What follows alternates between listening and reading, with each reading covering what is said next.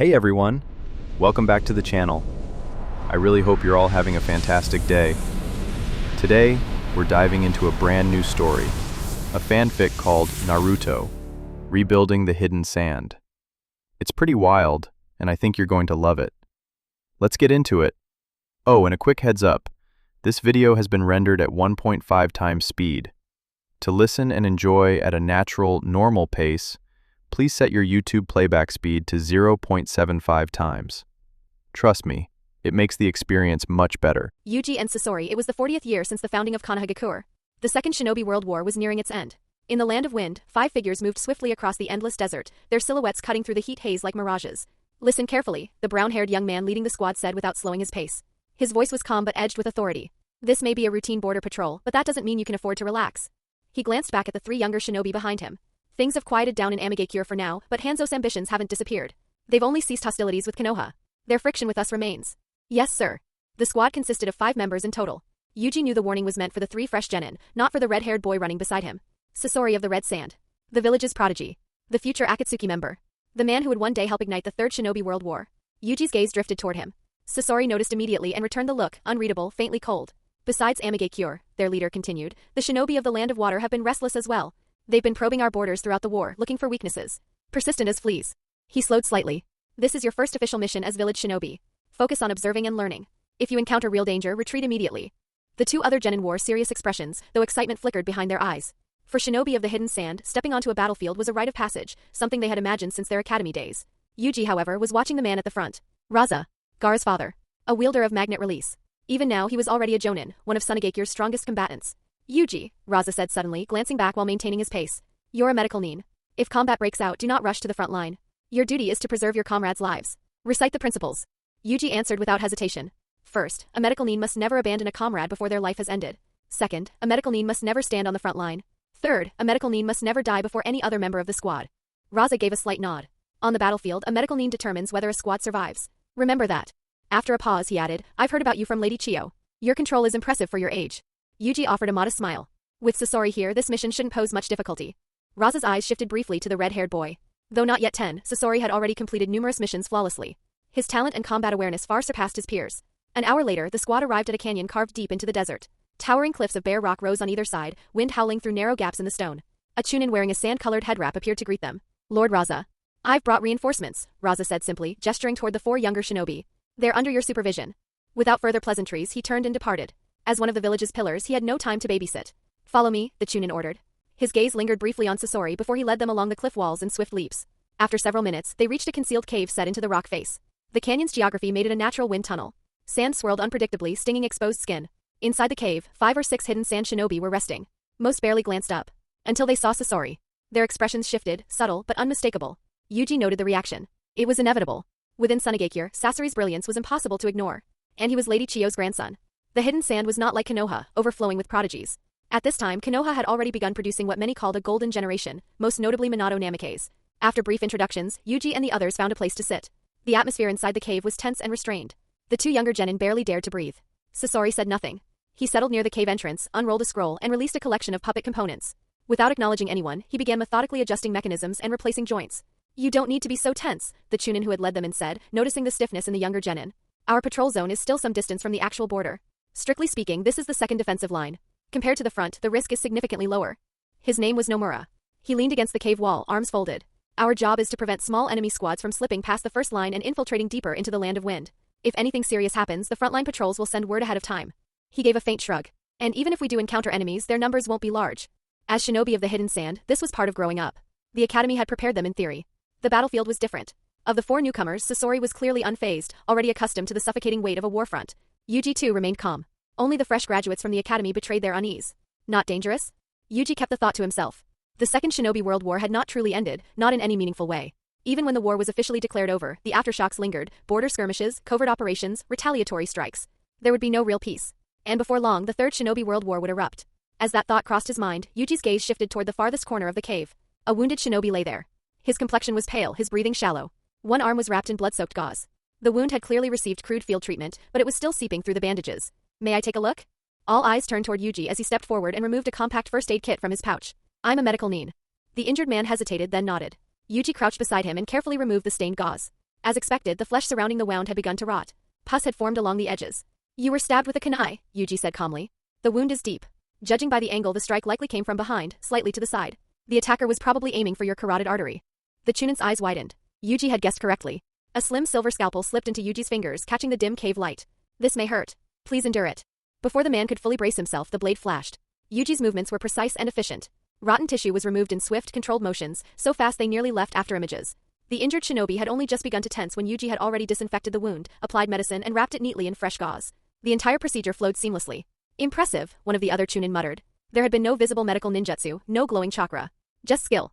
And that alone was enough to command respect. Congratulations. Successful treatment of an injured shinobi. Medical experience +5. Continue accumulating experience to unlock advanced medical techniques and exchangeable items. The familiar mechanical voice echoed in Yuji's mind. He ignored it. He was already accustomed to the system's notifications. At the cave entrance, Sasori paused in his work. His fingers rested lightly against a puppet joint as his gaze flickered toward Yuji's back. Yuji and Sasori were the same age. Born on the same day. Academy classmates. Yet Sasori knew little about most of his peers by choice. Yuji was different. Because Lady Chiyo mentioned him from time to time. And that alone had left a subtle, lingering impression. Something is about to happen after finishing the treatment. Yuji stepped aside. The atmosphere in the cave shifted subtly. The Chunin no longer looked at the newcomers as burdens to be protected. At the very least, Yuji had proven that aside from Sasori, there was someone else among them who could contribute. Since graduating from the academy, most of their assignments had been minor, escorting merchant caravans, clearing out bandits. Some, like Yuji, had spent more time interning at the hospital than stepping onto real battlefields. Only Sasori was different. They were fortunate with their timing. Had they graduated 2 years earlier, they would have been thrown directly into the height of the war. Yuji knew this well. Of the students who had graduated several years before them, very few were still alive. During the Second Shinobi World War, the primary forces had been the Land of Wind, the Land of Fire, and Amigakure. The other major villages had fought as well, but not on the same scale. Sunagakure's losses had been severe. Its foundation had never been as deep as Konoha's. Under prolonged attrition, the disparity had only grown clearer. In the hospital, Yuji had already seen too many bodies. The modern ninja academy system itself had been formalized under the second Hokage of Konoha. What had once been a simple training school became integrated into a structured military and political framework, a model the other villages later adopted. Even the deployment of medical nin on the battlefield had been influenced by Konoha's wartime organization. It was Tsunade who refined the combat system for medical units. In many ways, the entire shinobi world moved in Konoha's shadow. The Will of Fire was not an empty slogan. Yuji could acknowledge that much. All right, Nomura said after a short rest. I'll take you on a patrol. You need to familiarize yourselves with the terrain. Yuji and the other two stood immediately and followed him out of the cave. Sasori remained where he was, absorbed in his puppet work. No one questioned it. Once outside, Nomura gestured toward the canyon stretching ahead. This canyon is our responsibility. If enemy units want to bypass the front line and infiltrate deeper into the Land of Wind, this is the most concealed route. There are other patrol teams nearby, he continued as they moved, leaping from rock to rock. But they operate in more exposed areas. As they advanced, Nomura stopped periodically, pointing out terrain features, blind corners, wind corridors, elevated vantage points. The canyon is large. Our squad rotates shifts with yours. You need to memorize every route and landmark. In an emergency, terrain knowledge decides survival. He spoke without condescension, only practicality. Our adjacent borders connect to Amigakure and the Land of Birds. Iwagakure forces sometimes pass through the Land of Birds to enter our territory. That country has mostly Avwa. Dead the worst of the war, acting as a buffer zone. They don't fight directly, but the Land of Earth uses their territory strategically. Konoha penetrating this far would be difficult, he added. Rain and stone are the primary concerns here. He glanced at the 3 genin. Patrol and escort missions are good opportunities to refine your tracking and reconnaissance. Then his gaze settled on Yuji. You're a medical nin. That makes you an important asset. You'll patrol alongside the veterans for now. Yuji nodded. Understood. The other two exchanged faintly envious looks. On the battlefield, a capable medical nin was invaluable, whether in small unit engagements or large-scale warfare. Becoming one was far more difficult than becoming an ordinary shinobi. Beyond ninjutsu and physical training, it required mastering extensive medical knowledge and precise chakra control. Not everyone had the talent for it. As they moved through the canyon, Yuji's attention shifted inward. A translucent interface appeared in his vision. Host, Yuji, identity, Sunagakure genin, medical nin, age, 8, positive experience, healing 126, negative experience, kills 0, unlocked abilities/items, Kuru's medical notes and clinical insights custom surgical scalpel, modeled after Black Jack. Kuru was the protagonist of Black Jack, an unlicensed surgeon whose skill bordered on miraculous. Whatever his legal status, his medical expertise was beyond dispute. From the moment the system awakened within him, Yuji's path had already been decided. As a doctor, he gained experience points whether he saved lives or took them. The system categorized them separately, positive and negative experiences, and both could be exchanged in the system store for medical knowledge, tools, or techniques. The reason he, at only 8 years old, had already begun to stand out was simple. Every patient he treated in the village hospital had contributed to his growth. With those accumulated points, he had exchanged for Kuru's medical notes. After mastering them completely, his surgical precision and diagnostic ability had reached a level far beyond his age. To outsiders, it looked like talent. Yuji knew better. Still, in Sunagakure, true medical expertise was rare. The only shinobi who could genuinely be called outstanding in this field was Lady Chiyo. Compared to Konoha, the Hidden Sands medical ninjutsu collection was limited, and its foundation was shallow. Even if one became a medical nin, the environment itself imposed a ceiling. Fortunately, the system exists. As long as he continued accumulating experience, medical ninjutsu, even advanced techniques, could be unlocked through exchange. He did not need to rely solely on the village's inheritance. That's enough for today, Nomura said after more than 2 hours of patrolling the canyon. I'll assign your regular routes tomorrow. For the first half-month, we veterans will accompany you. After that, you'll handle your own shifts. Yes. The 3 genin responded in unison. By the time they returned to the cave, night had fallen. The desert wind had weakened, though sand still drifted faintly through the canyon's narrow passages. But the moment they stepped inside, the atmosphere felt wrong. One of the chunin stood near the entrance, brow furrowed. He's overdue. Shimada hasn't returned. Nomura's expression darkened immediately. That's not good, we didn't cross paths with him during patrol either. I'll check. The other chunin spoke without hesitation. Be careful, Nomura replied. If something's happened, prioritize sending information back. The man nodded once and vanished in a blur of movement. Yuji felt the tension tighten in the air. First day on assignment, and trouble was already brewing. Endo, Nomura said sharply, turning to the remaining chunin. Stay here and watch them. I'll notify the nearby outposts. Without wasting another second, he disappeared into the night. Although this was technically the second defensive line, the village's reconnaissance network along the border was dense. At the slightest disturbance, patrol squads were expected to react swiftly. Inside the cave, only 3 remained capable of combat: Endo, the injured chunin Yuji had treated, and the 4 genin. Endo gave a crooked smile. Heh, brats, ready to see some real action? He looked at the 2 newest graduates with poorly concealed amusement. You can't become a proper shinobi without smelling blood. As expected, the 3 boys stiffened, their faces paling. Yuji remained calm. He had prepared himself for this long ago. He also understood that this was only the beginning. At the cave entrance, Sasori quietly gathered several puppet components, sealing them back into a scroll with smooth efficiency. Then he stood. Without a word, in a soft rush of wind, he disappeared into the canyon. The counterattack begins. Although the Second Shinobi World War was nearing its end, it was still wartime. Yuji understood that clearly. In war, the air itself felt different. Patrol missions like this usually lasted several months. Technically, they were classified as low-risk C-rank assignments. This sector wasn't even the front line. But in times like these, even a C-rank mission could turn lethal, especially for fresh academy graduates. At the cave entrance, Chunin Endo stood watch, scanning the canyon with sharp, restless eyes. The 2 younger genin beside Yuji grew visibly more tense by the minute. Finally, Endo frowned. He picked up a stone and carved a coded mark into the cave wall. Then he turned sharply. Pack up. We're relocating. Yuji reacted instantly. He moved first, helping the injured chunin to his feet. Hurry up. Endo barked when the other 2 hesitated. Too much time had passed. The shinobi sent to search for Shimada should have returned by now. Something was wrong. Even without confirmation, they had to assume the worst. The 2 genin scrambled to gather their equipment.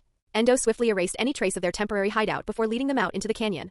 The wounded chunin could still walk, though unsteadily. To survive in war, Yuji thought as they ran, you have to assume the enemy is always one step ahead. If the search party had encountered hostiles, they might have been captured. Under interrogation, even a single slip could reveal their position. But that wasn't the real problem. If enemies had penetrated this deep, it meant the frontline patrols had been bypassed or eliminated. And there had been no warning. Which meant one thing: the enemy force was small and elite. Yuji's thoughts sharpened. Nomura may already be in contact. If the opponent was an elite strike unit capable of suppressing communications, then every squad in the second defensive line was currently blind. That was the most dangerous possibility. Night had fully fallen. Within the canyon, visibility was even worse. Wind-blown sand distorted shadows and swallowed sound. Under Endo's lead, they maintained speed, leaping between rocks with practiced coordination. Then, a faint whistle cut through the wind. Yuji's ears twitched. Watch out. A kunai streaked from the darkness, aimed at the 2 slower genin at the rear. An explosive tag burned at its base. Boom. The warning came a fraction too late. Their reactions were stiff, nerves and inexperience dulling their response. The explosion tore through the rock face in a burst of flame and smoke. Yuji covered his mouth and nose as he leapt sideways onto a large boulder. A scream pierced the canyon. One of them was down. Without hesitation, Yuji flicked his wrist and drew his weapon. A scalpel. He lowered his center of gravity, one hand guarding his airway from smoke, the other angled defensively. His gaze swept the canyon walls. 10 meters away, one of the boys writhed on the ground, clutching his leg. Still screaming. Conscious. Good. Not immediately fatal. Then, well now, quick reflexes. A voice drifted down from above. Yuji's eyes snapped upward. A figure stood perpendicular to the canyon wall, boots firmly planted against vertical stone. White, tight-fitting rain gear. Smooth and sealed. The forehead protector bore 4 vertical lines. Amigakure. Subordinates personally trained under Hanzo, the man known as the demigod of the shinobi world. The Amigakure shinobi smirked. Before his words had fully faded, he moved. Clang. Yuji's scalpel met a descending kunai midair. Sparks scattered in the darkness as their bodies crossed paths in a violent exchange of momentum. They landed apart. The Amigakure shinobi twisted lightly, boots gripping the canyon wall once more. Oh? His tone carried genuine surprise. The child had blocked him. The boy had skill. But in the Amigakure shinobi's judgment, it wasn't enough. Still too green, he muttered inwardly. The figure standing in front of Yuji lunged as if to engage head-on. Yet in the very next instant, the shinobi's true body slipped silently behind Yuji's guard. His face emerged from the boy's blind spot, twisted in a grin as his kunai drove toward Yuji's neck. It was a textbook tactic: use a clone to distract from the front while the real body circled for a fatal strike. This time it should have worked. But the expected spray of blood never came. Yuji turned sharply at the precise moment the real body closed in. A cold arc of steel cut through the air, forcing the Amigakure shinobi to abort his attack and leap backward. He retreated just in time. Even so, a thin line of blood opened across his cheek. Had he hesitated for even half a breath, his throat would have been slit. The shinobi landed nearly 10 meters away and touched the shallow cut on his face, his expression darkening. Behind Yuji, the clone dissolved into water. Around them, the sounds of battle echoed faintly through the canyon, steel clashing, muffled explosions, scattered shouts. Yuji listened carefully. 3, maybe 4 enemies in total. If it's a small elite squad, I can stall for time. Not bad, the Amigakure shinobi said with a slow, mocking clap. You have real combat instincts. And your taijutsu is impressive for someone your age. Despite the praise, the killing intent in his eyes intensified. Yuji remained calm. Water clone earlier. Strong water chakra presence. Specializes in water release. The enemy's hands flashed through seals. Water release, water bullet. He expelled a rapid succession of compressed water spheres, each the size of a fist. They tore through the air with sharp force, striking rock and shattering stone on impact. Yuji didn't recognize the exact technique, but its nature was obvious. High-pressure projectiles fast, but not beyond reaction speed at this range. He moved. His feet crushed loose stone as he weaved between the incoming barrage, body tilting and pivoting with minimal wasted motion. For a moment it seemed he had read the rhythm. Then several nearly invisible senbon shot forward from within the gaps between the water bullets, hidden in the attack's blind spots.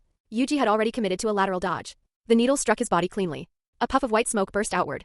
The Amigakure shinobi froze. A clone? He turned instinctively. Yuji appeared at his flank, precisely where the shinobi himself had attacked moments earlier. A scalpel flashed upward toward his ribs in a swift, controlled thrust. Clone? When? The Amigakure ninja's heart trembled. Data captured. Model established. Counterattack.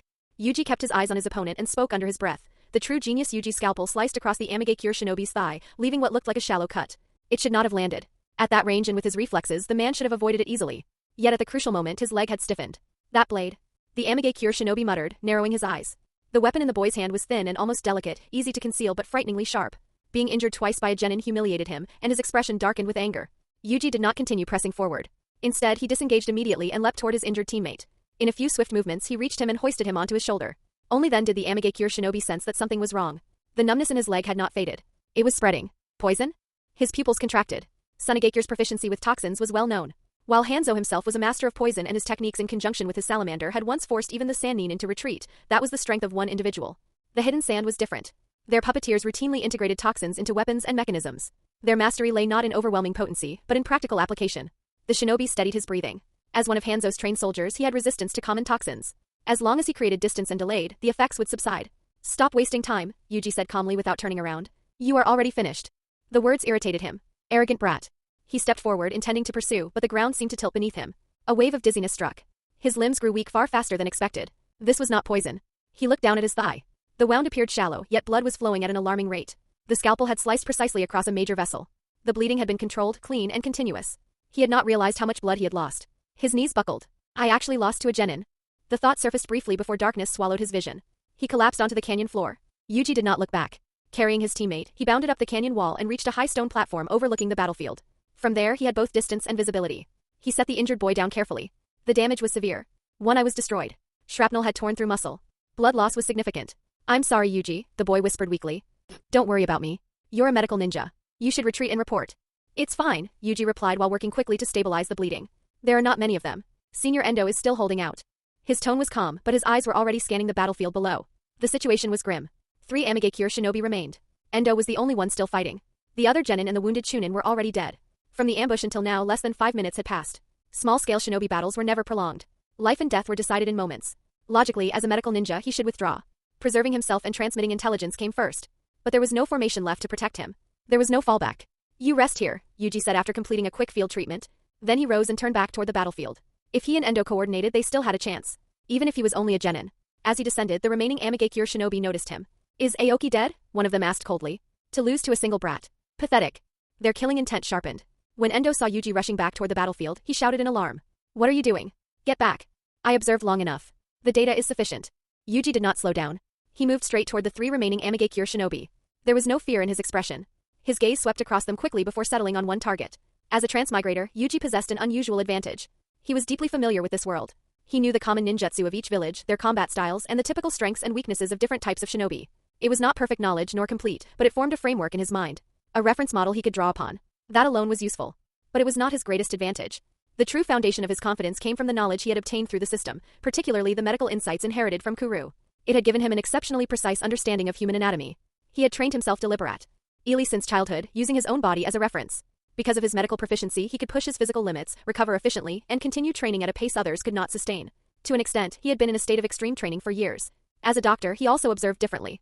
The way an opponent shifted their weight, the tension in their shoulders, the rhythm of their breathing. From these details, he could estimate their range of motion, predict the arc of an attack, and even detect subtle physical weaknesses. Combining that observation with his enhanced conditioning and his mental database of combat patterns, Yuji had shaped a fighting style suited to himself. He called it data taijutsu. At his current stage it was enough. The toxins he used were also of his own preparation. He closed the distance, ready to engage. Then everything changed. Without warning, several puppets dropped from above and landed beside the 3 Amigakure shinobi. The puppet on the left expelled a narrow spike.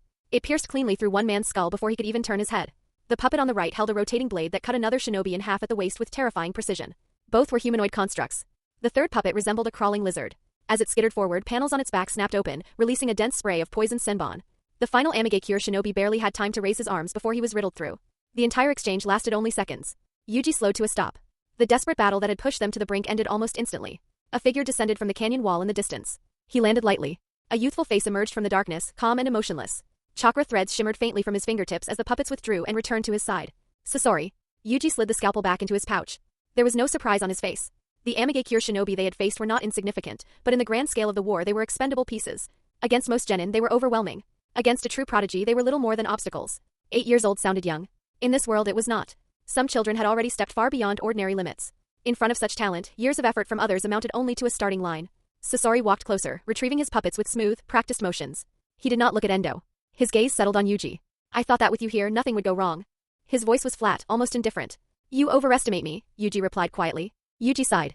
Sasori stared at him without speaking. His gaze seemed intent on seeing right through Yuji. Time bomb, the frontline squad was breached, Sasori said calmly after his brief exchange with Yuji. Amigakure forces punched through and are attempting to eliminate our personnel stationed along the border. It was clear he had already encountered other enemy units inside the canyon and pieced together the situation. Yuji considered this. The conflict between Amigakure and Konoha is essentially over after that battle, Yuji said slowly. Hanzo understands that this war will likely end in Konoha's favor. After easing tensions with the Land of Fire, it makes sense that he would redirect his attention toward us. He was referring to the confrontation in which Hanzo faced Orochimaru, Jiraiya, and Tsunade. It was that battle that earned them the title of the Sannin. Konoha will win? Sasori's voice turned colder. Amigakure stepping back does not mean our village intends to pursue peace. Yuji understood immediately. Sasori's parents had died at the hands of the White Fang of Konoha. His hatred was not abstract. It was personal. Yuji did not argue further. Regardless of personal grievances, the balance of power was what it was. Sunagakure had already suffered heavy attrition. In a direct confrontation, they were in no position to overwhelm Konoha. Still, Yuji knew how history would unfold. For now, he kept that knowledge to himself. Hanzo realized he could not gain advantage against Konoha, so he shifted his ambitions toward the Land of Wind. Our territory is vast, but resources are scarce. Most of the landscape is desert and rock. Our manpower is stretched thin, and we lack top-tier combatants comparable to Konoha's Sannin who can decisively influence a battlefield. Multiple villages are fighting on several fronts. Even if our border defenses are organized, rapid mobilization and reinforcement are difficult. Sustained investment in a prolonged border conflict would strain us further. On top of that, we must remain wary of Kirigakure and Iwagakure, Yuji thought. Hanzo's timing is deliberate. Amigakure's incursion likely stemmed from the assumption that Sunagakure would not negotiate peace with Konoha in the short term. Though one of the 5 great villages, the Hidden Sand was, at this moment, the most vulnerable. The war with Konoha alone had already consumed enormous manpower. The casualties within Lady Chiyo's own family were proof of that. Let's move, Yuji said quietly. The 3 of them relocated the injured genin to another concealed position. Endo departed to relay the intelligence to nearby patrol units. Soon, only Sasori and Yuji remained at the original site waiting. Yuji examined the unconscious genin beside them. The injuries were severe. He needs to be sent back to the village, Yuji said. Sasori glanced at the boy without emotion. In this condition, the journey alone may kill him, he replied. And even if he reaches the hospital with he current load of wounded, do you think they will prioritize a genin? He looked at Yuji directly. You've been working there. You know how it is. There was no cruelty in his tone. Only blunt realism. He was too weak. Yuji did not respond immediately. Sasori was not wrong. On a battlefield, strength determines survival. After a moment, Yuji spoke. That is precisely why the village and its shinobi must become stronger. Otherwise, this will continue. Yuji shifted the topic. These squads that infiltrated today are unlikely to be the main force. More likely they are vanguards. Their purpose is reconnaissance. They will test our defensive positions, observe our deployment patterns, and evaluate response time. He glanced toward the canyon. If Hanzo is planning something larger, this is preparation. A full assault may follow. Sasori's eyes sharpened slightly. For the first time, there was a trace of surprise. He had known Yuji as a talented medical genin. He had not expected such clarity in strategic reasoning. I'm not certain, Sasori shook his head. Sasori had only captured a single survivor and extracted what information he could. At their age, most people did not think beyond immediate survival. Sasori's instinct was simple. Eliminate the enemy. Protect the village. But Yuji's thinking extended further. He was not just considering the skirmish in front of them. He was thinking about the village's overall condition. The decisions of its leadership. The direction it was heading. He frowned slightly. In the end, Sunagakure would yield to Konoha. It was inevitable. If the war continued, the Hidden Sand would be the first to collapse. The third Kazekage was not foolish, but he understood the limits of their strength. The problem was not strategy. The problem was consequence. For Sasori, compromise would not feel like pragmatism. It would feel like betrayal. His parents had already died because of the village's decisions. Before he could even avenge them, the village might choose peace. To a child who had lost everything, that would not look like survival. It would look like surrender. That was the kind of wound that did not heal. At present, Sasori was withdrawn, quiet, colder than other children his age. but he was still within the bounds of something recognizable. Later, when the White Fang took his own life, even revenge would be denied to him. The anger and grief he had nowhere to direct would begin to accumulate. Eventually, that resentment would turn toward the third Kazekage, and beyond him toward the village itself. The bond would fracture completely. Yuji knew this. He had met Sasori long before the academy. Back then, Sasori still smiled. He was shy, soft-spoken, easily embarrassed in front of adults. Just an ordinary child. 3 years ago, everything changed. After his parents' deaths, he rarely left his home. Even within the village, he was seldom seen. Though enrolled in the academy, most of his true training came from Lady Chiyo. Graduation was merely a formality for someone of his talent. He was never particularly close to his peers. Yuji watched him now. The Second Shinobi World War had drained Sunagakure deeply. By the time of the third, their strength would still be insufficient. Raza would be forced to use his magnet release to gather gold dust in exchange for resources. Later, he would turn his own son into a Jinchuriki. All of it would be framed as necessity. Sasori had once held expectations for the village. Reality would dismantle them piece by piece. It was not just his parents. Even Pakura, a loyal kunoichi, would one day be sacrificed in negotiations with Kirigakure. Sunagakure had made such choices more than once. Yuji's gaze sharpened. Now that he was part of this village, he could not simply observe. If nothing changed, the same chain of events would unfold again, and the consequences would only worsen. At the root of it all, the issue was simple. They were not strong enough. And neither was he. Expu2. With me. While Yuji and Sasori waited for Endo's return, the canyon outside had grown restless. Movement flickered across the cliffs, and the distant clash of steel echoed through the night. A Sunagakure shinobi appeared at the cave entrance, his tone grave. Yuji and Sasori exchanged a brief look and followed without hesitation. By now, combat had broken out in multiple sectors of the canyon. Figures darted across rock faces as reinforcements rushed toward the sound of fighting. They regrouped at a valley floor where more than 20 Sunagakure shinobi had gathered. These were not all the forces stationed along the border. Many experienced fighters had already moved to intercept infiltrators deeper in the canyon. Those assembled here either held specialized roles or were not suited for direct frontline combat. Yuji recognized several faces among them. Genin, who had graduated alongside him. They looked pale. A Jonin stepped forward. He wore a white turban wrapped tightly around his head. "My name is Takuma," he said. "I am commanding this engagement and will serve as your temporary squad leader." His gaze swept across the group. Amigakure forces have breached the frontline defenses and penetrated into this sector.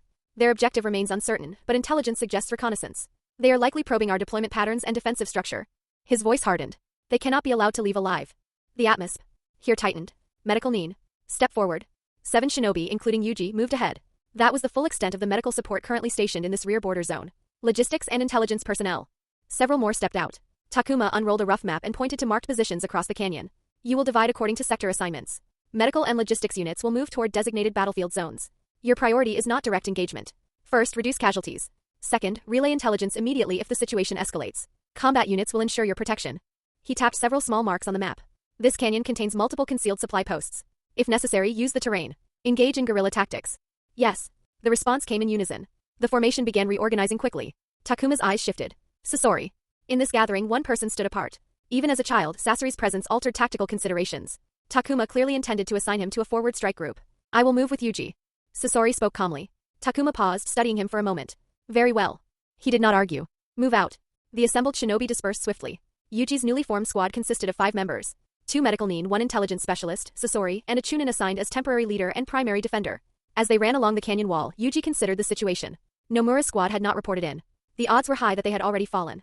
On his first day at the border, nearly all his assigned teammates were gone. War did not give second chances. Yuji glanced at Sasori. He had chosen this group deliberately. He could have joined a frontline strike unit, yet he had stayed. Does he want to observe my abilities? Yuji did not mind. If he wanted to influence the future of Sunagakure, Sasori was a critical piece. The closer they operated, the better. Under the chunin's lead, their squad moved toward another active sector of the canyon. They were not heading there to take the lead in battle. Their task was to use the active battlefield as a center point, sweep the surrounding canyon for wounded allies, and monitor enemy movement across scattered sectors. The 5 of them advanced in a loose formation, maintaining enough distance to avoid being caught in a single strike, yet close enough to respond instantly if one of them was attacked. Before long, Yuji spotted a fallen sand shinobi lying against a rock face. He raised a hand, signaling the others, and moved immediately. Kneeling beside the unconscious man, he performed a rapid assessment before opening his medical kit. Field treatment was notoriously difficult for most medical nin. Without proper facilities, their effectiveness depended heavily on chakra-based healing techniques. Simple bandages and medicine could only accomplish so much. And on a battlefield, injuries were rarely minor. If a shinobi fell, recovery without advanced ninjutsu was unlikely. Yuji, however, was different. Inside his pouch were not only standard bandages and surgical tools, but also several small vials he had prepared himself. Most were antibiotics and restorative solutions refined from local herbs and materials. The medical level of this era could not compare to modern standards. But as a transmigrator who had inherited extensive surgical knowledge, Yuji could extract and synthesize compounds far beyond what most medical nin considered routine. It was one of his quiet advantages. His movements were efficient and deliberate. Within minutes, he had cleaned and stabilized the external wounds. He administered an injection of his own antibiotic solution, followed by a measured dose of nutrient fluid. Throughout the process, Sasori stood nearby, observing in silence while keeping watch. What is that? Sasori stared at Yuji's somewhat miraculous waist pouch. Even though he wasn't a doctor, he had never seen some of the delicate tools Yuji took out. They were likely self-made. Once finished, he turned to Sasori. Take him to the nearest supply post. Without hesitation, Sasori extended chakra threads and lifted the injured man as if manipulating a puppet, carrying him swiftly toward a hidden outpost. Yuji rejoined the squad. Sasori returned shortly after. His speed was remarkable. They continued deeper into the canyon. Along the way, Yuji treated more wounded shinobi. Some were unconscious but still breathing. Others had suffered severe limb injuries and could no longer fight. And many were already beyond help. As long as there was a pulse, Yuji could do something. However, his current limitations meant that full recovery was impossible. He could stabilize, not restore. Even so, his performance began to change how the others viewed him, including the second medical nin in their squad. To that shinobi, Yuji's skill bordered on master level. His confidence and composure often made people forget he was only 8 years old. Yet the most formidable presence in their group was not Yuji. It was Sasori. Several times, Amigakure shinobi attempted to intercept them. Each time, the encounter ended quickly. Sasori's puppets descended without hesitation, eliminating threats before they could escalate. Precision. Efficiency. No wasted motion. It was not an exaggeration to say that Sasori alone ensured the squad's survival.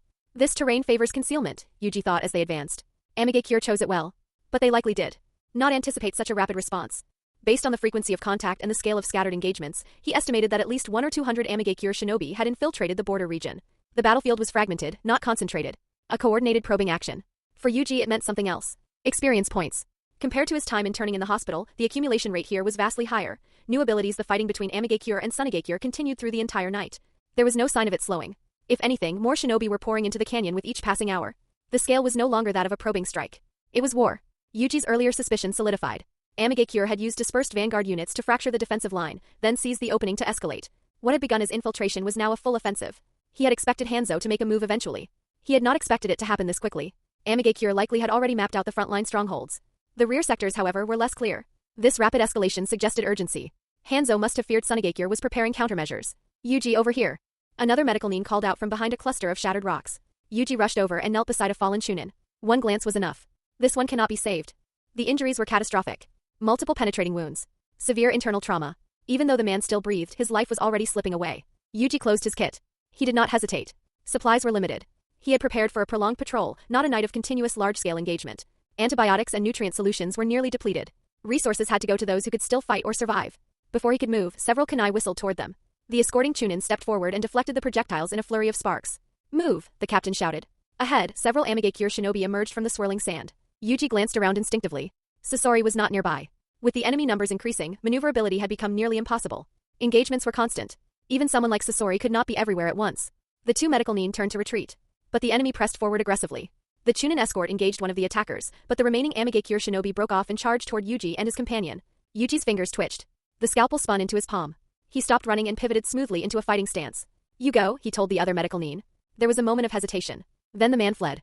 3 Amigakure shinobi surrounded Yuji in a loose triangular formation. The one directly ahead studied him. For a brat to still be alive at this stage of the battle, he said quietly, you're not ordinary. It had been over half a day since their unit began pushing into the rear.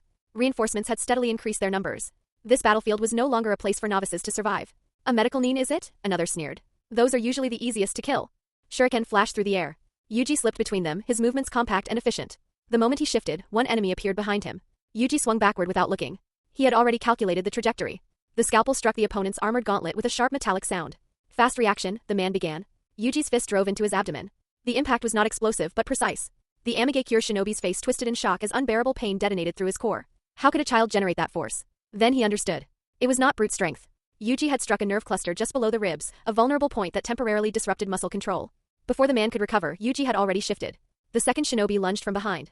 For a brief instant, he believed Yuji was fully committed to the first attack. Then his lower body went numb. He staggered. He had not felt the blade at all. Looking down, he saw a narrow wound at his lower back, just above the pelvis.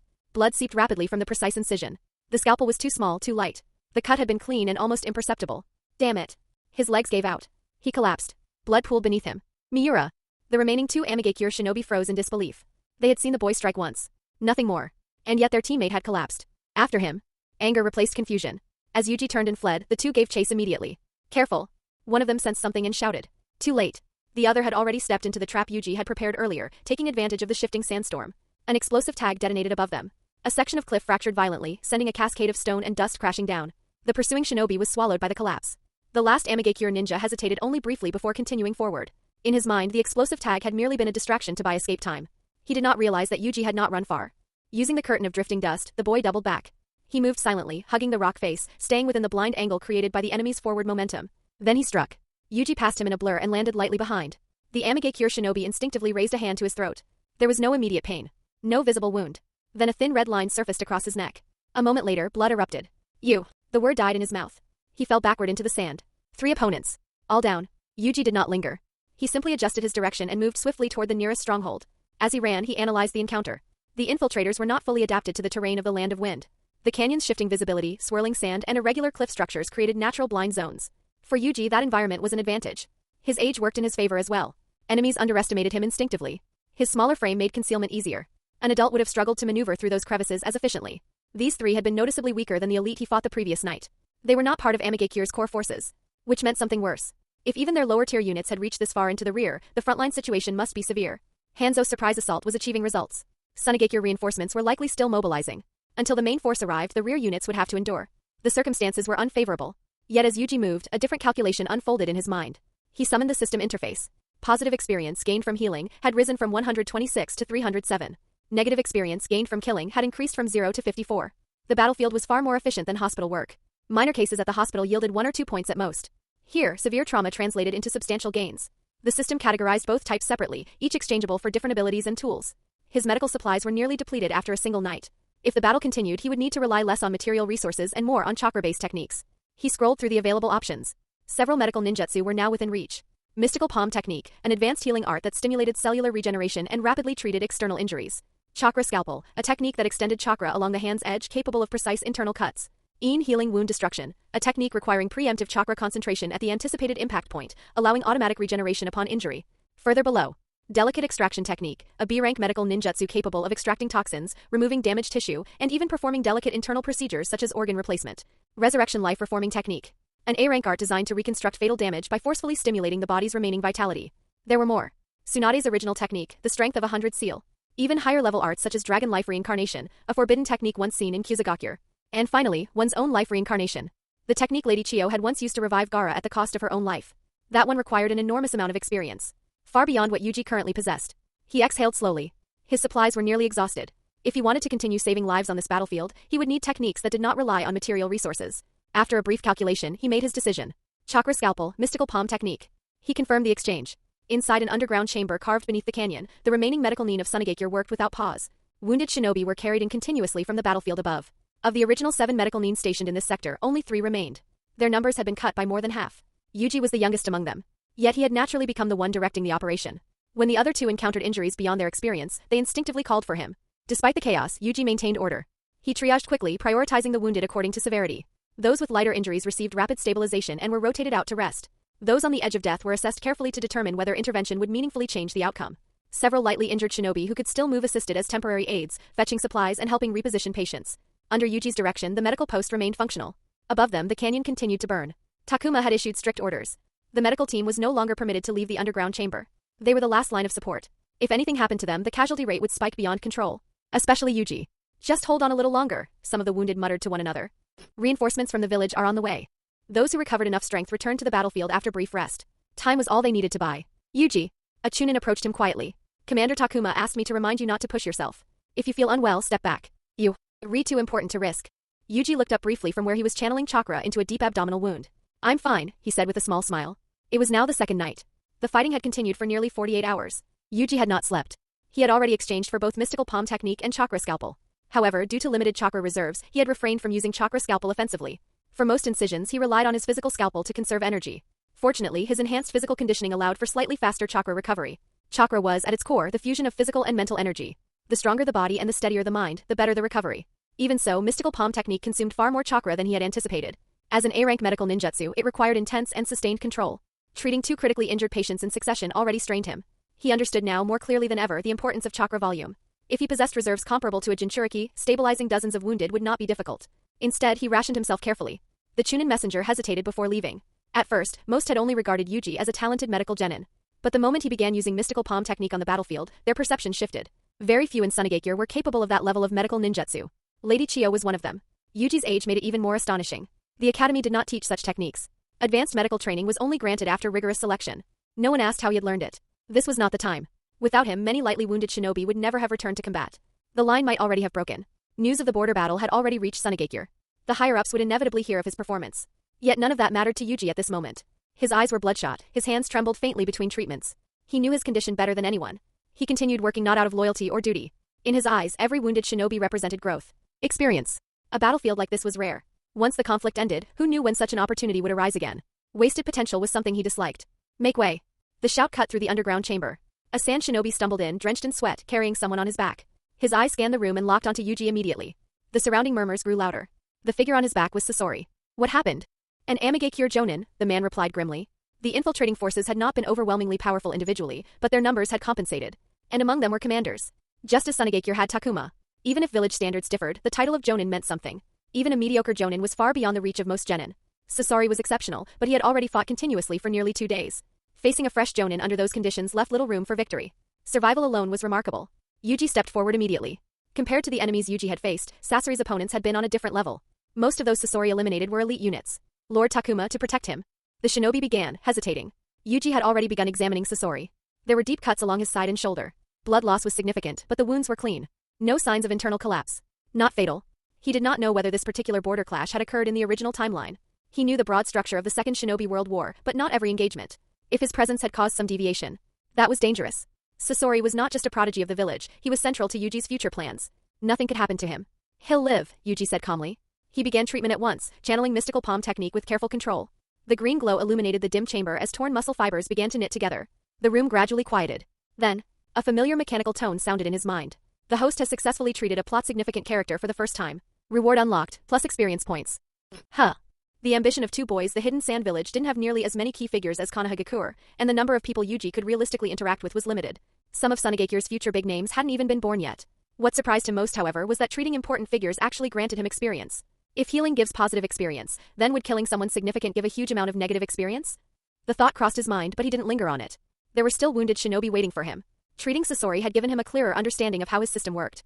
Time passed slowly. Soon, Sasori stirred and regained consciousness. He glanced at the bandages wrapped around his body, then shifted his gaze to Yuji, who was walking toward him. The human body is truly fragile. Sasori murmured. Yuji's heart skipped a beat. It wasn't strange for Sasori to say something like that. They were in the middle of the Second Great Ninja War. The major villages were grinding each other On and Sunagakure's forces were being consumed at a terrifying rate. On the battlefield, it wasn't unusual to watch comrades fall one after another. In the future, he'll turn himself into a puppet. Yuji thought. Maybe moments like this planted the seed. Or perhaps it all began with what happened to his parents. Outwardly, he only smiled. You just overused your chakra. Your injuries aren't serious. Get some rest, Yuji said lightly. You're Sunagakure's prodigy. If something happened to you, I wouldn't know how to face Lady Chiyo. Is it about to collapse? Sasori asked, changing the subject. It was already the latter half of the second night. Inside the underground chamber, aside from the shinobi too severely wounded to move, only a handful remained. We can hold out for another hour at most, Yuji admitted, his expression turning solemn. If reinforcements don't arrive by then, we'll have to evacuate. The battle raging through the canyon had pushed nearly every Sunagakure shinobi to their limits. Most were fighting through injuries. They couldn't endure much longer. And for those hiding inside the stronghold, there was another grim reality waiting. If the intelligence team returned with orders to retreat, there wouldn't be enough people to carry all the wounded. Some of their comrades would have to be left behind. That was the cruelty of war. It hardened the heart. What are you doing? Yuji asked sharply. Sasori had already risen to his feet and was fastening his forehead protector. Yuji stepped in front of him, blocking his path. It was obvious Sasori intended to return to the battlefield. Move, Sasori said coldly. You're my patient right now, Yuji replied calmly. As your doctor, I'm responsible for your condition. Sorry, but you're not going anywhere. A soft rustle. Sasori's hand slipped into his sleeve and withdrew a puppet scroll. After fighting this long, you don't have many puppets left, Yuji said with a faint smile. Even if you return, you won't change anything. You'd just be throwing your life away. My puppet technique isn't limited to puppets, Sasori said quietly. If I wished, you could become one too. You think that highly of me? Yuji shot back, grinning as though he hadn't heard the threat in Sasori's voice. He knew Sasori wasn't exaggerating. Sunagakure had many puppeteers, but Sasori alone would one day perfect the art of human puppetry, turning corpses into weapons and embedding chakra cores within them to preserve fragments of their former abilities. Even now, the signs were there. Over the past 2 days, Yuji had noticed Sasori deliberately collecting certain materials from the battlefield. Yuji's shameless response made Sasori frown slightly. It was the first time he'd realized just how thick-skinned this man was. I'll say it one last time. Move. No, Yuji replied, still smiling. Bang. A puff of white smoke burst from the scroll, and a serpent-shaped puppet slithered onto the stone floor. At the same time, Sasori's fingers twitched. He was about to attack. Swoosh. Under Sasori's control, the serpent puppet shot through the air like a ribbon of silk, striking toward Yuji in a sudden, snapping bite. Yuji reacted instantly. He ducked low, letting the puppet skim past him, and used the moment it hung suspended in midair to surge forward. In a blink, he was closing the distance, aiming to force Sasori into close combat. Most puppeteers dreaded being approached. Sasori was not most puppeteers. As Yuji rushed in, Sasori's expression didn't change. The serpent puppet split cleanly in two mid-flight. The next instant, its lower half twisted and reassembled into a metal collar. It shot behind Yuji's head and snapped tight around his neck. The constriction cut off his breath. Before he could regain his footing, a violent tug from invisible chakra threads hurled him several meters across the chamber. Sasori clearly hadn't intended to kill him, just to put him in his place. He stepped forward, preparing to leave. Then his eyelid twitched. He lifted his hand. The chakra threads trailing from his fingertips had been severed. The other half of the puppet clattered lifelessly to the ground. Not far away, Yuji gripped the collar around his neck, wrenched it free with a sharp pull and tossed it aside. So that was it. Sasori murmured inwardly. A feint.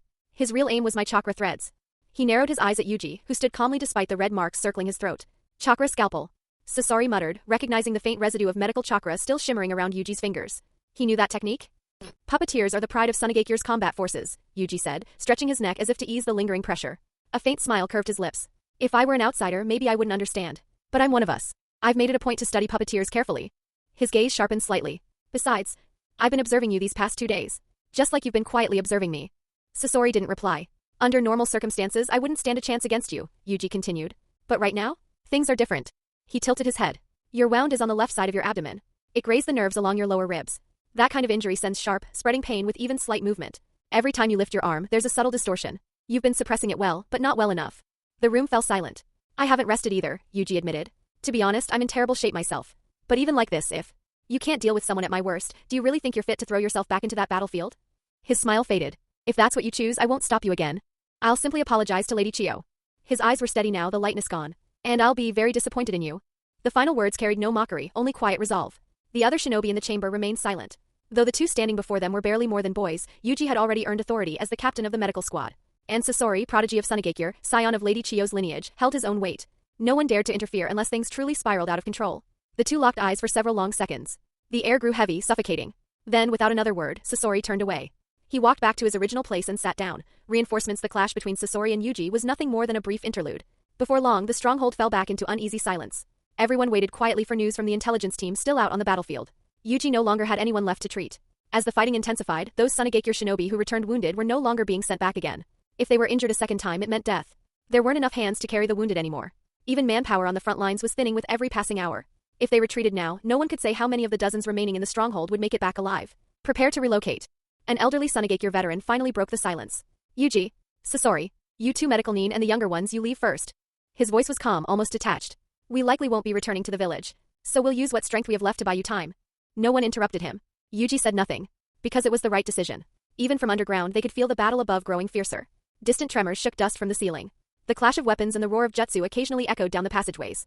This final stronghold in the canyon could be discovered at any moment. Better to move first than be cornered. According to the last intelligence report, Amagakure's main force had already broken through the border's frontline defenses. More enemy units were pouring into the surrounding area. At the elder's words, several people exchanged glances and began packing what few supplies they had left.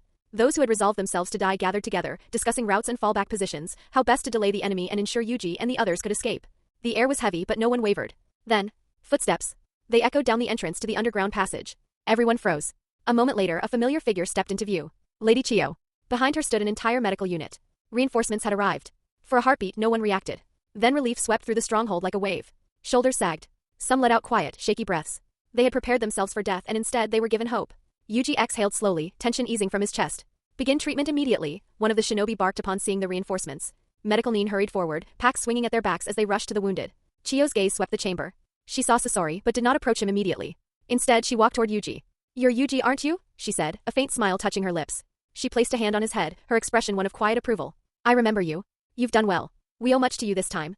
When Yuji had been an intern at the village hospital, he'd crossed paths with her more than once. Even then, his grasp of medical theory and his unconventional insights had caught her attention.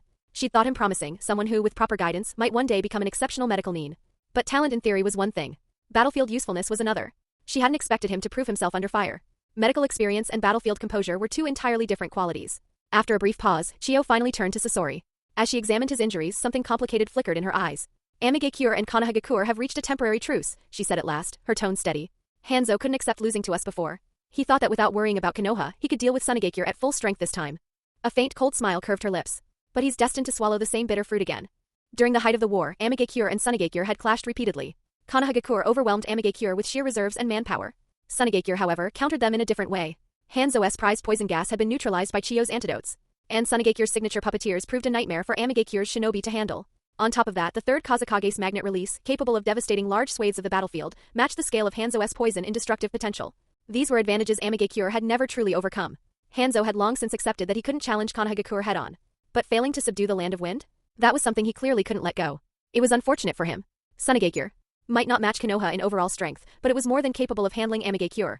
And the decisive factor had always been the same, Chiyo. She had neutralized Hanzo's greatest weapon. Without her antidotes, his poison gas would have been an unstoppable force on the battlefield. Even the third Kazekage, revered as the strongest Kazekage in history, might not have been able to counter it alone. According to Chiyo, the third Kazekage had personally taken to the field this time, determined to deliver Amigakure a crushing blow. He had already departed for the border's front line. Now the priority was simple: restore the broken defensive line. Once the breach was sealed, the enemy would lose any chance of advancing deeper into Wind Country. Chiyo had lingered here only briefly, primarily to check on Yuji and Sasori. "It's over," she said at last. Those two quiet words were enough.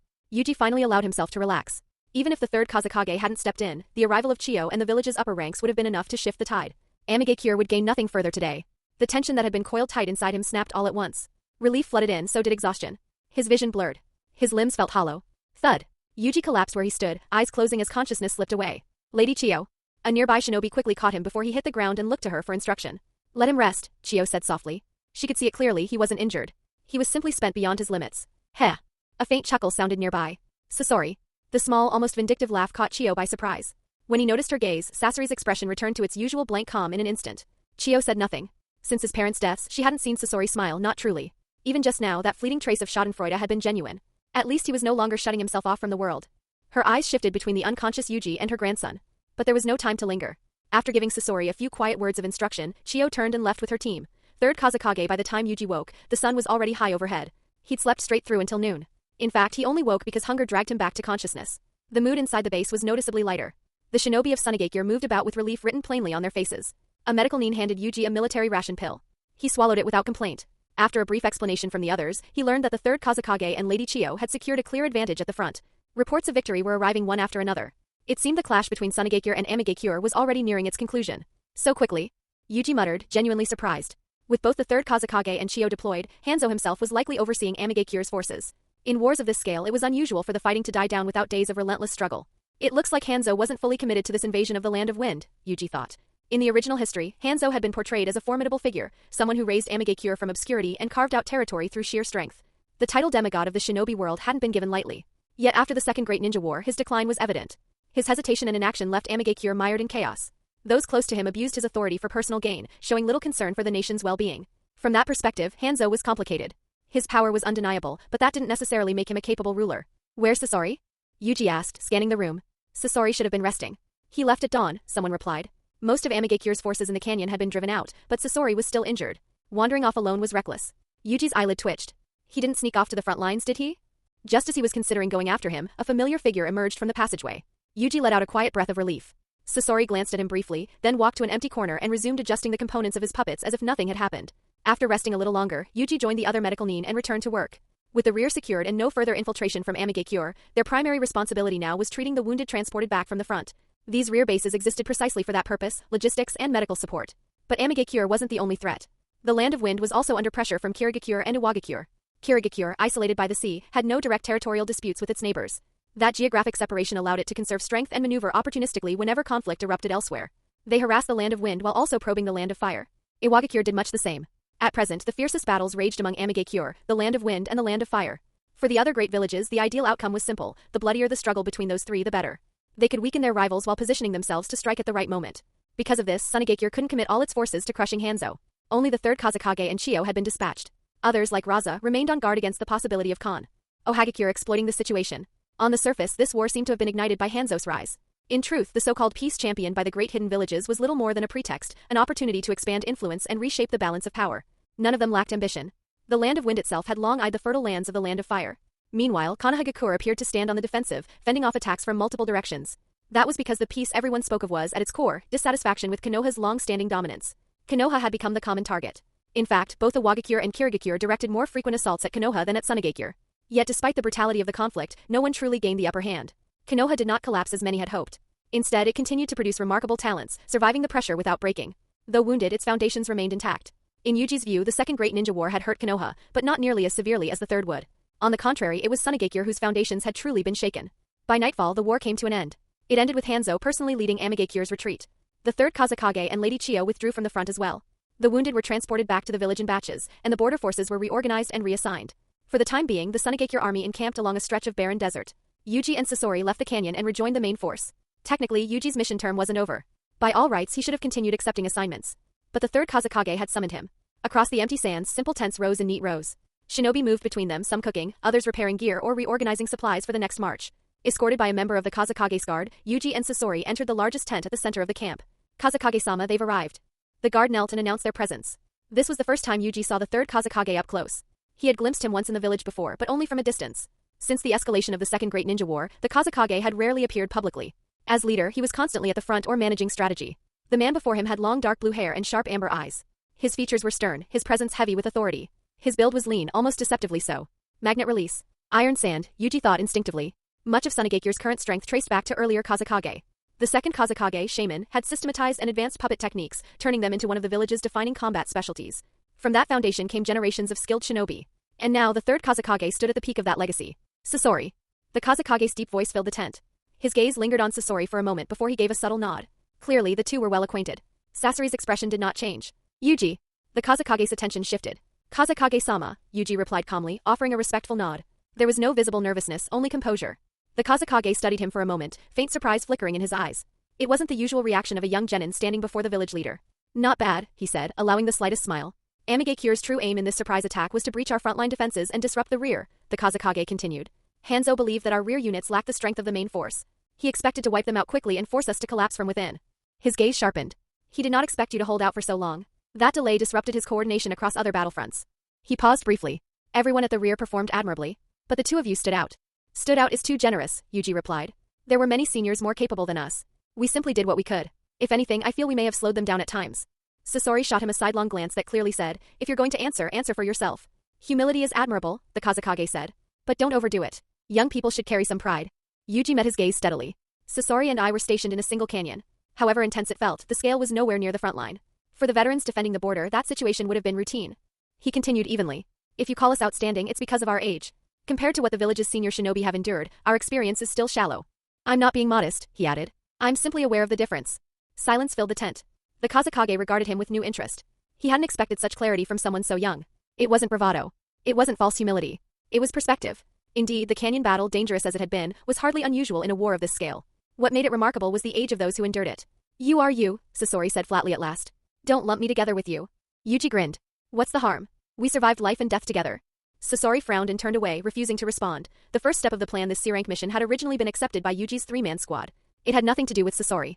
Sasori had taken on a separate assignment, and by coincidence, the two missions were merged. It was a special period. With manpower stretched thin, the village had begun pushing younger shinobi into real combat scenarios earlier than usual. No one had anticipated that Amigakure would suddenly escalate into open war against the Land of Wind. You two will return to the village with us. The Kazekage's guard stepped forward as he spoke. Whether it was Sasori or Yuji, both represented part of Sunagakure's future. Losing them prematurely on the battlefield would be an unacceptable waste. My mission hasn't been completed yet, Yuji said. Extraordinary circumstances require flexibility, the guard replied with a faint smile. Your performance will be evaluated based on the mission record. The merit you've earned will be added to your file. He looked directly at Yuji. It'll also benefit you during your future Chunin exams. 8-year-old Sasori was already a Chunin. Yuji was still a genin. Yuji had graduated from the academy just over 6 months ago. So far he had completed 5 D-rank missions and, including this one, 2 C-rank missions. Sasori, by contrast, had independently completed numerous C and B-rank missions, and had even participated in an A-rank mission. Compared to him, Yuji's record looked modest. Since the death of his parents, Sasori had rarely remained in the village for long. He moved from mission to mission, never lingering, never idle. That was how their paths had crossed this time. I don't need it, Sasori said flatly. The words sounded almost like a quiet jab. Yuji, the third Kazekage said, is this your first mission of this intensity? Yes, Yuji answered honestly. Arai, the Kazekage said to his guard, you will personally escort the two of them back. The guard blinked in surprise but quickly bowed. Yes, Kazekage-sama. Sasori required no protection. Despite his age, he was fiercely independent, and the Kazekage knew his capabilities well. This arrangement was clearly meant for Yuji. Yuji, the third Kazekage continued, his tone casual but his gaze sharp. Who taught you medical ninjutsu? When I was interning at the hospital, I saw it performed once, Yuji replied evenly. I asked a senior for some pointers. They didn't teach me much, but I practiced privately afterward. You developed it on your own? The Kazekage asked. I suppose you could say that. A brief silence settled inside the tent. Medical ninjutsu demanded extraordinary chakra control, far beyond what most newly graduated genin could manage. Even experienced chunin struggled to master it without long training. And Yuji had no scrolls, no formal instruction, only observation and scattered guidance. Such comprehension bordered on the unbelievable. Sasori glanced at Yuji's profile but said nothing. However, he wasn't convinced. As Lady Chiyo's grandson, Sasori had been exposed to medical knowledge since childhood. His own interest in creating human puppets required a deep understanding of anatomy and chakra pathways. He understood perfectly well that the mystical palm technique was only the beginning. But the chakra scalpel? Maintaining sharp, precise chakra along one's fingertips, keeping it stable, concentrated, and lethal without dispersing, was not something learned simply by watching. At minimum, it required guidance, repetition, and refinement over time. Yuji's explanation was convenient and likely unconvincing. But geniuses were, by definition, those who defied conventional expectations. By attributing everything to talent, Yuji left little room for further questioning. That left the third Kazekage and guard Arai with little room to press further. Sasori, for his part, chose not to expose Yuji. Most people still didn't know that Yuji could also use another A-rank technique, chakra scalpel. At the academy, his performance was average, Arai thought, studying Yuji carefully. But he showed aptitude in medicine early on. If he really developed it during his hospital internship. The shock in his heart hadn't quite settled. True or not, Yuji's background was beyond suspicion. Both of his parents had been shinobi. They had died in this very war years ago. He was an orphan of the battlefield. Arai even knew his former instructor personally. Before this meeting, the third Kazekage had specifically reviewed the boy's file. The younger generation is indeed formidable, the Kazekage said at last, letting the matter rest. You appear to possess exceptional insight into medical ninjutsu. The village doesn't have many medical scrolls, but if you're interested, you may borrow them. Thank you, Kazekage-sama, Yuji replied, putting on a grateful expression at just the right moment. In truth, he wasn't particularly moved. With the system at his disposal, even S-rank medical techniques from Konoha were within reach as long as he had the necessary exchange points. He didn't need scrolls to master anything. But appearances mattered. Too much indifference would only invite suspicion. With no further discussion, Arai led the two of them out. The meeting had been brief, commendation, acknowledgement, and a small reward. On the way back through the desert, Yuji quietly replayed every detail of the conversation. The third Kazekage's decisiveness reminded him of Raza in later years, efficient, pragmatic, resolute. On the surface, dispatching a Kage guard to escort them seemed protective. But beneath the courtesy was something colder. To the village leadership, even the most gifted youths were ultimately assets. Tools. There was no warmth in it. It wasn't hard to imagine that Raza's later choices had been shaped by this same philosophy. For the sake of Sunagakure, he would one day turn his own son, Gaara, into a weapon. Perhaps that same cold logic would one day contribute to Sasori's decision to assassinate the third Kazekage. This village did not inspire loyalty through compassion. At least not yet. In the eyes of the higher-ups, everyone was expendable. Even Pakura would one day be abandoned. Yuji's eyes narrowed slightly. This couldn't continue. The leadership's way of thinking had already begun to rot. Konoha had its own darkness, figures like Danzo, but there was still some semblance of humanity woven into its system. For Yuji, becoming recognized as a genius was only the first step. If he wanted to change Sunagakure, he first needed to enter the vision of its leaders. Only then would he gain the standing required to influence the village's future. Lying low and developing quietly? In this era, that strategy would only leave him forgotten. Fortunately, this meeting meant he had officially stepped into the third Kazekage's sight. Now he needed to deepen that impression. Increase his presence. Add weight to his name. Training and growth. Although Arai claimed his duty was to escort Yuji and Sasori safely back to the village, once they returned to the temporary base, he quietly separated the two of them from the larger unit. Aside from daily perimeter patrols to check for lingering threats, most of his time was spent training Yuji. Sasori, meanwhile, was left entirely to his own devices. You're a medical nin, Arai said one afternoon after sparring. Your chakra nature leans toward yang release, gentle, restorative, tied to vitality. That makes certain elemental transformations more difficult for you. They stood on an open stretch of ground within the canyon. The air was dry, the sand shifting underfoot. Arai had just disarmed Yuji in the blink of an eye, his kunai resting lightly at the boy's throat. Arai wasn't an ordinary jonin. As one of the third Kazekage's personal guards, he ranked among the elite. No matter what tactics Yuji tried, he couldn't gain the upper hand. Most shinobi are born with a dominant chakra nature, Arai continued, lowering his weapon. They can develop it naturally over time. But that doesn't mean they're limited to just one. By the time someone reaches jonin level, they usually grasp at least 2 nature transformations. He paused. However, proficiency varies. Even if someone learns multiple elements, unless it aligns with their innate affinity or their bloodline, their techniques may lack real power. That's why many shinobi rely heavily on their strongest nature and rarely use the others. Yuji listened carefully. I can't guide you in medical ninjutsu, Arai admitted. That's not my specialty. But as a medical nin, if you want to grow stronger, you'll need to supplement it. He gestured vaguely toward the surrounding terrain. Wind, fire, lightning, earth, water, none of them suit you particularly well. Even if you master one, it likely won't become your primary strength. So your options lie elsewhere. His smile returned. Taijutsu, ninja tools, or perhaps puppetry. He glanced briefly towards Sasori in the distance. Medical nin have exceptional chakra control and endurance. That fits the demands of a puppeteer perfectly. Look at Lady Chiyo. If you chose that path, you'd be more than qualified. Even if you never reach the highest tier, it would significantly raise your combat power. Yuji had already thought through everything Arai mentioned. He understood chakra mechanics clearly. Like Tsunade, some medical nin relied on overwhelming physical strength and taijutsu. Others, like Chiyo, fused medical precision with puppet techniques. Both were viable paths. Arai studied Yuji's expression. Judging from your face, he said lightly, you're not interested in becoming a puppeteer. You're focusing on taijutsu, aren't you? Even in their short exchange, Arai had noticed the signs. Yuji's body had been trained thoroughly, disciplined, deliberate conditioning. He wasn't simply building muscle, he was refining something. Yang release embodied physical vitality. Not exactly, Yuji replied with a sheepish scratch of his head. I train my body mainly to increase my chakra reserves. Chakra, after all, was born from the combined energy of body and spirit. Strengthening the body inevitably strengthened chakra output to a degree. Arai rubbed his chin thoughtfully. That explains it. For your age, your chakra capacity and your mobilization speed are well above average. Yuji's training went far beyond simply increasing his strength. Through disciplined breathing and precise chakra control, he gradually strengthened his body from the inside out, improving his stamina, resilience, and overall physical condition. For shinobi, the chakra network was everything. The chakra pathways formed the network through which chakra flowed. The Hyuga clan's gentle fist targeted precise chakra points, disrupting that flow and shutting down an opponent's ability to use chakra. Strengthening those pathways meant smoother, faster chakra control. Your taijutsu, Arai asked after a moment, did you develop that yourself as well?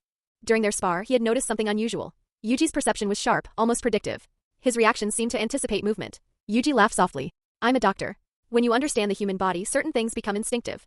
I can estimate someone's physical condition at a glance, strength, speed, balance. Even in motion I can REA. Subtle muscle tension and calculate likely movements. He shrugged. But it only works against average opponents. Against someone like you, Arai-sensei, it's useless. In other words, his so-called data taijutsu was effective only against low-level opponents. And the truth was, it wasn't just a doctor's instinct guiding him. It was his understanding of the world's power system, every pattern, every limitation, every underlying rule he had pieced together in his mind. A database no one else possessed. Of course, he couldn't explain that. He couldn't exactly say he had come from another world where everything here was once nothing more than an animated story. Arai let out a faint breath. As expected, he said quietly, medical need are never simple. I'm not that impressive, Yuji replied modestly. Arai studied him for a moment. You already have a clear idea of your combat style and growth direction. In that case, there isn't much left for me to teach you. All I can do is sharpen your taijutsu and give you real combat experience through sparring. There was something complicated in Arai's gaze. At Yuji's age, he himself had still been preoccupied with childish things. He hadn't thought so clearly about the future, nor examined himself with such calm precision. Sometimes people truly couldn't be compared. So this was what they called talent. Again, Arai said firmly. Yes. Yuji steadied his breathing.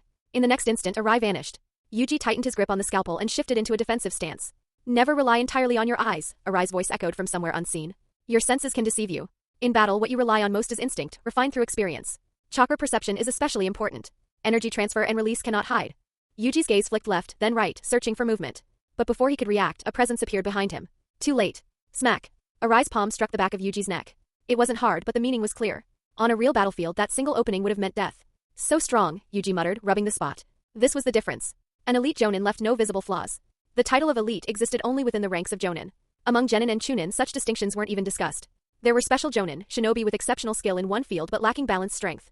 There were also lead jonin, those entrusted with mentoring academy graduates and guiding rookie teams. Ninja ranks weren't defined by strength alone.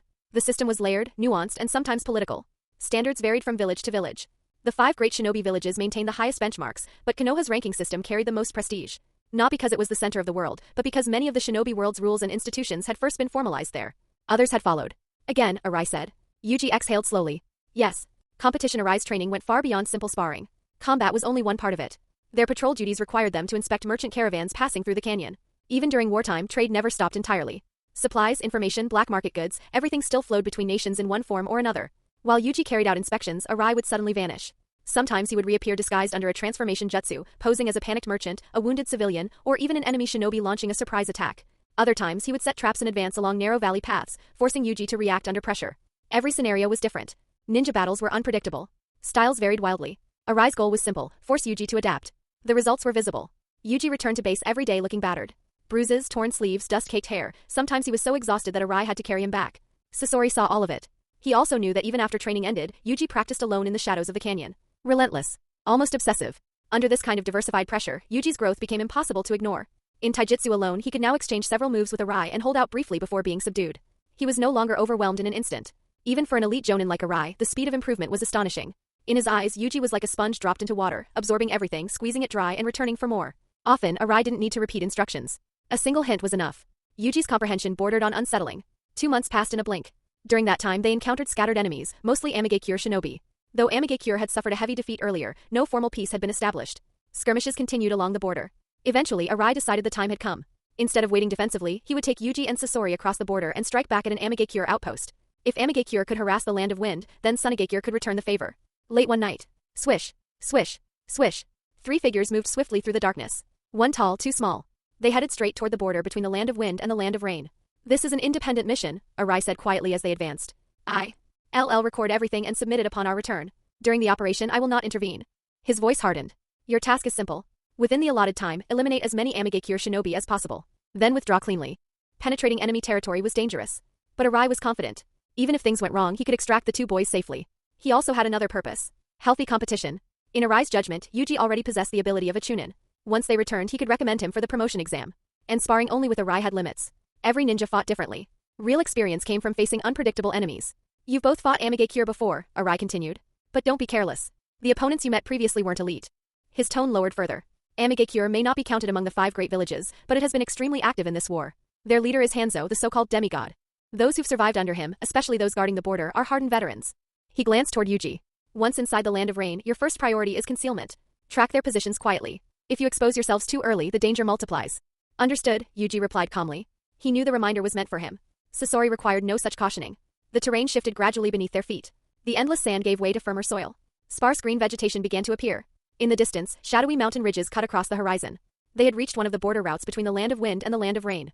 As they approached, two Sunagakure sentries emerged from concealment, blocking their path. They relaxed upon recognizing Arai. It's Lord Arai, one of them said, bowing slightly. Arai nodded. How is the situation? It's been very quiet on Amagakure's side lately, one of the Sunagakure shinobi replied. There have been a few minor movements, but we detected them all in advance. And these two? The pair of border guards glanced at Yuji and Sasori. I'm taking them on a mission, Arai said casually. The guards exchanged looks. They recognized Sasori immediately, the village's young puppeteer prodigy. But the other boy? Their gazes lingered on Yuji with open curiosity. He didn't look especially intimidating. No sharp killing intent. No overwhelming presence. Just another kid. After a few more brief words, Arai led the two past the picket line and continued toward the border. As the three figures faded into the night, one of the guards muttered, Do you know him? His companion shook his head. Never seen him before. Even with Lord Arai accompanying them, slipping across the border was no small matter. They themselves wouldn't dare attempt such a thing lightly. Sasori's talent was widely acknowledged. But that other brat, no matter how they looked at him, he didn't seem like much. He's unfamiliar, the second guard said. And the border defenses are much tighter than the rear. We were spotted the moment we showed ourselves. Yuji ran swiftly behind Arai, glancing back once. The guards weren't wrong. The border security here was far stricter than anything in the rear canyon. Stay sharp. Keep up, Arai warned in a low voice. As they drew closer to the actual border, even under the cover of night, Arai's expression became completely serious. The next moment, his speed increased sharply. His path was deliberate. He avoided obvious routes, slipping through blind spots between patrol lines. It was clear he had studied Amagakure's deployment carefully.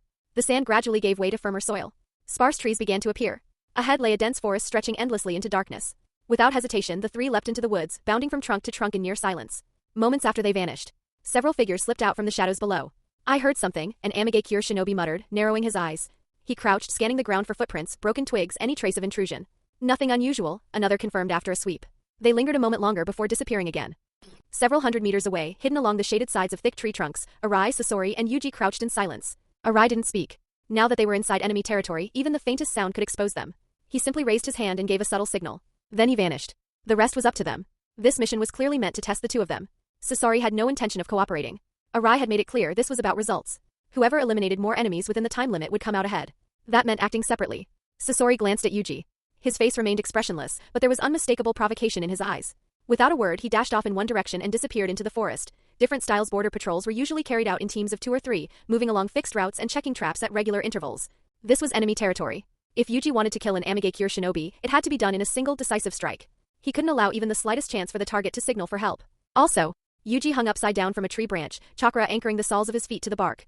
Before his eyes, a nearly invisible white thread stretched around the trunk, thin as a strand of hair. A trap. If someone brushed against it carelessly, it would almost certainly trigger an alarm. It was the same principle Sunagakure used in the desert.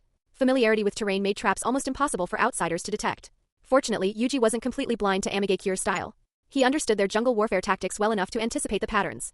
His figure flickered and disappeared into the shadows. Camouflage. Concealment. Erasing one's tracks. These were fundamental skills drilled into every shinobi at the academy. Manpower alone couldn't cover an entire border.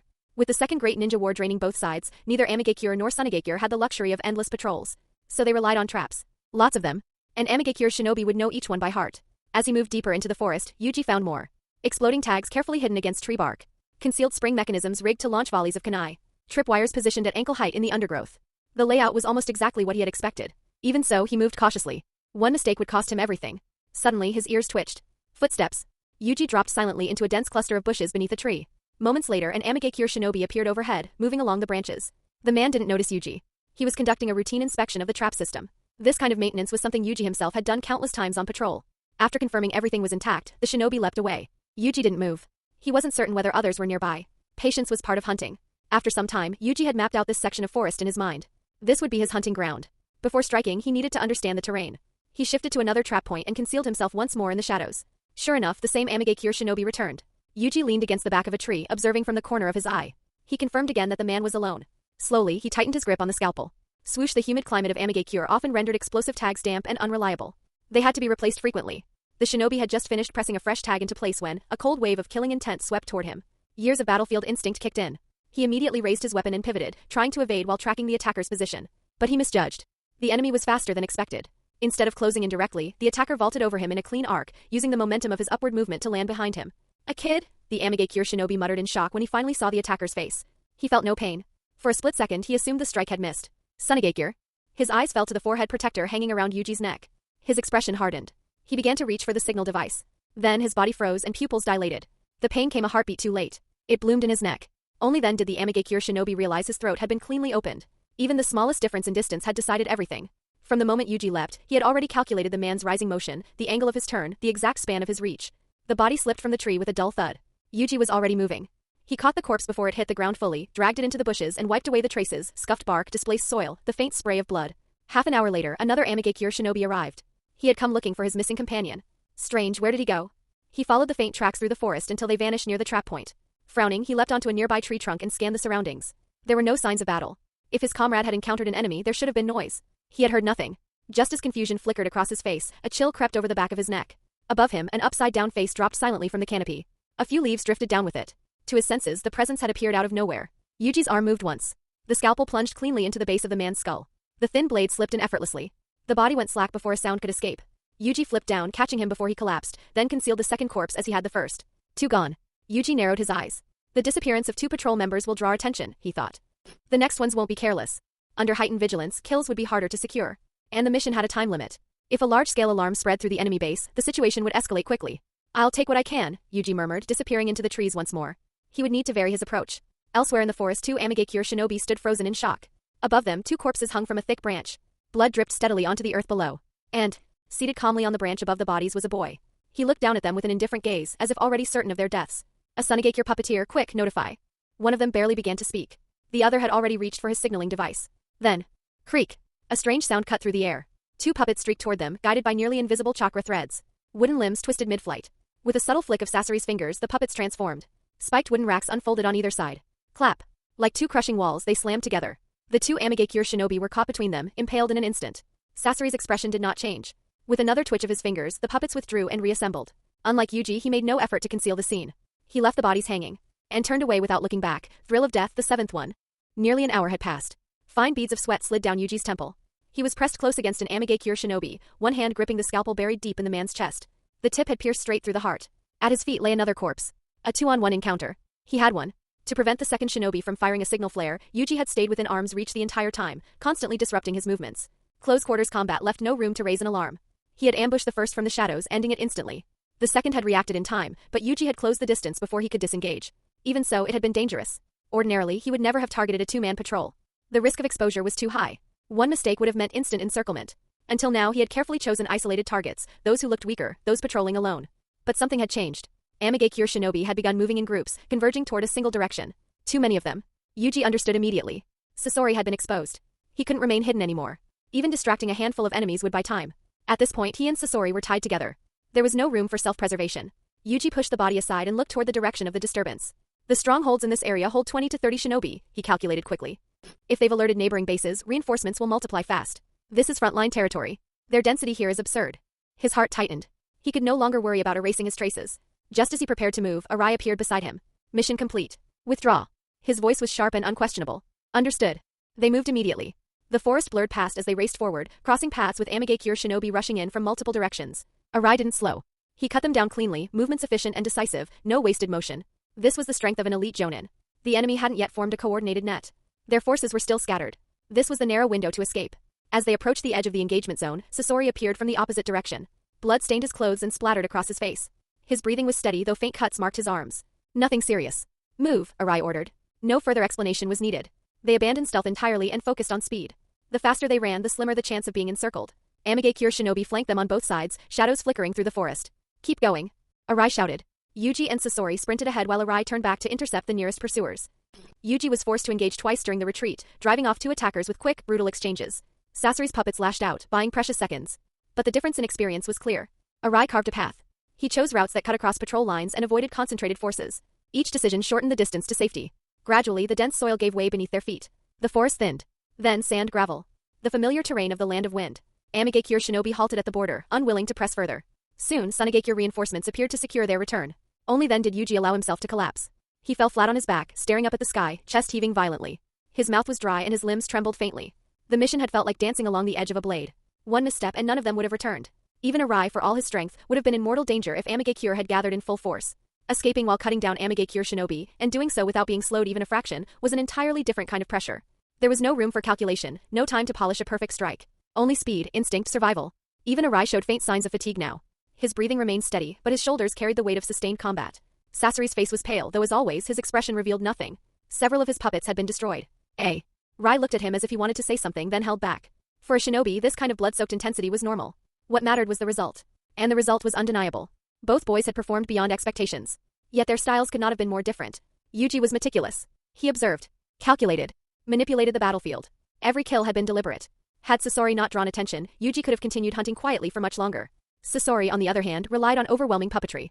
Direct, efficient, decisive, but unconcerned with concealment. It wasn't that he lacked the ability to operate like Yuji, if anything he might have done so even better. It was simply not his nature. Originally, Arai had planned for a full hour of infiltration.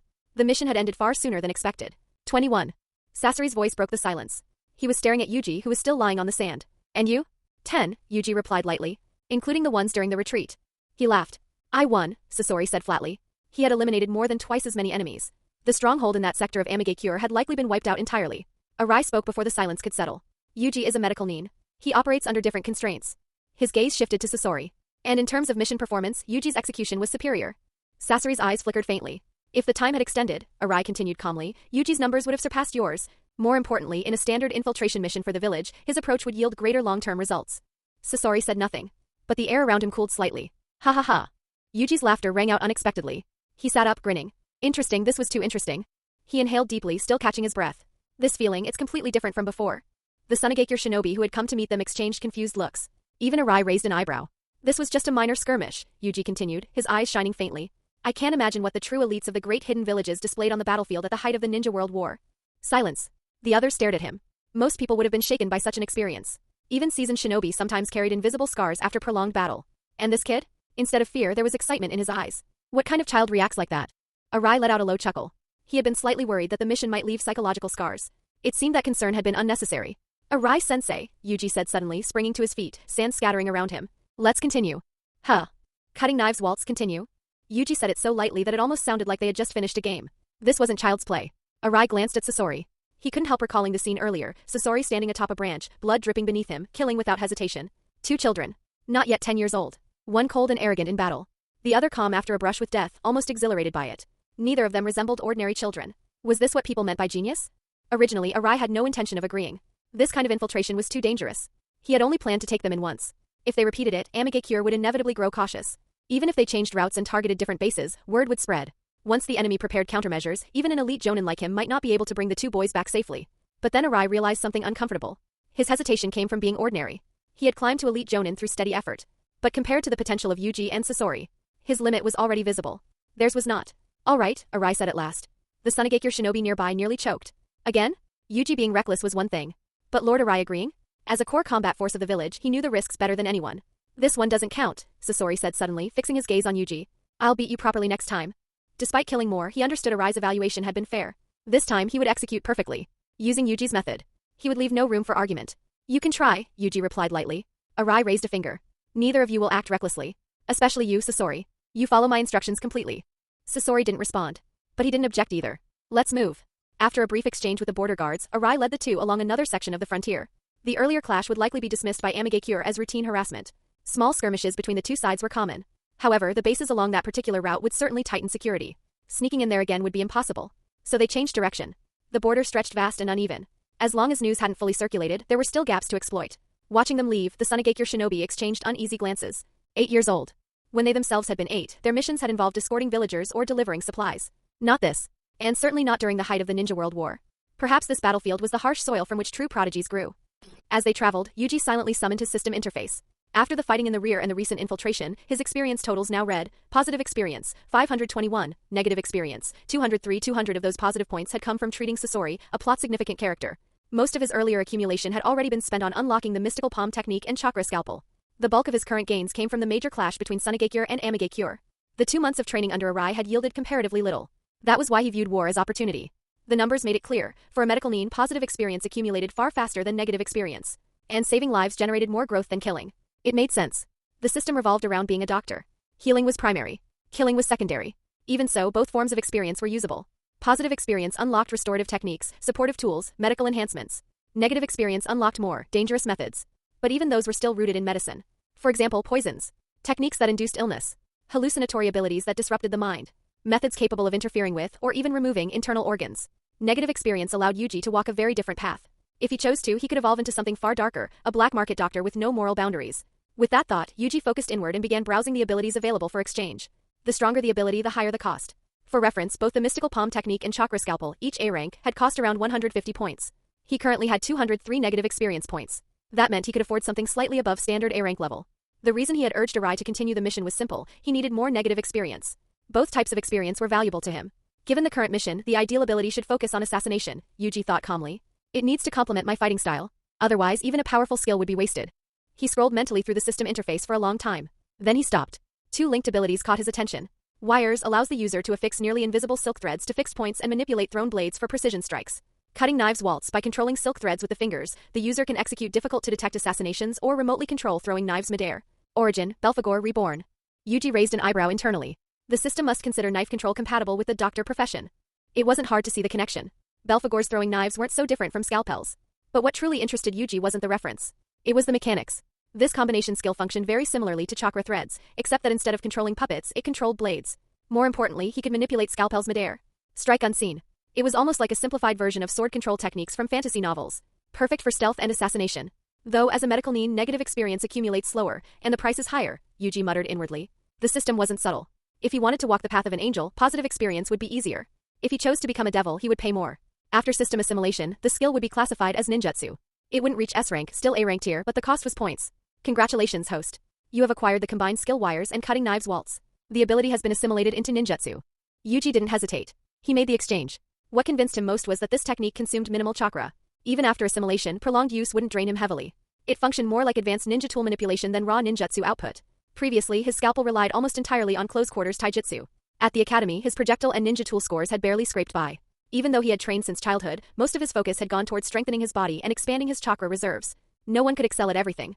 As someone aiming to become a medical nin, he had prioritized survival and support. Direct frontal combat wasn't supposed to be his role. But now that limitation was gone. Yuji reached into his pouch and pulled out a thin bundle of wire. Piano wire. Almost invisible in dim light. He glanced sideways at Sasori. Both of them controlled threads with their fingers. The difference was simple. Sasori used chakra threads to manipulate puppets. Yuji would use physical wire to manipulate blades. He had no intention of becoming a puppeteer. But he was from Sunagakure. Knowing a thread-based technique wouldn't raise suspicion. He could simply call it a self-created ninjutsu. I'll just use you as my cover, Yuji thought with a faint smile.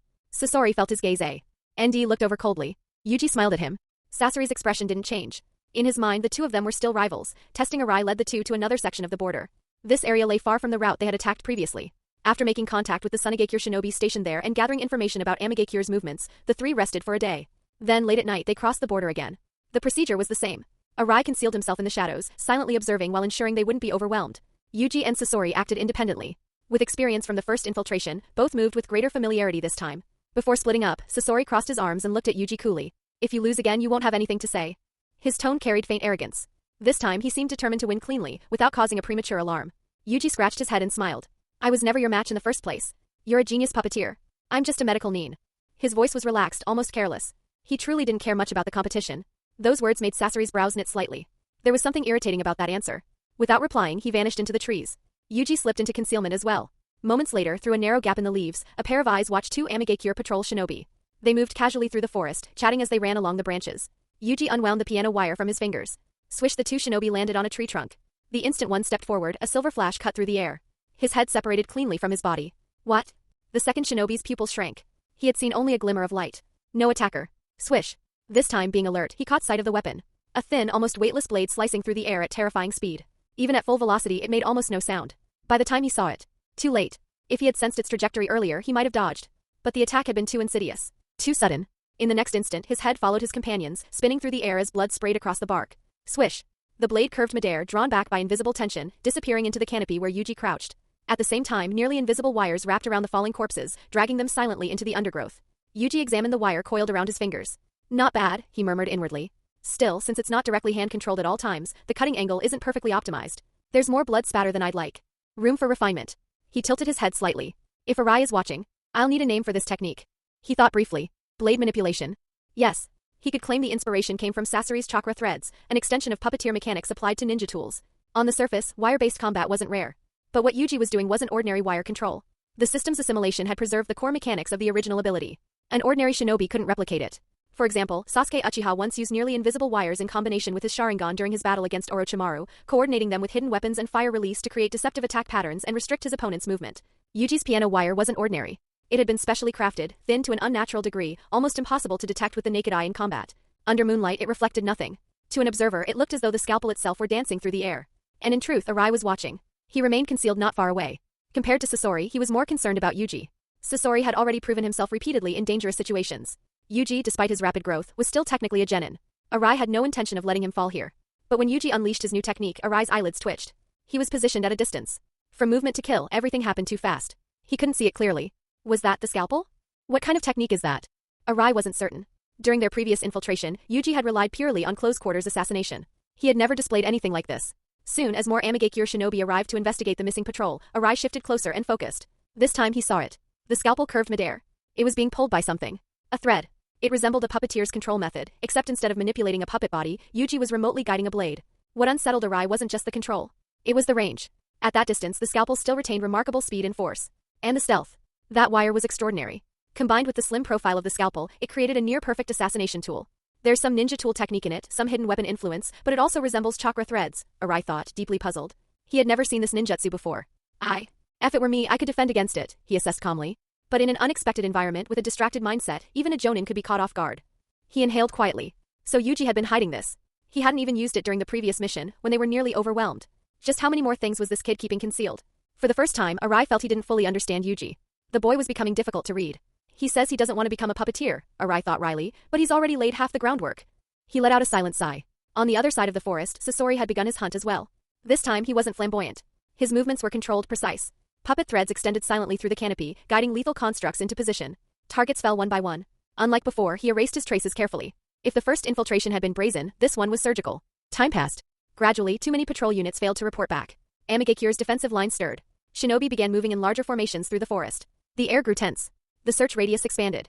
But this time, Arai's trio was prepared. They did not panic. As the mission time reached 1 hour, Arai gave the withdrawal signal. Under the cover of the enemy's large-scale search, the three slipped away quietly without being cornered. Ripple in the span of a single month, excluding time spent resting and preparing, Arai led nearly 10 raids against Amigakure outposts. What began as cautious probing gradually turned into confident, controlled strikes. And with each mission, Yuji grew. To Arai, that growth was the most gratifying part. The combat techniques and battlefield awareness he taught weren't meant for theory. They were meant to be tested in blood and danger. A shinobi's future wasn't decided in isolation, it was forged in real battle. For every raid, they chose routes far apart from one another, avoiding repetition and minimizing the risk of predictable patterns. Still, frequency breeds suspicion. As the incursions increased, Amigakure began to suspect that the Land of Wind was conducting a systematic harassment campaign along the border. After a particularly tense withdrawal during the last mission, one that came closer to encirclement than Arai liked, he called an end to the rivalry between Sasori and Yuji. Across the 10 operations, both had won and lost in turns.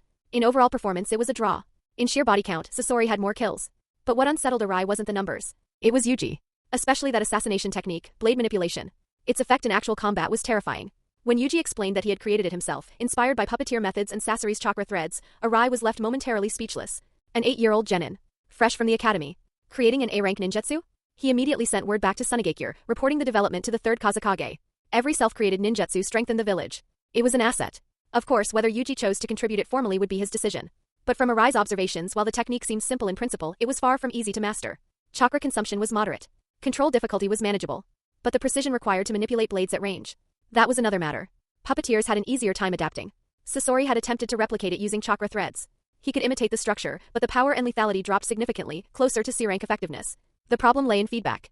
At extended distances, small blades lacked the tactile response of puppets. Control weakened. If chakra threads were used directly, stealth was compromised. The true key was the wire's material and the blade size. Without realizing it, 3 months had passed. Yuji's border patrol assignment came to an end. He would return to Sunagakure alongside Arai to submit the mission report. These months had reshaped him. He was no longer just a talented medical nin. Amigakure. Hanzo sat in a traditional tatami room, bare-chested, a sake cup in hand. Several women leaned against him. From a minor village hidden in perpetual rain, Amigakure had risen largely because of him. His prestige was absolute.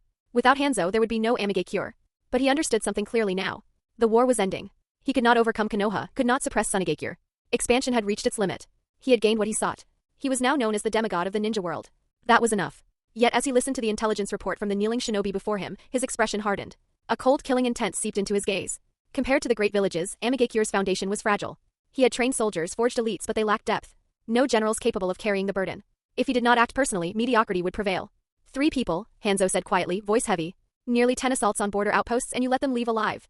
My lord, the shinobi stammered, bowing lower. Among them is Arai, an elite jonin who serves the 3rd Kazekage as a kage guard. Another is Sasori, Chiyo's grandson, a genius puppeteer. The Amagakure shinobi kneeling before the low table struggled to ste. Audia's voice. Border clashes between Sunagakure and Amagakure were common. Skirmishes, probing attacks, nothing unusual. But this was different. 3 people. Just 3. In 1 month they had crossed the border 10 times. Each time Amagakure detected them. Each time they withdrew quickly. And each time they left bodies behind. It wasn't that Amagakure had failed to notice them. It was that they failed to stop them. By the time heightened vigilance took effect, the losses had already piled up. They hadn't managed to kill a single one of the intruders. Such negligence naturally infuriated Hanzo. Now his subordinate was attempting to soften the blow. One of the enemy was an elite jonin. They were difficult to handle. The implication was obvious. The fault lay not with Amagakure's incompetence, but with the enemy's overwhelming strength. Bang! Hanzo formed a hand seal and vanished in a blur, water body flicker. In the next instant, he appeared behind the kneeling shinobi. His fist drove forward without hesitation. The blow was devastating. The man was hurled across the room, smashing through the wooden wall several meters away. Blood splattered across shattered beams.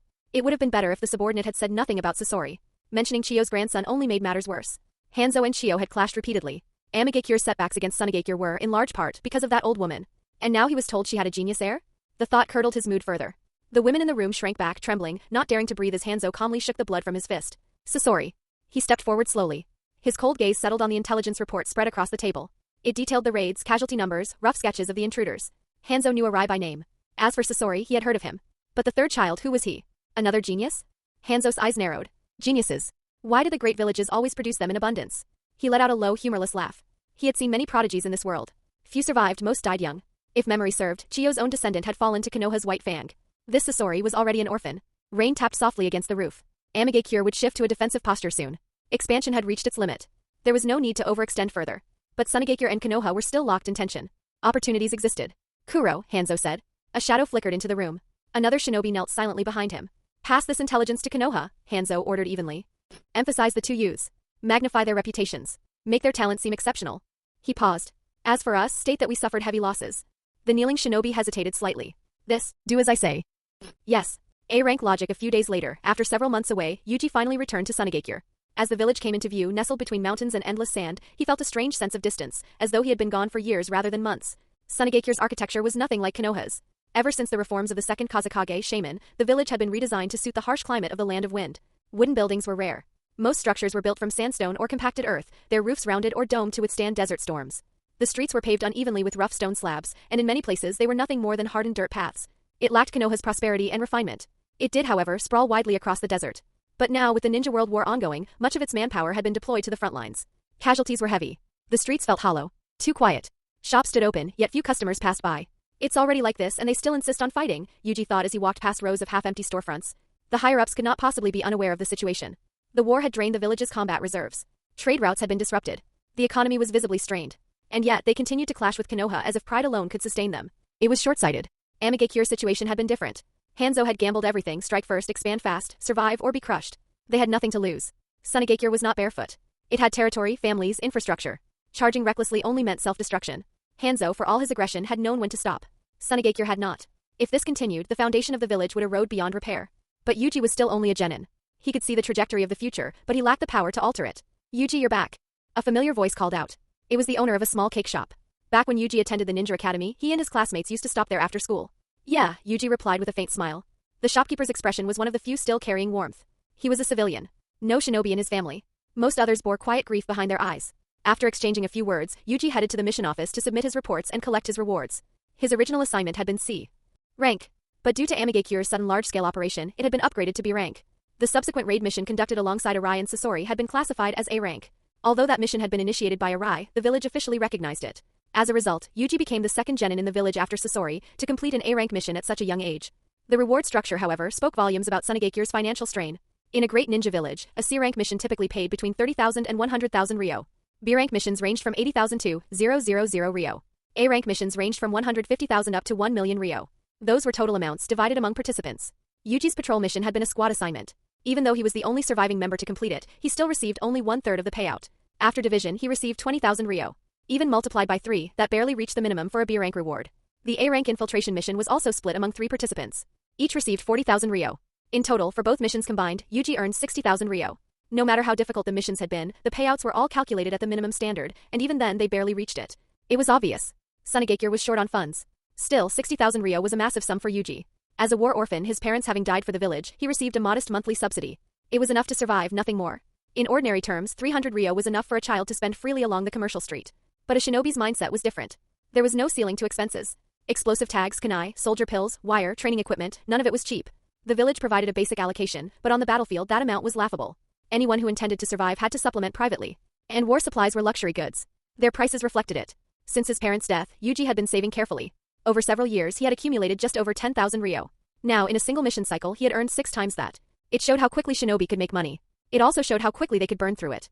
For true elites, tens of thousands of ryo meant nothing. Only someone at Yuji's stage would consider it enormous. After submitting the mission report, Yuji followed Arai toward the most prominent structure in the village, the Kazekage's tower. Sasori did not accompany them. After turning in his own report, he accepted another mission and left immediately. He didn't even return home. Arai let him past the guards and into the building. After a brief knock, "Enter." The third Kazekage's voice echoed from within. Inside the office, Yuji saw more than just the Kazekage. Chiyo was present. Ebizo stood beside her. 2 other senior figures, clearly high-ranking officials of the village, occupied seats nearby. Their robes bore the distinct wind-resistant design common among Land of Wind elites. "Sasori has already left," Arai said quietly after greeting them, glancing toward Chiyo. A faint shadow passed through her eyes. "So this is the child," one of the elders murmured, studying Yuji. The third Kazekage regarded him steadily. "You've changed quite a bit in these few months." His expression remained stern, but there was a faint trace of approval in his voice. "To participate in an A-rank mission at your age, even under supervision, is extraordinary," Chiyo added. Arai's evaluation of you was generous. Yuji simply smiled. He understood why he had been brought here. The Kazekage leaned forward slightly. "Yuji, demonstrate the ninjutsu you created." A subtle stillness filled the room. "And explain your thought process. Your inspiration. Particularly the hand seals and chakra flow you used to activate it." His gaze sharpened. Creating a ninjutsu is not simple. Having an idea is one thing. Converting it into a functional technique coordinating hand seals, chakra release, structural logic, that requires deep understanding. He paused. To be frank, it is not something I would expect from a genin. Even for me, developing an A-rank technique in a short period would be challenging. A faint smile ghosted across his face. When Arai's report reached me, I found it difficult to believe. He held Yuji's gaze. "Do you understand what this ability of yours represents?" There it was. Yuji felt the shift. Outwardly, he remained relaxed. "It was a little difficult at first," he said with a light chuckle. "But once I figured it out, it felt simple." Several eyelids twitched. Simple? Did this child understand what he was saying? To create a ninjutsu required mastery over fundamental principles, not just one category, but an integrated understanding of chakra theory, structure, and application. The most famous example was Hiruzen Sarutobi of Konoha, renowned for his breadth of knowledge. Yuji was a medical nin. His academy training consisted primarily of the 3 basic techniques. His parents had only been chunin. There was no plausible source for this level of development. Learning mystical palm through hospital exposure could be attributed to talent. But inventing an A-rank ninjutsu? That bordered on the impossible. Tool puppetry is Sunagakure's specialty, Yuji began calmly. My technique W. As actually inspired by puppeteers. He paused briefly. Mainly because of Sasori. Several eyes shifted slightly at the mention of Chiyo's grandson. "Of course, I'm not a puppeteer myself," Yuji continued. "I can't use chakra threads. As a medical nin, my chakra control is precise enough that I could probably learn them. But what I lack is the foundation, mechanisms, manipulation theory, puppet structure. I don't have that background." He lifted the thin wire between his fingers. "So I wondered, what if I used a physical medium instead?" His hands formed a short sequence of seals. These hand seals serve several purposes. First, they stimulate the muscles and nervous system in my hands, increasing sensitivity and responsiveness. After that, I channel chakra in a way that enhances coordination between perception and movement. He shrugged lightly. That's basically it. Under everyone's watchful gaze, the scalpel rose into the air. It circled smoothly in front of him. At first glance, it truly looked like it was moving of its own will. Only careful observation revealed the faint thread guiding it. "This technique," one of the elders said thoughtfully, "should be relatively easy for our village's puppeteers to learn." Yuji smiled faintly. "Sasori has already tried it. Using chakra threads it works, but the results differ." He gestured toward the blade. "A puppet has weight, structure, resistance. This blade has almost none. The feedback is completely different. And there's also the difference between chakra threads and physical wire. Precision, force, speed, all require adjustment." He paused. "To be honest, the potential of puppet technique is still far greater. A puppet's versatility far exceeds this single ability. This technique fills a niche, but it can't replace puppetry." Chiyo nodded in agreement. "He's right," she said. "Chakra threads are easier to detect by sensory-type shinobi. Even if puppeteers learn this, its stealth advantage will be reduced." She studied Yuji closely. "This technique is pure assassination. Its A-rank classification comes from the difficulty of achieving such subtle control." She folded her arms. "If discovered early, its effectiveness drops significantly." Ebizo spoke next. "Even so, it's valuable. It broadens our tactical options, especially for assassination and decapitation missions." His voice grew thoughtful. "With refinement, we could even establish a specialized assassination unit." Another official finished testing the hand seals himself and gave a small nod. "The chakra structure is stable." "Yuji." The third Kazekage spoke. He remained seated behind his desk, fingers interlocked beneath his chin. "Attack me." Yuji blinked. Attack you, Lord Kazekage? That might not be appropriate. It's fine, the Kazekage replied evenly. Go ahead. Before his sentence fully ended. Crack. A flash of cold steel appeared beside his head. The scalpel shot toward his temple without warning. Yet just as the blade was about to strike, a hardened plate of iron sand condensed beside the third Kazekage's head and effortlessly knocked Yuji's scalpel away. Everyone present felt their eyelids twitch at the sight. Good grief, the moment he was given permission, he attacked. This kid Yuji was far sneakier than they had expected. They had assumed that, as a mere child, Yuji would at least feel some fear when facing the Kazekage, or exchange a few polite words first. They never imagined he would strike without hesitation. Hee hee. No good. Lord Kazekage is truly extraordinary, Yuji said with a grin, revealing his small white teeth, not a trace of panic on his face. Since the third Kazekage had told him to attack, Yuji had no intention of wasting the opportunity to test the strength of a Kage-level shinobi.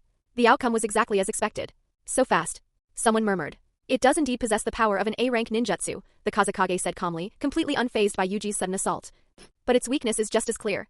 You must seize the perfect moment, and your opponent cannot be too powerful. Most importantly, it must be a one-hit kill. If the first strike fails, your control and fluidity over the flying blades will decline. He paused slightly before continuing. Your ninjutsu does not rely heavily on chakra manipulation or complex techniques. Instead, it focuses more on skillful use of ninja tools. This is not your only move, is it? You should be able to control multiple flying blades, correct? As expected of Lord Kazekage, Yuji replied with a smile. It was a tacit admission. This ninjutsu is extremely valuable for puppeteers, the Kazekage said, turning his gaze toward Chiyo. And it's clear that you have the talent to become one. In Sunagakure, there was only one person who was both a medical ninja and a master puppeteer, Chiyo.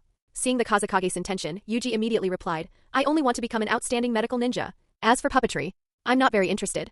Compared to my potential as a puppeteer, my talent for medical ninjutsu is clearly greater, and so is my passion for it. He paused briefly before adding, besides, the village already has a genius puppeteer like Sasori. I don't have the energy to pursue everything. He understood perfectly well. The Kazekage wanted Chiyo to take him as her disciple. Is that so? The Kazekage murmured, his brows knitting slightly in faint dissatisfaction. Well, you're still young. If you change your mind in the future, you may tell me at any time. Yes, Lord Kazekage. There is one M. Or matter, the Kazekage continued in a deep voice. Your ninjutsu must be recorded in the village's archives and preserved within a ninjutsu scroll. Naturally, the village will compensate you generously. The decision is yours. Creating an A-rank ninjutsu at your age makes you a rare genius in Sunagakure, one with limitless potential. If you do not wish for it to be documented and shared, I will not force you. I have no objections, Yuji answered without hesitation. It is my honor to contribute to the village. At his response, the Kazekage's expression softened slightly. Good. The third Kazekage gave a small nod. In addition, from this day forward, you are considered an important asset to the village. Regarding your blade manipulation and your other abilities, you should avoid publicizing them yourself. The village will also implement certain confidentiality measures. For now, this information must not be leaked. This is for your protection. I understand. The Kazekage then glanced at Arai. Arai immediately understood. After offering his farewells to the others, he led Yuji out. Just as Yuji stepped beyond the doorway, he could already hear the village elders and officials inside beginning to discuss him in low voices. Well? You must be happy, Arai said with a smile once they left the administrative building, gently patting Yuji's head. You've become a genius acknowledged by the Kazekage himself. You're now one of Sunagakure's greatest treasures. I suppose I'm a little happy, Yuji said softly. But more than that, it feels like things are about to become troublesome. Arai's smile faded into something gentler. He understood. Yuji was talking about the loss of a child's freedom and the responsibilities that came with becoming an important figure in the village. Of course, Yuji was still young. He couldn't fully grasp the weight of it yet. Perhaps in the future he would. Soon after, they parted ways. Yuji walked home alone. Once Arai was gone, the ever-present smile on Yuji's face slowly faded. His eyes grew calm and clear. His soul was not that of a child. He had noticed every subtle reaction from the third Kazekage. Yuji clicked his tongue softly. In the village's eyes, he was not merely a future medical ninja. He was also someone who could become a powerful puppeteer. In other words, he was a weapon. A tool the village could shape and use. His refusal had clearly displeased the Kazekage. But because of Yuji's age and his overwhelming talent, the Kazekage could not press him too hard. Still, Yuji knew this matter was far from over. The meaning behind the Kazekage's words had been unmistakable. He might refuse now. But in a few years when he was older, he would not be given the same choice. To possess such talent and let it go unused, the Kazekage would never allow it. Because in his eyes, this was not Yuji's personal decision. It was the village's loss. Even the praise from the others carried the same underlying truth. They were happy not for him but for the village. Because Sunagakure had gained a genius. But at least this step is complete. Yuji clenched his fist slightly, his eyes steady. He was no longer an insignificant child. Now he was someone valued by the village. A genius. Someone who had finally placed his hand on the door leading to Sunagakure's upper ranks. He now had the chance to change this village. Of course, this was only the first step. He still had a long way to go. Chiyo's request. Yuji's home was located on the outskirts of Sunagakure. Like most buildings in the village, it had the familiar rounded shape, resembling a structure molded from packed sand. He hadn't been back for several months and a thin layer of dust covered the front door. Yuji unlocked it and stepped inside. The moment he saw the familiar room, he let himself fall onto the bed with a soft thud. His home was small, just a simple one-bedroom apartment. This was standard housing for most ordinary ninja in the hidden sand village. On the living room wall hung two framed memorial portraits. They were his parents. The Great Ninja War had turned countless children in the village into orphans. Although Yuji was a transmigrator, the loss had still weighed heavily on him for a time. But he understood there was nothing he could have done to stop it. He had only hoped they might survive until the end. In the end, they had died young. For ordinary ninja, the chances of surviving the battlefield were painfully low. This border mission had made Yuji realize that truth more clearly than ever. After lying there for a while, he was about to get up and see if there was anything to eat when a knock sounded at the door. Yuji opened it and found Chiyo standing outside. "Grandmother Chiyo," he greeted with a smile. "Yuji, am I disturbing you?" she asked gently. "Not at all. Please come in." Yuji stepped aside and gestured for her to enter. He then hurriedly began tidying up the cluttered room, looking slightly embarrassed. Since his parents' deaths, he had been living alone. He hadn't exactly neglected the place, but things were scattered everywhere, and the unmade bed made the room look untidy. His academy instructor would occasionally visit and help him clean, but within days it would return to its usual state. Chiyo didn't mind. In her eyes, Yuji was still just a child. Losing his parents at such a young age was painful enough. It was only natural that he didn't know how to manage everything on his own. "Your father H. Naruto and your mother Rika, they were both wonderful people," Chiyo said softly as she looked at the memorial portraits. "It's truly a pity." "Grandmother Chiyo, you didn't come just to see me, did you?" Yuji asked with a small chuckle as he walked into the kitchen to boil some water. "I came to talk about Sasori." Yuji paused slightly. "Sasori? Did something happen?" "He seems to be doing well," Yuji said calmly, though he already had an idea why she was here. He had assumed she would come to speak about medical ninjutsu or puppetry. Seeing Yuji's cheerful expression, Chiyo felt a complicated mix of emotions. How she wished Sasori could be like this. Despite losing his parents as well, Yuji still carried himself with warmth and optimism. Of course, losing one's parents always left scars. But how deeply it changed someone depended on the person. "Arai told me a little about you too," Chiyo said with a gentle smile. "You and Sasori are very close." "Yes," Yuji replied, sitting across from her. "We're good friends." As he spoke, Sasori's cold gaze surfaced in his mind, especially during their time at the Amigakure border. That undisguised hostility had been impossible to miss. Still, Yuji spoke without hesitation. "When I saw you at the border, I noticed it too," Chiyo said quietly. "Sasori seems to care about you." She believed it completely. "Since his parents died, Sasori has become more and more withdrawn," she continued. "I'm grateful he was able to become friends with you." Yuji's eyes flickered slightly. She already knows. Chiyo had likely sensed it long ago. If Sasori continued down this path of darkness, he would eventually reach a point of no return. As his grandmother, she understood him better than anyone. And she loved him deeply. But his heart had already closed itself off. She simply didn't know how to reach him anymore. "I hope you can help him, Yuji," Chiyo said softly. "Talk to him. Stay by his side. If he has a friend like you, I believe he can become better." In that moment, the legendary Kunoichi of Sunagakure, the feared master puppeteer and elder of the village, no longer looked like a figure of glory. She was just a grandmother, worried about her grandson. Yuji met her gaze and nodded. "I understand." On the surface, it looked like he had agreed to Chiyo's request. But deep down, he understood something she did not. Sasori could no longer be changed. Even now, Chiyo believed the root of Sasori's darkness was simply the loss of his parents. But Yuji knew better. What truly pushed Sasori toward the abyss was the village itself. Its decisions, system, cold logic. At best, Yuji might be able to alter Sasori's future path. But changing who he had already become? That was another matter entirely. "The worst part is I don't yet have the power to change the will of the village," Yuji thought quietly. At least for now, the course of the Second Great Ninja War would unfold just as it had in the original story. The tragedy of Tsukumo Hataki, the White Fang. The forced peace talks between Sunagakure and Konoha. And the culture of cold utility fostered under the third Kazekage's rule. These were the unseen forces that would drive Sasori to his fate. But there was no easy solution. Without peace, Sunagakure could never defeat Konoha. And if the war dragged on, the Hidden Sand's fate would only grow worse. Silently, Yuji rose and brewed a cup of tea for Chiyo. The old woman spent the afternoon sharing stories of Sasori's childhood, hoping Yuji would come to understand him better. By the time she finished, night had already fallen. Chiyo slowly stood to leave. Before departing, she paused and looked at Yuji once more. "Yuji, you are a very mature child," she said gently. "Regarding the Kazekage's proposal today, whatever you decide, you may come to me. Whether it is medical ninjutsu or puppet techniques, if you wish to learn, I will teach you." Yuji nodded. "Yes, Grandmother Chiyo." He bowed politely as her figure disappeared into the darkening street. A kind elder and yet. Yuji's faint smile carried a trace of distance. She was still one of the village's leaders. At her core, she was no different from the others. She saw his value, his usefulness. Her kindness was real, but it existed alongside that same unchanging logic. Perhaps it wasn't just Sunagakure, perhaps all the great hidden villages were the same. After all, this was a world shaped by war. Yuji thought of Hiruzen Sarutobi and the leadership of Konoha and gave a quiet shrug. Sometimes these leaders simply failed to maintain balance. They pushed too far. A while later, Yuji left his apartment and headed toward the main street. He planned to grab dinner before returning home. Tomorrow morning, he needed to officially register his newly created ninjutsu. He should rest early. "Yuji." Just as he was about to enter a small Odin shop, a voice called out from behind him. Yuji turned. A young girl with her hair tied into a bun ran toward him. "Pakura," Yuji said with a warm smile. This girl. In the future, she would become one of Sunagakure's greatest kunoichi. The wielder of Scorch Release. And the village's sacrifice. She was slightly younger than both him and Sasori and was still attending the ninja academy. Yuji watched her run toward him, her small face bright with energy. His eyes softened slightly. Maybe I can't change Sasori's personality, but Sasori and Pakura. I will not let their fates end in tragedy. Class system Yuji had been deliberately trying to connect with the key figures of Sunagakure. But as the son of civilian ninja, people like Lady Chiyo or the Kazekage were far beyond his easy reach. As for Sasori, he rarely left his home, and when he did, it was usually for missions. That left Pakura. She was the only one Yuji could naturally grow close to. Even so, Pakura's status was different from his. As the inheritor of a Kekii Genkai, she was someone the village placed great importance on. Her clan held significant influence, and her father was even qualified to participate in Sunagakure's decision-making. Strictly speaking, Pakura and Yuji did not belong to the same world. She was not from a civilian background. This was true in every great hidden village. In Konoha, for example, clans with Kekkai Genkai, the Hyuga, Uchiha, and Kurama, held authority far beyond that of ordinary ninja. Though the Kurama clan had declined, they once possessed considerable influence. Then there were clans that passed down secret techniques, such as the Yamanaka, Nara, and Akimichi. Sunagakure's internal structure was simpler, but the principle was the same. At the top were figures like the third Kazekage and, later, Raza, both representing the power of magnet release. Then came Chiyo's lineage, symbolizing the puppet masters. Below them were the leaders of the Kekkai Genkai clans. And finally, the representatives of civilian ninja and minor families. Together, they formed the foundation of Sunagakure's power. Pakura's clan was among the influential ones. In fact, Yuji had noticed her long before she even entered the academy. He had deliberately found opportunities to approach her and slowly built their acquaintance. I heard you completed your mission successfully, Pakura said shyly as she walked up to him. Congratulations. Have you eaten yet? Yuji replied with a grin. If not, let's eat together. My treat. Okay.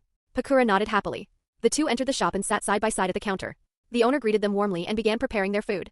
As they ate, Yuji chatted casually, telling her about his mission. He left out the bloodshed. Instead, he spoke of it like an exciting adventure, his first time leaving the village. Pakura listened with sparkling eyes. Still an academy student, she hadn't yet experienced the cruelty of being a ninja. Her clan and the village had protected her well. Everything beyond the village walls was still a mystery to her. In the future, she would become known as the hero of the sand, feared across the shinobi world for her scorch release. But Yuji knew the truth. During the Third Great Ninja War, Sunagakure would be forced into a desperate situation, caught between Iwagakure and Kirigakure. To survive, the village would sacrifice her. Even worse, the leadership would claim she had been killed by Iwagakure, using her death to fuel the village's anger. She would be used even in death. The Pakura sitting beside him now was nothing like that. She was just a girl. Bright and innocent. I want to graduate soon, she complained, puffing her cheeks as she bit into a piece of daikon. The academy is so boring. I already know everything they teach. She wanted to stand on the battlefield. To fight for Sunagakure to prove herself. Yuji quietly ate a meatball skewer, a bit of broth clinging to the corner of his mouth. Don't rush, he said gently. With your talent, Pakura, you'll become a ninja soon enough. And when you do, you'll shine. Pakura froze for a moment. Then her cheeks flushed. TCH, you're not that much older than me, she muttered. Stop talking like an adult. Yuji chuckled. Humph. My father says a ninja's strength isn't measured by age, Pakura said proudly, lifting her chin. Many powerful ninja became famous when they were very young. Just wait a few more years, I'll definitely surpass you. Yes, I believe you, Yuji replied with an easy nod. Then Pakura leaned in slightly, her expression turning cautious. By the way, I heard you went on that mission with him. Sasori? Yuji asked, already knowing the answer. Pakura nodded. They say he's strange. That he's hard to get along with, she whispered, her curiosity obvious. Yuji paused, turning the wooden skewer in his hand as if thinking carefully. That's not true, he said at last, shaking his head. Don't listen to rumors. Sasori's a good person. Pakura stared at him, eyes wide. You're lying. I've seen him before. He always gives off this cold feeling. Like he doesn't want anyone near him. It's uncomfortable. Then she hesitated, as if realizing something. Well, I guess for someone like you, there's no such thing as a difficult person. You smile at everyone. Yuji grinned, showing his teeth. Isn't that a good thing? He asked. Don't you like me this way? Pakura froze. A flush spread across her face at a visible speed. Why you? She began to stammer. Yuji blinked, then quickly coughed, realizing how his words might have sounded. Don't misunderstand. I'm not confessing or anything, he said awkwardly. I've seen enough to know that girls your age, just starting at the academy, are at that stage where they start thinking about things like that. But to me, you're just a little sister. He narrowed his eyes playfully. Unless you already like someone at school? Or someone likes you. That only made things worse. Pakura's face turned bright red, like a kettle about to boil over.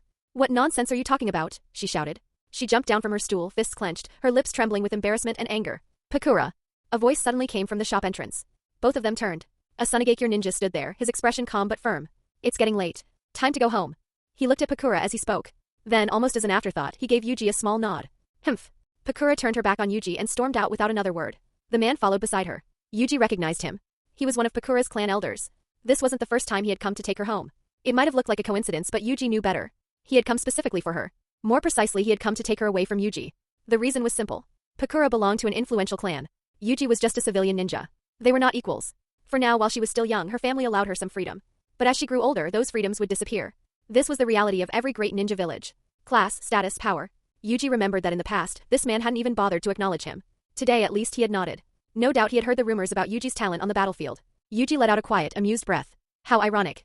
She really has quite a temper, he murmured to himself. Then he picked up another skewer and continued eating as if nothing had happened. Divine Dr. Yuji slept deeply that night. The next morning, he went to the village's administrative office and officially recorded the ninjutsu he had developed into a scroll for the archives. Afterward, he made his way to Sunagakure's hospital. Because this was still the early stage of the Second Great Ninja War, the infrastructure of the 5 great ninja villages, including Konoha, was far less developed than it would be in later years.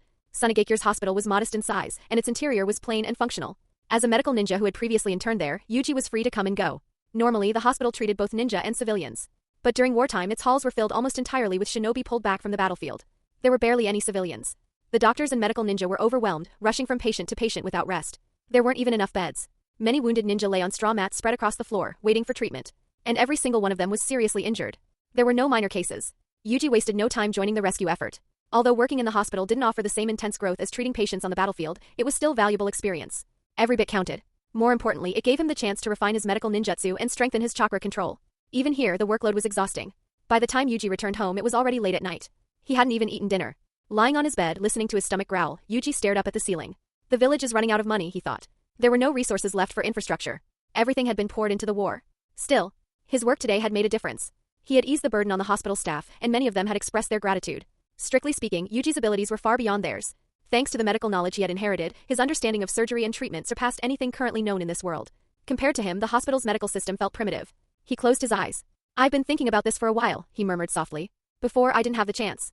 But now, it's time for the next step. On the third day, Yuji went to see Chiyo. After greeting her, he spoke his mind. Teaching? Chiyo repeated, surprised. Yes, Yuji said calmly. I want to train a group of specialized medical personnel for the village. He paused, choosing his words carefully. I'm not talking about medical ninja. I mean ordinary doctors and nurses, people trained specifically in treatment and surgical assistance. Chiyo's expression grew thoughtful. In addition, Yuji continued, there are many surgical tools currently missing. If the village can manufacture them, it won't cost much, but it will greatly improve our medical capabilities. He met her eyes. And if we can improve our treatment success rate, we can save more ninja. That will help the village in this war. Silence filled the room. Chiyo didn't answer immediately. She knew Yuji was a genius. He had proven himself. But genius or not, he was still only 8 years old. An 8-year-old claiming he could improve the village's entire medical system. It sounded absurd. Yuji understood her hesitation. You don't have to accept it right away, he said gently. You can observe first. Let me teach 1 or 2 people. If you're not satisfied. He smiled faintly. Then pretend I never said anything. Chiyo studied him carefully. He saw no arrogance, no childish boasting. Only calm certainty and sincerity. He was also Sasori's friend. And if he succeeded, the entire village would benefit. There was nothing to lose by trying. Finally, Chiyo's grip on her teacup loosened. Very well, she said. In the end, Chiyo agreed with a smile. After all, geniuses were entitled to a few small privileges. In her eyes, Yuji was still just a child. The praise he had received after returning from his mission had likely gone to his head. It was only natural for someone his age to overestimate himself. Perhaps this would be a good lesson. Even geniuses needed to learn their limits. If this experience humbled him, it would only help him mature. With Chiyo's approval secured, Yuji wasted no time. He threw himself completely into his work. At the hospital, his role gradually shifted. He was no longer just treating patients. Now he explained every step of his procedures to those assisting him, his reasoning, his methods, and the principles behind his decisions. At first, the veteran medical staff were uncomfortable. Being taught by an 8-year-old child was not something they could easily accept. But Chiyo had given the order, they had no choice. Still, as the days passed, their attitudes began to change. Yuji's lessons were not childish fantasies. They were precise and logical, backed by knowledge far beyond his years. For the same injuries, his methods produced faster recoveries. The results spoke for themselves, there was no need for formal evaluation. The improvement was obvious. By day, Yuji worked tirelessly in the hospital. By night, he returned home and painstakingly wrote medical manuals by hand for the staff to study. These texts represented only a fraction of his knowledge. He focused on what the village needed most: battlefield trauma, emergency care, and surgical efficiency. Even so, the impact was enormous. 3 months passed. By the end, even Chiyo herself came to observe and learn. She listened quietly as Yuji explained concepts she had never considered before. A village like Sunagakure was neither too large nor too small. Every ninja who returned alive was someone's child, someone's parent, someone's family. As the hospital's success spread, word of Yuji spread with it. The people began calling him something new. The Divine Doctor. And this was exactly what Yuji wanted. He didn't care how extraordinary his talent seemed. What mattered was something else. He wanted the village leadership to understand his value, to realize they needed him, that they could not afford to lose him. Everything he had done had been for one purpose: to rise. Yuji understood something few others did. On the battlefield, ninjas shed their blood for the village. But the civilians at home never saw those sacrifices firsthand. They didn't experience the battlefield. They experienced the hospital and the person who saved them. Reputation built through war belonged to the battlefield, but reputation built through healing belonged to the people. Yuji chose the latter. It was unfair. Unfair to those who fought and died in obscurity. But fairness had never ruled this world. Discussion: when someone's value became great enough, those who benefited from it tended to overlook certain inconvenient truths. Just as Yuji had expected, the village leadership, headed by the third Kazekage, had thoroughly examined the ninjutsu he claimed to have created himself. But his ongoing reform of Sunagakure's hospital had drawn no suspicion at all. To them, Yuji was a genius. And when a genius did something extraordinary, it simply felt natural. After all, the entire village was profiting from his brilliance. Inside the Kazekage's office, the village elders and senior officials gathered for their regular meeting. The topic, as always, was the war with Konoha. Iwagakure and Kirigakure are clearly trying to bleed both us and Konoha dry, one of the elders said grimly. They haven't stopped interfering behind the scenes. The land of wind remains under constant pressure. Ebizo gave a small, knowing nod. But compared to us, he said, Konoha is the one bearing the greater burden. That much was true. Of the 5 great villages, the other 4 all wanted to see the balance of power reshaped. For too long, Konoha had stood at the top alone. Many were waiting for the day it finally fell. Chiyo, who had remained silent until now, suddenly spoke. Regardless of that, she said, her aged face softening slightly, the hospital's capabilities have improved tremendously. She folded her hands calmly. Many wounded ninja have recovered faster than before. Others who would have been permanently crippled have been stabilized and returned to duty. She paused. To be honest, if not for Yuji, we might not have been able to sustain this war against Konoha much longer. A murmur of agreement spread through the room. It's not just the staff, Chiyo continued. It's the tools. The methods. Even I was astonished by some of his ideas. I still don't know how he came up with them. He's a genius, another official said with a faint smile. They tend to defy expectations. Yuji's existence had given them something rare. Hope. For decades, Konoha had been known as the birthplace of prodigies. But now Sunagakure had one of its own. Thanks to Yuji's training, Chiyo went on, the hospital reform is now on stable footing. It will only continue to improve. Her voice carried quiet confidence. As long as he remains in Sunagakure, I believe our medical system will one day surpass the other great villages. Her words carried weight. As a veteran medical ninja, no one understood better than she did how difficult it was to build such a system. Even Konoha had only a limited number of trained medical ninja. And in a war of this scale, that was never enough. But Yuji had done something different. He had begun training ordinary personnel. People without chakra who would never become ninja. Yet they could still save lives with proper knowledge, tools, and guidance. Over time, Sunagakure's medical corps would grow beyond anything it had ever been. This meant fewer losses. Everyone in the room understood what that meant. Chiyo continued, I've already ordered his medical teachings and notes to be compiled. She glanced toward the Kazekage. They will be introduced into the Ninja Academy as part of a specialized training program. In the future, even those who fail to become a ninja can still serve the village. Her eyes gleamed faintly. They will become the foundation of our medical division. A silence followed. Then someone chuckled quietly. So, the elder said, smiling to himself, it's finally our turn. From his tone, it was obvious. He had envied Konoha for a very long time. I've heard that Yuji has recently been treating villagers on his own initiative, one of the elders said. Chiyo nodded. Yes. There isn't much left for him to do at the hospital for now. And he cares deeply about this village. He's a kind child. Thoughtful too. It seems he wasn't exaggerating, another official added, when he said his talent in medical ninjutsu surpassed his potential as a puppeteer. At that, the third Kazekage turned his gaze toward Chiyo. What do you think? He asked quietly. Where is his limit? Chiyo narrowed her eyes slightly. She did not answer right away. Among everyone present, she was the only one qualified to glimpse the truth. After a long pause, she spoke. To be honest, I now consider myself half a student. The room fell silent. He possesses an extraordinary instinct for medicine, she continued. His perception. His analytical ability. Both are far beyond anything I've seen before. She rested her hands calmly on her lap. And what he has shown so far? She shook her head faintly. Is likely not his true limit. Not his limit? Chiyo went on. The hospital's current conditions are too poor. The staff's foundation is too weak. Even if Yuji wanted to do more, there's a limit to what they can absorb. If he pushed too far, they wouldn't be able to keep up. Her voice remained steady. So for now, he is holding back. Advancing slowly. Allowing the system to grow around him. She looked around the room. You all understand how cruel a ninja war truly is. To build a medical system capable of supporting a village through a conflict of this scale. She paused. What he has done so far is only the beginning. Silence spread through the room. To fully realize that vision, Chiyo added, it will take at least 4 or 5 years. And significant investment. That word hung in the air. Investment. No one spoke. They all understood what it meant. Sunagakure had no money. The land of wind was the poorest of the 5 great nations. Its land was barren, economy was weak. It had no reliable means of generating wealth. That was why they had gone to war in the first place. To seize opportunity and claim resources from the land of fire. Seeing the mood darken, the third Kazekage changed the subject. How is the front line? One of the commanders answered immediately. Thanks to the medical department's support, our recovery rate has improved significantly. We've been able to send more shinobi back into battle. Our overall combat performance has improved. Konoha has not gained the upper hand. The third Kazekage nodded slowly. That is good. He folded his hands together, his expression calm but resolute. Konoha is fighting on multiple fronts.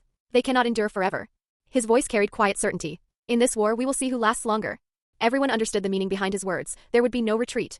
Not after everything they had sacrificed. To withdraw first would be to admit weakness. Sunagakure was one of the 5 great villages. If they faltered, others would descend upon them. Like predators sensing weakness. After all, in the shinobi world, the strong devoured the weak.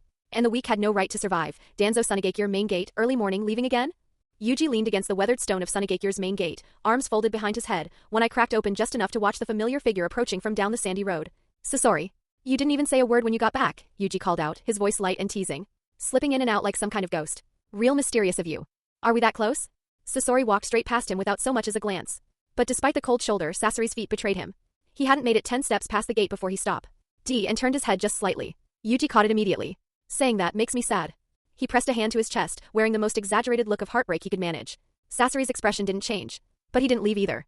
Sasori had only been back in the village briefly, barely long enough to resupply before heading out again. But even in that short window, he'd noticed something. The village was different when it came to Yuji. From the civilian merchants to the veteran shinobi, everyone seemed to have something to say about him. Yuji, the divine doctor. That was the name making the rounds, spoken with warmth, with admiration, sometimes even with a kind of quiet awe. He healed my son's infection when no one else could. Always polite, that one. Never acts like he's above anyone. A genius who actually cares, that's rare in this village. Even on the front lines, Sasori had heard Yuji's name passed around among sand shinobi between missions. Sasori studied him now with that flat, unreadable gaze. Are you happy? The question came out dry. Indifferent. Can't help it, Yuji said, strolling over with his hands in his pockets, grinning like he'd just been handed a compliment. Who told me to be this popular? Sasori's brow furrowed. Half a year had passed since their last mission together. They were both 9 years old now, though with the war grinding on, age felt like a meaningless number. What's so good about staying in the village? The question came sharper this time. Not idle curiosity but something closer to frustration. In Sasori's eyes, Yuji was wasting himself. Rotting in the safety of Sunaгаkure's walls while his talent collected dust. Medical ninjutsu. Saving lives. Village duties. None of that was where Yuji belonged. The person standing in front of him wasn't built for hospitals and healing wards. He was built for the battlefield. And he'd been resting far too long. Yuji read the shift in Sasori's tone instantly. Behind the cold delivery there was something almost like concern, buried deep under layers of pride and detachment, but there. Ah, did you miss me? Yuji tilted his head, voice dripping with mock sincerity. Want me to come on missions with you? Getting lonely out there with no one to compete against? He cleared his throat dramatically, then stepped forward and dropped a hand onto Sasori's shoulder. Don't worry. I'll be heading out on missions again soon. Just got a few things to wrap up here in the village first. I know you want to team up again. After all, you have to admit, we had pretty solid chemistry last time. Sasori's eyelid twitched. He looked down at the hand resting on his shoulder like it was a venomous insect. His expression went cold. Don't try to get close to me. Smack. He slapped Yuji's hand away without hesitation. I have no interest in wasting time on weaklings. Sasori's voice was ice. Stay away from the battlefield too long and you'll lose your edge. Your instincts will dull. And when that happens, you won't be able to stand on the same starting line as me. He turned and walked away without looking back. Yuji watched him go. The teasing grin softened into something quieter. Something real. Still so tsundere, he murmured. But he does feel more dangerous now. Not long after, a full Sunagakure squad assembled near the gate, geared up and ready to deploy. The captain at the front, a weathered jonin, spotted Yuji and raised a hand in greeting. Yuji. Captain Shinji. Yuji straightened up and gave a respectful bow. That was the thing about Yuji that the village had latched onto. It wasn't just his skill. It wasn't the title of divine doctor or the fact that he could perform medical ninjutsu beyond his years. It was this. The humility. The politeness. The way he treated a gate guard and a jonin captain with the same level of genuine respect. No arrogance. No ego inflated by praise. For a village that had seen its share of geniuses crumble under their own pride, Yuji was something different. Did you see Sasori? Shinji asked. Just left. Yuji gestured toward the open gate. Heading out solo as usual. Shinji sighed, shaking his head. He barked a quick order to his squad and took off at a run. Konoha Hokage building Hiruzen Sarutobi, the third Hokage, sat behind his desk, pipe in hand, smoke curling lazily toward the ceiling. But there was nothing lazy about his expression. Around him stood Konoha's senior leadership. Jonin commanders. Intelligence officers. Advisory council members. Every face in the room carried the same weight. War was pressing in. Our battle situation with Sunagakure, Hiruzen began, his voice low and measured, has not been optimistic. He took a slow draw from his pipe. According to the latest intelligence from the front lines, Suna's combat strength has been replenished, far more quickly than anticipated. That alone was enough to tighten the room. Under normal circumstances, a village of Sunagakure size shouldn't be able to sustain this level of deployment. They're engaged on multiple fronts, friction with us here in the Land of Fire, ongoing tensions with Kirigakure, and the ever-present threat from Iwagakure to the north. Their primary concern has always been the Land of Earth. Hiruzen set his pipe down. On that front, the one leading Suna's forces is Raza, widely considered the strongest young shinobi of their new generation. Koharu spoke next. Like the third Kazekage, Raza possesses a Kekii Genkai rooted in sand manipulation but other than iron sand, his bloodline controls gold dust. It's precisely because of him that the Land of Earth, despite its constant scheming and provocations against the Land of Wind, has never been able to cause any real damage to Sunagakure. Raza alone has been enough to keep Iwagakure in check. Beside her, Hamura Midokado adjusted his glasses and added, as for the sudden replenishment of Suna's forces, it's not fresh recruits. Our intelligence suggests that wounded shinobi are being cycled back to the front lines after only minimal recovery. Their physical condition has improved just enough to fight, but they're far from fully healed. Hiruzen leaned back in his chair, pipe smoke drifting between his fingers. At this point in time, everyone seated around the table still carried the sharpness of relative youth. Hiruzen, Koharu, Hamura, none of them yet bore the deep lines and weariness that the coming decades would carve into their faces. The war hadn't finished aging them yet. But it was working on it. So they're forcing half-recovered shinobi back onto the battlefield after barely patching them up, Hiruzen murmured, exhaling a thin stream of smoke. Which means Sunagakure is struggling to sustain this war just as much as we are. He set the pipe down with a quiet tap against the desk. The broader picture wasn't difficult to read, but that didn't make it any less grim. Hanzo of Amigakure, one of the key catalysts of this third Ninja World War, had already exited the stage. The Reign's role in the conflict had effectively ended. What remained was a grinding war of attrition, and at its core, Konoha and Sunagakure were locked in a death grip neither could afford to release. On paper, a straight one-on-one conflict between the leaf and the sand should have been manageable. Konoha's military strength, its depth of talent, its sheer resources, in an isolated matchup, they could handle Sunagakure without question. But this war was anything but isolated. The real problem, the one tightening like a noose around Konoha's neck, was coming from an entirely different direction. Kumogakure. The hidden cloud village had always operated with a philosophy that could be summed up in a single word: aggression. Military expansion wasn't just policy in the Land of Lightning, it was doctrine. And the grudges Kumogakure carried from the First Ninja World War had never faded. In this war, geography and history had aligned to make that grudge actionable. Kumogakure's forces had thrown themselves almost exclusively against the Land of Fire, barely sparing a glance toward the Land of Wind. Which meant Konoha was fighting on two brutal fronts simultaneously, one against Suna, one against Kumo, while Sunagakure only had to hold off a half-hearted Iwagakure that wasn't truly committed to the fight. The pressure wasn't even comparable. Kumogakure and Iwagakure are still clashing on their own front as well, one of the intelligence officers noted. Every ninja world war devolved into this, a tangled web of alliances, grudges, and opportunistic violence where every village fought everyone and no one could afford to trust anyone. Hiruzen's jaw tightened. Peace with Kumogakure wasn't on the table. The third Raikage's personality was well documented as domineering, ambitious, and utterly unwilling to back down once he'd committed. He had entered this war loudly, declaring that military strength would reshape the peace of the shinobi world. It sounded grand. In practice, it was a message aimed directly at Konoha. As for Sunagakure, Konoha had explored the possibility of peace talks. But both sides had bled too much. Too many shinobi had died on both sides of the border. The kind of hatred that accumulated over years of war wasn't something a diplomatic envoy could dissolve over tea. Worse still, Suna's leadership was convinced that Konoha was on the verge of collapse. They smelled blood in the water and they had no intention of easing up. So the only option left was to keep fighting. That was the reality of it. Hiruzen rubbed the bridge of his nose, feeling the weight of every front pressing down on his shoulders like a physical thing. There's something else worth considering. Every head in the room turned. Danzo Shimura. The sudden reappearance of wounded shinobi on Sunagakure's front lines, returning to combat in improved condition, that tells us something important. He let the silence do the work for a moment before continuing. It means Suna's medical capabilities have undergone a significant improvement. This war has dragged on for years. Their casualties have been enormous. If they'd had this kind of medical infrastructure before, they would have deployed it from the start, not waited until they were bleeding out. Hiruzen's eyes narrowed as he studied his old friend. What are you saying, Danzo? He knew that look. Knew the way Danzo's mind worked, always 3 moves ahead. Do you know something? Danzo didn't answer the question. Instead, he simply stood. The matter of the sand. He straightened his robes, his expression betraying nothing. Leave it to me for now. Without waiting for a response, he turned and walked out of the room. The price of growth Konohagakure Hokage building, corridor. The door to the Hokage's office had barely closed behind him when a figure emerged from the shadows of the corridor. Lord Danzo. The rude operative had been waiting, patient and perfectly still, the way all of Danzo's agents were trained to be. A young boy, no older than a genin, but with the composure of someone who had long since had the luxury of childhood stripped away. Have them make their move. Yes, sir. The boy already knew who Danzo was referring to. That was the nature of root. Information flowed on a need-to-know basis, and those who served Danzo always seemed to know exactly what was needed. The operative vanished as quietly as he had appeared. Any threat to Konoha, no matter how small, no matter how distant, must be cut down before it has the chance to grow. That had always been his philosophy. The roots of a great tree didn't wait for disease to spread before acting. They strangled it in the soil. It was no secret, at least not to Danzo himself, that Hiruzen Sarutobi's position as Hokage was unshakable. That battle had been lost years ago. The village had chosen its leader, and no amount of ambition could undo that. But that didn't mean Danzo intended to fade into irrelevance. He would prove to the council that his methods were just as essential to Konoha's survival. That his judgment, his decisiveness, his willingness to operate in the spaces where Hiruzen's idealism couldn't reach, all of it was indispensable. Danzo's intelligence network was extensive, and little happened across the continent's battlefields without eventually reaching his ears. He knew the details of the border clash between Amigakure and Sunagakure 6 months ago with surgical precision. He knew because Hanzo the Salamander had made sure he knew. The leader of the Hidden Rain was a calculating man.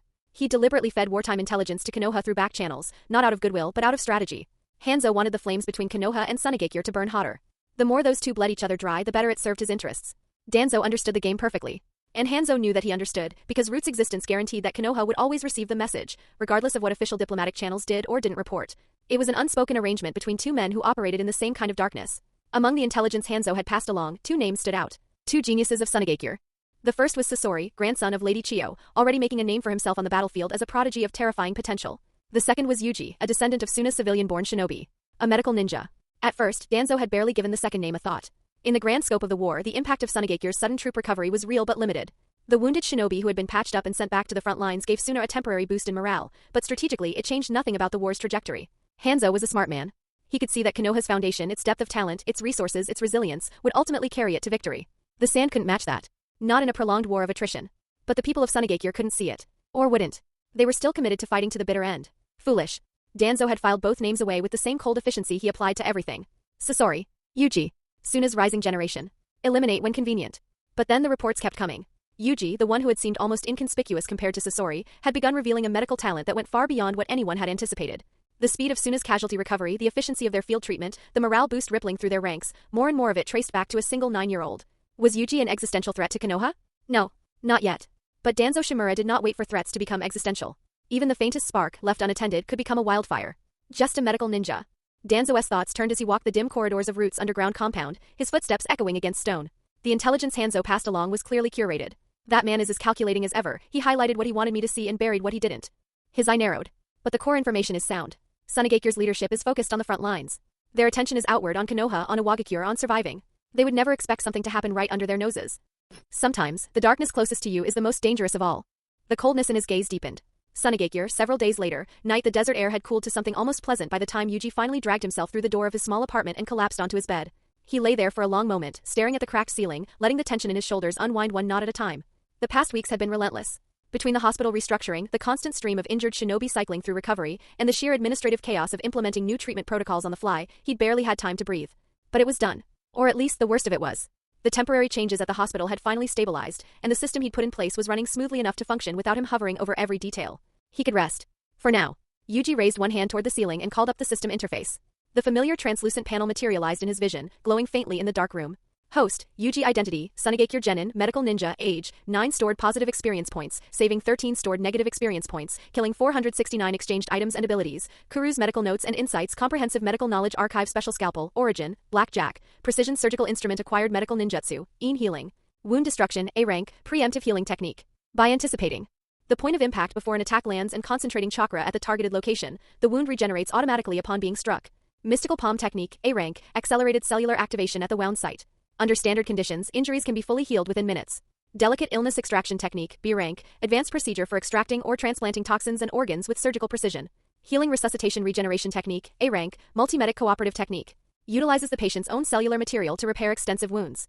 Requires sustained concentration over a prolonged period. Participating medical ninja must rotate in shifts to maintain chakra reserves. Chakra scalpel, A rank, concentrates chakra into the hands to form an invisible blade capable of cutting internal tissue without leaving external wounds. Range can be extended at will. With sufficient medical knowledge, it doubles as a close combat weapon. Body pathway derangement, A rank, converts chakra into electrical impulses that interfere with the brain's signals to the body, scrambling the target's motor control and rendering them unable to move properly. Attachment line allows the user to fix silk threads to anchor points, enabling remote control of thrown blades for precision strikes. Cutting knives, death waltz, a thread-based assassination technique using finger-controlled silk lines that are nearly impossible to detect. Can also bind threads to throwing knives for long-range manipulation. Origin, Belphegor, Katekyo Hitman Reborn. Yuji dismissed the interface and stared at the ceiling. General medical ninjutsu are almost all accounted for now, he murmured, half to himself. Next time I spend positive points, it'll be S-rank techniques. Maybe even forbidden level. He folded his arms behind his head and ran through the math in his mind. The abilities he'd pulled from the system weren't limited to techniques native to this world. The thread arts proved that much. But ninjutsu still held a particular value. They were the original power source of this world, woven into its foundations. Mastering them meant operating within the rules that everyone around him understood and respected. And that mattered. Especially for what he was building toward. So he'd spent everything. Every positive experience point earned from the border missions, every scrap accumulated from months of grueling hospital work, all of it converted into raw capability. The 4 newest additions to his medical arsenal were healing wound destruction, delicate illness extraction technique, healing resuscitation regeneration technique, and body pathway derangement. Each one filled a gap. Each one made him harder to kill and more dangerous to face. Which left his balance looking lopsided. Positive points, nearly drained. Negative points, 469. Far, far ahead. He closed his eyes and mapped out the next phase. If he kept accumulating positive points at this pace, the next tier of exchanges would open up the techniques he actually wanted. Creation rebirth. The 100 healings technique. The Een seal. Those 3 would push his medical capabilities into territory that only a handful of people in the entire shinobi world could match. He'd already ruled out the rest. The Kekei Genkai technique, dragon life reincarnation, and Chiyo's one's own life reincarnation both had undeniable power. Resurrection level healing. The ability to bring back the dead. But both came with the same fatal catch. The user dies. Yuji had no interest in techniques that required him to trade his life for someone else's. Not because he was selfish, but because dying wasn't part of the plan. As for the rest of Tsunade's catalog, most of her advanced techniques required her summoning beast, Katsuyu, to function. And purchasing a summoning contract through the system meant paying for the creature itself on top of the technique. The cost was absurd. Completely impractical. So the roadmap was clear.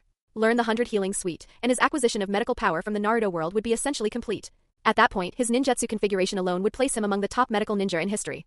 Combined with his non-native abilities, Yuji allowed himself a small, quiet smile in the dark. Perfect. And going forward, spending the same points on abilities from other worlds would give him far more bang for his buck. Still, he muttered, his voice barely above a whisper. The points from the hospital are terrible. It was the fundamental inefficiency he couldn't escape.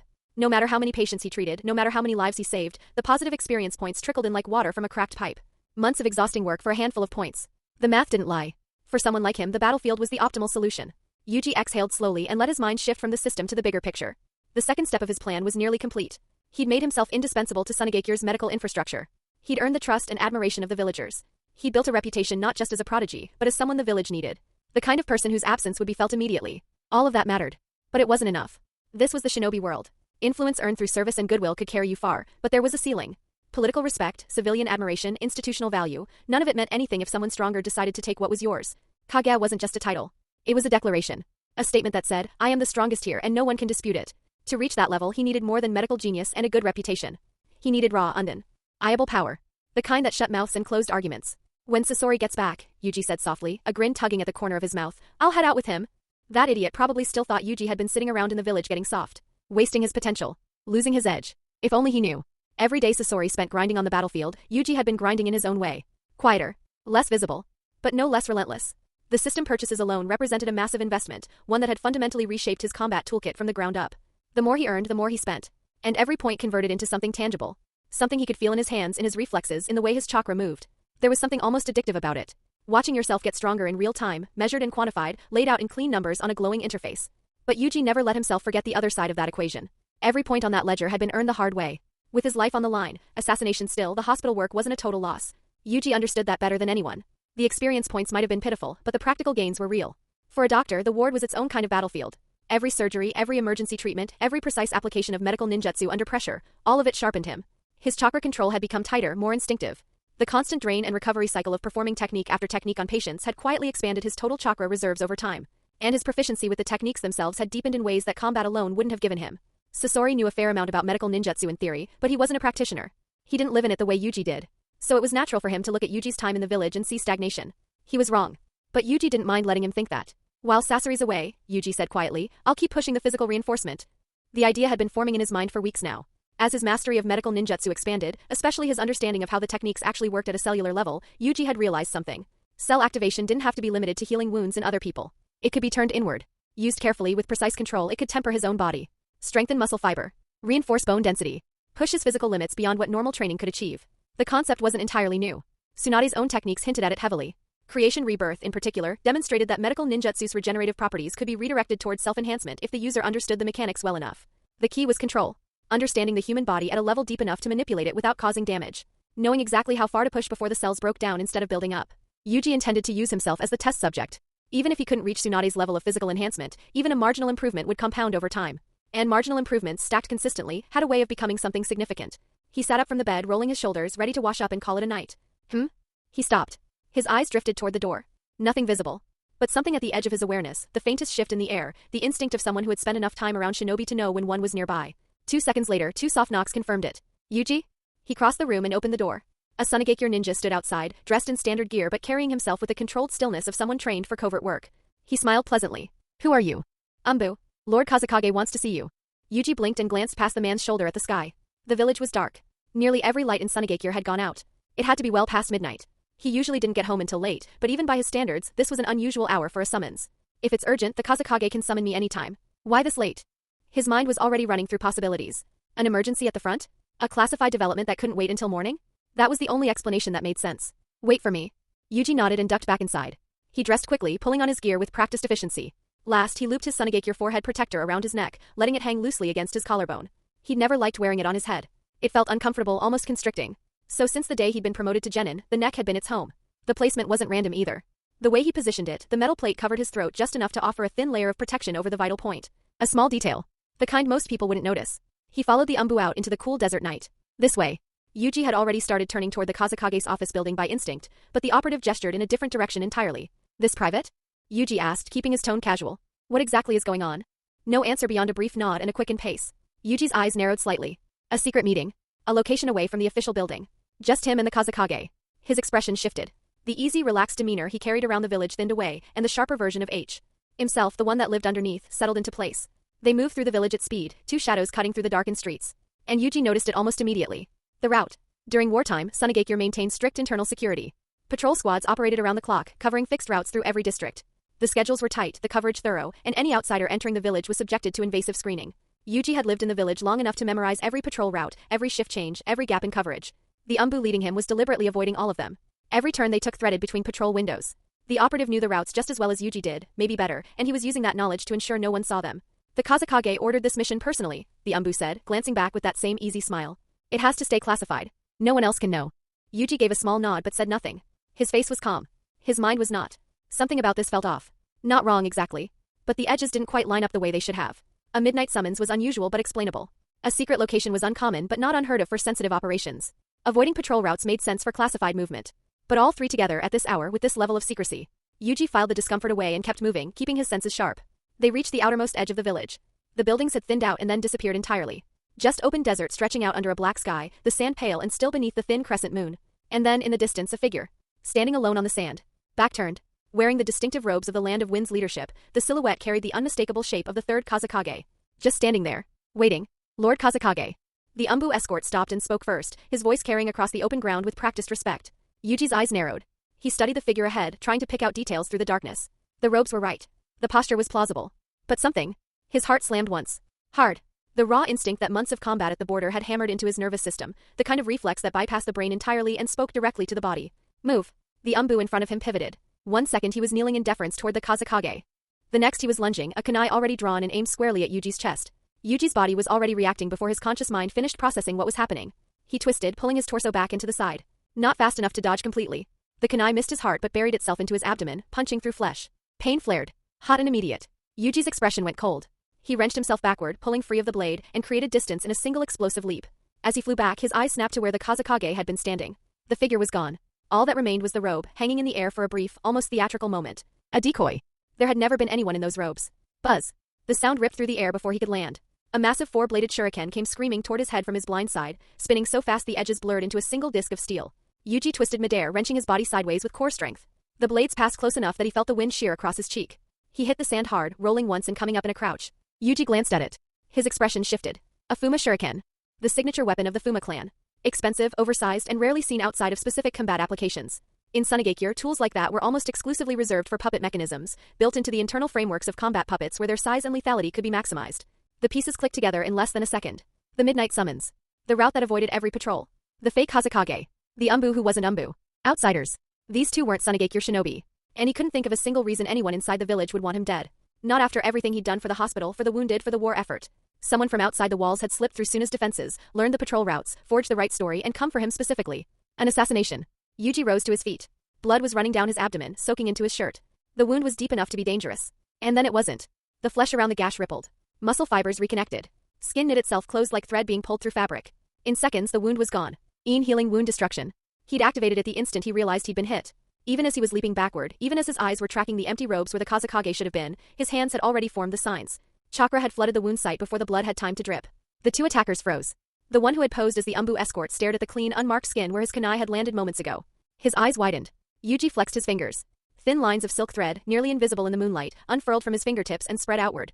Under the pale moon, the 9-year-old STO.OD on the open sand with his arms raised, fingertips curled, threads extending in every direction. It's really been a while, Yuji said softly. His voice carried across the sand. I almost forgot what this felt like. The months in the village had been productive. Necessary. But they had also been monotonous. The hospital, patients, and paperwork. The endless grinding routine of saving lives one bed at a time. He'd grown during that time. Quietly and significantly.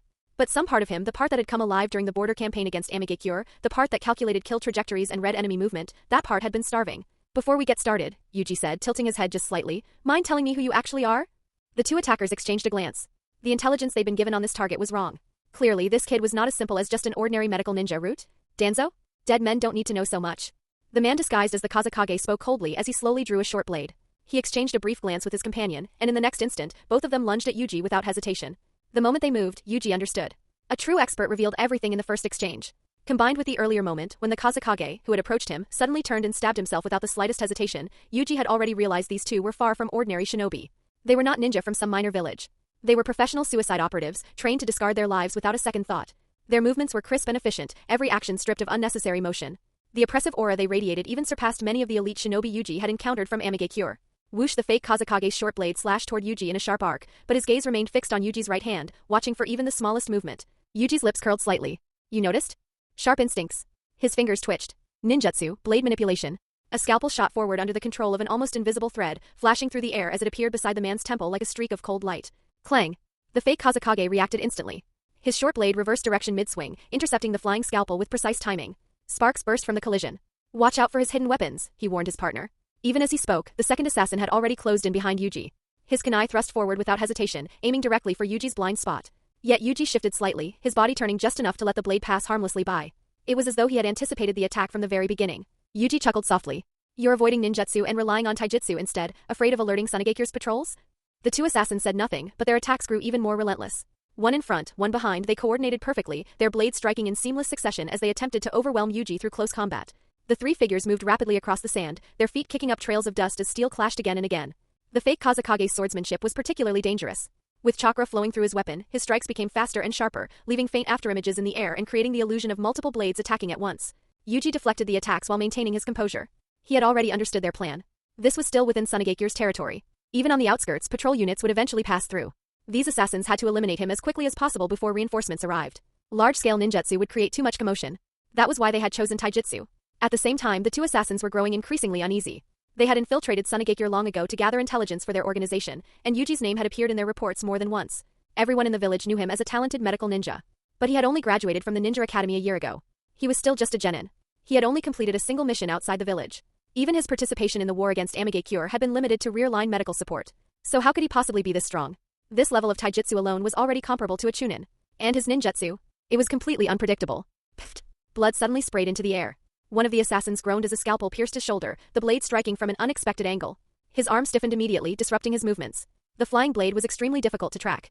And more importantly, Yuji wasn't controlling just one. Several scalpels were moving silently through the battlefield, hidden and guided by his threads. The fake Kazekage's expression changed. He leaped backward to create distance and spat out a senbon at the same time, his hands rapidly forming seals. The senbon shot toward Yuji suddenly split apart. In an instant, dozens of needles filled the air, descending toward Yuji like a deadly rain. Clang! Clang! Clang! But just before they reached him, every single senbon was knocked aside by an unseen force and fell harmlessly to the sand. The fake Kazekage's pupils shrank. Those threads again? He Finn. Ally understood. Yuji's threads were not merely tools for controlling flying blades. They were weapons themselves. The threads extending from Yuji's fingers were thinner than ordinary steel wire, yet far tougher and more flexible. In daylight they were already difficult to notice, but under the dim cover of night and during rapid combat, they became nearly impossible to track with the naked eye. Several times already, the fake Kazekage's short blade had been caught or deflected by those threads, forcing him and his companion to retreat and reposition instead of pressing their attack. They had encountered shinobi who used threads as weapons before, but none had wielded them with such precision and complexity. The boy before them was different. These were not the chakra threads used by Sunagakure's puppeteers to control puppets. They functioned more like an independent weapon, something closer to a specialized ninja tool than a conventional technique. The two assassins exchanged a silent glance, their intentions aligning instantly. They could no longer hold back. They had to use ninjutsu. Even if it alerted Sunagakure's patrols, even if it meant sacrificing themselves, their mission had to be completed. Their lives in exchange for Yuji's. The wounded assassin quickly completed his hand seals, preparing to unleash his technique. But before he could release it, Yuji had already moved. He crouched low and sprang forward, crossing the distance in an instant. His arms rose as he leaped, spreading slightly behind him like wings as invisible threads trailed through the air. The assassin's eyes widened in alarm, but before he could react, his vision suddenly blurred. His limbs stiffened and his body refused to obey him. Poison. He realized it immediately. The scalpel that had pierced his shoulder earlier had been laced with poison, and now it was rapidly spreading through his body, shutting down his nervous system. But by then it was already too late. Yuji was standing directly in front of him. His lips moved slightly. Data capture complete. The assassin could not understand those words. His vision dimmed as his strength faded, and he could only watch helplessly as Yuji's fingers began to move. Death waltz. Yuji did not form hand seals, nor did he use ninjutsu. Instead, the threads surrounding the assassin suddenly tightened under his control. The fake Kazekage, standing not far away, felt a chill run down his spine. He was too late to stop it. Under Yuji's control, the threads wrapped around the assassin's body from every direction. Then, with a single pulling motion, they contracted violently. The man's body was torn apart instantly. Flesh, bone, and blood scattered across the desert as he was shredded into countless pieces, leaving no intact remains behind. Suppressing the shock in his heart, the fake Kazekage immediately formed hand seals. Snake. Dragon. Rabbit. Tiger. Fire release, dragon fire technique. He inhaled deeply and expelled a concentrated stream of flames toward Yuji's back. The fire surged forward, growing larger and more violent as it traveled, illuminating the surrounding desert in blazing orange light. When the flames finally dissipated, only scorched black sand remained. Yuji was nowhere to be seen. You two are from Konoha? The fake Kazekage's body stiffened as Yuji's voice suddenly sounded from behind him. He turned sharply and saw Yuji standing 10 meters away, completely unharmed. Yuji was smiling. The opponent's swordsmanship and the senbon multiplying technique had already triggered recognition within Yuji's mental database. After carefully recalling the relevant information, a name surfaced in his mind. Shiranui Gunma. The similarity in combat style was unmistakable. Of course, Gunma himself was still a child and had not yet graduated from the ninja academy, so these two could not be him. But their techniques clearly originated from the same system. If Kumogakure had once infiltrated Konoha and attempted to kidnap Kushina Uzumaki, then it would not be surprising for Konoha to send operatives into Sunagakure in return. Compared to Konoha, Sunagakure's defenses were weaker. More importantly, Konoha itself was divided into multiple factions. Whose orders were these assassins following? It shouldn't be Hiruzen Sarutobi, Yuji said quietly. Someone of my level wouldn't attract the Hokage's attention in the middle of a war. This style and these methods. His eyes sharpened slightly. Belonged to Danzo Shimura. Yuji looked directly at him. Are you from Root? The fake Kazekage did not answer. Instead, he rushed forward without hesitation, launching a final desperate attack as if he intended to complete his mission even at the cost of his own life. But to Yuji, that silence was already an answer. In the distance, several chakra signatures were rapidly approaching. Sunagakure's patrol forces had arrived. The assassin's fate was sealed. Locked down and training by the time the other Sunagakure shinobi arrived, the battle was already over. Only Yuji and a corpse remained at the scene. The fake Kazekage had not died at Yuji's hands. Instead, he had taken his own life by biting down on a hidden poison. Yuji had examined him immediately, but even with his medical expertise, there was nothing he could do. The poison had acted too quickly and too violently, destroying the man's internal organs within moments and leaving no possibility of rescue. What happened here? The arriving Sunagakure guards looked around the scorched battlefield, their expressions tense as they questioned Yuji. Yuji gave a brief and concise explanation of the encounter. As they listened, the expressions of the guard corps members grew increasingly grim. The idea that Konoha spies had infiltrated Sunagakure was already a serious provocation. The fact that their target had been Yuji made the situation even more alarming. Before long, the captain of the guard corps arrived at the scene, and news of the incident was quickly reported to the Kazekage. After carefully inspecting the corpse, the captain frowned. Are you certain they were from Konoha? Unfortunately, the body revealed no identifying information. As for the other assassin, his remains had been completely destroyed by the fire release technique, leaving nothing behind to examine. Yuji shook his head slightly. I can't be completely sure. It's just a feeling. Their combat style resembled that of Konoha shinobi. Despite having just survived a life-and-death battle, Yuji showed no signs of fear or distress. On the contrary, he appeared unusually calm, even relaxed. If my guess is correct and they belong to a certain organization within Konoha, then they wouldn't leave behind any evidence, even if their mission failed. Yuji glanced down at the corpse beside him and continued his analysis. He used fire release while attacking me, but the angle ensured his companion's body would also be destroyed. That alone shows how careful they were. They intended to erase all traces of their presence. He paused briefly before adding with a faint smile, of course, this is only speculation. There's no proof. The captain remained silent. At that moment, another Sunagakure shinobi hurried over and spoke. Captain, we've identified them. These two were merchants who had traded with our village for several years. They had clean records and were considered trustworthy. The captain's expression darkened further. That meant the infiltration had begun years ago, possibly even before the current Ninja World War had started. Sunagakure maintained strict screening procedures for outsiders, but long-term residents and familiar figures inevitably faced less scrutiny over time. Fortunately, Yuji had survived. If he had been captured or killed, the consequences for the village would have been unimaginable. The captain felt a chill at the thought. Most outsiders did not understand Yuji's importance, but within Sunagakure, they knew very well. Looking at Yuji now, still smiling as he reassured the medical ninja examining him that he was fine, the captain finally allowed himself to relax slightly. He could not help but admire Yuji's mental strength. A moment later, several powerful chakra signatures approached rapidly. The Kazekage had arrived. Alongside him were Chiyo and other senior officials of the village. Lord Kazekage. Lady Chiyo. The guard corps immediately bowed in respect. After hearing the full report, the expressions of the village leaders grew cold. This incident was not merely an assassination attempt. It was a direct breach of Sunagakure's defenses. Even though Yuji was unharmed, the fact that enemy operatives had come this close was already unacceptable. The Kazekage looked down at the corpse, his expression heavy. Seal the village, he ordered. Conduct a full investigation. Yes, Lord Kazekage. The guard corps members immediately departed to carry out his command. At present, there was no way to know whether more spies were hiding within Sunagakure. Chiyo narrowed her eyes slightly. Konoha. She spoke the name quietly, her voice filled with suspicion. But the Kazekage remained calm. There is no evidence, he said firmly. We cannot confirm that they were truly sent by Konoha. It's them. Who else could it be? Kirigakure or Iwagakure? It's possible, but the probability is too low. Targeting Yuji, it could also be Hanzo. After all, the only outsiders who know about him are those from Amigakure. The senior officials of Sunagakure discussed the matter in low voices, each expressing their own analysis. Chiyo shook her head and said, it isn't that old fox Hanzo. If he truly possessed this level of intelligence capability, he would have already used it to his advantage during our prolonged conflict. He wouldn't wait until now to act. She paused briefly before continuing. Fortunately, we've done an excellent job concealing Yuji's true abilities. The enemy only knows that he is a talented medical ninja and an outstanding genin, but they have no understanding of his real combat strength. That lack of information is precisely why their assassination attempt failed.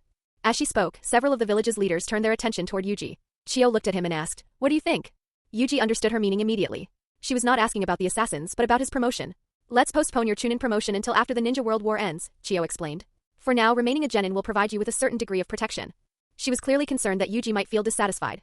For young shinobi, promotion represented recognition of their strength and effort. However, Yuji simply smiled and replied calmly, I will follow the village's decision.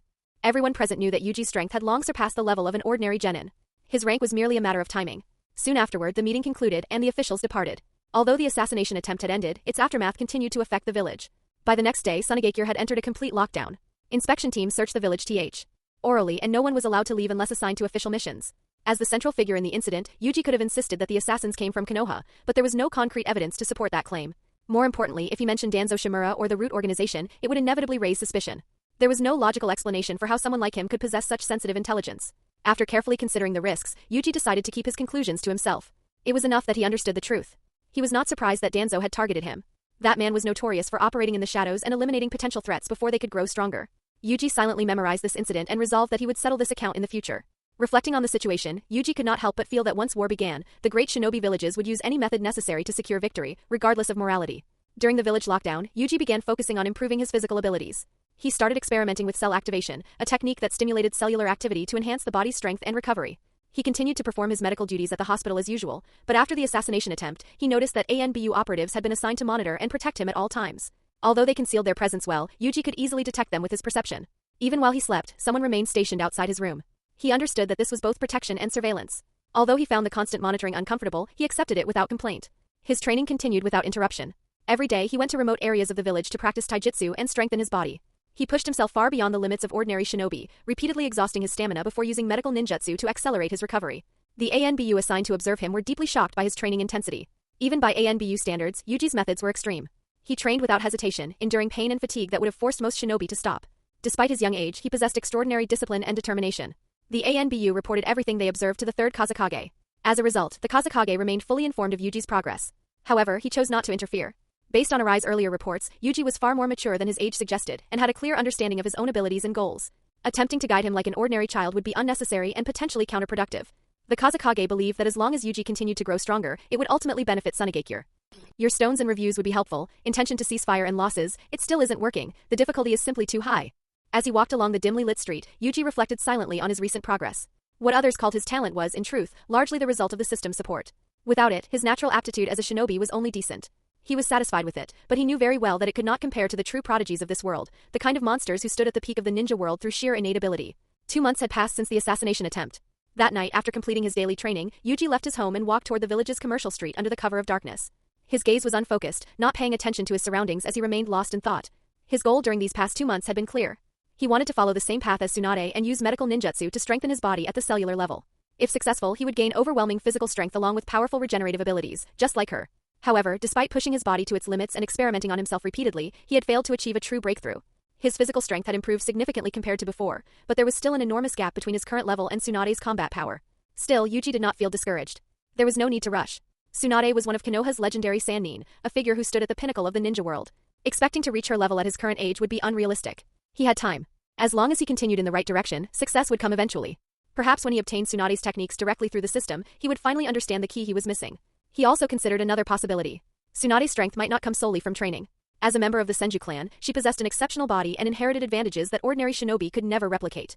At the same time, this period of training had revealed one of Yuji's greatest weaknesses.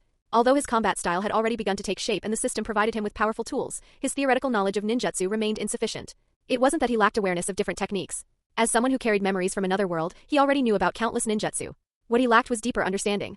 He needed to study how ninjutsu truly worked, the relationship between chakra flow and hand seals, the principles behind their activation, and the structural foundation that supported every technique.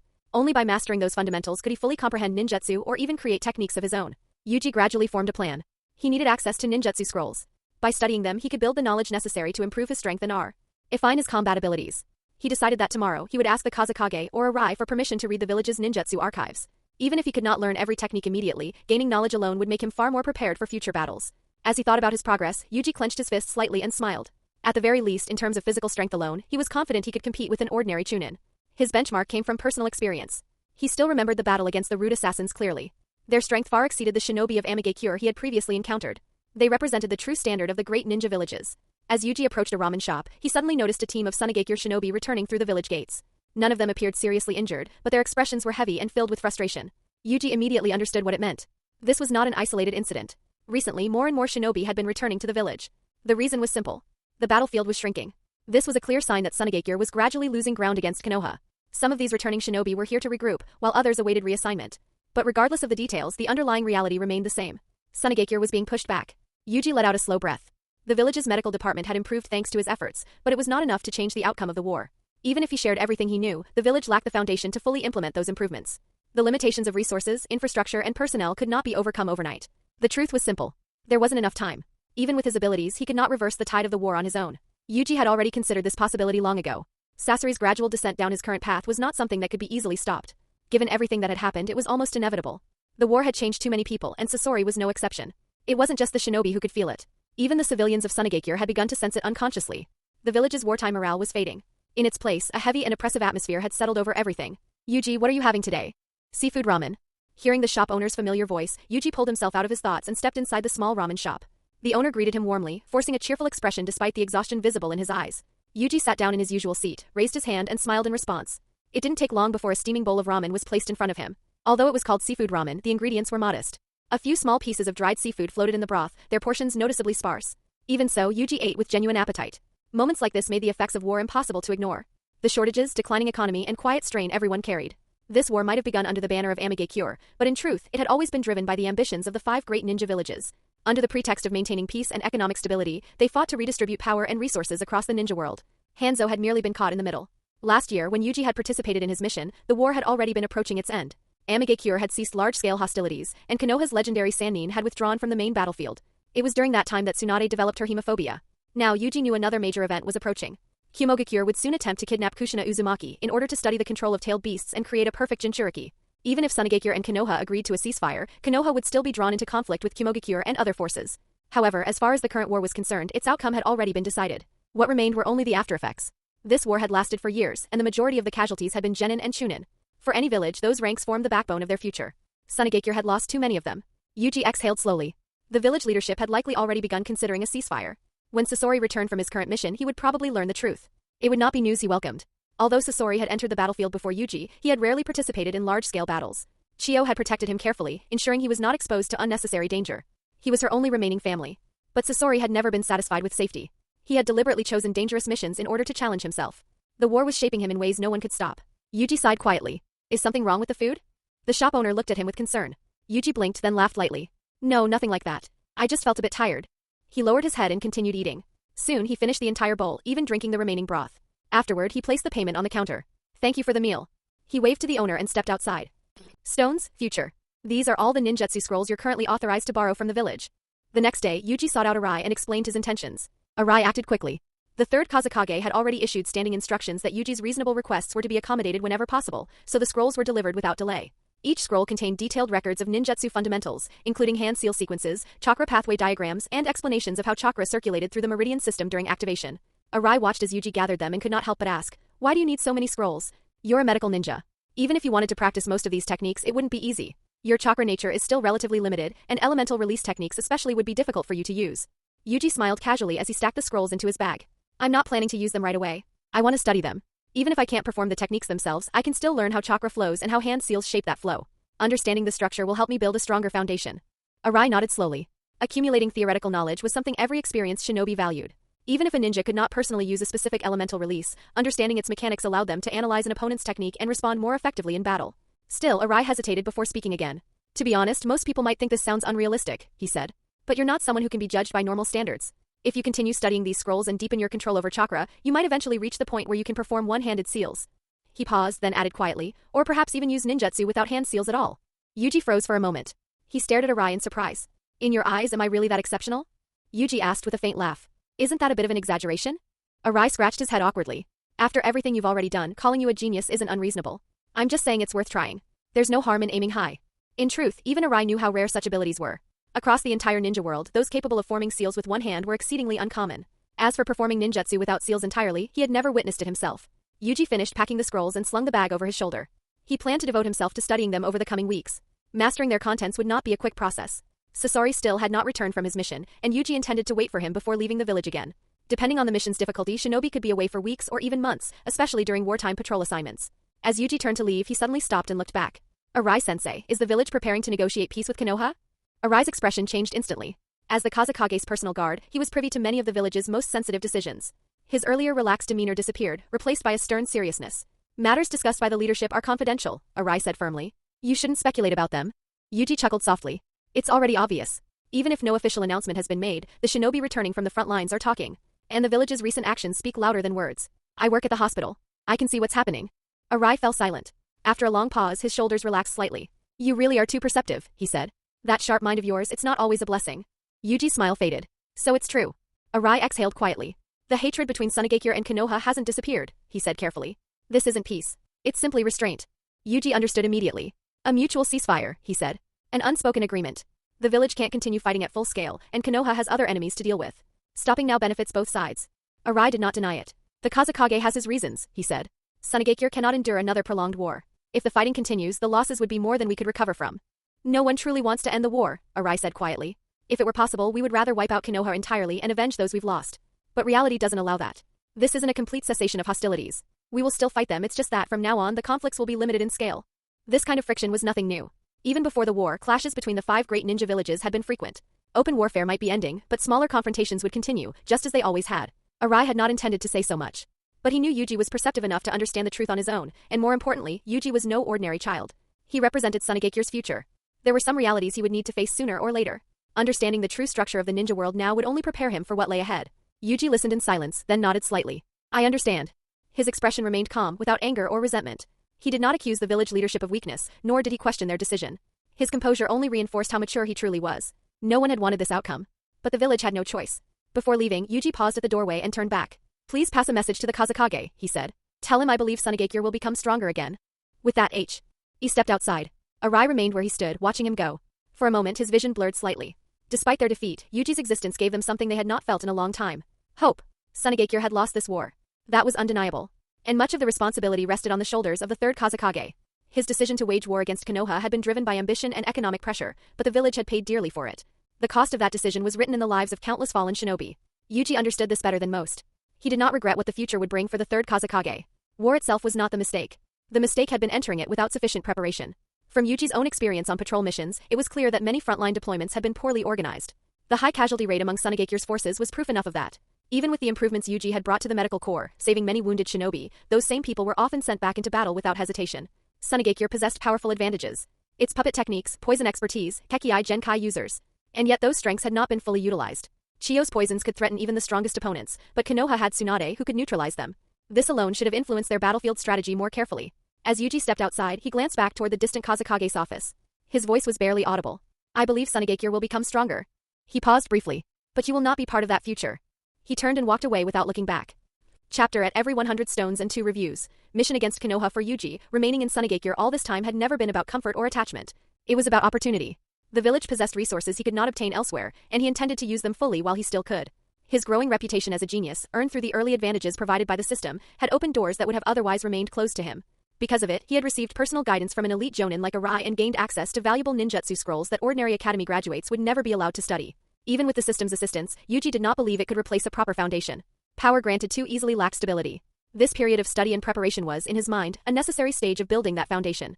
One afternoon, inside his home, Yuji sat quietly with several scrolls spread out before him. After finishing one, he placed it aside and leaned back, his thoughts turning inward.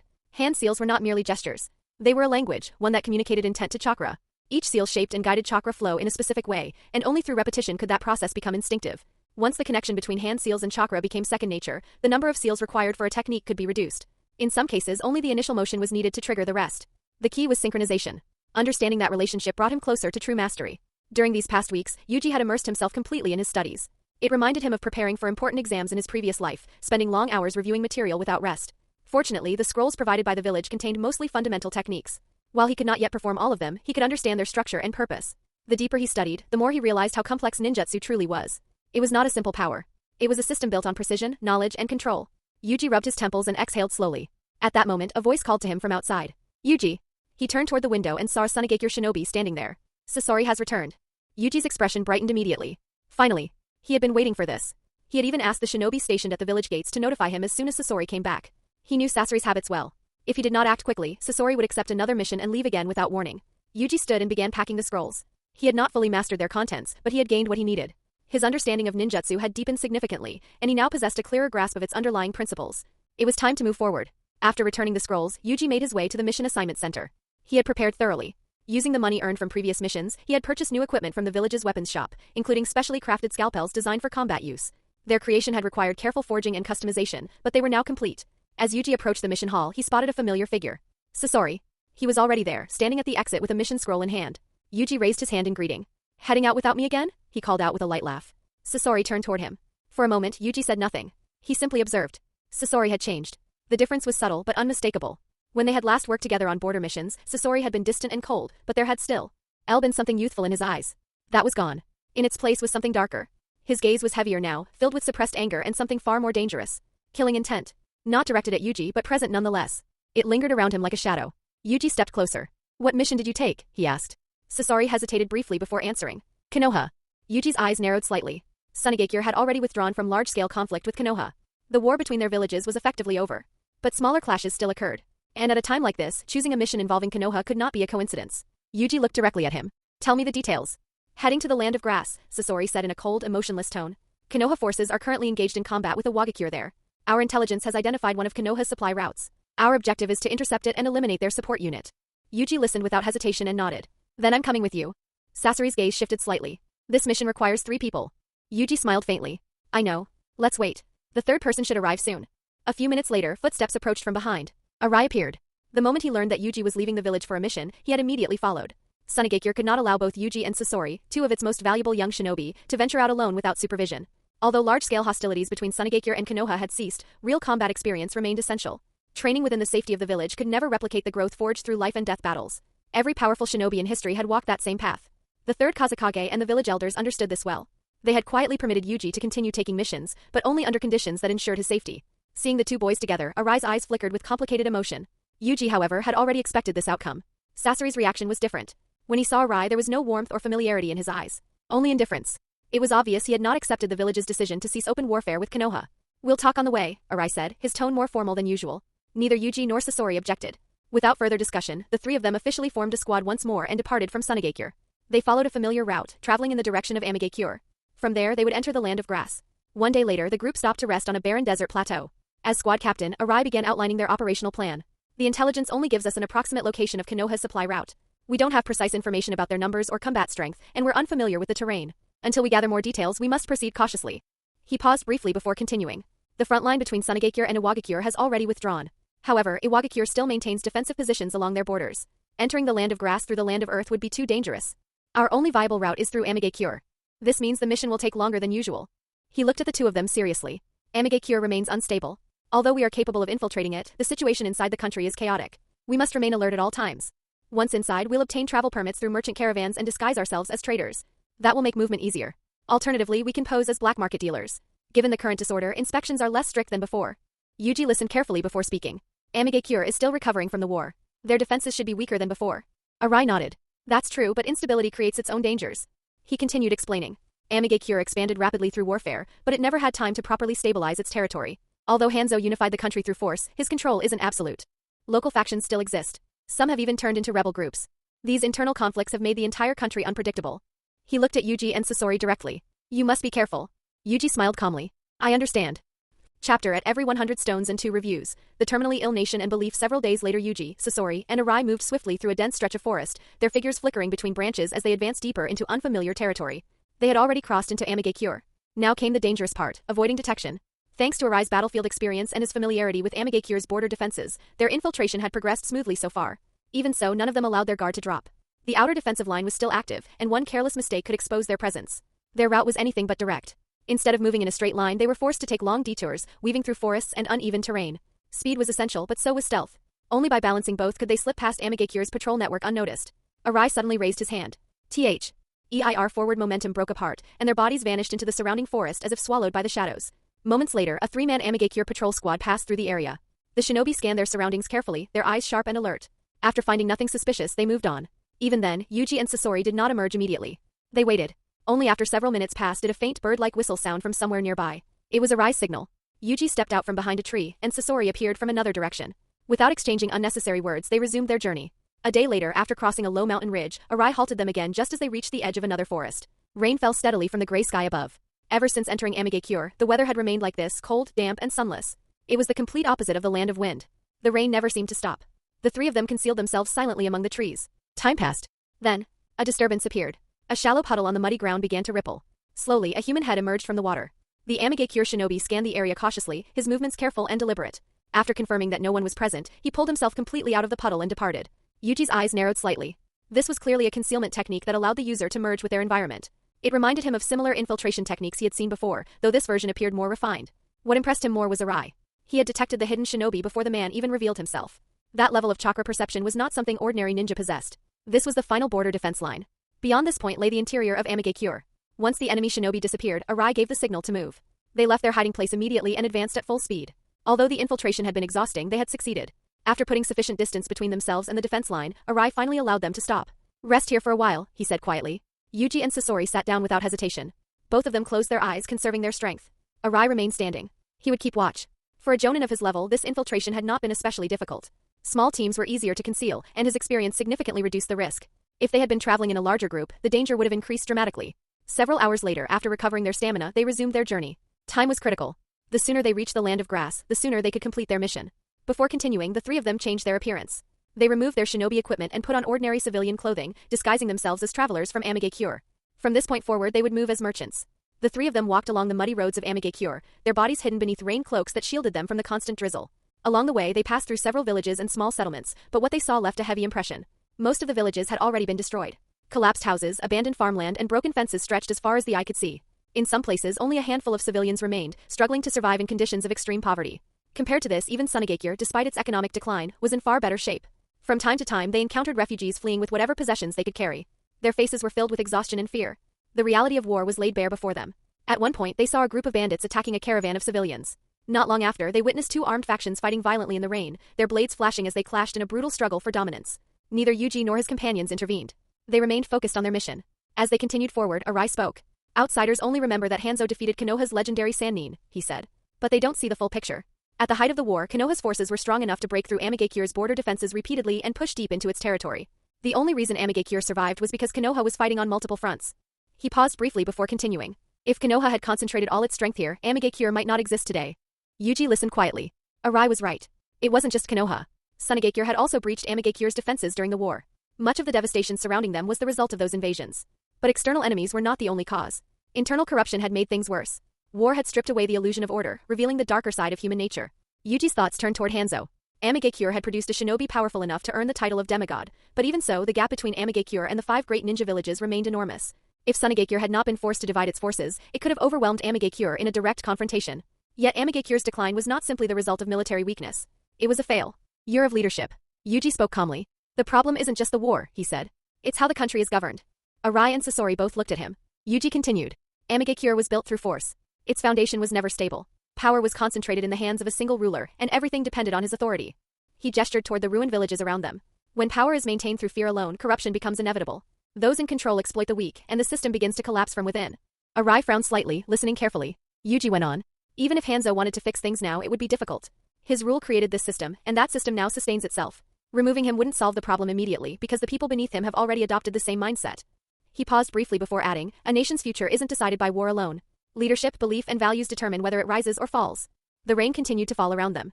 Neither Arai nor Sasori spoke for several seconds. They had always seen Amagakure's suffering as a natural result of war. But Yuji's words suggested something deeper. Arai finally glanced at him again, his expression complicated. He had never expected someone so young to possess such insight. Arai began but stopped himself. Yuji simply smiled beneath his rain cloak. I'm just thinking out loud, he said lightly. I could be wrong. Chapter at PS Unexpected Encounter. They moved through Amagakure without drawing attention. After slipping past the outer defenses, no one gave them a second look. 3 travelers passing through. Nothing worth stopping. As long as they stayed out of trouble, that held true. Amagakure shinobi still patrolled the streets and waterways. Whenever one came close, the 3 adjusted their route without discussion. They had done it enough times that it required no coordination anymore. At this pace, they would be out of Amagakure and into the land of grass within a day. They were almost clear. Yuji felt it before he heard it.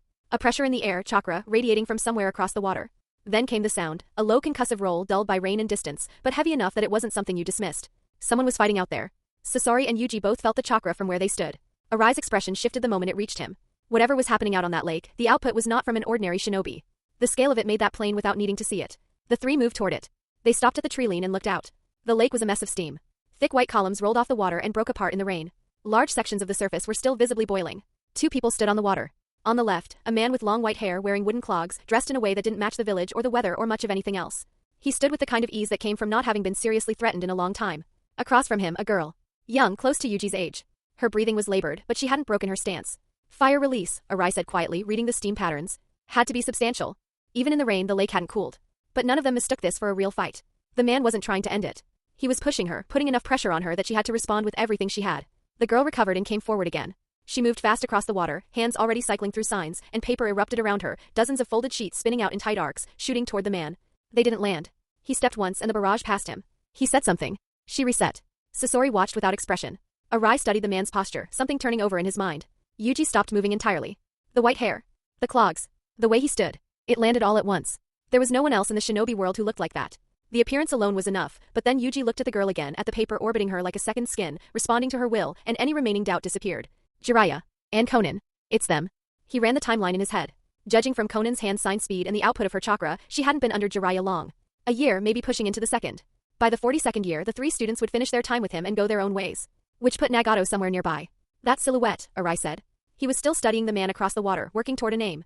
He hadn't placed it yet, not because he didn't know Jiraiya, but because Jiraiya in Amagakure wasn't something you anticipated. Arai was a veteran. He had made it his business to know dangerous men. He wouldn't stay uncertain long. Konoha and Suna had no warmth between them. Too many wars and bodies on both sides. And the 3 legendary Sannin weren't famous because of the title Hanzo had given them, they were famous because of what they had actually done during the war. Jiraiya. Tsunade. Orochimaru. Any one of them by their record alone was someone you didn't forget. Jiraiya, Sasori said. Yuji glanced at him. Something had shifted in his expression the moment the name left his mouth. His hatred for Konoha ran deep. That much had always been clear. Jira. Aya had already noticed them. Before Sasori even finished saying the name, Jiraiya had stepped out of his fighting stance and gone still on the water. He turned his head slightly and looked toward the treeline where the three of them stood. He had known they were there for some time. The moment Yuji heard the name leave Sasori's mouth, he felt Arai's entire body go rigid beside him. Then, without a word, Arai grabbed both of them by the arm and moved. He moved fast. He didn't slow down to assess. He simply ran, pulling them through the trees with everything he had, and he did not stop. There was nothing pathetic about it. Arai understood exactly what Jiraiya was, and he understood what he himself was carrying, not just his own life but theirs. The war between Suna and Konoha had cooled, but it had not ended, and a man like Jiraiya did not need a reason to act. Men who had done what he had done on the battlefield were not governed by the same calculations as ordinary shinobi. You did not linger near them. You left. Arai left. The forest broke apart around them as he pushed deeper into it, branches whipping past, the rain loud against the canopy above. He ran for nearly a quarter of an hour before he set them down. Nothing followed. We're changing routes, he said. Let's move. On the lake, Conan watched Jiraiya go still and asked quietly, what is it? He stared at the treeline a moment longer. 3 people. He turned the question over. Amigakure shinobi, maybe. If they were, there would be some trouble, not for him, but for Conan and the other 2. Fortunately, this wasn't their hiding place or home, it was just a training ground. When he turned back to Conan, his expression had already changed, the seriousness dropped. He scratched the back of his head and laughed. Nothing. Got distracted. I was thinking about dinner. Conan looked at him. Let's continue, he said. She smiled, said nothing about it, and got back into position. She had learned early that teacher Jiraiya was sometimes baffling. It didn't change how she felt about him. He was kind. He was her family. That was what mattered. She said, and raised her hands to begin. Sasori spoke first once Arai put them down. Why is he an Amigakure? He asked it plainly. Whatever he felt about Jiraiya, he understood the situation clearly enough. The 3 of them could not handle Jiraiya. Arai shook his head. I don't know. Among the 3 Sannin, Tsunade and Jiraiya both pulled back from the front lines after the war. They're rarely seen. He paused, still thinking. And that girl, she's Jiraiya's student. She's from Amigakure, not Konoha. That's worth knowing. He looked between them. This goes back to the village. Even if we can't use it ourselves, passing it to a Wagakure or Kimogakure, or letting Hanzo know, that's enough. He didn't need to say more than that. The major villages had fought each other across generations, but beneath all of it ran a shared understanding. Konoha's rise was nobody's interest. Yuji said nothing. He was thinking about Conan. Conan was the one who would eventually approach Sasori with the invitation to join the Akatsuki. Stones, prey from Konoha. None of them brought up Jiraiya again after that. He was an enemy. There was nothing to discuss. They had the intelligence, and that was enough. The detour had cost them some time, but the mission carried no fixed deadline, only the requirement that they intercept Konoha's people, so the delay amounted to nothing in the end. They crossed into the land of grass without difficulty. Amigakure had reduced its border defenses on this side considerably, which made sense. Kazekage posed no threat to anyone. Unlike Amigakure, which had Hanzo at its center, Kazekage was a small village with no meaningful capacity for resistance. It sat between the land of earth and the land of fire like a stone between 2 grinding wheels, and it had survived by doing something most small villages failed to understand in wartime. It sealed itself off entirely and refused to participate. You could wage war across its territory. You could bleed out on its soil. But you would not touch the village itself, and you would not harm its civilians. It was, Arai observed, one of the more rational decisions made by any minor power during this war. Kazekage's geography was its only real protection, too valuable as a buffer for either Konoha or Iwagakure to absorb, which meant even Hanzo kept his hands off it.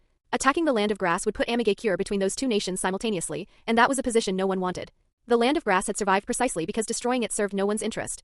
After days of gray skies and constant rain, the weather changed the moment they crossed the border. The clouds broke. Sunlight came through clean and steady, and the temperature lifted, and even the mood between the 3 of them shifted slightly without anyone acknowledging it. They settled on a patch of open grass and Arai unfolded the map across his knee. We can't enter the land of fire, he said, tracing the route with one finger. Everything happens here, within the land of grass. Once the enemy supply team crosses in from the fire side, they'll follow this corridor toward the Iwagakure front. The zone where we can actually operate is this section. He circled a stretch of the route with his fingertip. Far enough from Konoha's border that reinforcements can't reach quickly, and far enough from the active front that we won't draw attention from either direction. The middle of the route. If the engagement goes badly, we have room to pursue. If it goes worse than that, we have room to withdraw. He looked up. We reach the ambush point first. We learn the terrain and set traps. And when the target appears, we don't move. Immediately, we observe their numbers and formation. He paused. Konoha runs supply teams every 2 or 3 days on this route given how stretched the fighting with the Wagakure is right now.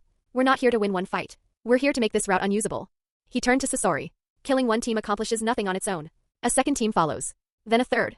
What we need is to remove every team that comes through this corridor cleanly, without leaving anything that tells them what happened, until Konoha has no choice but to abandon the route and find another one. In unfamiliar territory, under the conditions of an active war, building a new supply corridor costs time and manpower they don't have to spare. That is the actual objective. Yuji had been following the map while Arai spoke. Then we can't work from the same position twice, he said. If their teams start disappearing, they'll know the route is compromised. They'll either send people to investigate or reinforce the next team before sending it through. Either way, we lose the advantage if we stay put. Which means we withdraw before they have time to respond, Arai said, and gave him a measured look. Correct. A supply route under active war conditions is as vital as anything on the front line itself. Konoha is already stretched. If they confirm the route is exposed, the most efficient decision for them is to abandon it rather than commit more shinobi to defending it. That's the pressure point. Yuji turned it over. That gives us 2 teams at most realistically, provided the teams they're sending aren't too heavily configured. He considered for a moment. I don't have a strong read on their composition. My experience against Konoha shinobi is limited. Although he had fought against members of the root organization, generally speaking, Yuji didn't have much combat experience against Konoha. He wasn't very good at assessing the level of Konoha ninja. Yuji knew Konoha well enough in theory. In practice, that was a different thing entirely. Still, saying they could take out 2 supply teams was not overconfidence. The battlefield had been grinding for long enough that Konoha's logistics operations reflected the strain. Supply teams were not combat units. They ran at Chunin level at best, and genin mixed in among them was not unusual. The war had stretched Konoha's capable shinobi to the point where nobody worth deploying to the front lines was being held back for escort duty. The useful ones were already there. What remained for secondary operations like this were whoever could be spared. Against that they had Arai. An elite jonin against Chunin and genin was not a fight in any meaningful sense. The distance between those levels was not a question of degree but of category, and Arai was not simply any jonin, he was the Kazekage's personal guard. That position carried its own weight. He was not Minato Namikaze, who could cut through entire troop formations on his own, but he had the ability the role demanded, and that was more than sufficient for what they were walking into. Arai finished laying out the remaining details of the plan, then looked at them both. Understood? Understood, Yuji said. Sasori said nothing. Arai nodded and let it go. Then we move. The land of grass was smaller than Amigakure and easier to move through. The conflict between Konoha and Iwagakure had drawn shinobi from across the continent into its borders, observers, intelligence gatherers, opportunists, and the 3 of them passed through this traffic without incident. They spotted hidden mist shinobi at one point, moving parallel to their own route, and gave them a wide berth without drawing attention. There was no reason to engage. Those shinobi were there to watch the war, to carry its developments back to their own village so that Kirigakure could measure the shifting weight of power and decide accordingly. Everyone in the land of grass who wasn't Konoha or Iwagakure was doing some version of the same thing. It made for a crowded territory, but not a dangerous one, at least not in the way Amigakure had been. The chaos here was passive. People were moving through, not looking for confrontation, and the 3 covered ground quickly because of it. They reached the designated stretch of forest by late afternoon. Upon arrival, they quickly began setting up traps, waiting for their prey to bite. The Inuzuka clan Arai took the forward position while Yuji and Sasori held the hunting zone. The arrangement made sense. Arai would range ahead along the route, locate any incoming Konoha team before they arrived, and return well in advance to report. A supply team burdened with packs and moving through unfamiliar terrain at night would not come close to matching his speed, and with his level of skill the likelihood of them detecting his presence was negligible. He would be back among the trees long before they walked into range. Yuji found his position in the upper shadow of a broad tree and went still. Sasori pressed himself against a trunk lower down and disappeared into it. They waited. Time passed without marking itself.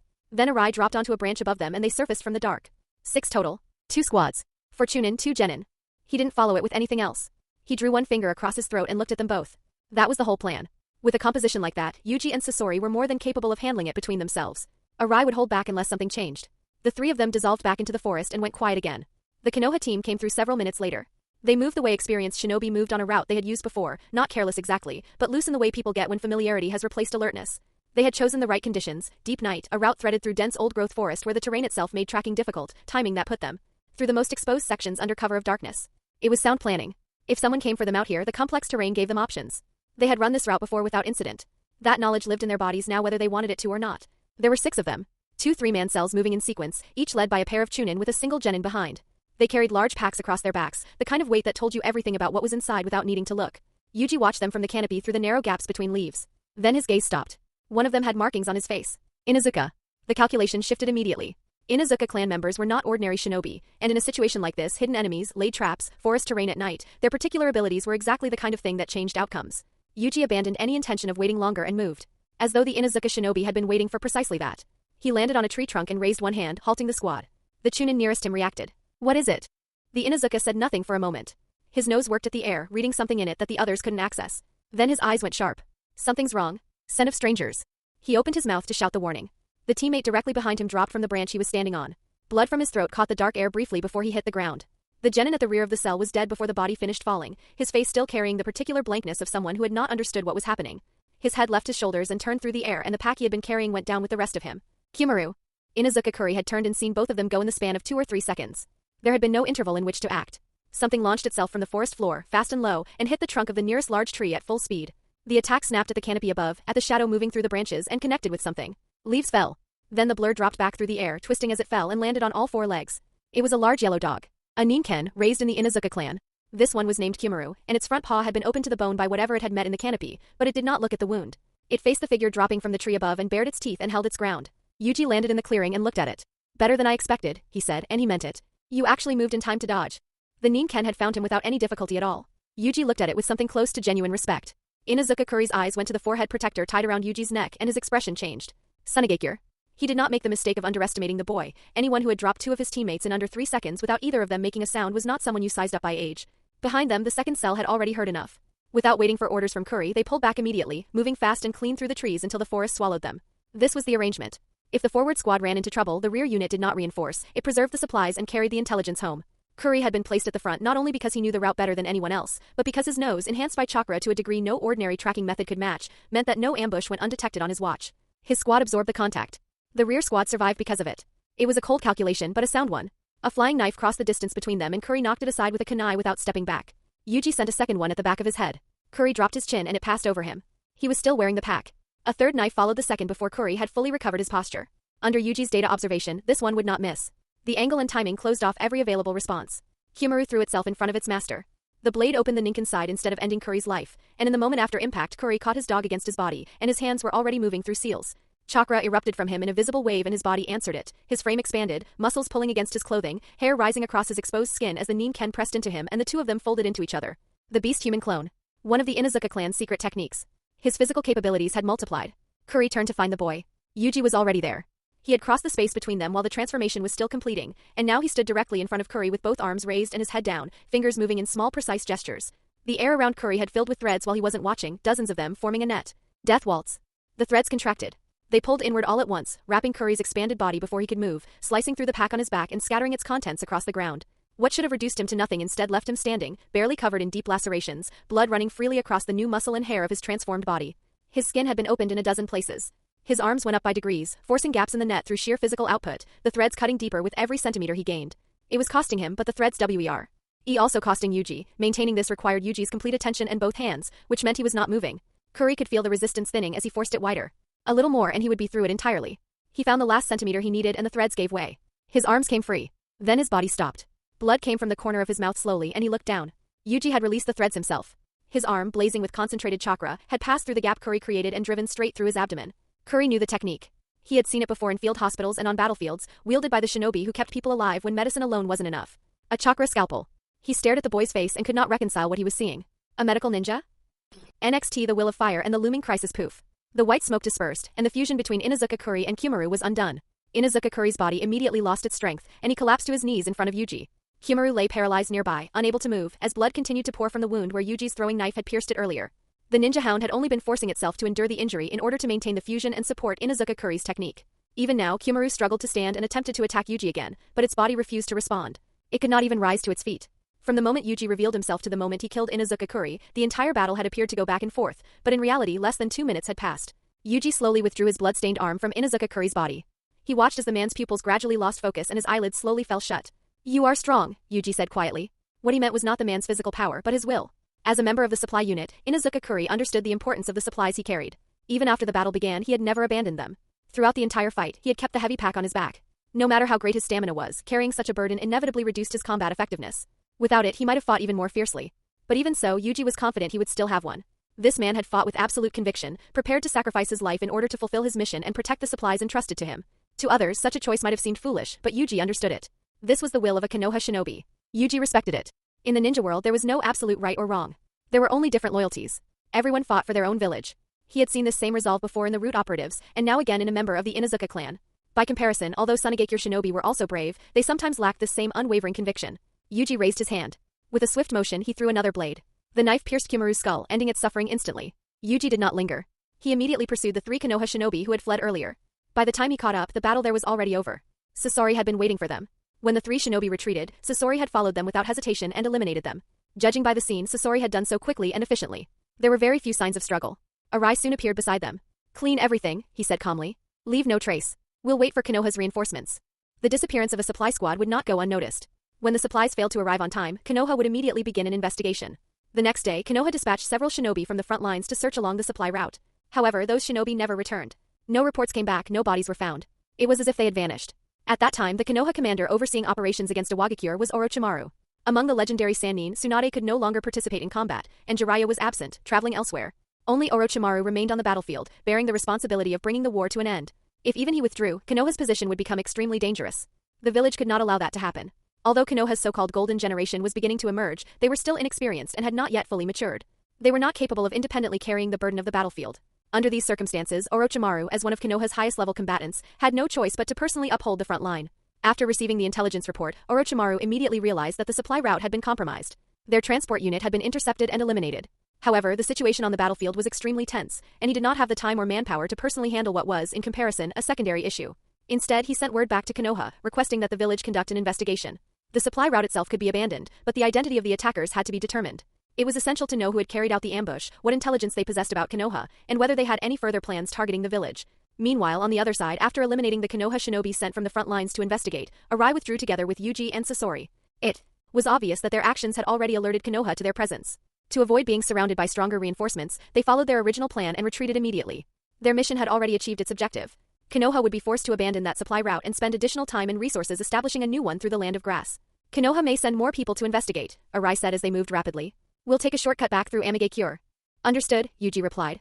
Until they safely returned to the land of wind, the mission could not be considered complete. They needed to remain vigilant every moment. Suddenly, all three of them felt the same sensation at the same time. Their hearts tightened. It felt as if an invisible gaze had locked onto them from afar. A chilling sense of exposure ran through their bodies. Arai's expression changed instantly. So fast. His voice turned cold. They found us. Konoha shinobi had already tracked them down. Among the enemy, there was someone with extremely powerful chakra perception, capable of detecting them from a great distance. They had been extremely careful during their retreat, and yet they had still been discovered. This meant that, despite their efforts, they had left behind traces that allowed the enemy to pinpoint their location. Yuji's thoughts raced. The speed of Konoha's response was astonishing. They had already moved far away from the original battlefield, yet the enemy had still caught up. This could only mean one thing. When the first supply squad disappeared, Konoha's leadership had immediately realized something was wrong. They had not waited for confirmation. They had acted instantly. The shinobi sent afterward had not come from the front lines alone, but from elsewhere, likely from a prepared reserve force. This level of reaction speed and judgment demonstrated the depth of Konoha's wartime experience. It was no coincidence that Konoha had survived being attacked by multiple great villages simultaneously. Their systems and their decision-making had been forged through countless battles. Yuji felt the pressure rising. Whoever was pursuing them now would not be an ordinary opponent. They were facing a serious threat. Faster, Arai said in a heavy tone. His intention was clear. They had to escape. Stones, a tug of war and mutual responses. Arai was surprised that Konoha had managed to locate them and pursue them so quickly. However, he had clearly anticipated the possibility of such a situation and remained vigilant. As a jonin of Sunagakure and a longtime enemy of Konoha, he understood their capabilities well. Based on his judgment, the enemy was still some distance away. It would take time for them to catch up, and shaking them off would not be easy, but it was not impossible. Whoosh, whoosh, whoosh.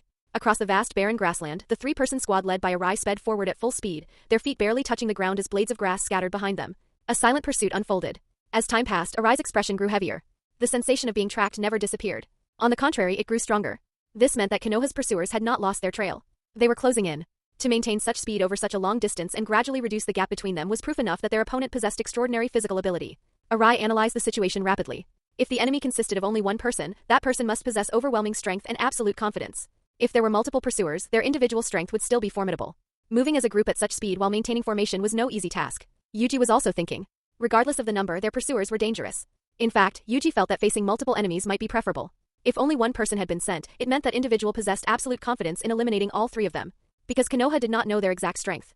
Sending only one shinobi meant complete certainty. Yuji glanced behind him briefly and silently calculated his remaining weapons and tools. This pursuit had become a contest of endurance. Hours passed. The situation did not improve. We can't shake them off, Yuji said, breathing heavily. Sweat covered his forehead. Beside him, Sasori's breathing had become uneven. His speed was noticeably slower now. Puppeteers relied more on technique than physical endurance. Although Sasori's stamina was exceptional for his specialization, the prolonged high-speed escape was pushing him to his limit. Arai remained silent as he ran ahead. They were still some distance from Amigakure's border. But Arai already knew the truth. They would be caught before reaching it. If he were alone, escape would not be difficult. But he was not alone. He was responsible for Yuji and Sasori. He narrowed his eyes. Sasori was slowing down. Yuji would soon reach his limit as well. He had to make a decision. Even if he died, these two must survive. Their importance to Sunagakure could not be overstated.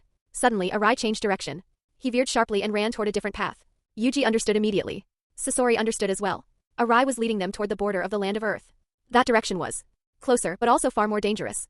Because Iwagakure was an enemy of both Konoha and Sunagakure. Approaching their territory meant entering another battlefield. If Konoha continued their pursuit, they would risk encountering Iwagakure forces. It was a gamble. But Arai had no choice. His instincts told him clearly. If they fought Konoha's pursuers directly, their chances of survival were extremely low. They might all die. This was the judgment of a veteran shinobi. Yuji glanced at Arai's profile as they ran. He knew very well that if anyone else had been leading them, even another jonin with less battlefield experience, he and Sasori would likely have already fallen into serious danger. At this moment, Arai, as both a Kazekage guard and an elite jonin, was displaying the full extent of his abilities. His strength was not limited to ninjutsu or raw combat power. It was reflected in his battlefield awareness, his judgment, and his survival instincts honed through countless life and death encounters. For Yuji and Sasori, this was an invaluable lesson being demonstrated in real time. Yuji could not help but sigh inwardly. He had not expected his first mission involving Konoha to escalate to such a dangerous level. Whether this was good fortune or terrible luck, even he could not say. Meanwhile, far behind Yuji's group, another squad was sprinting forward at full speed. The 5 members wore grave expressions, their eyes fixed ahead as they pursued relentlessly. Among them, one person stood out. His eyes were tightly closed, and his hands were forming hand seals as he maintained a sensing technique. He was being carried on the back of a teammate to conserve his strength and focus on tracking. After a moment, the boy opened his eyes and spoke. They've changed direction. They're heading toward the land of Earth. The boy had blonde hair tied into a ponytail and appeared to be around 14 or 15 years old. 2 other boys nearby looked to be of similar age. The one carrying him had red hair and a thick, powerful build. His physique was heavy but not fat, rather it was solid. The enemy intends to use Awagakure's territory to force us to abandon the pursuit, another boy said immediately. He had black hair tied back and wore a fishnet shirt beneath his clothing. His eyes were sharp, and his mind had clearly grasped the situation instantly. If Yuji had been present, he would have recognized them immediately. They were the famous Ino Shika Cho trio of Konoha's golden generation. The sensory shinobi was Inoichi Yamanaka. The one carrying him was Chozora Kimichi. The strategist who had seen through the enemy's plan was Shikaku Nara. At 15 years old, shinobi were no longer children. The 3 of them had already begun to grow into the next leaders of their respective clans. Having matured during the harsh environment of the war, they had gained considerable experience and participated in many missions, especially in support and intelligence roles. However, this war was not their stage. The main battlefield still belonged to Konoha's older generation. In the early years of the war, they had been too young and could only grow under the protection of their seniors. Now that they had matured, the war itself was already approaching its conclusion. Because of their importance, Konoha had deliberately avoided sending them into the most dangerous battles. The village valued their future more than their immediate combat power. Their missions were carefully chosen to develop their battlefield awareness, leadership, and judgment. Shikaku, in particular, had already begun to demonstrate his talent as a commander. Although Konoha's golden generation had not yet fully revealed its brilliance, their potential was undeniable. These young shinobi represented the future of the village and the continuation of the Will of Fire. We cannot allow them to enter Awagakure's operational zone, Shikaku said in a serious voice. Although that area is dangerous for them, once they enter it, the presence of Awagakure forces will make pursuit much more difficult. Their chances of escape will increase significantly. After speaking, he turned his gaze toward the 2 jonin at the front of the squad. Ryosuke-san. Otani-sensei, Shikaku said calmly. Our stamina is insufficient to catch them at this speed. I request that you 2 move ahead and intercept them. The enemy has only 1 jonin, and the other 2 appear to be younger shinobi. However, those 2 must be important, since the jonin is protecting them. Their presence is slowing him down. If you can delay them, we will catch up shortly afterward. Despite the presence of 2 jonin in the squad, neither of them hesitated. They accepted Shikaku's orders immediately. It was clear that Shikaku was the true strategist and core of this team. Without another word, the 2 jonin accelerated sharply, leaving the 3 younger shinobi behind as they surged forward in pursuit of Yuji's group. Must kill them. Arai, who was still running at full speed, suddenly sensed something was wrong. The enemy had actually caught up far faster than he expected. Only 2. He murmured. He glanced back and saw 2 figures rapidly approaching them from behind. However, his eyes quickly narrowed as he realized something important. Neither of these 2 was the one who had locked onto them earlier using sensory abilities. The enemy squad must have split up, Arai said immediately to Yuji and Sasori without slowing down. They sent their 2 strongest members ahead to intercept us first, and there must be other enemies trailing behind. Yuji glanced back after hearing this and his heart tightened. In just that brief moment, the 2 Konoha jonin had already caught up and were running side by side with their squad, one on the left and one on the right.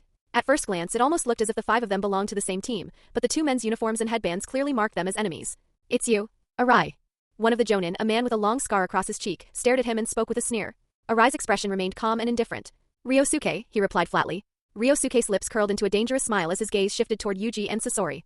Instead of staying beside the Kazekage, you came all the way out here to protect these 2 brats. Are they the rising stars your hidden sand village is investing, or the descendants of some important figure in your village? His eyes gleamed coldly as he examined them. New faces, the other jonin added deliberately. I didn't see these 2 during our previous battles. They look young. Did they just graduate from the ninja academy? Arai did not respond to their provocation. He only looked at Yuji and Sasori and said quietly, You 2 go first. His intention was clear. He planned to stay behind and hold off the enemy so that Yuji and Sasori could escape. However, Ryosuke had already anticipated this. Don't think about running, he said coldly. In the next instant, he leaped forward and blocked their path. His hands moved rapidly through hand seals before he slammed his palms onto the ground. Earth release, cracking earth palm. The ground beneath Yuji and Sasori instantly split apart, and a massive fissure spread rapidly beneath their feet. Rocks and soil burst upward as the crack widened, resembling the gaping mouth of an abyss attempting to swallow them. The power of the technique was overwhelming. When performed by a jonin, the same ninjutsu carried far greater destructive force and control than when used by weaker ninja. It was not simply a matter of chakra quantity, but also precision and mastery. Yuji and Sasori felt as if they were facing the wrath of nature itself. They immediately jumped into the air to avoid the collapsing ground. However, the moment they did, 2 kunai with explosive tags attached flew directly toward them. The timing was perfect. The enemy had predicted their evasion. Before the kunai could reach them, Arai moved. With 2 precise strikes, he deflected both weapons, sending them flying away before they could detonate nearby. Immediately afterward, Arai formed hand seals and unleashed a powerful wind release technique. A fierce gust erupted outward, sweeping away the dust and debris that filled the air. He then grabbed Yuji and Sasori as they fell and landed safely with them in a clear area. After setting them down, he faced the 2 Konoha jonin. Ryosuke looked at his companion and said calmly, I'll keep Arai busy. You deal with those 2 brats. He clearly cares about their safety. Their intentions were obvious. They did not plan to kill Yuji and Sasori immediately, but instead intended to use them to restrict Arai's movements and weaken his combat effectiveness. Yuji's expression turned cold as he quickly analyzed the situation. During the prolonged pursuit, both he and Sasori had already consumed a significant amount of stamina. Their physical condition was far from optimal. More importantly, Arai's presence, which should have been their greatest protection, had now become a limitation on his own combat ability. As long as the enemy threatened Yuji and Sasori, Arai would be forced to divide his attention, reducing his effectiveness in battle. Yuji understood clearly that in this situation, their chances of escaping were extremely low. What troubled him even more was that his system's data observation ability was far less effective against opponents at the Jonin level, making it much harder for him to accurately predict and respond to their movements. In less than a minute, from the moment the enemies appeared to when they launched their attack, Yuji had already attempted to establish data through his system. However, both targets remained blank. Their templates could not be formed, and even the physical functions and attributes they displayed externally were vague and impossible to evaluate. It was as if his ability could not properly perceive them at all. Beside him, Sasori calmly rotated a scroll in his hand. With a swift motion, he unsealed it and immediately assumed a combat stance. Chakra threads extended from his fingertips, connecting to several puppets that emerged and took their positions around him, ready for battle. Ryosuke saw this and let out a cold, mocking laugh. A puppeteer, huh? Without wasting another word, he accelerated and charged straight toward Arai. The battle erupted instantly. Arai did not hesitate and moved forward to meet him head-on, deliberately distancing himself from Yuji and Sasori. He clearly understood the same reality Yuji had already realized. If he stayed close and tried to protect them, he would only be restrained by the enemy and gradually forced into a disadvantage. The best option was to focus entirely on defeating one opponent as quickly as possible, even if it meant temporarily abandoning Yuji and Sasori to fend for themselves. Although this decision placed the two boys in extreme danger, it was the only way to break the situation. If he allowed himself to be tied down by their protection, the entire squad could be wiped out. As for Yuji and Sasori, they could now rely only on their own strength. Their task was simple and cruel: survive long enough for Arai to finish his fight. What concerned Arai even more was not just the two Jonin before them, but the unknown reinforcements chasing from behind. If the battle dragged on and more enemies arrived, the consequences would be catastrophic. The sound of violent clashes echoed across the field as Arai and Ryosuke engaged in close combat. Their movements were so fast that they left afterimages in the air, their strikes colliding with explosive force. At the same time, the other Konoha Jonin, Otani, vanished from sight. In the next instant, he appeared behind Yuji. Yuji's eyelid twitched violently. It was the body flicker technique. This was not ninjutsu in the conventional sense, but an explosive high-speed movement achieved by enhancing physical ability with chakra. Its speed was terrifying. Yuji understood immediately. This was the true gap between them. Against a Jonin, ordinary genin and even most chunin were no different from prey waiting to be slaughtered. A cold killing intent pressed against his back. He could already feel the invisible blade about to pierce into him. Otani's eyes narrowed slightly. He had already determined that this strike would kill the boy. From his perspective, Yuji had no ability to react. And yet, something surprised him. Yuji did not panic. Even as death descended upon him, his expression remained calm. His body could not fully keep up with the attack, but his mind had already moved. He twisted his torso slightly and crossed his arms behind him, pulling sharply on the threads connected to his fingers. At the same moment, a puppet lunged in from the side. It had a wooden human-like head with 3 eerie eyes embedded in its face and multiple arms extending outward. Its mouth opened wide and a barrage of poison spikes shot out toward Otani. Otani's heart tightened. Although the two boys' reactions were slightly slower than his own, they had still managed to respond within the rhythm of the battle. At their age, being able to do this was already astonishing. Their talent was undeniable. These were not ordinary children, they were geniuses. And precisely because of that, they had to die here. Otani's eyes grew cold with killing intent. 41 Yuji's fingers tightened, and the threads of his death waltz snapped inward with lethal precision. However, the sensation that returned through the threads made his heart sink. They had caught nothing but air. What his technique strangled was merely an afterimage. Although Yuji could not follow the enemy's movements with his eyes, he had still released the attack the instant the opponent vanished. His judgment was simple and correct. If it was not a long-range ninjutsu, then it had to be a close-quarters taijutsu killing strike. Yet the threads transmitted no resistance, no sensation of cutting into flesh. Instead, an explosive sound rang out near his ear, followed by the splintering crash of shattered wood. His expression changed instantly. Watch out. He realized immediately that the enemy had used the opportunity to bypass him and strike Sasori instead. Without hesitation, Yuji controlled a flying scalpel and launched it toward the source of the sound. Against an opponent of this level, any counterattack had to rely on instinct. When it came to combat experience and technical detail, he and Sasori were completely outmatched by a Konoha Jonin. His vision simply could not keep up. Before his attack even reached its target, Sasori's trembling voice reached his ears. Yuji. At the same moment, Yuji felt one of his fingers suddenly slacken as a thread snapped. His mind raced. The enemy's weapon could be infused with chakra, making it function like a special ninja tool, similar to Asuma's chakra blades. Yuji's body arched instinctively, preparing to leap away like a startled animal. He could hear the warning in Sasori's voice and feel the overwhelming sense of danger closing in. As he twisted his body, he caught a glimpse of Sasori extending a chakra thread toward him, trying to pull him away from his current position. But it was too late. Excellent instincts and reaction speed, the Konoha Jonin said coldly behind him. Too bad you're still just brats. Yuji had just left the ground when the enemy appeared directly behind him. There was no wasted motion. The Jonin thrust forward, and Yuji's body shuddered violently as the strike landed. He was sent flying like a broken puppet. Blood sprayed into the air as his body traced a helpless arc before crashing heavily onto the ground in the distance. His mind went blank. His body felt weightless. He lay there with his eyes wide open, staring into nothingness. A horrifying wound had pierced through his back, driven deep into his body by a sharp weapon. From the severity of the injury, it was unquestionably fatal. His thoughts flickered weakly. Too fast. So fast that he had not even been able to use his ninjutsu. He had not had time to react. The enemy's movements, their tactical judgment, their ability to read his and Sasori's intentions, everything was overwhelming. The Jonin had first evaded his threads, then attacked Sasori's puppet to create the illusion of shifting targets. But in truth, Yuji had always been the primary target. Everything else had been misdirection. A metallic taste filled his mouth as blood rose in his throat. He could feel his strength leaving him. His life was slipping away. Through his fading vision, he could see the Konoha Jonin already moving towards Sasori. After eliminating Yuji in a single decisive strike, the man did not hesitate. His movements were efficient and merciless. Yuji felt a bitter realization settle into his mind. He had been nearly killed instantly. He was too weak. Simply learning medical ninjutsu and expanding his arsenal was not enough. It did not matter how many abilities he possessed if he could not use them effectively. Against an opponent of this level, he had not even been given the chance to activate healing wound destruction or mobilize his chakra for defense. He could not predict the attack. He could not respond. Even possessing regenerative abilities meant nothing if he could not survive long enough to use them. His senses faded further. He could no longer hear the battle. He wondered dimly if he looked pathetic. Sasori, you have to survive. Darkness closed in. Meanwhile, on the battlefield, another puppet exploded under the Jonin strike. Sasori controlled his remaining puppets desperately, surrounding the enemy from all directions in an attempt to stop his advance. However, the difference in power was overwhelming. The Jonin's taijutsu was devastating. Puppets that normally terrified enemies were reduced to fragile toys, shattered apart by sheer physical force. Their hidden weapons and mechanisms were easily avoided. Worse still, the Jonin clearly had extensive experience fighting puppeteers. He understood their weaknesses and continuously closed the distance, forcing Sasori into a disadvantage. Even Sasori's core puppet, Karasu, had already been destroyed. The only reason he was still alive was the number of spare puppets he carried in his scrolls. Sasori did not attempt to confront the enemy head-on again. Instead, he relied on constant high-speed movement, maintaining distance and preventing the Konoha Jonin from closing in with the body flicker technique. At the same time, he manipulated his puppets with precision, using their concealed weapons and mechanisms to interfere with the enemy's advance and disrupt his rhythm. As he retreated and maneuvered, scroll after scroll fell from his hands onto the ground below, emptied and discarded. His reserves were rapidly dwindling.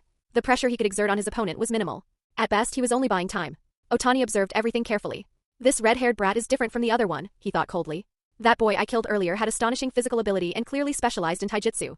When I attacked him, the moment my kunai touched his skin, his muscles had already begun to react. Even when my follow-up strike pierced his vital point, I felt resistance as the blade entered his body. He had instinctively contracted his muscles to reduce the damage. That level of combat instinct isn't something an ordinary ninja possesses, much less a child. His eyes shifted to Sasori. And this one? He has terrifying talent as a puppeteer. Otani had fought Sunagakure ninja many times, yet he had never seen someone capable of controlling so many puppets simultaneously at such distance. The coordination was precise, the transition smooth, and the attacks relentless. Even more troubling was that Sasori's chakra threads behaved differently from ordinary puppet strings. They seemed stronger, faster, and more responsive, as if they possessed additional properties beyond simple manipulation. No wonder Arai personally escorted them, Otani thought grimly. If this child is allowed to grow, he will become a serious threat to Konoha. He sidestepped a volley of senbon and landed lightly before forming hand seals. Shadow Clone Jutsu. Even though it was a basic jutsu, the clones he produced were far more solid than ordinary illusions. They possessed substance and combat capability. His plan was simple. The clones would restrain the puppets, he would personally close the distance. And kill the red-haired brat in a single strike. Just like the first one. Crack! One of Sasori's puppets was shattered midair by a clone's kick, the force of the impact generating a powerful gust of wind. Otani spun the chakra-infused kunai in his hand and stared coldly at Sasori, whose breathing had grown heavier. Give up, he said. You and that other brat are destined to die here. He pointed casually toward Yuji's motionless body lying in a pool of blood. Sasori did not respond. His eyes remained cold and focused. Instead, he reached behind his back and pulled out his final scroll. His trump card. Bang! A cloud of white smoke burst into the air. When it cleared, two humanoid puppets appeared beside him. One male and one female, both dressed in red robes. They floated protectively at his sides. Otani's eyes narrowed. He could immediately tell that these puppets were different. Their craftsmanship, structure, and presence were on an entirely different level from the previous ones. They did not look like crude constructs. They looked human. Sasori's expression did not change. Even with father and mother, he knew his chances of winning were slim. He had already exhausted nearly all his resources and could only maintain this battle for a few minutes at most. Otani snorted coldly and prepared to attack. But suddenly, both he and Sasori froze. A sound came from behind them. Yuji was standing. He swayed slightly, blood still covering his clothes, but he was unmistakably alive. Otani's pupils contracted violently. Impossible. Yuji slowly spread his arms, closed his eyes, and inhaled deeply, as if savoring the air itself. The blue sky. He murmured softly. I truly wasn't ready to leave it behind. And this air. He smiled faintly. The feeling of being alive is wonderful. He brushed his blood-soaked hair back and revealed his face. I'm sorry, Yuji said calmly. It seems I've disappointed you. Otani stared at him in disbelief. Yuji's lips curled into a faint smile. Your expression, he said quietly, is very interesting. He tilted his head slightly. Come. Let's continue what we started. Let's enjoy this law. Together. Sasori's heart trembled. Something was wrong. To Sasori, his voice sounded strange. Because the Yuji right now was not the person he was familiar with. Well, he said. What are you waiting for? Otani's shock quickly gave way to killing intent. Without hesitation, he charged forward. Ha ha ha. Sasori moved accordingly. However, what he heard was Yuji's excited and maniacal laughter. The next generation Yuji felt an intense excitement rising from the depths of his heart because this battle was filled with unprecedented challenge. To him, this was a test imposed by the world itself, a trial to determine whether he was truly qualified to exist here. The madness he displayed was not meaningless hysteria, but a manifestation of his survival instinct. Under the influence of adrenaline flooding his body, he forced himself to face the immense pressure of the battle and even began to embrace the dangerous pleasure that accompanied the struggle between life and death. No matter what happened, he could not fall here. He had far too many reasons to survive, and his plans were far from complete. Deep within his mind, he even had a vague premonition that if he managed to survive this ordeal, his soul would undergo a transformation. He had indeed been struck down by a single decisive blow, and although he had not died instantly, his body had been steadily moving toward death. As long as he had not yet become a corpse, he still possessed the opportunity to reverse his fate. His positive experience points had already been completely exhausted, but the negative experience points he had accumulated remained unused. In the final moments before losing consciousness, Yuji used the system to exchange for a second ability, different from the one he had obtained from Belphegor. This time, the cost was a full 1 experience points, which represented his entire accumulation from a month of fighting and killing enemies along the Amigakure border. After assimilation by the system into the chakra framework of this world, this ability was fundamentally different from ordinary ninjutsu, because it was a Kekkai Genkai. It was an ability related to blood. Not a power designed to heal, but one meant for killing. This ability was the blood manipulation. It allowed him to manipulate blood freely, controlling it as both weapon and medium. Compared to blade manipulation, which cost only points, the blood manipulation requires 6 times as much. Although the system's pricing made combat abilities less efficient compared to medical ones, for Yuji, this ability represented his entire fortune. After becoming a Kekkai Genkai, the blood manipulation could be activated without hand seals. While lying on the ground, Yuji had immediately used it to control the blood inside and outside his body, maintaining circulation at the minimum level necessary to preserve life. At the same time, he used medical ninjutsu to treat his injuries and stabilize his condition. The blood manipulation technique could even convert chakra into new blood, allowing him to replenish losses as long as his chakra remained sufficient. Although his version did not carry lethal poison like Choso's blood, Yuji considered its current capabilities more than sufficient. At that moment, Otani moved again with the same terrifying speed as before. In an instant, he crossed the distance of nearly 30 meters and appeared directly in front of Yuji. The chakra-infused kunai in his hand carried deadly force as he thrust it straight toward Yuji's face. Judging from Yuji's expression, he still could not track Otani's movement. However, the moment Otani stepped close, he sensed something was wrong. A powerful dragging force suddenly restrained his legs. He looked down and saw that the blood flowing from Yuji's wounds had taken shape, forming 2 massive hands that tightly gripped his ankles. The blood behaved like a living substance, its binding strength far exceeding his expectations. At that moment, a flying blade shot toward him. Otani immediately reacted and used his chakra-infused kunai to deflect it with precision. Although Yuji's thread-controlled weapons posed a threat, they were still within Otani's ability to defend against. What truly shocked him was the blood. It was spreading upward along his legs. Otani's expression changed instantly. He released a burst of chakra to enhance his physical strength, forcibly breaking free from the blood's restraint before leaping backward to create distance. What kind of technique is this, he thought. There were no hand seals and it is different from his previous ninjutsu. Is this some form of Kekkai Genkai? He had never seen such an ability before. As Otani continued observing, Yuji calmly raised his hand. Several drops of blood floated upward from his palm, emitting an ominous luster. Without warning, the droplets shot forward at astonishing speed, leaving red streaks across the air. Otani's expression immediately changed. Even before impact, he could sense the destructive force contained within those projectiles. He dodged the first 2 with difficulty, but the third still grazed his forehead, slicing through the skin just below his headband. Blood immediately flowed downward, running into his eye. It seems that, like other Kekkai Genkai, even though I've obtained this power, I still need to continue developing and refining it. Right now, this is only the initial stage and its level is still quite low. At that moment, he finally understood why the system had not priced it even higher. This ability's true strength did not lie in its current state, but in its future potential. How far it could evolve and how much destructive power it could ultimately unleash would depend entirely on his own mastery. Just then 2 cave figures descended rapidly from above and landed beside the Konoha Jonin, trapping him between them. They were Sasori's puppets. Father and mother. Both puppets raised their arms simultaneously, revealing sharp long swords hidden within their sleeves, and slashed toward Otani from opposite directions. As Otani blocked their attacks, his gaze shifted instinctively toward Yuji in the distance. He saw blood droplets slowly rising from Yuji's hand once again. No matter what kind of power this is, Otani thought, it will be difficult for me to close the distance again anytime soon. That boy is standing in a pool of blood, and as long as I step into that area, that blood will interfere with my movements. It's almost like a defensive ninjutsu. He continued analyzing calmly. Although it looks frightening, judging from the way he fights and from how I broke free earlier, it's not impossible to deal with. The real problem is his long-range attacks. Their speed, power, and accuracy make it impossible for me to easily target the red-haired puppeteer. Even if I force my way forward, I probably won't be able to kill either of them quickly. They're deliberately stalling for time. This is troublesome. While continuing to exchange blows with the puppets, Otani glanced subconsciously toward the direction from which he and his team had come. Why haven't Shikaku and the others arrived yet? At that moment, a violent explosion suddenly erupted in the distance. Boom! Sharp wind blades tore through the air, scattering everywhere. Arise wind release. Immediately afterward, a muffled groan of pain echoed across the battlefield. Otani's expression changed. Ryosuke had been injured. Even among Jonin, there were differences in strength. Arai was not an ordinary Jonin, but an elite Jonin and a personal guard of the Kazekage. In a one-on-one battle, Ryosuke could not hold out against him for long. Otani instantly understood the situation. Arai would finish the fight quickly and come here next. He could not afford to continue fighting to the death. He needed to retreat and regroup with Ryosuke and escape. With this decision made, Otani tightened his grip on his chakra-infused kunai and suddenly used a special taijutsu technique. As his arm swung, 3 impact points appeared on Father's puppet body. The sturdy puppet shell cracked instantly, covered in spiderweb-like fractures as it was blasted backward by the force. Using this opening, Otani leaped away and began moving toward Arai's position, intending to assist his companion and escape. However, before he could take more than a few steps, a figure descended from above. It was Arai. Arai's fist struck down with tremendous force. Otani had no time to react.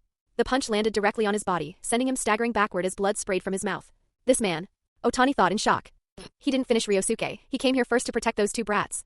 At that exact moment he heard it. The familiar sound of something piercing through the air. It was blood. Swoosh. Before he could react, the blood droplet pierced through his temple like a bullet. Otani's body froze. The strength left his limbs instantly. As he collapsed toward the ground, his fading vision caught sight of Yuji standing in the distance. It was Yuji who had delivered the finishing blow. As a ninja, he had long accepted the possibility of dying on the battlefield. But now, after witnessing the terrifying talent of these two boys with his own eyes, he could not help but feel uneasy for Konoha's future. Especially that boy. The one who could control blood. He was far too dangerous. The terrified Ino Shika chose stop. At that moment, the trio led by Shikaku, who were still rushing toward the battlefield, suddenly showed anxious expressions. According to Inoichi Yamanaka's sensory ninjutsu, Ryosuke and Otani had already engaged the three Sunagakure ninja. Ryosuke was fighting the elite jonin who served as the Kazekage's guard, while Otani had intercepted the two younger ninja from Sunagakure. Suddenly, Inoichi, who was being carried on Chose's back, opened his eyes. His expression turned heavy, and a trace of grief appeared between his brows. What happened? Shikaku asked immediately. Both he and Chose stopped at once. Based on the distance Inoichi had reported earlier, they would reach the battlefield as soon as they crossed the grassland ahead. They were already very close. When Shikaku saw Inoichi's expression clearly, a bad premonition rose in his heart. Senior Otani is dead, Inoichi said quietly. What? Shikaku and Chose's pupils shrank in shock. Inoichi immediately closed his eyes again and focused his mind, continuing to use his sensory ninjutsu. Within the dark expanse of his mental perception, he could clearly sense multiple chakra signatures still present. However, Otani's chakra had completely disappeared. He had been observing the battle the entire time through chakra sensing, but sensory ninjutsu could only transmit general movement and fluctuations. It could not show detailed visuals. He could only infer what had happened based on the sudden disappearance of Otani's chakra. And, Senior Ryosuke. Inoichi's voice trembled as he continued. He's gone too. He had sensed Ryosuke's chakra being extinguished. The elite jonin of Sunagakure had killed him. Retreat. Shikaku shouted instantly. Without hesitation, he turned and fled in the opposite direction. Choza immediately followed, still carrying Inoichi on his BA. CK. If the three Sunagakure ninja pursued them now, they would have no chance of surviving. The enemy not only had an elite jonin, but the fact that Otani had failed to kill those two younger ninja proved that they were far more dangerous than expected. I miscalculated, Shikaku thought grimly, a chill running down his spine. He had believed that even if Ryosuke and Otani could not defeat the enemy, they could at least delay them long enough for reinforcements to arrive. In his original judgment, the only real threat among the three enemies had been the Kazekage's guard. The other two had appeared to be merely protected juniors.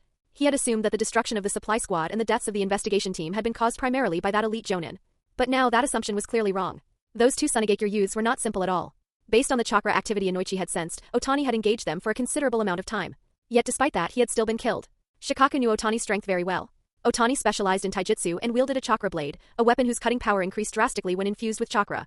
Combined with his close-quarters combat skill, he was extremely lethal. In Konoha, the person most famous for using a weapon of similar craftsmanship and principle was Tsukumo Hatake, the legendary White Fang. His reputation alone had struck fear into countless enemies during the war. A jonin's suppressive power against chunin and genin was overwhelming. Otani had the ability to kill multiple chunin within minutes. He was a veteran jonin who had survived countless battles and earned the respect of his juniors. According to my original judgment, Shikaku said as the three of them ran at full speed, his voice tense but controlled, that Sunagakure Kage guard should have prioritized protecting the two juniors while forcing a confrontation with Ryosuke and Otani. That would have created an opportunity for the two brats to either escape or survive long enough for reinforcements. I had already considered the possibility that he might instead abandon their protection and engage Ryosuke directly. That scenario was within my calculations. What I failed to anticipate was Otani's failure. Now the situation had completely reversed. They were no longer the hunters. They were the ones fleeing for their lives. Inoichi, still on Chose's back, hesitated briefly before speaking. Senior Otani seems to have been killed by one of the Sunagakure boys.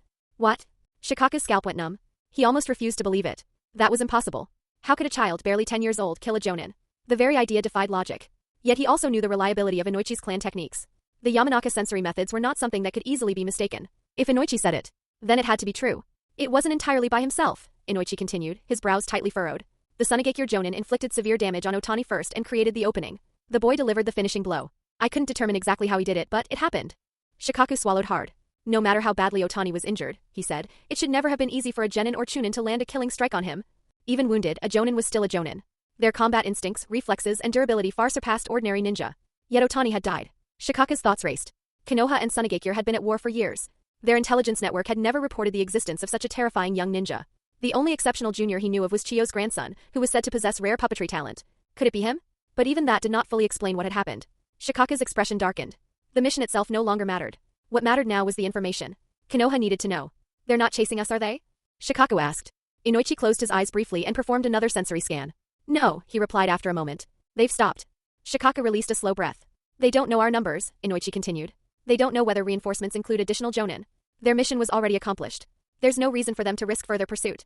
Shikaku nodded slightly. He had reached the same conclusion. This was the land of grass, a foreign territory. The Sunagakure squad would not act recklessly. But that caution only confirmed something else. Those two boys were extremely important. Important enough that the elite jonin had prioritized their safety over eliminating fleeing enemies. Shikaku's expression hardened. We need to leave immediately, he said. Meanwhile, back on the battlefield, Arai stood over Ryosuke's corpse. He stared toward the distant horizon. The faint sensation of chakra he had been tracking had vanished. They've retreated, he murmured. His eyes narrowed. The Konoha reinforcements had realized the situation and withdrawn. A faint killing intent flickered in his gaze. If he pursued now, he might still be able to catch them and wipe them out completely. But after a moment, he dismissed the thought. His priority was not revenge. It was protection. Yuji. Sasori. They needed to leave the land of grass as quickly as possible. And find a secure place to recover. Stones plzzza nu kekii genkai whoosh, whoosh, whoosh.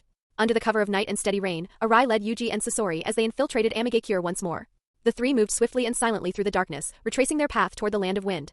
For this mission, Konoha had deployed pursuers, and Arai had been mentally prepared for retaliation. However, the strength of those sent after them had far exceeded his expectations. If he had not personally led the team, the outcome might have been disastrous. Thinking about it, Arai glanced at Yuji beside him. The wounds Yuji had suffered, injuries that should have been fatal, had already been treated and fully closed using medical ninjutsu.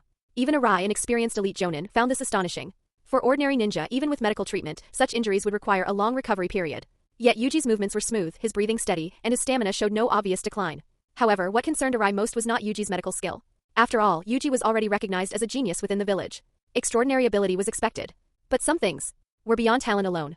Yuji, Arai said after a moment, choosing his words carefully, that ability you used, is it a Kekii Genkai? Kekii Genkai were hereditary bloodline abilities. Yuji's parents had only been Chunin of Sunagakure, and neither had ever demonstrated such power. Moreover, Arai had never encountered any records of an ability like Yuji's anywhere in the ninja world. Yes, Yuji answered calmly, scratching his head with a faint smile. Blood manipulation. Sasori, walking nearby, turned his eyes toward Yuji. He could not forget the scene on the battlefield, the moment Yuji had stood up after nearly dying, smiling with that unsettling excitement. That version of Yuji had felt completely different from the one standing here now. Arai had not expected such a direct answer. Your family. He began, hesitating. Yuji understood immediately. It comes from my father's lineage, Yuji said. But in our family, this Kekii Genkai is unusual. It requires awakening. As far as I know, only a distant ancestor ever possessed it. I don't know how I awakened it myself. It just happened. Everyone else in my family lived as ordinary ninja. Arai listened carefully. Awakening was indeed a known characteristic of certain Kekii Genkai. Does your family have a genealogy? Arai asked. Yuji shook his head. No. My father said our origins go back to a time before ninja villages existed. The bloodline records were lost long ago. Only fragments of stories were passed down verbally.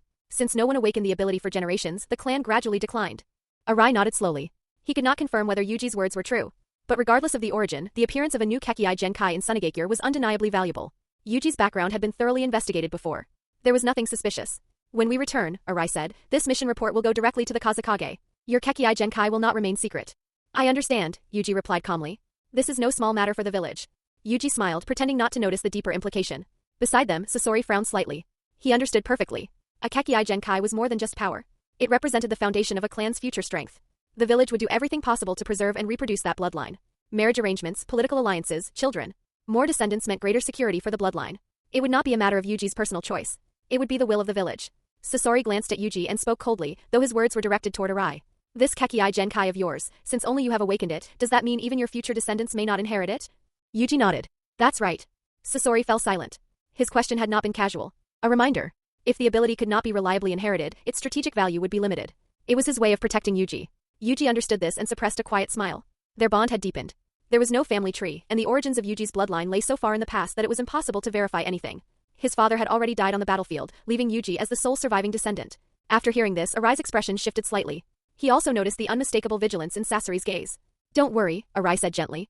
When we return to the village, I will emphasize the issue of bloodline awakening in my report to Kazekage-sama. After all, if this ability were easy to inherit, your family would have long ago secured a place not only in Sunagakure, but across the entire ninja world.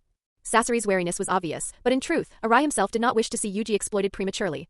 In his eyes, Yuji was still just a child with extraordinary promise, and he hoped that promise would be allowed to grow naturally, not be consumed by the village's ambitions. Yuji gave a faint smile. My father used to fantasize about that too. I knew your father, Arai said thoughtfully. He never once mentioned anything about a Kekii Genkai. There was no accusation in his voice, only curiosity. My father believed it was impossible for anyone to awaken it, Yuji replied calmly. There was no record of it anywhere, so he treated it as something that didn't exist. He was only a chunin and not particularly strong. If people knew he carried such a bloodline but never awakened it, it would only bring shame to his ancestors. Arai nodded slowly. I can understand. That. He paused, then asked, blood manipulation, is that what you called it? Yes. Would you mind explaining it? Before Arai could finish, Yuji answered without hesitation. In simple terms, it allows me to control blood. But it's still incomplete. I need ninjutsu to develop it further. Since I'm the only one who has awakened it, and there's no inheritance or guidance, I'll have to figure everything out myself. Arai listened carefully and then said reassuringly, Kazekage-sama also possesses a Kekkei Genkai. While his ability is different, his experience may still help you understand your own power better. Yuji nodded. I understand. Arai looked ahead into the rain. Let's move. We should return to the village as soon as possible. Several days later, Sunagakure. Inside the office of the third Kazekage. The Kazekage sat behind his desk, his hands folded beneath his chin, listening in silence as Arai finished his report. A faint look of astonishment appeared in his eyes. Blood manipulation? He murmured. He leaned back slightly, his gaze distant. After all these years, a new Kekkei Genkai has emerged, one that has never been recorded. He fell into deep thought before finally speaking again. Summon the council. Immediately. Yes, Kazekage-sama. The guard present bowed and left at once. Arai hesitated, then spoke carefully. Kazekage-sama, Yuji is still young. The Kazekage rose slowly to his feet and looked at him. All of us exist for the sake of the village, he said calmly. You, me and Yuji. From the moment we are born, that is the duty we carry. Arai fell silent. His Kekkei Genkai is a matter of great importance, the Kazekage continued. It must be evaluated properly from the village's perspective. He paused, then added, if sacrifices are required, they will not be demanded now. His eyes hardened slightly. Not yet. The Kazekage's expression softened just a fraction as he spoke again. You performed well on this mission, Arai. Arai bowed his head. You may leave. Yes, Kazekage-sama. Stone's smiley face, casual conversation and decisions. Yuji met with the village's high-ranking officials under the leadership of the third Kazekage. Originally, he had planned to accept another mission with Sasori and leave immediately, but Arai had urgently summoned him. According to Arai, the village had already held a meeting regarding Yuji's Kekkei Genkai and discussed it thoroughly. Yuji's presence now was simply to demonstrate blood manipulation in front of them so they could personally observe and evaluate its strength. The third Kazekage watched the droplets of blood suspended above Yuji's palm and spoke slowly. So with your current strength, your control over blood is still limited. The most obvious limitation is its range. Yes, Yuji replied calmly.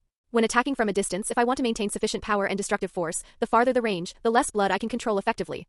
The blood droplets rotated in precise arcs above his hand, moving as if alive. Chio observed closely and added, you must have awakened it instinctively during a life and death crisis. Yuji scratched his head with an awkward smile. I'm not completely sure myself. The Kazekage nodded slightly and continued his analysis. Based on what you've said, the future development of your Kekkei Genkai lies primarily in form transformation and possibly additional effects. All of this depends on chakra and can be enhanced through the principles of ninjutsu. In essence, you must integrate ninjutsu fundamentals into your bloodline ability. He paused before adding, as for range and power, they will naturally increase as your chakra grows stronger. Even without complex changes, sheer chakra volume alone can greatly amplify its effectiveness. As a Kekkei Genkai user himself, the third Kazekage spoke with authority and experience.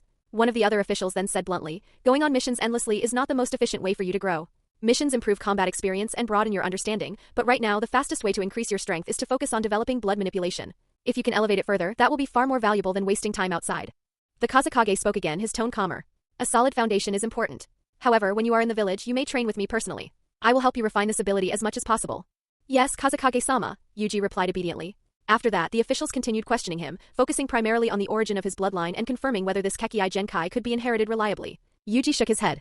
I don't believe it can be awakened simply through life and death situations.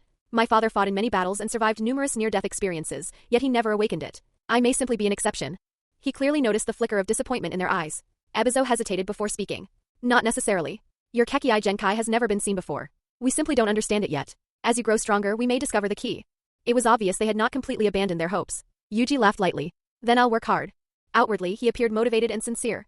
Inwardly, however, he was disappointed. He had revealed his Kekkei Genkai deliberately. A bloodline ability gave him strategic value in the eyes of the village, far more immediate and tangible than his medical reforms or his personal talent, which required time to prove their worth.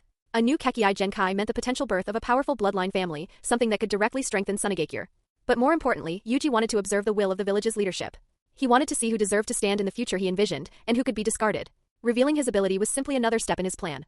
After some time, the meeting ended and Yuji left the Kazekage's office. Outside, Sasori stood waiting with his arms crossed. They actually let you leave, Sasori said quietly. His tense posture relaxed slightly when he saw Yuji unharmed. He had expected the village to detain Yuji for study. Yuji replied with a grin. They were just curious. Sasori snorted and glanced toward the office building. The reason he's still allowing you to take missions is simple. He believes combat will temper you faster. And after losing this war, the village needs symbols of hope. If Sunagakure's geniuses become known, it will restore morale and recover some of its lost reputation. He did not need to say the Kazekage's name. Yuji smiled playfully. You're a genius too. Doesn't that mean you're in the same situation? Sasori frowned. Don't pretend, he said coldly. You understand perfectly. This last mission proved how dangerous it is for us outside the village. Any reasonable leader would keep you here. But he still sends you out. His eyes hardened. To some people, their reputation matters more than your life. They want you to surpass your Konoha contemporaries. This mission has given certain people hope. You're already being used. A village that needs its children to restore its pride has no reason to exist. Shoo! Yuji raised a finger to his lips, signaling Sasori to lower his voice. If anyone overheard those words, the consequences would be serious. Aren't you thinking the same thing? Sasori asked. For once, his tone carried a trace of sarcasm. Yuji's harmless and cheerful persona was nothing more than a disguise. Sasori had already begun to glimpse the truth beneath it. He still remembered the moment Yuji had faced assassination at the hands of the Konoha Jonin. The madness in his eyes. The exhilaration. This was not the expression of someone who feared death. This was the expression of someone who embraced it. Yuji was a madman. A madman who enjoyed killing. He simply hit it well. And during their missions together, Yuji's occasional insights and observations had been unervingly sharp, sometimes even beyond Sasori's own thinking. How could someone like that be foolish? Just playing along with them, Yuji whispered softly. He glanced around cautiously, a faint smile tugging at his lips, his eyes narrowing slightly. Sasori fell silent for a moment before letting out a quiet grunt. It was almost reluctant. But there was the faintest hint of a smile. It vanished quickly, replaced by his usual cold indifference. You talk about the village like you don't belong to it, Sasori said. Yuji casually clasped his hands behind his head and began walking, gently pulling Sasori along beside him. I know some of the village's decisions have disappointed you, Yuji said lightly. But the problem isn't the village itself. It's the people. He sounded casual. But he was watching Sasori closely. The resentment inside Sasori was growing. Yuji could see it. The third Kazekage's decision to continue sending him on missions had only deepened Sasori's disillusionment. If this continued, Sasori wouldn't just lose faith in the leadership. He would lose faith in Sunagakure itself. Yuji knew where that path led. He knew what Sasori would eventually become. This was his chance. What do you mean? Sasori asked. Yuji's smile widened slightly. Isn't it obvious? He said. If the problem is certain people, then removing those people solves the problem. He paused briefly. Of course not now. He said it as if it were a joke. As if it meant nothing. But those words were far more dangerous than anything Sasori had said earlier. Sasori stopped walking. He stared at Yuji's profile. Yuji turned his head. What's wrong? He asked lightly. Do I have something on my face? Sasori's eyes narrowed. Are you saying kill them? Yuji blinked innocently. I never said that, he replied sweetly. Don't put words in my mouth. Sasori stared at him for several seconds. Then he resumed walking. His eyes flickered faintly. A good method, he said quietly. Yuji's smile deepened. It was settled. When did you start thinking like this? Sasori asked. Not long ago, Yuji replied. Sasori glanced at him. The first time I saw you, Sasori said, I knew there was something wrong with you. My intuition was right. Yuji laughed softly. It's not just me, he said. You're the same. Sasori snorted. Don't get too close to me, he said coldly. We're not that familiar. Yuji grinned. You were worried about me just now. The two boys continued walking side by side beneath the gray sky. Their voices gradually faded into the distance. No one knew that on this quiet day, two children of Sunagakure had already begun planning the future. A future where they would reshape the village itself. Half a month later. Land of Grass, Konoha/Iwagakure border battlefield. The mountain hollow was quiet and still. The kind of stillness that came from two predators holding perfectly motionless, waiting for prey to wander into range. Yuji and Sasori crouched behind the ridge, hidden in the shadow of a rocky overhang. Below them, a narrow trail cut through the uneven terrain of the Land of Grass, winding between sparse tree cover and jutting stone formations. And moving along that trail, a Konoha squad. Medical ninja and logistics personnel, 7 or 8 of them, carrying severely wounded comrades on stretchers and improvised litters. They were heading back toward their stronghold from the front lines, moving with the careful urgency of people who knew they were exposed but had no choice. Yuji watched them in silence. Beside him, Sasori was doing the same thing, though his attention was elsewhere. His fingers rested lightly on the chakra threads connected to his puppet formation, already deployed and waiting in concealed positions around the trail below. Neither of them needed to speak. They'd done this enough times now that the coordination was instinctive. Down on the trail, the squad captain moved ahead to scout. He was careful. Eyes scanning the terrain, body angled to minimize exposure. He noticed the blood first. Several drops of deep crimson liquid, suspended in midair, catching the sunlight like tiny rubies frozen in place. Just hanging there. What? The captain's instinct screamed at him to move. But curiosity and confusion held him for a fraction of a second too long. One of the drops elongated. It shot forward like a needle fired from a railgun, crossing the distance between the air and the captain's skull in less time than it took to blink. It punched through his forehead and exited cleanly from the back of his head. He was dead before his body understood it should fall. Enemy. Enemy attack. The shinobi directly behind the captain reacted instantly. He hadn't seen what killed the captain. Hadn't even processed the mechanics of it. All he knew was that the man in front of him had dropped, and that meant they were under attack. It didn't save him. A second drop of blood snapped through the air with the same horrifying precision, piercing his throat before the echo of his warning had finished bouncing off the rocks. He collapsed. And then the world around the Konoha squad came apart. From below, from the sides, from elevated positions behind cover, nearly 10 puppets launched simultaneously. They came from every angle. Close combat models rushed the formation directly, bladed limbs extending and retracting with mechanical precision. Ranged units hung back and unleashed a storm of senbon, kunai, and concealed launcher mechanisms that turned the air into a kill zone. The firepower was absurd. And the sheer variety of attack patterns, poison needles mixed with explosive tags mixed with serrated cables, made any kind of organized defense nearly impossible. Puppeteer. Hidden sand. Someone in the squad managed to shout it, voice tight with disbelief. Sand shinobi.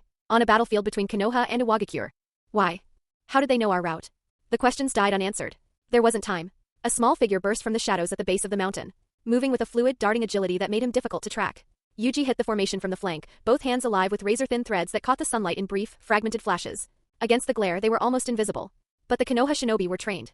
Even caught off guard, even with their captain dead and puppets tearing into their ranks, the ones who could still fight snapped into defensive stances. Yuji adjusted instantly. He flicked his wrist and sent a spread of throwing knives arcing toward the cluster of defenders. A standard and predictable trajectory.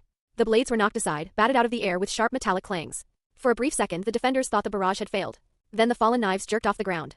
The threads connecting them to Yuji's fingers went taut, and every blade reversed direction simultaneously.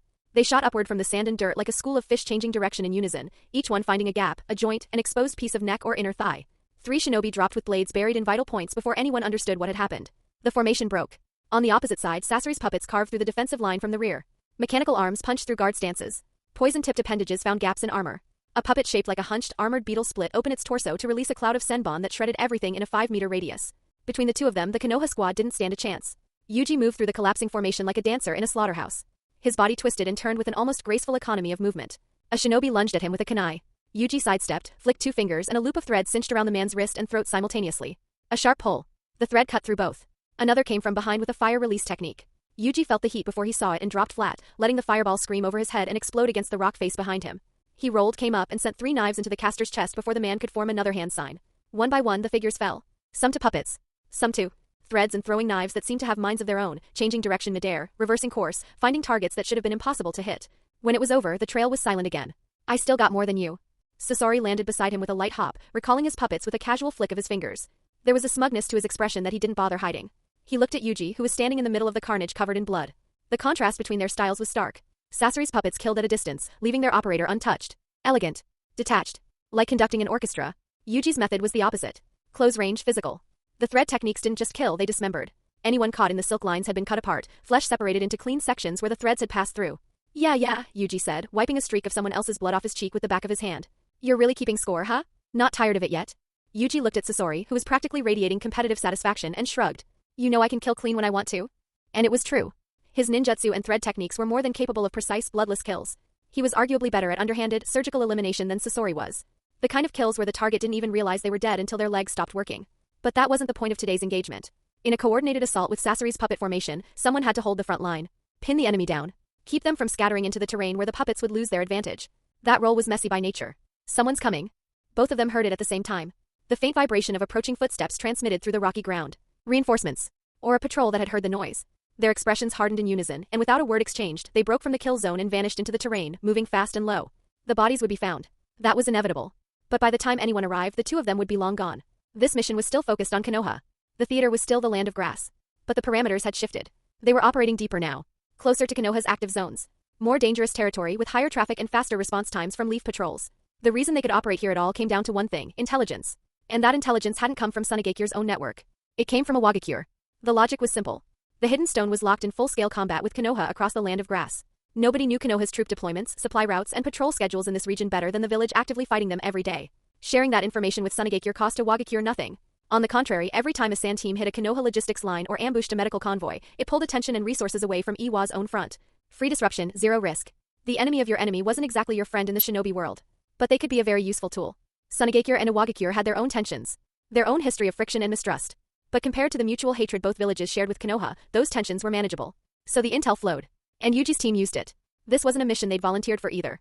It had come directly from the village command structure. Official orders. Long-term deployment. Their objectives were twofold. First, harass Konoha's secondary front lines across the land of grass. Hit supply convoys, medical teams, messenger squads.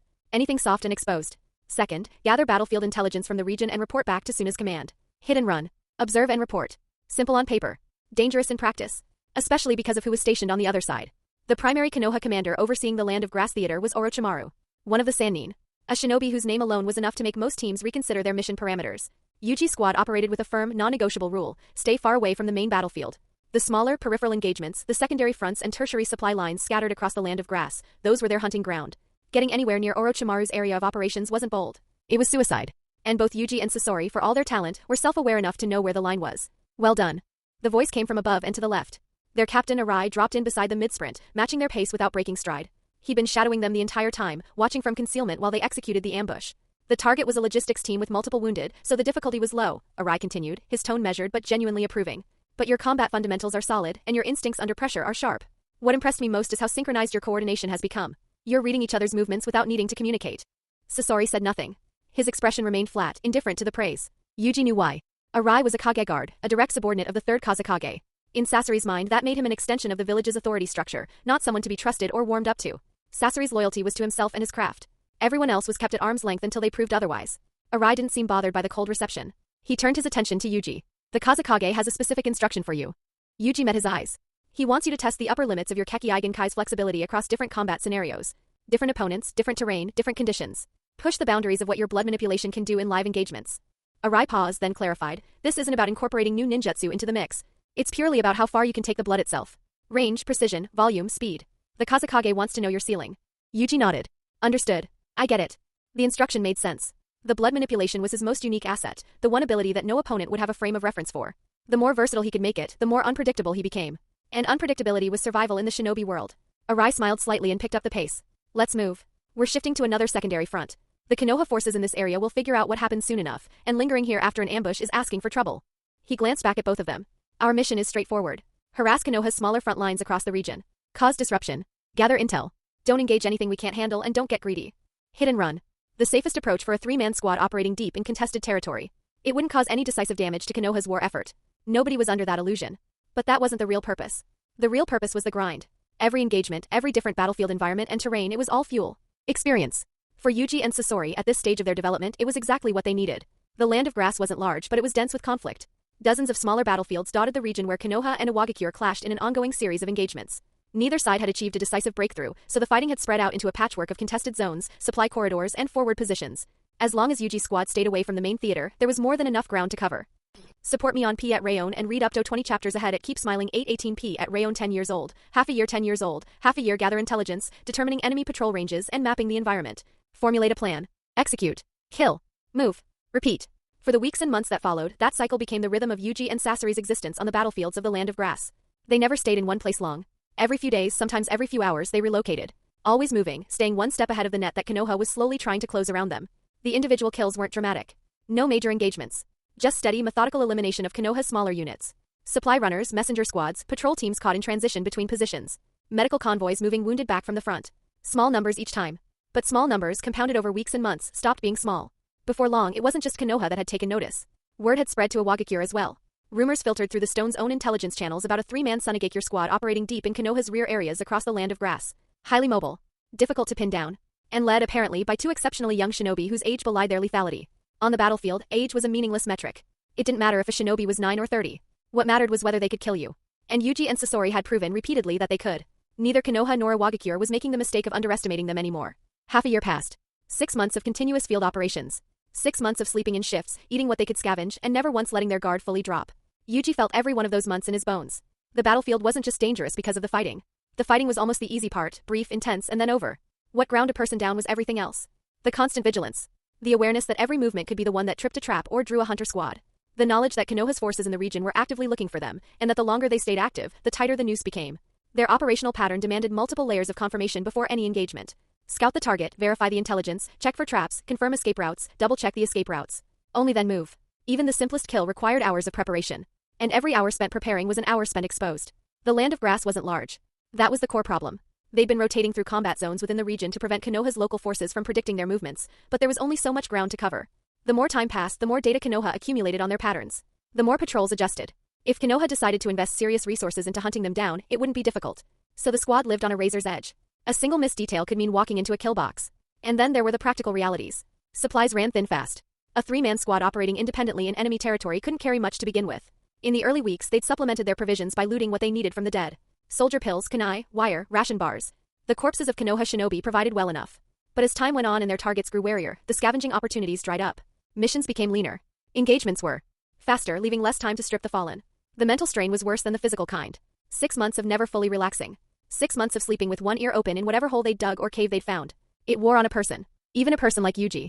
Inside a camouflaged cave, somewhere in the eastern reaches of the Land of Grass. Yuji sat with his back against the rough stone wall, one leg stretched out, the other drawn up with his forearm resting on his knee. His special scalpel spun lazily between his fingers, catching the faint light from the cave entrance in dull silver flashes. A habit he'd picked up over the past few months. Idle hands made him restless, and the repetitive motion gave his fingers something to do while his mind worked. Beside him, Sasori sat cross-legged on the ground, surrounded by puppet components laid out with meticulous precision. They'd spent enough time together now that Yuji had developed a genuine appreciation for what Sasori actually did. Puppet mastery wasn't just about the ability to control puppets in combat. That was the baseline. What separated a good puppeteer from a legendary one was the craft itself, the engineering, the design philosophy, the ability to build something that was more than the sum of its parts. Sasori was in a class of his own. Where another puppeteer might load a puppet with 3 or 4 mechanisms and call it complete, Sasori would arm the same frame to the teeth without sacrificing structural integrity or combat responsiveness. Every joint was engineered to support the weight and movement demands of the systems installed. Nothing was redundant. From the largest articulated limb assembly down to the smallest wooden panel, Sasori knew every component of his puppets the way a surgeon knew the organs of the human body. The materials he selected, the market availability of components suitable for puppet construction, the combat roles he envisioned for each puppet before a single piece was assembled were realized with almost disturbing precision. It was, on some level, genuinely impressive. Yuji could admit that much. Watching Sasori work on his puppets was like watching a master surgeon operate. On some level, Yuji understood why Sasori called it art. Because in a certain light it was. The parallel to medical ninjutsu wasn't lost on him either. A medical ninja's value wasn't just in the ability to perform techniques. The ninjutsu was the visible part, the flashy application that people saw and praised. But underneath that, supporting everything, was the knowledge. Anatomy, physiology, pathology. The deep, comprehensive understanding of the human body that made the difference between a competent healer and a genius one. Sasori's puppet craft worked the same way. The jutsu was the surface. The engineering was the foundation. And lately, Sasori had been digging into a foundation that hit very close to Yuji's area of expertise. Human anatomy. It had started as casual questions. Offhand. Almost throwaway. But Yuji recognized the pattern immediately. Sasori wasn't asking out of idle curiosity. He was building towards something specific. Human puppets. Sasori could already create them in a technical sense. He had the ability to convert a human body into a puppet shell. But the current results were cosmetic at best. They looked human. They moved like puppets. The distinction between a human puppet and a regular one was purely aesthetic. What Sasori wanted was something that would make human puppets fundamentally different from wooden ones. He wanted a core mechanism that could drive the puppet to perform the ninjutsu its original body had used in life. And that meant understanding the mysteries of how chakra networks, tenketsu points, and living tissue actually functioned. How jutsu were channeled through a body. How the physical architecture of a human being translated into the ability to mold and release chakra. The mysteries of life itself. In that domain, Yuji was the expert. And not by a small margin. Sasori had a foundation, built partly from Chiyo's teachings and partly from his own obsessive research. But it wasn't on the same level. The gap between a puppeteer's understanding of the human body and a medical ninja's understanding was vast, and Sasori knew it. So he asked. And Yuji answered. Yuji was naturally happy to help Sasori create the puppet core ahead of time, so the two would discuss and experiment privately whenever they were free. Of course, all of the puppet core research happened behind Arai's back. The captain didn't need to know. Wouldn't understand the significance even if he did. And more importantly, some things were better kept between the two people involved. Yuji and Sasori had an unspoken agreement on that much. I've never been away from the village this long before. Yuji said it to no one in particular, his voice carrying the dull weight of someone who had been living out of caves and ditches for half a year. Beside him, Sasori didn't look up from his work. Puppet components clicked together in his hands with practiced precision. Judging by the recent momentum on the battlefield, Sasori said, his tone flat and analytical, Iwagakure probably doesn't intend to fight Konoha to the finish. They'll pull back soon. Yuji heard him but was already somewhere else in his head. I really want to eat Uncle Masao's rice balls, he murmured, licking his lips. I've almost forgotten what they taste like. Silence. Sasori didn't even dignify that with a response. In the blink of an eye, we're both 10 years old. Time really flies. Yuji sighed, tilting his head back against the cave wall. What is inside your head? Sasori's voice was cold. Don't forget you're still on the battlefield. I know. Then, simultaneously, both of them went still. A bird's cry from outside the cave. A rise signal. Yuji responded with a low whistle, 2 short notes followed by 1 long. The all-clear reply. A moment later, after confirming the exchange was genuine, Arai slipped through the cave entrance and crouched beside them. The village received word, he said without preamble.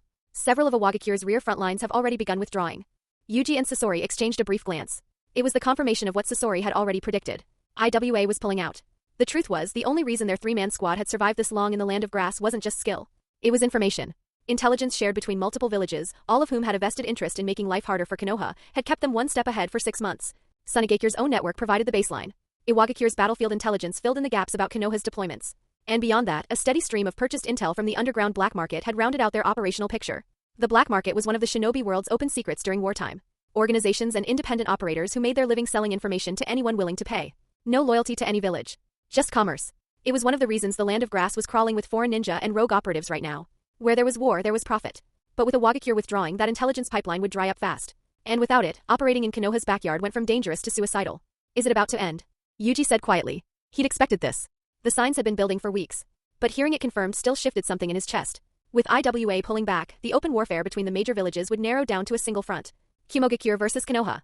Everything else was winding down. And in the end, Iwagakure had failed to gain any meaningful advantage over the Leaf. Despite the scale of their commitment, despite the resources poured into the land of grass theater, Konoha had held. A significant part of that was Orochimaru. Yuji had never encountered the Sannin directly, and he intended to keep it that way. But the man's impact on the war was undeniable. As a battlefield commander, Orochimaru hadn't just held the land of grass with personal power. He'd orchestrated defensive strategies, troop rotations, and counter-operations that had systematically neutralized Iwa's numerical advantages. Looking purely at contributions to the village during this war, Orochimaru's role had been monumental. A thought flickered through Yuji's mind, quiet and analytical. In the future Third War he'll put in just as much effort. And it still won't be enough. Orochimaru would be passed over for Hokage. Despite everything he'd done. Despite the blood he'd spilled and the victories he'd secured. The position would go to someone else, someone brighter, more beloved and trusted by the people. And that rejection, more than anything else, would be what eventually drove Orochimaru out of Konoha entirely. It was a cautionary tale. One Yuji had internalized long before he ever set foot on a battlefield. Achievements alone weren't enough. You needed the people behind you. You needed a reputation that went beyond fear and respect. You needed to be liked. Trusted. Seen as someone who belonged in that chair not just because of what you could do, but because of who you were. Minato Namikaze understood that. Naruto, in his own clumsy loud way, would understand it too. Orochimaru never did. Yuji's entire strategic approach to building his position in Sunagakure was, in no small part, modeled on the lesson of Orochimaru's failure. Earn the achievements. But also earn the hearts. Do both or the chair would always belong to someone else. Let's move, Arai said, standing. His tone had shifted from informational to urgent. Erase our tracks. The mission is officially over. Also, we need to leave ahead of schedule. Once IWA withdraws and Konoha frees up resources from that front, they will absolutely redirect attention toward hunting down anyone still operating in their rear areas. That means us. Got it, Yuji said, pushing himself to his feet. Homecoming Sunagakure, main gate. Half a month later the three of them passed through the main gate looking like exactly what they were, shinobi who had spent 6 months living rough in enemy territory. But what waited inside the gate stopped all three of them cold. Even Arai looked surprised. No wonder the gate guards had been smiling like that. Yuji, well done. I didn't expect our little doctor to become such an outstanding ninja too. Keep it up, Yuji. Villagers lined both sides of the main road. Dozens of them. Neighbors, shopkeepers, patients he treated at the hospital. Familiar faces everywhere, all of them beaming, all of them calling his name. They'd heard the news in advance.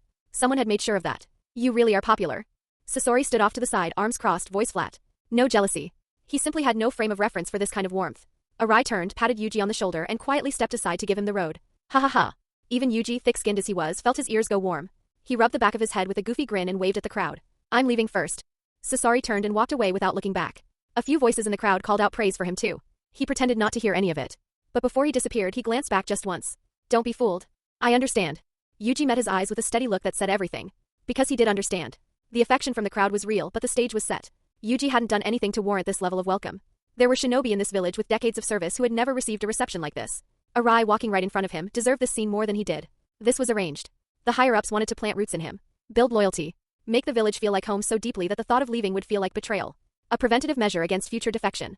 Political maneuvering. Clean and simple. Yuji smiled to himself and let it happen. The warmth was real even if the stage wasn't. And he had no reason to reject either. After half an hour of mingling, duty called. The three of them made their way to the administrative building where the third Kazekage and the senior leadership were already waiting. They'd read the mission records. Arai delivered his report. The usual praise followed for both Yuji and Sasori. Chio sat off to the side saying little, but the quiet relief on her face was unmistakable. In her eyes, her grandson had finally made a friend. Sasori's personality hadn't changed, but he'd taken a step forward. For her, that was enough. But the praise wasn't why they were here. This war is over, one of the senior officials said, his voice dropping low. Konoha has transferred all forces from our front and the Iwagakure front to the Kumogakure theater. It's estimated Kumo will withdraw before long as well. Another official picked up the thread with a sigh. Orochimaru secured Konoha's victory against Iwagakure. On the Kumogakure front, Tsukumo Hatake is leading the defense. With reinforcements now flowing in from the other resolved fronts, Kumo can't win. The room went quiet. Konoha had faced all 4 great ninja villages simultaneously and held. Only now, with the war ending, did Suna's leadership fully grasp how reckless it had been to pick this fight. But regret changed nothing. What was done was done. This is all the intelligence our village gathered during the war from the battlefield and other channels regarding the outstanding new generation figures from each great ninja village. The third Kazekage spoke, his tone measured. You two should look it over as well.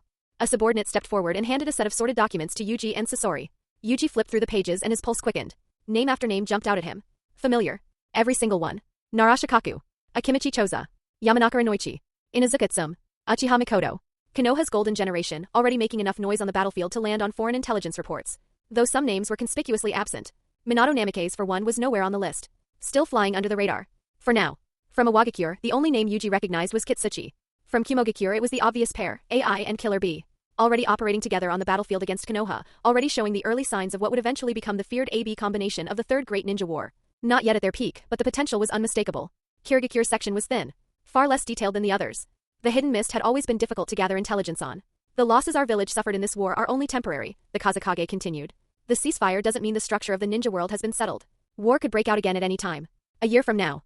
3 years. Maybe longer. His gaze settled on Yuji and Sasori. But whenever it comes, the next stage will belong to your generation. For the village to remain strong, every era needs powerful individuals who can step up. There are still a few years before the Third Great Ninja War, Yuji thought as he browsed the documents. And they've already started cataloging the enemy's rising talent. Preparing early for once. Smart. But if Sunagakure has this data, the other villages are doing the same thing. There's a reason the 5 great villages have stayed standing this long. His eye caught something near the bottom of the file. His name. And Sasori's. Listed clearly among the profiles. That's right, the third Kazekage said, reading Yuji's expression. The reason we're showing you this intelligence is so you'll understand the opponents you may face in the future. And likewise, you should know that other villages have already taken notice of you. Chiyo leaned forward, her expression dark. We've confirmed it. The assassination attempt on you was Konoha's doing. Hanzo leaked your information to Danzo. Her voice tightened. I didn't expect those two to have private dealings. The pieces clicked into place in Yuji's mind. Hanzo feeding intelligence to Danzo. Danzo dispatching root operatives to eliminate a potential threat before it could grow. The fake umbu. The midnight summons. All of it traced back to that connection. Yuji. Sasori. The third Kazekage's voice carried the weight of someone placing a burden on young shoulders. Remember the names in that report. Be prepared. Perhaps our generation won't be the one to lead Sunagakure past Konoha. He paused. But you have that possibility. Yuji kept his expression respectful. Touched even. Inside he sighed. Still don't understand? Even now, after everything, their answer is just beat Konoha next time. No reflection on why the war failed. No structural changes. Just pin your hopes on the next generation and call it strategy. As expected. People who can't think beyond brute force never learn. Sasori said nothing throughout. Silent as stone. Yuji, however, smiled. Faced the room full of expectant gazes from the village's most powerful people, and nodded firmly. Next. Chapter at 500 PS. The strongest Kazekage Sunagakure training ground. Next day Yuji and the third Kazekage stood facing each other in the center of the training field. The sidelines were packed. Chiyo, the senior officials, Captain Arai, and a crowd of sand shinobi had all turned out. Sasori stood among them with his arms crossed, eyes locked on the two figures in the field. The reason for the turnout was simple. Today was Yuji's Chunin promotion exam. And the third Kazekage himself was serving as his opponent. That wasn't a courtesy extended to just anyone. They all wanted to see how far his Kekkai Genkai had come. Yuji. Don't hold back, the Kazekage said calmly. Come at me with everything. Don't worry about hurting me. All right. Yuji smiled. The referee made the signal and his expression shifted. The pressure of facing a Kage-level opponent was unlike anything he'd experienced before. Even from across the field, the man's presence was suffocating. In the crowd, Sasori watched intently. This was a rare chance to observe the third Kazekage's abilities up close, and he didn't intend to miss a single detail. Yuji moved first. He shot forward but not in a straight line. His path zigzagged sharply, his body leaving afterimages as he closed the distance. The angle of attack was impossible to predict from any single frame. That taijutsu. Murmurs rippled through the crowd. For a 10-year-old, the raw physical ability on display was abnormal. The speed, the agility, the sheer explosive power packed into that small frame. Whatever training he'd put himself through, it had pushed his body far beyond what anyone his age should be capable of. He reached the Kazekage and attacked. Fists. Elbows. Knees. Kicks. A relentless barrage from every angle, fast enough that it looked like multiple attackers hitting simultaneously. He circled behind mid-combination, launching a strike at the Kazekage's blind spot before the first exchange even finished. None of it connected. Every blow was intercepted by iron sand. Dark metallic particles gathered from the air and formed solid blocks exactly where they needed to be, absorbing each impact with dull, heavy thuds. The Kazekage hadn't moved. No blind spots, Yuji registered mid-assault. Close combat is useless. The iron sand defense was automatic. Omnidirectional. It sensed incoming threats and responded without conscious input, the same way Gaara's sand shield would one day operate, except this was iron sand. Heavier. Harder. Yuji broke off and leaped into the air. In the brief gap where the iron sand plates crumbled from blocking his strikes, he hurled a spread of throwing knives at the exposed opening. The iron sand didn't miss a beat. Individual blocks materialized along each blade's trajectory and swatted them aside. Exactly like Gaara's sand, Yuji thought, catching his breath midair. Except the medium is different. To break through this kind of defense, I'd need speed that completely overwhelms his perception and reaction time. Like Rock Lee with the 8 gates. I'm not there yet. He landed. The deflected throwing knives scattered across the sand, seemingly useless. Then Yuji swept his arm. Every fallen blade jerked back into the air, trailing silk threads that instantly wove together, wrapping the Kazekage's position in a dense web of razor-thin lines. Yuji pulled with both hands. Hard. The threads screeched against the iron sand as they tightened. It didn't work. The iron sand dissolved into a swirling cloud of fine particles, flowing like liquid around and between the threads. No matter how tight Yuji pulled, the threads couldn't bite through that shifting, formless barrier. Taijutsu. Projectiles. Thread techniques. 3 different approaches, and the third Kazekage hadn't moved a single inch. Yuji was beginning to understand why this man was called the strongest Kazekage in history. The Kazekage finally turned to face him. When the gap in strength is this wide, probing attacks are meaningless. You need the conviction to kill in a single strike. If you give your opponent room to breathe, the one in danger will be you. As he spoke, Yuji felt his arms drag downward. The iron sand particles in the air had coated every thread, adding weight until the lines snapped. His throwing knives clattered to the ground one by one, each wrapped in black sand. Useless. It wasn't a probe. Yuji smiled. The Kazekage sensed it a beat too late. A flash of blood red erupted from beneath his feet. The iron sand scrambled to intercept, condensing and chasing the trajectory. But it was half a step behind. The crimson streak punched through the gaps in the defense and struck the third Kazekage dead center between the eyebrows. Bang. The impact was violent. Far louder than any of Yuji's physical strikes had been. Several spectators on the sidelines flinched. But the Kazekage only rocked back slightly. A thin layer of iron sand had formed over his forehead at the last instant, and embedded in its center was a small, bright red crystal. A solidified blood droplet. Hiding the attack inside your ninjutsu as a feint, the Kazekage said, straightening. You actually managed to deceive me. He studied the blood crystal with genuine interest. Arai had been reporting on Yuji's Kekkai Genkai development for months, but reading reports was different from seeing it firsthand. An impossibly small blood droplet, concealed on the surface of a throwing knife, carried into range by the thread tech. Eek, then launched independently at the moment of maximum distraction. If Yuji had used the blood openly, the iron sand would have caught it. But hidden within the chaos of 3 simultaneous attack types, it had slipped through. Interesting. Such a small amount of blood at that range with that kind of speed and penetrating power. The Kazekage sounded almost impressed. In the crowd, Chio and the officials tensed. They knew the Kazekage was fine, but Yuji's attack landing at all was unexpected. Your flexibility with the ability is clearly improved from 6 months ago, the Kazekage continued. Remote delivery through objects instead of direct control. Extended range. Good. Yuji pointed a finger gun at the Kazekage and grinned. Thank you for the praise, Kazekage-sama. But I'm not satisfied with just this much. I'd like to keep going. Good. That competitive spirit is worthy of a genius of the hidden sand. The Kazekage nodded. Then I'll get a bit more serious. His eyes sharpened. The calm, almost leisurely presence he'd been projecting vanished, replaced by something dense and heavy. An invisible pressure radiated outward from his body like a physical force.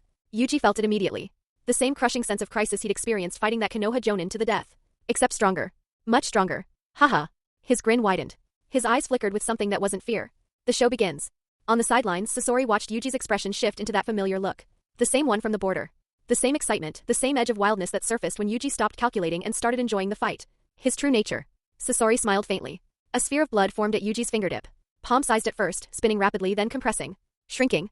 The blood condensed tighter and tighter until the orb was no larger than a fingernail, dense and translucent, vibrating with contained force. A small shockwave burst outward from the compression. The recoil lifted Yuji's feet off the ground and blew his hair back. The blood bullet fired. Blood release, crushing orb. Next. Chapter at 500 PS. Support me on P at Rayon and read up to 20 chapters ahead at Keep Smiling 818 P at Rayon. Iron and blood. The iron sand exploded. It burst apart like a wave of dark water crashing against a wall, scattering in front of the third Kazekage. Yuji's blood-style technique had punched clean through the metallic barrier, liquid turning solid on impact with enough force to shatter iron. Even the Kazekage's expression shifted. On the sidelines, the reaction was immediate. Did you see that? The blood changed from liquid to solid mid-flight. That's how it pierced the iron sand. The transformation happened in an instant. A Sunagakure Jonin leaned forward, voice sharp with analysis. Is that chakra-driven? Or inherent to the Kekkai Genkai itself? Standing nearby, Raza stroked his chin in silence. He'd returned to the village only recently. With Awagakure's withdrawal, the border had stabilized enough for him to take a short rest. He'd arrived just in time to see Yuji's squad come home, and when word spread that the Kazekage was personally testing the boy's Kekkai Genkai, he'd come to watch. He knew the basics about Yuji. The blood was his chakra. But what he was seeing now went well beyond the basics. Arai, the Jonin turned to the captain standing nearby. Yuji could only do basic blood manipulation before, right? No nature transformation, no form techniques. Do you know anything about this blood release ninjutsu? Arai said nothing. Because he didn't have an answer. For 6 months in the land of grass, he'd watched Yuji use his Kekkai Genkai with increasing flexibility. Simple manipulation. Minor variations. But nothing like this. Not a fully formed ninjutsu. His eyes drifted instinctively towards Sasori. Sasori's expression was perfectly calm. These 2 little bastards had been hiding this from him. Arai stayed silent. Around them, other sand shinobi were picking the technique apart in hushed voices. Water nature chakra for the base liquid properties. Earth nature to harden it and shape it. The acceleration isn't wind nature. It's just raw chakra propulsion. Compression, state change, and speed enhancement all in one technique. That's not a raw Kekkai Genkai output. That's a developed ninjutsu. Chio smiled. In such a short time he's already developed a Kekkai Genkai ninjutsu. This exceeds our expectations. Beside her, Ebizo was less surprised. The boy created his own technique before he was 9. His understanding of ninjutsu fundamentals is exceptional for his age. The Kekkai Genkai is innate. It was only a matter of time before he started combining it with nature transformation and hand seals. He paused. He could likely master water release on its own if he tried. The water nature in his blood release is obvious. But the individual chakra natures are probably integrated through the Kekkai Genkai. Separating them out for standalone use would take proper guidance and time. On the field, the third Kazekage finally moved. His iron sand shifted from passive defense to active offense in an instant. A massive wave of dark metallic cones formed in the air above Yuji, dense and sharp, and swept downward like a flood. The coverage was total. Almost no room to dodge. And the cones that missed didn't stop. They dissolved on impact with the ground and spread into black quicksand, covering the entire surface of the training field. Then, from that carpet of iron particles, countless spikes erupted upward, crisscrossing, forming a massive cage of metal thorns with Yuji trapped inside. Yuji Oved frantically within the cage. Leaping, twisting, ducking between spears, finding gaps that barely existed. Even under that crushing offensive, he kept firing blood projectiles at the Kazekage whenever he found a fraction of a second to aim. But the density was too much. An iron spike caught his clothing and pinned him midair, suspended and exposed. In that same instant, the Kazekage used iron sand body flicker and appeared behind him. A hand settled on the boy's shoulder. It was over. Hee, as expected of the Kazekage. Truly something else. Yuji grinned. When the third Kazekage decided to attack, it was like being caught in a tidal wave. The range, the speed of transformation, the sheer density of offensive output. There was no room to breathe. No gaps to exploit. This was what Kage-level power actually looked like. And the man hadn't even been serious. Exam passed. The Kazekage deactivated his ability and brought Yuji down to the ground. The referee announced the result, and applause erupted from the sidelines. For a 10-year-old genin to force the Kazekage to actively engage was already remarkable. Losing after that was expected. Winning would have been absurd. Raza watched from the edge of the crowd as the Kazekage placed his hand on Yuji's shoulder, eyes filled with open admiration. Then he turned and walked away. The scene stirred something in him. Yuji today looked like Raza himself years ago. Standing in that same training field, receiving that same attention from the same man. Raza's respect for the third Kazekage ran deep. His entire path as a shinobi had begun by looking up to this person. As a fellow Kekkai Genkai user with similar abilities, he'd been personally trained by the third. The Kazekage was his teacher, his model, and the foundation of his beliefs about both the village and the battlefield. Raza was, and always had been, a loyal supporter of the third Kazekage. And now a boy he'd once sent to the border as a junior had become the village's newest focal point in just 2 years. He hadn't expected that. In terms of raw military contribution among Suna's younger generation, Raza was still number one. No contest. But watching Yuji's trajectory, the pace of his growth, the breadth of his abilities, if nothing went wrong, the kid's future achievements might rival his own. However, Raza furrowed his brow as he walked. Based on what he'd observed of Yuji, the boy's personality was fundamentally different from both himself and the third Kazekage. Optimistic, personable, popular. All good qualities. But not the kind of person who would naturally inherit the third's will and philosophy. Yuji was a different breed entirely. Having such a genius in the village was undeniably a good thing. Raza agreed with that. He was part of the upper echelon now, even if his status and influence were still growing, and he recognized that Yuji could become an important figure for Sunagakure's future. But worth pinning the village's highest hopes on? Not yet. Not in Raza's eyes. At PS two sets of footprints, sand dune outside Sunagakure. Yuji lay stretched out on top of the dune, hands behind his head, eyes half closed against the sun. Sasori stood beside him, arms crossed, looking down at the village below. From up here, the entire hidden sand village was laid out beneath them like a map. What do you think? Sasori asked. He's strong. Yuji's voice was calm, almost lazy, but his mind was still replaying every detail of the fight. Not just strong. That level of power is something most shinobi will never touch in their entire lives. He paused. And with a Kekkai Genkai like his, he couldn't be weak even if he tried. The range, the power, the chakra efficiency, none of that comes cheap. Sasori said nothing. Just stared ahead. Well, he is the strongest Kazekage in history, Yuji added lightly. And the leader of the village. So there's that. A silence settled between them. Comfortable. The kind that only existed between two people who had spent 6 months surviving together. Then Sasori spoke. The medical department, police force, administrative department, intelligence division, analysis team, economic advisors, military advisors. His voice was cold and methodical. All of them need to be purged. But for the plan to work, the most critical target is the third. Yuji didn't sit up. Didn't even open his eyes. No need to be that extreme. Replacing the entire top brass at once, even if we could pull it off, would gut the village's operational strength. And based on how this war ended, the other villages are still bitter about not gaining an advantage over Konoha. That resentment doesn't just disappear. Another war could start within a few years. He raised a finger. If we've hollowed out the leadership when that happens, we're the ones who suffer. Some of those people are genuinely competent. The problem isn't their ability. It's that their thinking is shaped by the third. His philosophy drives their decisions. So he's the source. Remove him and the rest can be redirected. Besides, Yuji continued, Sunagakure was developing well under the second Kazekage. It was only after the third took over that things started going downhill. You have something in mind, Sasori said. During the assessment, I was testing more than just my combat ability. Yuji held up a finger. My Kekkai Genkai is liquid-based. As long as his iron sand doesn't increase its density past a certain threshold, he can't fully block my penetration. Give me a few more years of research and I could develop methods to counter his iron sand specifically. He let the finger drop. But iron sand is metallic. It's very up. Low density far exceeds normal sand. Even with a few more years of growth, you and I together still wouldn't take him down easily in a straight fight. So we use unconventional methods. Poison? Sasori understood immediately. Exactly. Yuji finally sat up. We're both skilled in that area, and no one would suspect us of moving against the third. His tone shifted. Quieter. More careful. It has to be slow acting. Hard to detect. Harder to trace. Because if Grandma Chio catches even a whiff of it, we're finished. We'd be branded rogue ninja before we could blink. Leave the poison to me. Sasori's voice was perfectly steady. As Chio's grandson, no one knew her methods of creating and neutralizing poisons better than he did. The poison didn't need to be powerful. It just needed to be invisible to the one person in the village most likely to find it. I'll join the Sasori added. Get close to him. Learn his routines, habits, and private movements. Everything. A long-term project. Patient and methodical. They needed to know the target inside and out before making a single move. Getting close wouldn't be difficult. Both of them were the village's prized new generation. Chio's status as a senior official meant Sasori had a direct path into the or even the Kage Guard if he wanted it. I'll handle the third, Sasori said. Everything else is yours. Because after the third was dealt with, certain members of his faction among the leadership would also need to quietly disappear.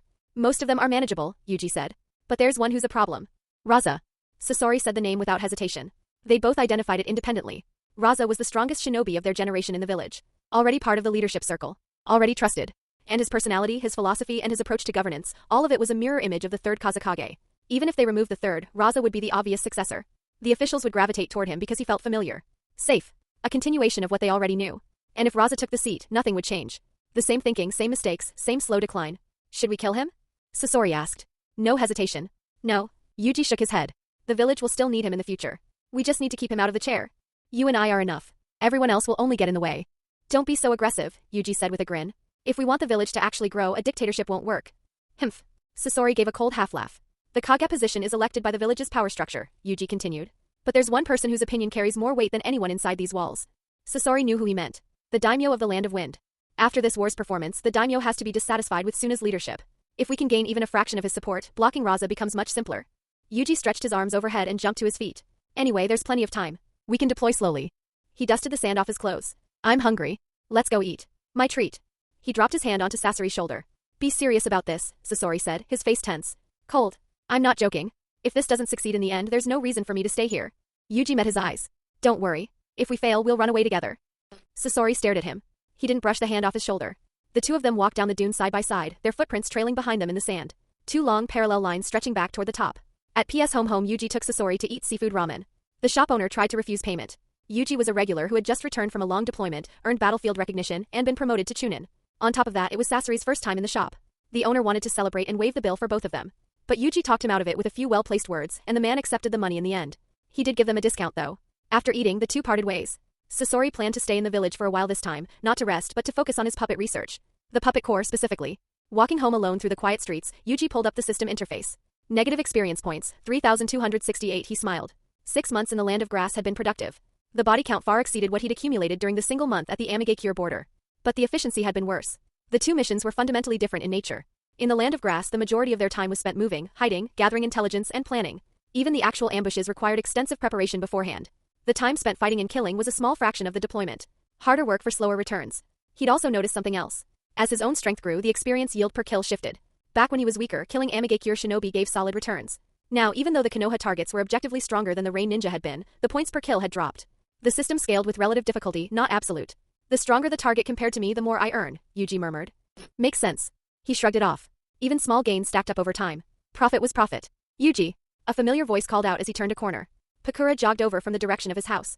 Ed gone looking for him and finding him absent, had waited at the intersection instead. I heard you passed the chunin exam. That's right. Yuji grinned, tugging at the forehead protector hanging around his neck with exaggerated pride.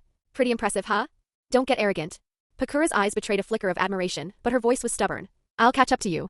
Then she pulled a neatly wrapped gift box from behind her back. What's this? It's for you. Congratulations on becoming a chunin. She coughed, her cheeks coloring slightly. Don't misunderstand. I'm just celebrating as your friend. I happened to pass by a store yesterday and bought it. It was just incidental. Before she could finish explaining, Yuji reached out and took it. Got it. Thank you. He smiled. When you graduate from the academy and become a genin, I'll definitely prepare a big gift for you too.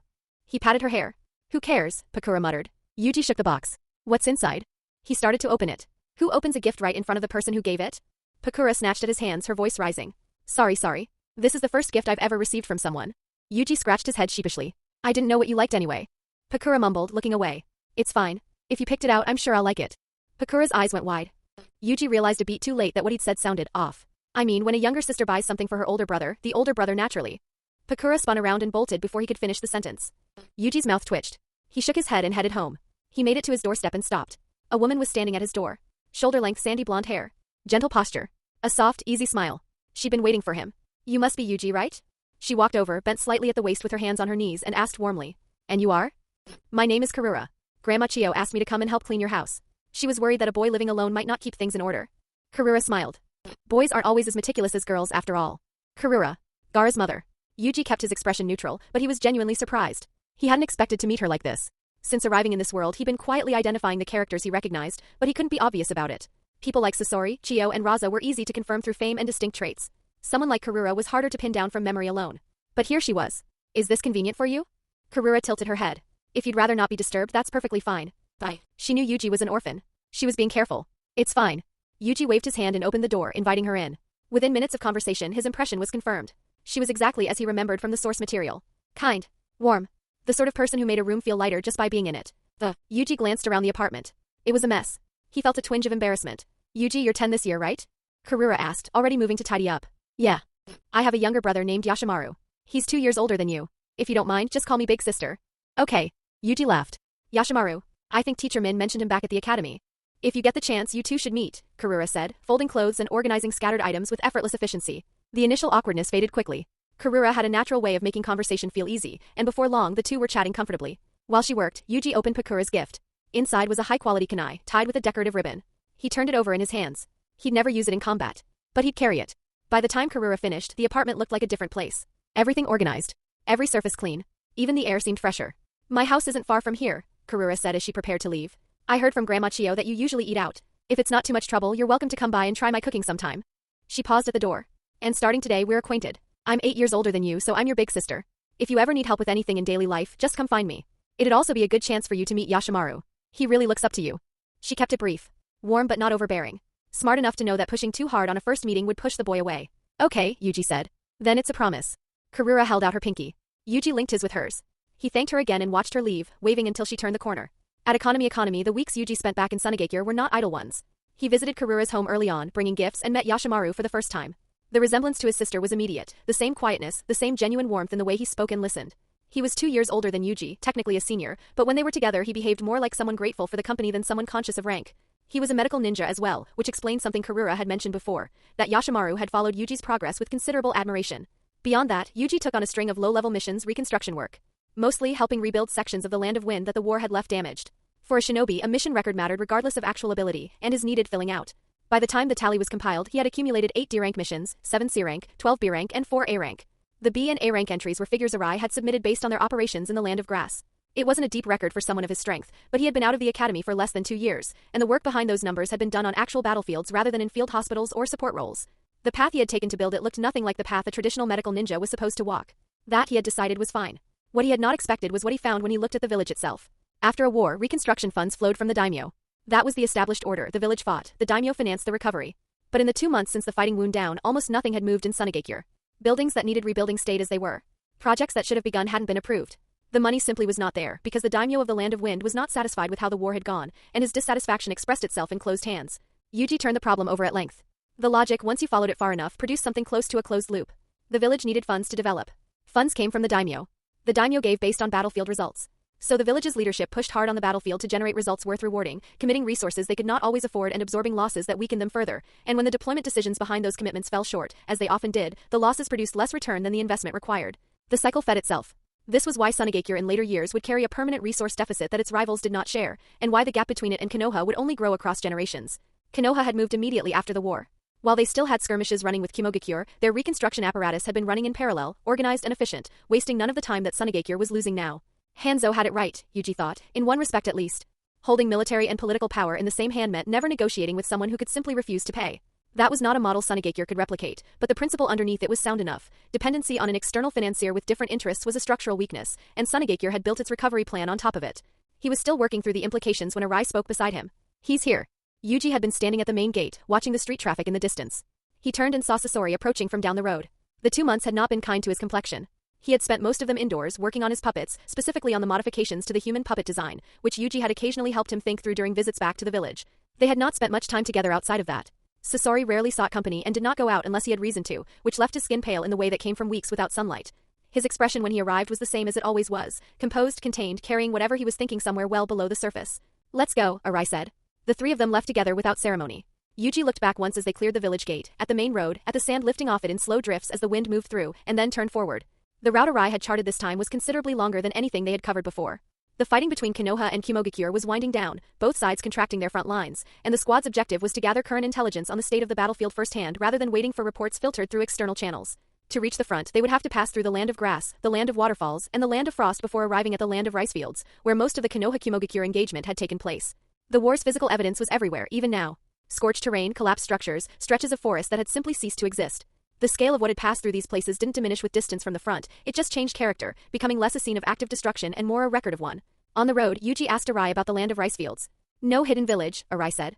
There are active ninja clans, but none of them ever built anything permanent enough to formalize. No structure, no shared governance. During the war they worked as hired hands, selling intelligence, running small engagements for whoever was paying. They fight in family units, not as a village force. Yuji processed this. Mercenaries then. Skilled in some cases, perhaps, but without the institutional foundation that turned individual ability into lasting power. What he remembered of the Land of Ricefields from what he knew of the future was limited, that Orochimaru would eventually establish the hidden Sound village there, and that the Fuma clan operated within its borders. The Fuma clan is still there, isn't it? He said. They should still have some standing, their tools alone would make them worth knowing. Arai considered it. They did once. The Fuma were the strongest clan in the Land of Ricefields for a long time, and they had a genuine reputation, their ninjutsu, their tool crafting, the Fuma-s. Hurricane most prominently. But a clan without a village's support structure eventually runs out of room to grow. The systems that hidden villages use to develop their shinobi across generations simply aren't available to them, and no amount of inherited technique fully compensates for that over time. The gap between where they were and where the major villages are now has been widening for years. He paused. There aren't many of them left in the Land of Ricefields at this point. Most of the clans scattered. You find them working as wandering shinobi in various countries, capable, but without a home to return to. Let's be friends, let's be friends. The land of waterfalls was defined by its terrain, mountains rising out of dense forest, rivers cutting through narrow valleys, the sound of moving water never entirely absent. Crossing into the land of rice fields changed things again. The mountains flattened into terraced hillsides, the forests thinned, and the landscape opened into something quieter and more worked over, fields cut into the earth in long horizontal steps following the contour of every slope. Yuji found it unexpectedly pleasant. The pastoral quality was genuine, the kind of countryside that had been shaped by generations of people with no interest in anything beyond the next harvest. The farming methods he saw were primitive by any measure, the villages modest and in places visibly worn. The war had not come for these people directly, but several years of large-scale conflict in the surrounding territories had a way of reaching civilian populations regardless of anyone's stated intentions. The claim that ordinary people were spared the worst of it was the kind of thing that sounded reasonable until you looked at what Konoha shinobi had done to Nagato's family in Amigakure, and then it didn't sound like much at all. They worked their way around the remaining Konoha and Kumogakure positions over the following days, observing, cataloging, occasionally pulling a shinobi from one side or the other for interrogation before closing the matter permanently. The mission did not require sustained combat and they did not seek it. They were there to build a picture, and the picture came together steadily. Several days in, they settled into an abandoned building at the edge of what had once been a village. The structures around them were still standing but hollow, emptied of everything that had made them inhabited. They used it as a base and sat with what they had gathered. Kumogakure's withdrawal makes sense now, Yuji said. Once the Konoha Iwagakure fighting wound down, Orochimaru was redeployed here. Arai nodded slowly. Sakumo Hataki's assault team created problems for Kumogakure that they simply could not answer. Konoha had been cutting their supply lines consistently throughout, and then they ran a decapitation operation against one of Kumogakure's field commanders. He paused. It succeeded. The White Fang of Konoha. Arai said the name with the weight of someone who had spent years monitoring men he hoped never to face directly. Konoha had been ground down by multiple major villages across this war, and in raw troop numbers Kumogakure still held a real advantage over what Konoha had left. None of that had mattered in the end. Top-tier combat power and sound strategic decisions had forced Kumogakure's hand more completely than numbers could overcome. One of the Kumogakure shinobi I interrogated mentioned their Jinchuriki was deployed, not to the front lines but present, Arai added. The Raikage Sun as well. Yuji filed this away without comment. He knew enough of the timeline to place it. Kumogakure's current Jinchuriki was not Killer B. Killer B was still young, following the future fourth Raikage in whatever capacity a boy his age could. The current host was someone else, a cousin of the man who would one day carry that title. If Yuji remembered correctly, this shinobi would later be killed during Orochimaru's infiltration of Kumogakure, the Eight Tails breaking loose in the aftermath and cutting through the village before the situation was brought under control. That event would eventually lead to Killer B taking over as Jinchuriki. The major villages were all doing the same thing in parallel, pushing their next generation forward, building toward futures that hadn't arrived yet. Kumogakure will not leave this alone, Yuji said. The fighting has stopped but the account isn't settled. No, Arai agreed. He was quiet for a moment, working through something. The intelligence has already gone back. I think we should leave. He looked between them. The situation here is more layered than a straightforward troop withdrawal.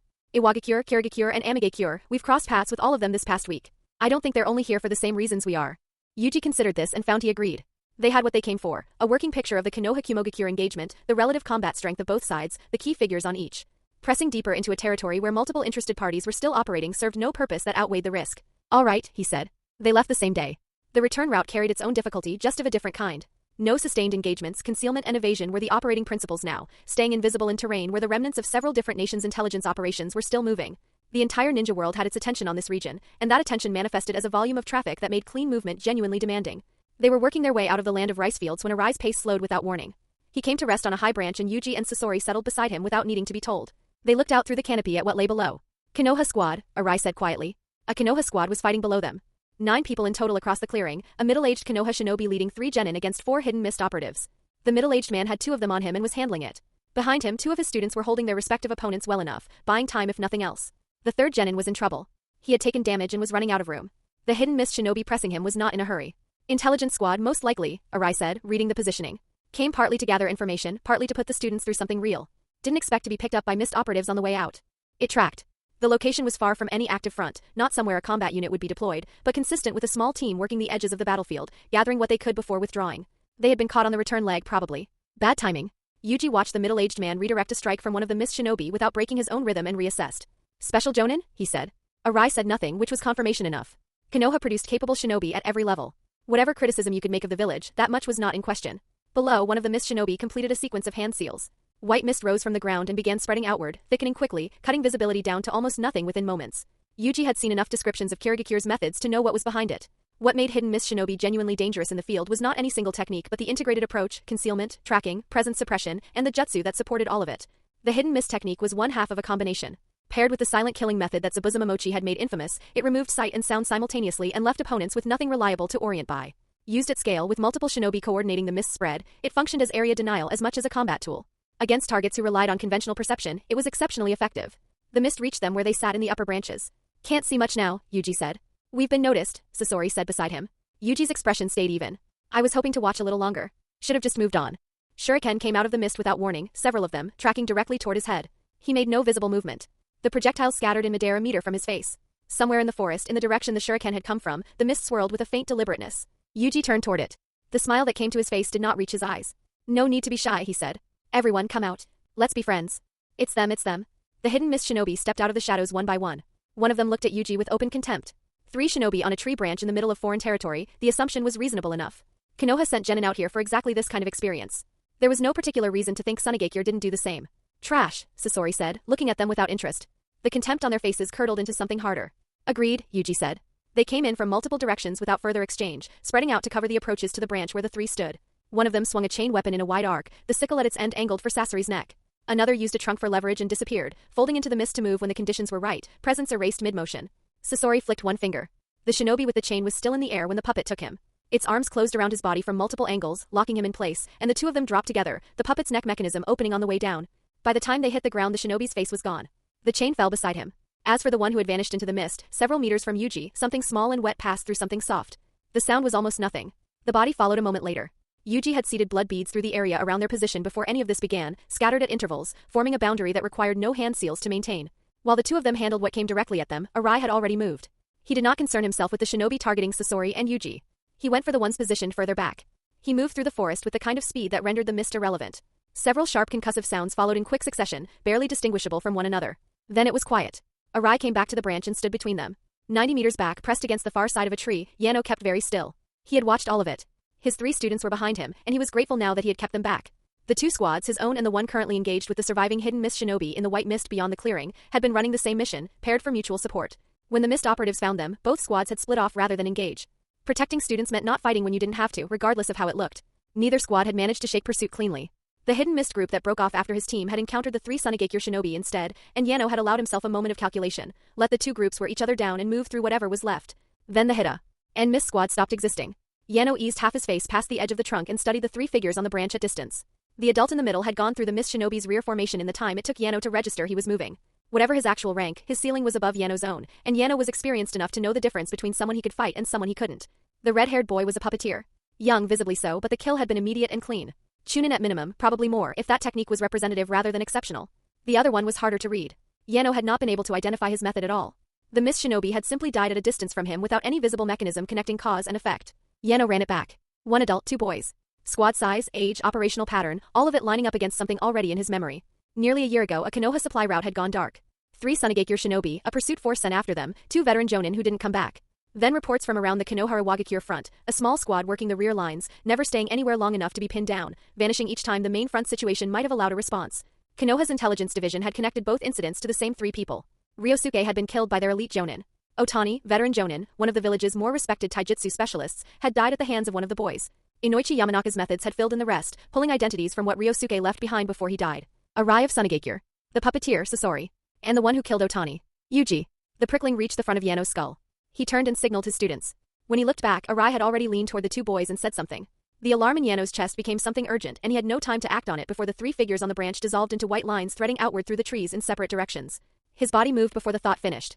Run. Into the mist. At 400 PS, the cruelty of the battlefield, the 3 surrounded them before Yano's students had fully disappeared into the mist, forming a triangle around the group with no gap worth testing.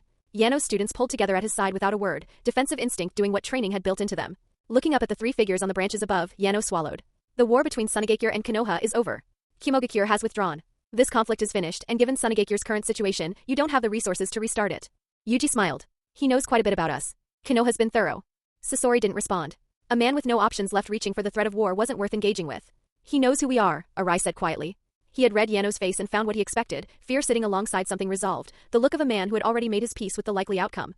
Yuji's gaze moved across the 3 genin. They were roughly his age, and one of them snagged his attention in a way he couldn't immediately place. I think I've seen you before, he said, pointing. The boy tensed. I don't know you. What's your name? A glance at Yano, then back. Aoba Yamashiro.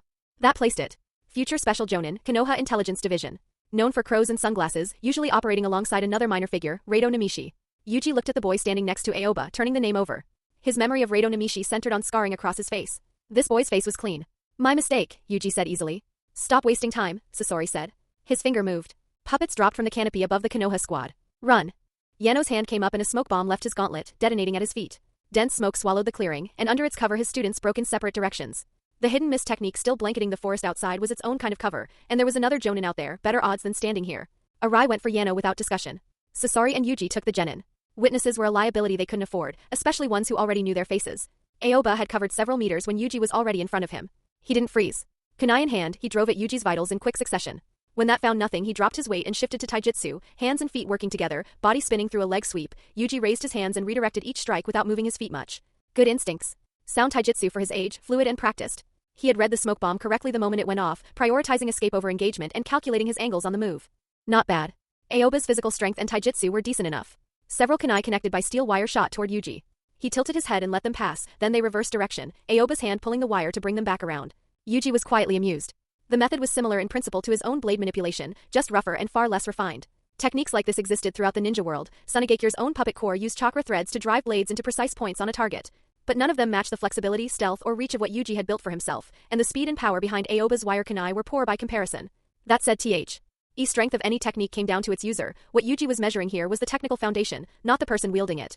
Taijutsu, shuriken work, ninja tool control, Aoba had a working foundation in all of them.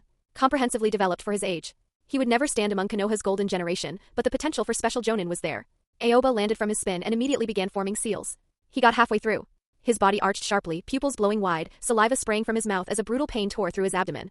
Yuji had read his movements, closed the distance, and driven a knee into him, nearly enough to knock him out entirely. Even as his balance left him, Aoba raised his arm to counterattack. Yuji caught the wrist and shut it down with a grappling hold. A thread crossed between them. Aoba's body hit the ground and stayed there. A thin red line split the skin of his neck and began to bleed slowly. It had taken roughly a minute. Yuji had handled it without strain. If he had wanted to, Aoba would have been dead the moment he landed. The threads had been around him from the beginning and he had never once detected them. Ding. Host has killed a plot character. Negative experience points plus. Yuji was mildly surprised. Aoba was a future special jonin of Konoha's intelligence division, minor, but not entirely a background figure. He reasoned through it. At his current level, Aoba simply wasn't worth much. The system had reduced the yield accordingly. Then a second notification came. Host has killed a member associated with Konoha's special era. Konoha hatred +8. Certain Konoha plot characters will now be predisposed toward hostility upon encounter. Yuji's attention sharpened slightly. Konoha's golden generation, perhaps, or characters higher up than that. He turned it over for a moment, then set it aside. It might cause some trouble down the line, but nothing that would change much. Every faction with a different allegiance was an opponent by nature. That was the underlying logic of the ninja world, and it had always been. Periods of peace were a surface condition. The structure beneath never changed. He shot out, leaving a trail of white smoke behind him. When he arrived, he found the second Konoha genin already slumped at the base of a tree, barely holding onto consciousness. Sasori had brought him down quickly and left him alive on purpose. Whatever the boy knew about Konoha's current situation was worth hearing, even if it amounted to little. Any information was better than none. Why so slow? Sasori said, looking at Yuji as he approached.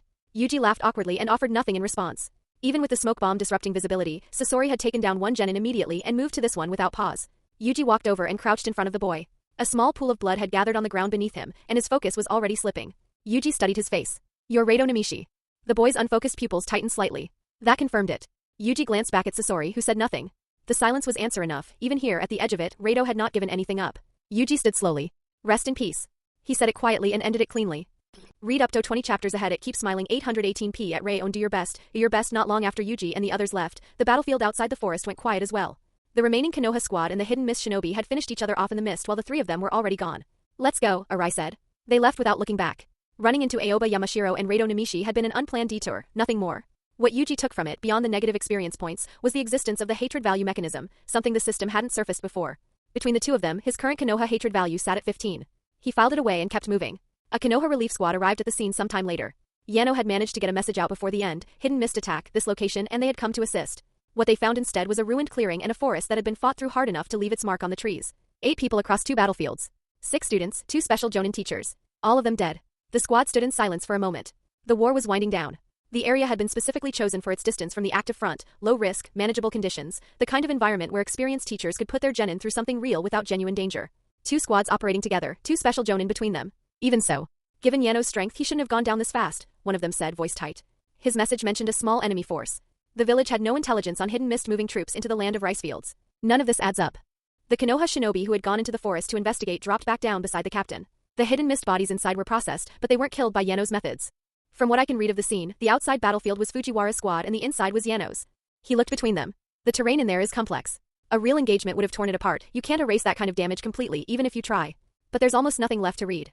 The only way that happens is if the enemy was powerful enough to end it very quickly, without giving anyone time to resist or scatter. He paused. And if the hidden mist had one, they wouldn't have handled their own people's bodies that carelessly. Nobody spoke for a moment. Intelligence squad, the captain said. From one of the villages. They didn't want their presence known. He exhaled slowly. Bring the bodies home. Yuji, Sasori, and Arai reached Sunagakure some time later. Shortly after their return, word came from the land of rice fields. Kumogakure and Konoha had both withdrawn, leaving only border defense forces in place. The war among the 5 great ninja villages was over in any formal sense. Peace, however, was not what followed. The war had left too much behind it, in the villages, in the ranks, in the people who had survived it. Large-scale conflict was no longer viable, but harassment continued, border skirmishes flared without warning, and minor engagements that should have amounted to nothing escalated into killing. The village leadership could issue orders and draw boundaries, but they could not reach into the lower ranks and undo what the war had put there. Shinobi who had watched their families and comrades die on those battlefields did not stop carrying it when the fighting officially ended. When they crossed paths with someone from the wrong village, in the field, on a road, anywhere outside the walls, the grief and anger that the ceasefire had papered over found somewhere to go. That kind of damage settled slowly and on its own terms. The formal end of large-scale conflict had only pushed its tensions underground, where they continued moving. The third Kazekage read Arai's mission report with particular attention to the sections concerning Yuji and Sasori. When he finished, he set it down and said, "No more missions involving Konoha. Not for these two." "Understood," Arai said. The reasoning was straightforward. Konoha now had names and faces, Arai's, Yuji's, Sasori's. They had been noticed. Taking on further Konoha-related missions meant operating against an enemy that was already looking for them, and the risk that posed to 2 shinobi of their age was not one the village could accept lightly. Arai was quiet for a moment, then spoke again. "Kazekage-sama, Yuji and Sasori are capable of operating independently now. They don't need me leading them anymore." A brief self-deprecating laugh escaped him. With anyone else, 2 years of guidance would be straightforward. But these two, honestly, keeping them under my supervision has probably slowed them down more than it's helped. What I had to teach them I've already taught. The rest of their growth needs room I can't give them. He looked down slightly. Sasori's path belonged to his puppets, which followed its own logic entirely. Yuji was a medical ninja with a sharper mind than most and a clear sense of where he was going. There were things those two understood that Arai simply didn't. He had felt it for some time. Sasori had never fully lowered his guard around him, and while Yuji's warmth and respect were genuine, it was the warmth of someone who kept their own counsel. As their captain, Arai had never truly entered their circle. And lately he could no longer track Yuji's growth rate or gauge his actual level, but Sasori could, and that said everything. The Kazekage nodded. "You're right. Your post as Kage guard has been waiting long enough." He considered for a moment. Raza has pulled back from the land of Earth border, but Iwagakure has been restless, small provocations, nothing decisive yet. Send Yuji and Sasori to that front. They've always operated as an independent unit. It's time they learn to function within the village's broader troop system. Let them develop their coordination with other units and build a clearer picture of how the village deploys on a real front line. "Yes," Arai said. He exchanged a few more words with the Kazekage, then turned and left. He found Yuji and Sasori and told them what the Kazekage had decided. Then he told them his own decision. "You can protect yourselves now," he said. "As long as you don't run into something genuinely beyond your level, your safety isn't something I need to worry about. I can't keep leading you indefinitely, the village needs my attention elsewhere, and the situation outside has eased enough that you can manage." He paused and something in his expression shifted. "This is personal advice, not an order. You're ninja of this village and completing missions comes first, that principle doesn't change. But if you find yourselves in a situation where your lives are genuinely at risk, and the mission isn't critical enough to justify it." He looked at them both. "Run. Just run. You're exceptional children, but you're still children. The village will grant leniency for a failed mission. It won't grant you a second life." He turned more directly to Yuji. "The front line is different from anything we've done together. The most obvious difference is the number of enemies, but more important than that is what it means to operate inside a troop structure. In an independent squad, your judgment is the squad's judgment. You react, decide, and move. In a unit, you obey command. Your personal will become secondary. That constraint is real and it will cost you flexibility." His voice was level, unhurried. "Even the most powerful ninja, surrounded by enough enemies, will die. Strength changes the odds on a battlefield. It doesn't make you certain of anything." He stopped. Thought for a moment. "That should cover it. You're smart, you understand what I'm getting at." He let out a laugh, hand going to his hip, and clapped Yuji on the shoulder with the other. The lightness in it was slightly forced.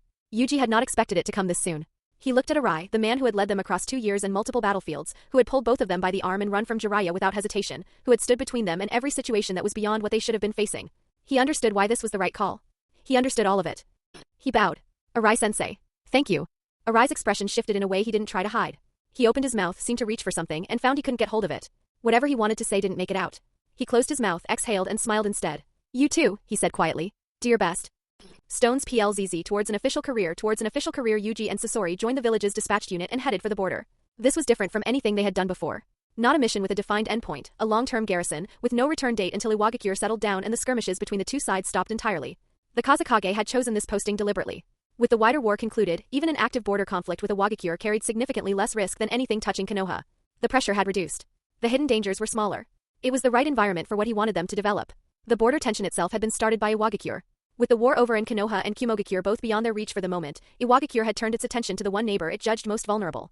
Sunagakure and Iwagakure had always understood each other well. Geography made that inevitable, given how often they had fought across the land of wind's borders. What Iwagakure saw now was a village that had come out of the war diminished, holding territory too large for its current strength to convincingly defend.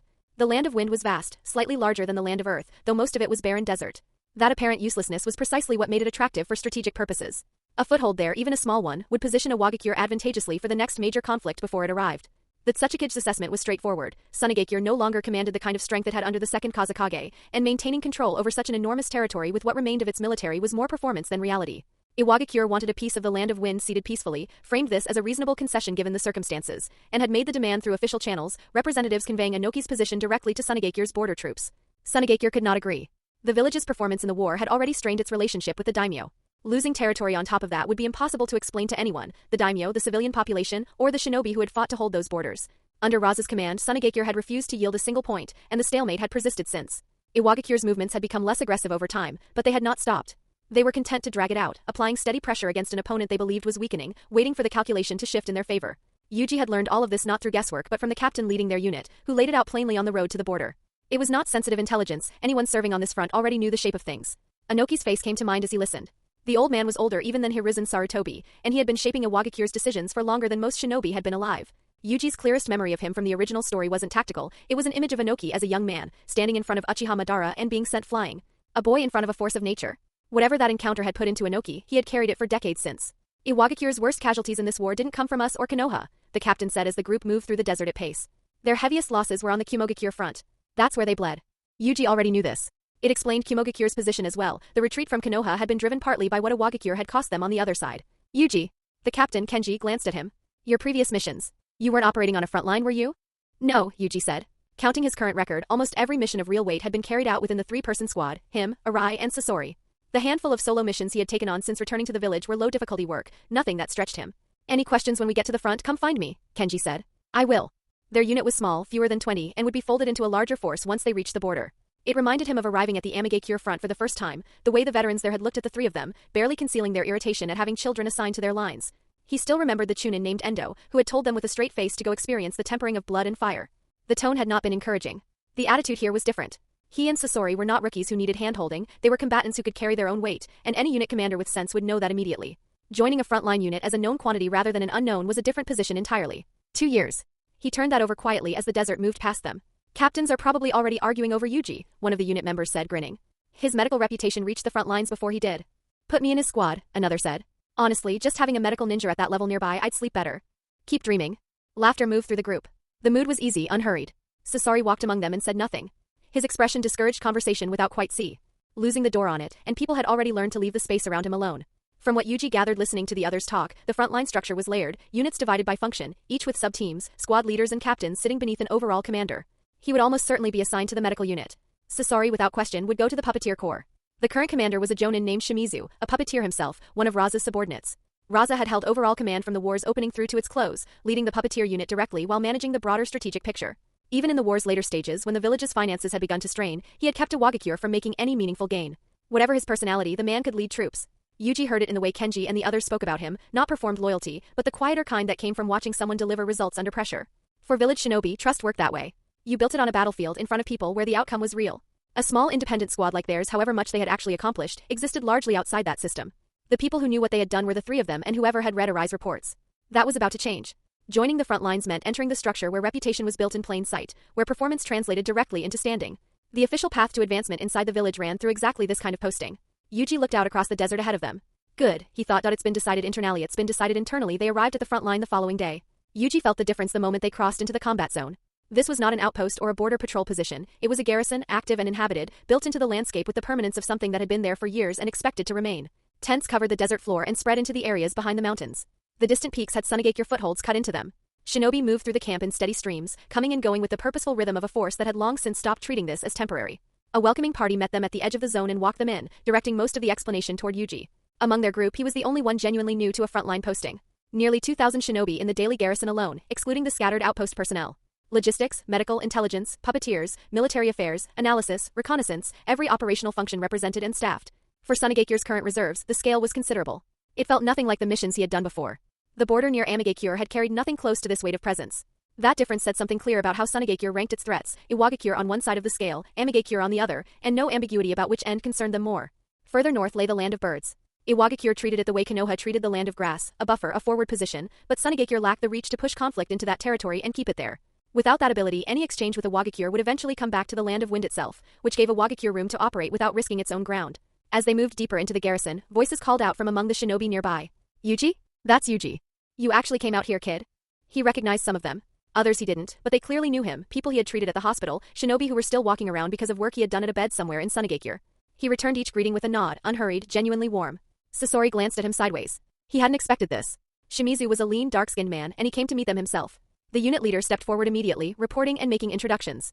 Shimizu listened, then looked at their group with an expression that briefly registered disappointment before settling back into neutrality. He didn't comment on the numbers. His gaze moved to Yuji and stayed there. He had been on this front for years and had only heard things about the village's rising talent secondhand. This was their first meeting. Sasori he already knew. Two puppeteers tended to know of each other regardless of circumstance, and Sasori's ability was not something that stayed quiet for long. Get me a few captains and squad leaders, he said to the unit leader, still looking at the document that had been handed to him. The leader left. Shimizu read through it. Yuji. Here. Medical ninja? Yes. Shimizu started to say something and stopped. His eyes had reached the mission data.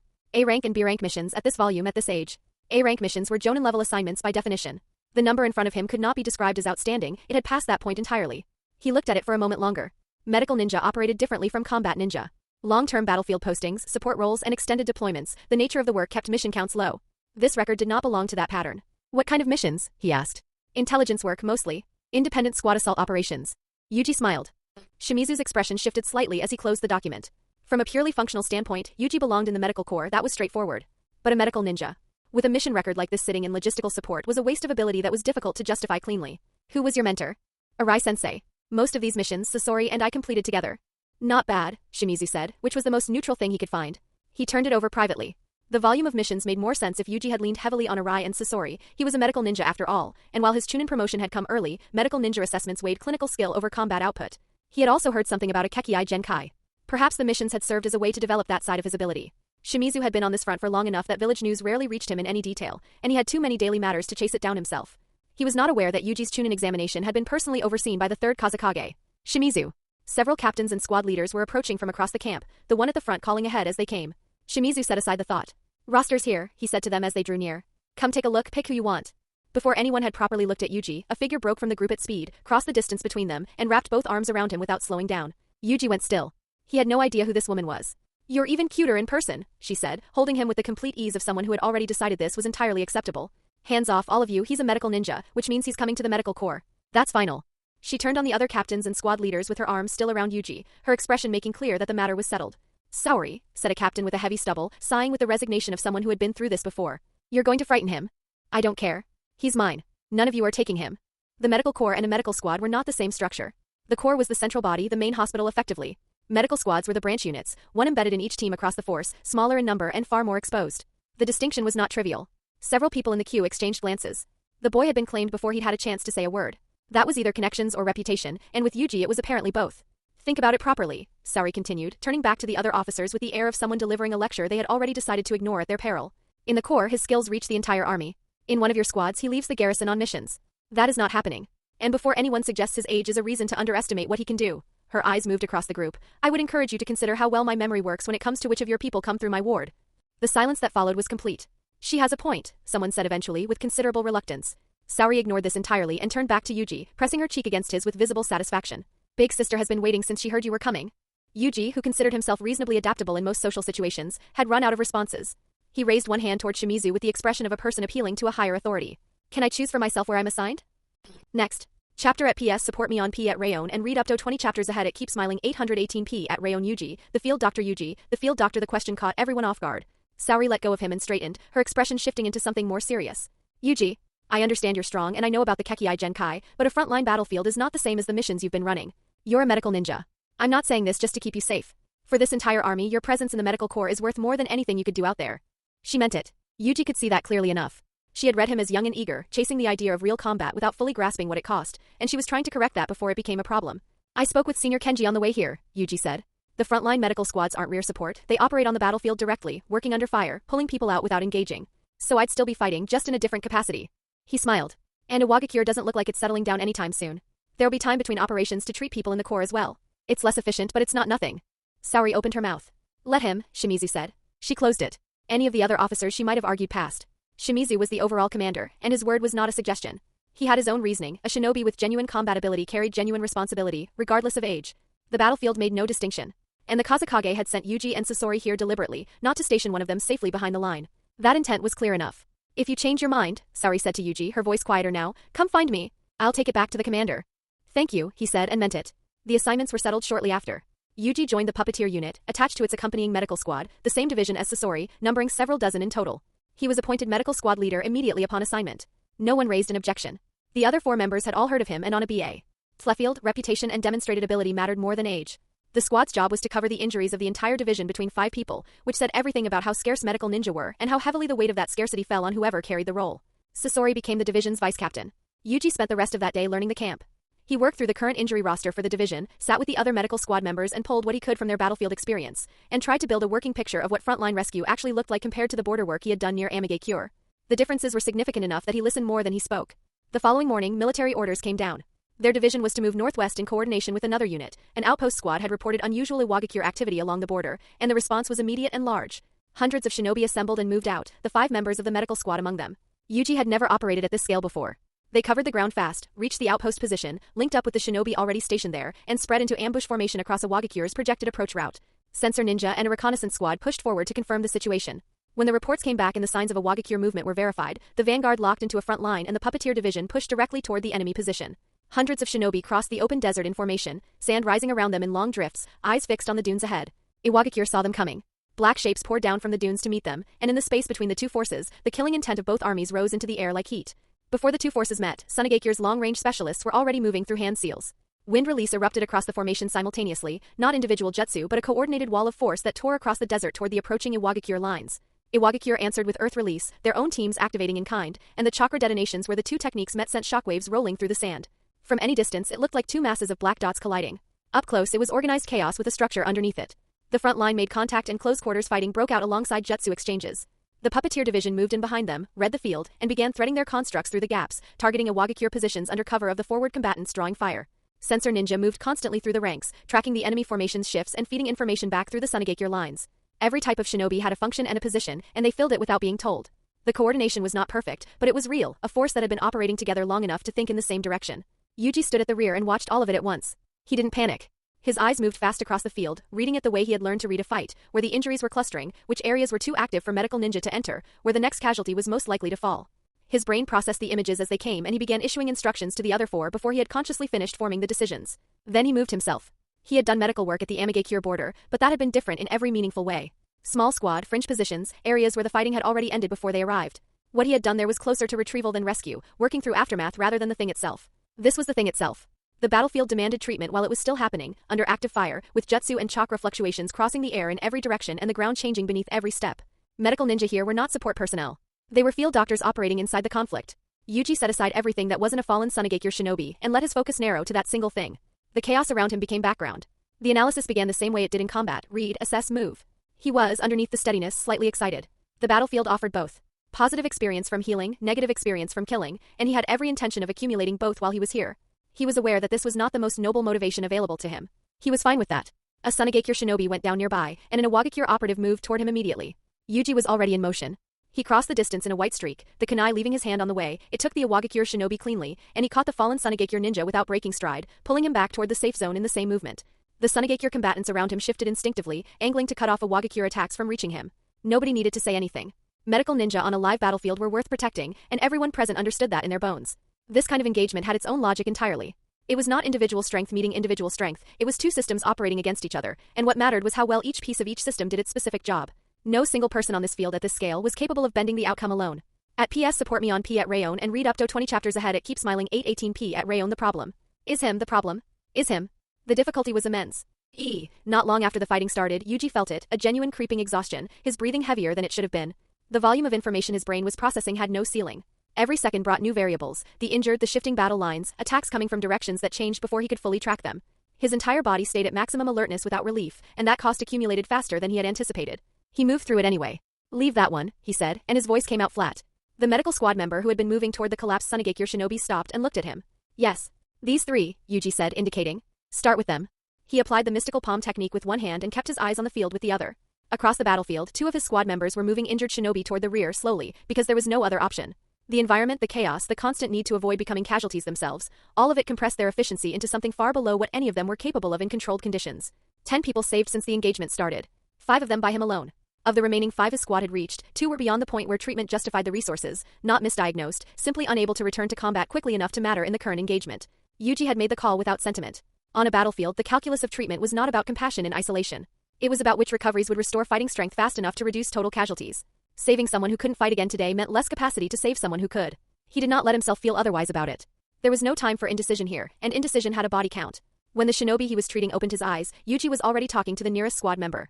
Get the intelligence personnel to take the others back to the outpost. This position is mine now. The medical ninja disappeared. Yuji pulled tools from his pouch and moved to the next injured shinobi without breaking pace, his eyes still reading the field ahead. Every second, Sunagakure shinobi were going down. He had known intellectually what a frontline battlefield would look like. The reality was worse. The feeling that settled into him as he worked, hands moving, eyes tracking, mind running the analysis continuously, was not panic. It was something quieter and harder to shake. Powerlessness was the word for it, though his hands never stopped and he never slowed. No medical ninja stood still and watched comrades die. But the dying outpaced the saving, and there was no way around that, and enduring it once was manageable. Enduring it as a sustained condition, operation after operation, that was a different weight entirely. He could see what it did to medical ninja over time. He pushed it aside and kept working. Something else had caught his attention as well. Reading the wider field through his analysis, he could see it in the patterns of the engagement. In a battle at this scale, individual strength was not translating cleanly into impact. He and Sasori had handled low-level enemies without difficulty in every prior operation. But now it wasn't so easy. The difference between operating as an independent squad and fighting inside a mass engagement was the difference between open ground and a swamp. Individual ability didn't disappear, it just stopped translating cleanly into outcomes. Targets changed before engagements resolved. Attacks came from angles that hadn't existed a moment before. The arithmetic of a small squad fight, where superior skill reliably produced superior results, broke down when the variables multiplied beyond a certain point. Numerical pressure alone could grind down a shinobi who would have been untouchable in any other context. This was why abilities like the third Kazekage or Hanzos were so significant. A technique that could affect a large area simultaneously, that could degrade or destroy an enemy's operational deployment rather than removing individual targets, operated at a different level of impact entirely. Single kills, however efficient, were absorbed by a force of sufficient size without changing anything. The battlefield continued around each death as though it hadn't happened. Only when one shinobi could threaten entire sections of a formation did individual power begin to influence the outcome at scale. Yuji understood this about his own current ability. His blood manipulation was precise and difficult to read, and its lethality was genuine, but its reach was narrow. He could kill efficiently. He could not affect the shape of a battle. Whatever he accomplished in one area, Iwagakure might be consolidating in another, and his effort wouldn't reach far enough to matter there. He was not at that level yet. This was a battle of a few hundred people. He found himself trying to imagine thousands or tens of thousands and gave up. The pressure he was feeling now would multiply beyond anything he could meaningfully conceive. Some things couldn't be understood without standing inside them. Arai had told him to respect the battlefield. Saori had said the same thing. He understood now what they had been pointing at. He stood, located the next casualty, and moved. Around him, the shinobi he had treated were waking and returning to the line without looking back. No acknowledgement, they simply got up and rejoined the fight. Yuji was already moving before the last one had cleared his field of vision. The engagement stayed fierce and showed no sign of breaking. Sunagakure and Iwagakure knew each other's methods too well for the battle to develop unexpected angles. Both sides could anticipate the other's deployments and SPE. Subtleties, which stripped the field of the kind of sudden variable that tended to end things quickly. The fighting ground on, neither side finding a decisive opening. Then the smaller details began to matter. On the Iwagakure side, their commanding jonin had been reading the field continuously. He had used the camouflage concealment technique to approach 2 Sunagakure puppet users and taken them down cleanly, and now he was still. His sensor ninja were reporting to him in steady intervals, and he was processing everything they brought him, holding the entire field in his mind the way a commander had to. A single oversight at this scale could shift the outcome. One report kept returning to his attention. A short figure moving through the Sunagakure formation, quick, unhurried in its quickness, threading through the chaos with an ease. He had watched this shinobi take down an Iwagakure operative, collect a fallen Sunagakure comrade, and withdraw to a safe distance in a single continuous motion. Clean and precise every time. The sensor ninja's analysis made the picture clear. Sunagakure's injured were returning to combat. Not in large numbers, but this was a battle of a few hundred people, and on a field this size, even a handful of recovered fighters shifted the weight of the engagement in ways that accumulated. Iwagakure's casualty rate should have been forcing a Sunagakure withdrawal by now. Instead, Sunagakure's effective numbers were holding in a way that made no sense given the damage they had absorbed. The medical squad's output was the reason. And the output wasn't coming from the squad as a whole, it was coming from one person. The commanding jonin's eyes settled on the small figure moving through the crowd below. When had Sunagakure's medical capability reached this level? The Iwagakure ninja's eyes revealed killing intent. This little one must be eliminated. It wasn't that the medical squad's overall level had improved, it was this young Sunagakure ninja who was demonstrating dazzling individual ability on the battlefield. The problem is him. At PS support me on P at Rayon and read up to 20 chapters ahead at Keep Smiling 818p at Rayon. Leaky little vault, the Iwagakure jonin immediately turned invisible and began infiltrating toward Yuji's position. It was necessary to eliminate the promising young talents of the enemy army before they could mature. Left unchecked, they would cause significant casualties to Iwagakure forces in the future. Iwagakure might lose this battle, but the next time any of their units crossed paths with this group from Sunagakure, having someone like this kid around would spell serious trouble. And trouble meant more Iwagakure shinobi would die. He had planned carefully, but as one of Sunagakure's key targets on the battlefield, his every move was being monitored, especially after he had just engaged 2 Sunagakure ninja and exposed his position. While the hiding with camouflage technique could deceive ordinary eyes, its effectiveness dropped sharply during rapid movement, and it was even less reliable against sensor ninja. Bang! He had barely covered 100 meters when a puppet launched into the air and came straight at him. The Jonin immediately released the technique to dodge the attack. As he landed, he looked up to find a red-haired boy blocking his path, several puppets hovering around him, all staring at the Jonin with a blank, unreadable expression. Another Sunagakure brat. The Jonin's expression hardened. Killing that medical ninja was no longer an option, but since this red-haired puppeteer had conveniently placed himself in his way, cutting down such a promising young talent would be an equally worthy consolation. He had already taken note of the red-haired boy's exceptional performance on the battlefield. Swoosh! Without hesitation, he formed hand seals and activated earth release, using the shifting terrain to press his assault on the dodging Sasori. However, with casualties mounting on both sides, it was clear that Sunagakure still had considerably more active fighters on the field. That meant even a one-on-one attempt against the red-haired kid came with constant interference and pressure from surrounding enemies, far more than the boy faced in return. He was a high-value target. Sunagakure had their eyes fixed squarely on him. And after actually trading blows with the boy, the Jonin had to admit, finishing him off quickly was nearly impossible. This kid's puppetry was on an entirely different level. Retreat. They had already wasted too much time. Iwagakure's side was visibly faltering. He had hoped to quickly deal with these two troublesome youngsters before pulling back, but neither had gone down. If they lingered any longer, their remaining forces would suffer even heavier losses. The Jonin's order rang out across the field. Their formation immediately shifted, tightening, consolidating, and a portion of their men stepped forward with the quiet resolve of those who had already made peace with death. They would serve as the rear guard, buying time for the others to escape. This had been arranged before the battle began. If the tide turned against them, these men would be left behind. It was one of the standard tactical doctrines of battlefield warfare. It was also a stark testament to war's cruelty, because if they failed to break away cleanly, it wouldn't just be the rear guard who died. It would be all of them. Iwagakure began their withdrawal. Sunagakure pursued only a token distance before pulling back. Beyond this point lay the land of birds, Iwagakure's war zone. Pressing further risked walking into enemy reinforcements, and that was a gamble not worth taking. Driving the enemy back across the border was victory enough. The battle, which had raged for nearly an hour, finally came to a close. Across the field, many Sunagakure ninja erupted in cheers, their voices raw with the relief and excitement of survival. But the celebrating voices belonged mostly to the newcomers, those who had only just set foot on a real battlefield for the first time. The veterans smiled too, but quietly, without the frenzy. Sunagakure then began cleaning up the aftermath and reorganizing the personnel and arrangements for the nearby outposts. Once everything was settled, everyone returned to camp. Yuji's chakra was completely depleted, and the toll on his body and mind was plain to see. He was carried back on someone's shoulders. Shimizu, as commander-in-chief, praised the team and specifically commended Yuji and Sasori. The performance of the two had not gone unnoticed by the enemy alone. As their own comrades, the people of Sunagakure could feel even more acutely the difference their presence had made, the shift in momentum they had brought to the team. All one could say was, they truly lived up to the name of geniuses.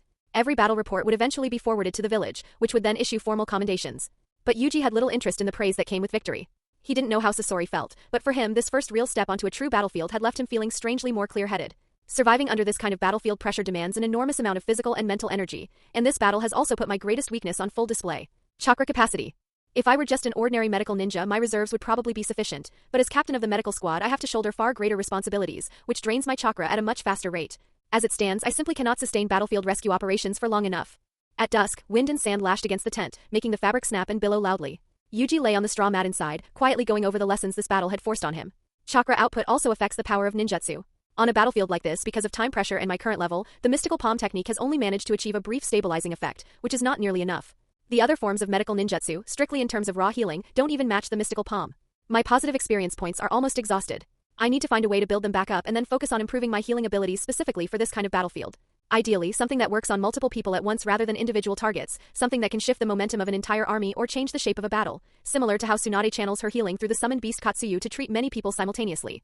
That one battle had made Yuji truly understand just how extraordinary Tsunade's abilities were. But to obtain that kind of ability from the system, the cost in positive experience points would be enormous. It's probably out of reach in the short term. He thought for a moment, then pulled up the system interface. He didn't have many positive experience points, but his negative experience points had climbed past 3,000. Since improving his healing ability wasn't currently feasible, he would focus on enhancing his mobility and rescue speed on the battlefield instead. That could be considered an indirect improvement. Beyond that, he wanted to see whether he could exchange for any abilities that carried some degree of battlefield influence or destructive power. If he could wield something like the third Kazekage's magnet release iron sand or Hanzo's poison gas, something capable of instantly reshaping the course of a battle, then there would simply be fewer wounded to begin with, and the pressure on him as a healer would shrink considerably. But if there are fewer casualties on the battlefield, or if the conflict with Iwagakure suddenly dies down, won't I lose my ability to farm experience points? Or rather, do I need to start looking into crowd control? Or, something that directly grants me a large amount of chakra would work just as well. Yuji turned the thought over quietly in his mind, then let out a long internal sigh. I have to spend again, this little vault of experience points simply refuses to grow. He scrolled through the interface and began scanning the exchangeable item column for anything that fit his needs. The first exclusive ninja tool because of the nature of his positive and negative experience points. Every ability or item he could exchange from the system was tied to medical treatment in some way. This meant that many techniques he remembered from his previous life simply did not exist in the inventory, including the mass destruction ninjutsu and Kekei Genkai of this world. Otherwise, he would have had far more options to work with. He searched for a long time. The resources exchangeable with negative experience points all carried darkened attributes, and after the system's conversion, ability-type resources would still be limited by chakra capacity, just like blood manipulation. Measured against that benchmark, the weaker options weren't even worth considering. The stronger ones were genuinely tempting to look at, but he simply couldn't afford them. There are plenty of area of effect techniques too, but after the system converts them, their upper limits end up relatively low. They would still need to be developed further down the line. Setting aside how difficult that process might be, it feels like a waste of time. After going through the ability list, he switched over to the item interface. He had been so focused on abilities that he had barely glanced at the item options before. Military Music Dream. Flute Taigu, from Akame Kill. Effect, capable of freely manipulating the target's emotions. Can be used on the battlefield to boost morale. Covers dozens of distinct emotional states, though targets will develop resistance upon repeated exposure. Secret technique, demon summoning strengthens the user. Note, this item is designated as a specific anti-enemy resource. Upon exchange, the resources of that world will be locked, but can be recycled to unlock. Something stirred in Yuji's chest. He had actually watched Akame Kill, that uniquely soul-scarring healing anime. There were dozens of Taigu and Shingu scattered throughout the story, and the one that had left the deepest impression on him was the Ice Taigu Demon's Extract, which could freeze everything in its path. Its power had been outright heaven-defying. Unfortunately, that one was nowhere to be found in the inventory. And even if it were, the experience point cost would almost certainly be astronomical. It would have satisfied his need for large-scale destruction perfectly. As for this flute, he had some recollection of it. Its power was decent, but it had always been overshadowed by the more prominent Taigu and never got much of a chance to shine. It was more of a support tool than anything else. Presumably, because it dealt with hypnosis, mental states, and emotional manipulation, the system had classified it as medically adjacent and added it to the library. Alongside Military Music Dream, Yuji also spotted another Taigu called Spectator. Compared to the flute, this one carried a considerably more unsettling profile. It granted the user 5 distinct abilities: Insight, Farsight, X-ray vision, Precognition, and Illusion. Insight allowed the user to read an opponent's thoughts through their expressions alone. Farsight allowed one to observe distant objects clearly. X-ray vision allowed the user to perceive targets regardless of any obstacles between them. Precognition allowed the user to anticipate the opponent's next move by reading the subtle shifts in their musculature. Illusion allowed the user to project hallucinations into the opponent's mind. Reading through the description, it sounded less like a tool and more like a powerful Kekkai Genkai type Dojutsu had been handed directly to the user. He found himself wondering how it would stack up against the Sharingan. Its inclusion in the system's library was likely due to the X-ray vision component. While browsing the positive experience point exchange list earlier, Yuji had come across several X-ray vision abilities that, for a doctor, functioned similarly to medical imaging. The price tag on Spectator, however, read simply as... The system hadn't even bothered to display a number. It was clearly beyond his reach for now. There are also items and tools for controlling corpses. That tracks, I suppose. He scrolled through the interface a while longer and gradually came to realize that the system held item exchanges to a stricter standard than ability exchanges, with higher price points across the board. The cost-to-value ratio simply wasn't as favorable. After browsing through everything, his gaze settled back on Military Music Dream. For one thing, its price was relatively modest, and since the system allowed it to be recycled, he had no fear of being permanently stuck with a poor investment. More importantly, even after the system's conversion process, the chakra demand placed on the user was not particularly high. A moderate sustained chakra output was all it took to produce a large-scale area effect, and that was enormously appealing to someone in Yuji's position. Unlike ability-type resources, this Taiga's effectiveness was not directly bottlenecked by raw chakra volume. Beyond that, the role it could play on a large-scale battlefield would be unmistakable. It also had clear utility in one-on-one situations. Yes, targets would eventually develop resistance with repeated exposure. But that didn't make its true value any less significant. A flute, it's somewhat reminiscent of Taiyuya's techniques from the Sound 4 several generations down the line. Though her ninjutsu blends genjutsu with in-release energy and is built primarily for solo combat, the battlefield potential of Military Music Dream is on an entirely different level, far beyond anything she could compare to. It can't deliver the large-scale destruction I was hoping for, but large-scale interference with enemy forces is nothing to dismiss either. And the main thing is that it's ready to use the moment I buy it. Yuji turned the thought over for a moment. Sound release did exist in this world, but it was not the same thing as the Sound 4's ninjutsu. Their techniques were simply the product of precise chakra manipulation, aided by instruments and equipment. True sound release was a Kekkai Genkai in its own right, one that had appeared in the Land of Snow arc of the original story. After the system converts it, it will probably become a special classified ninja tool rather than a conventional one. Yuji's eyes flickered with quiet consideration. There were quite a few items of that nature in the ninja world. The blades of the future 7 ninja swordsmen of the mist came to mind, though their effects naturally paled in comparison to a Taigu. If anything, the closest equivalent would be the 6 paths ninja tools. And beyond ninja tools, there were also divine artifacts to consider. Yuji didn't exchange for it immediately. He sat with the decision for a while, turning over certain concerns in his mind, concerns that touched on matters at the village level. After a short while, he made up his mind and bought it anyway. Would you like to exchange for this item? Yes. Assimilating item. Please wait. Congratulations to the host on obtaining a special exclusive ninja tool. A few SEC. Ons after his confirmation, a pitch-black vertical flute materialized in his hand. 3,000 negative experience points were deducted in an instant, leaving him with less than 1,000 remaining. Yuji considered for another moment, then used what was left to extend his blood manipulation skill tree, purchasing a cursed womb effect. Certain special techniques could only be used with a cursed womb body, and further down the line he planned to acquire additional cursed womb effects along with a complete set of blood manipulation techniques. Buying them outright through the system would save him the time he would otherwise have to spend developing them himself, time he almost certainly would not have. He had originally intended to be more conservative with his expenditure, but the battlefield's demands on individual combat ability were simply too high to ignore. There was no point pretending otherwise. Once all the subsequent techniques could be directly elevated to Kekkei Genkai ninjutsu, his Kekkei Genkai ability would be considered to have reached a state of major achievement. After that, when he had breathing room, he could research further on his own terms. Part of what had drawn him to the Taigu in the first place was the math of it. The leftover experience points could be used to strengthen his personal combat ability just enough to improve his survivability on the battlefield and give him more tools to handle whatever situation arose. I don't know if this was the right call, but it's done now. Yuji exhaled softly, watching the positive and negative balances in his experience bar bottom out completely. Then, exhausted down to his bones, he closed his eyes and fell straight asleep. Targeted the conflict with Iwagakure was fundamentally different from the border friction with Amigakure. Against Amigakure, Sunagakure had mostly operated through harassment and sneak attacks, relying on small independent squads infiltrating enemy territory. Both sides had fought that way. Aside from the major battle where Hanzo personally led his army against the 3rd Kazekage, Grandma Chiyo, and the others, large-scale warfare had rarely occurred on that front. Even so, the frequency of individual combat had been high. Sunagakure shinobi station near Amigakure could find themselves clashing with the enemy several times in a single day. Here at the border near the Land of Birds, it was the opposite. Engagements between Sunagakure and Iwagakure almost always exceeded 100 people. Small-scale conflicts were rare. After the initial engagement with Iwagakure, Yuji did not return to the battlefield for some time. Both sides shifted their focus to gathering intelligence on the other's war zone and personnel movements. This did not mean the shinobi could rest. The security work here was tighter than anything near Amigakure. The border line covered a vast area, and the stronghold headquarters had to coordinate and manage all its squad personnel continuously, tracking every movement of the enemy forces without pause, like a machine that couldn't afford even a moment of stillness. Yuji filled his days regardless.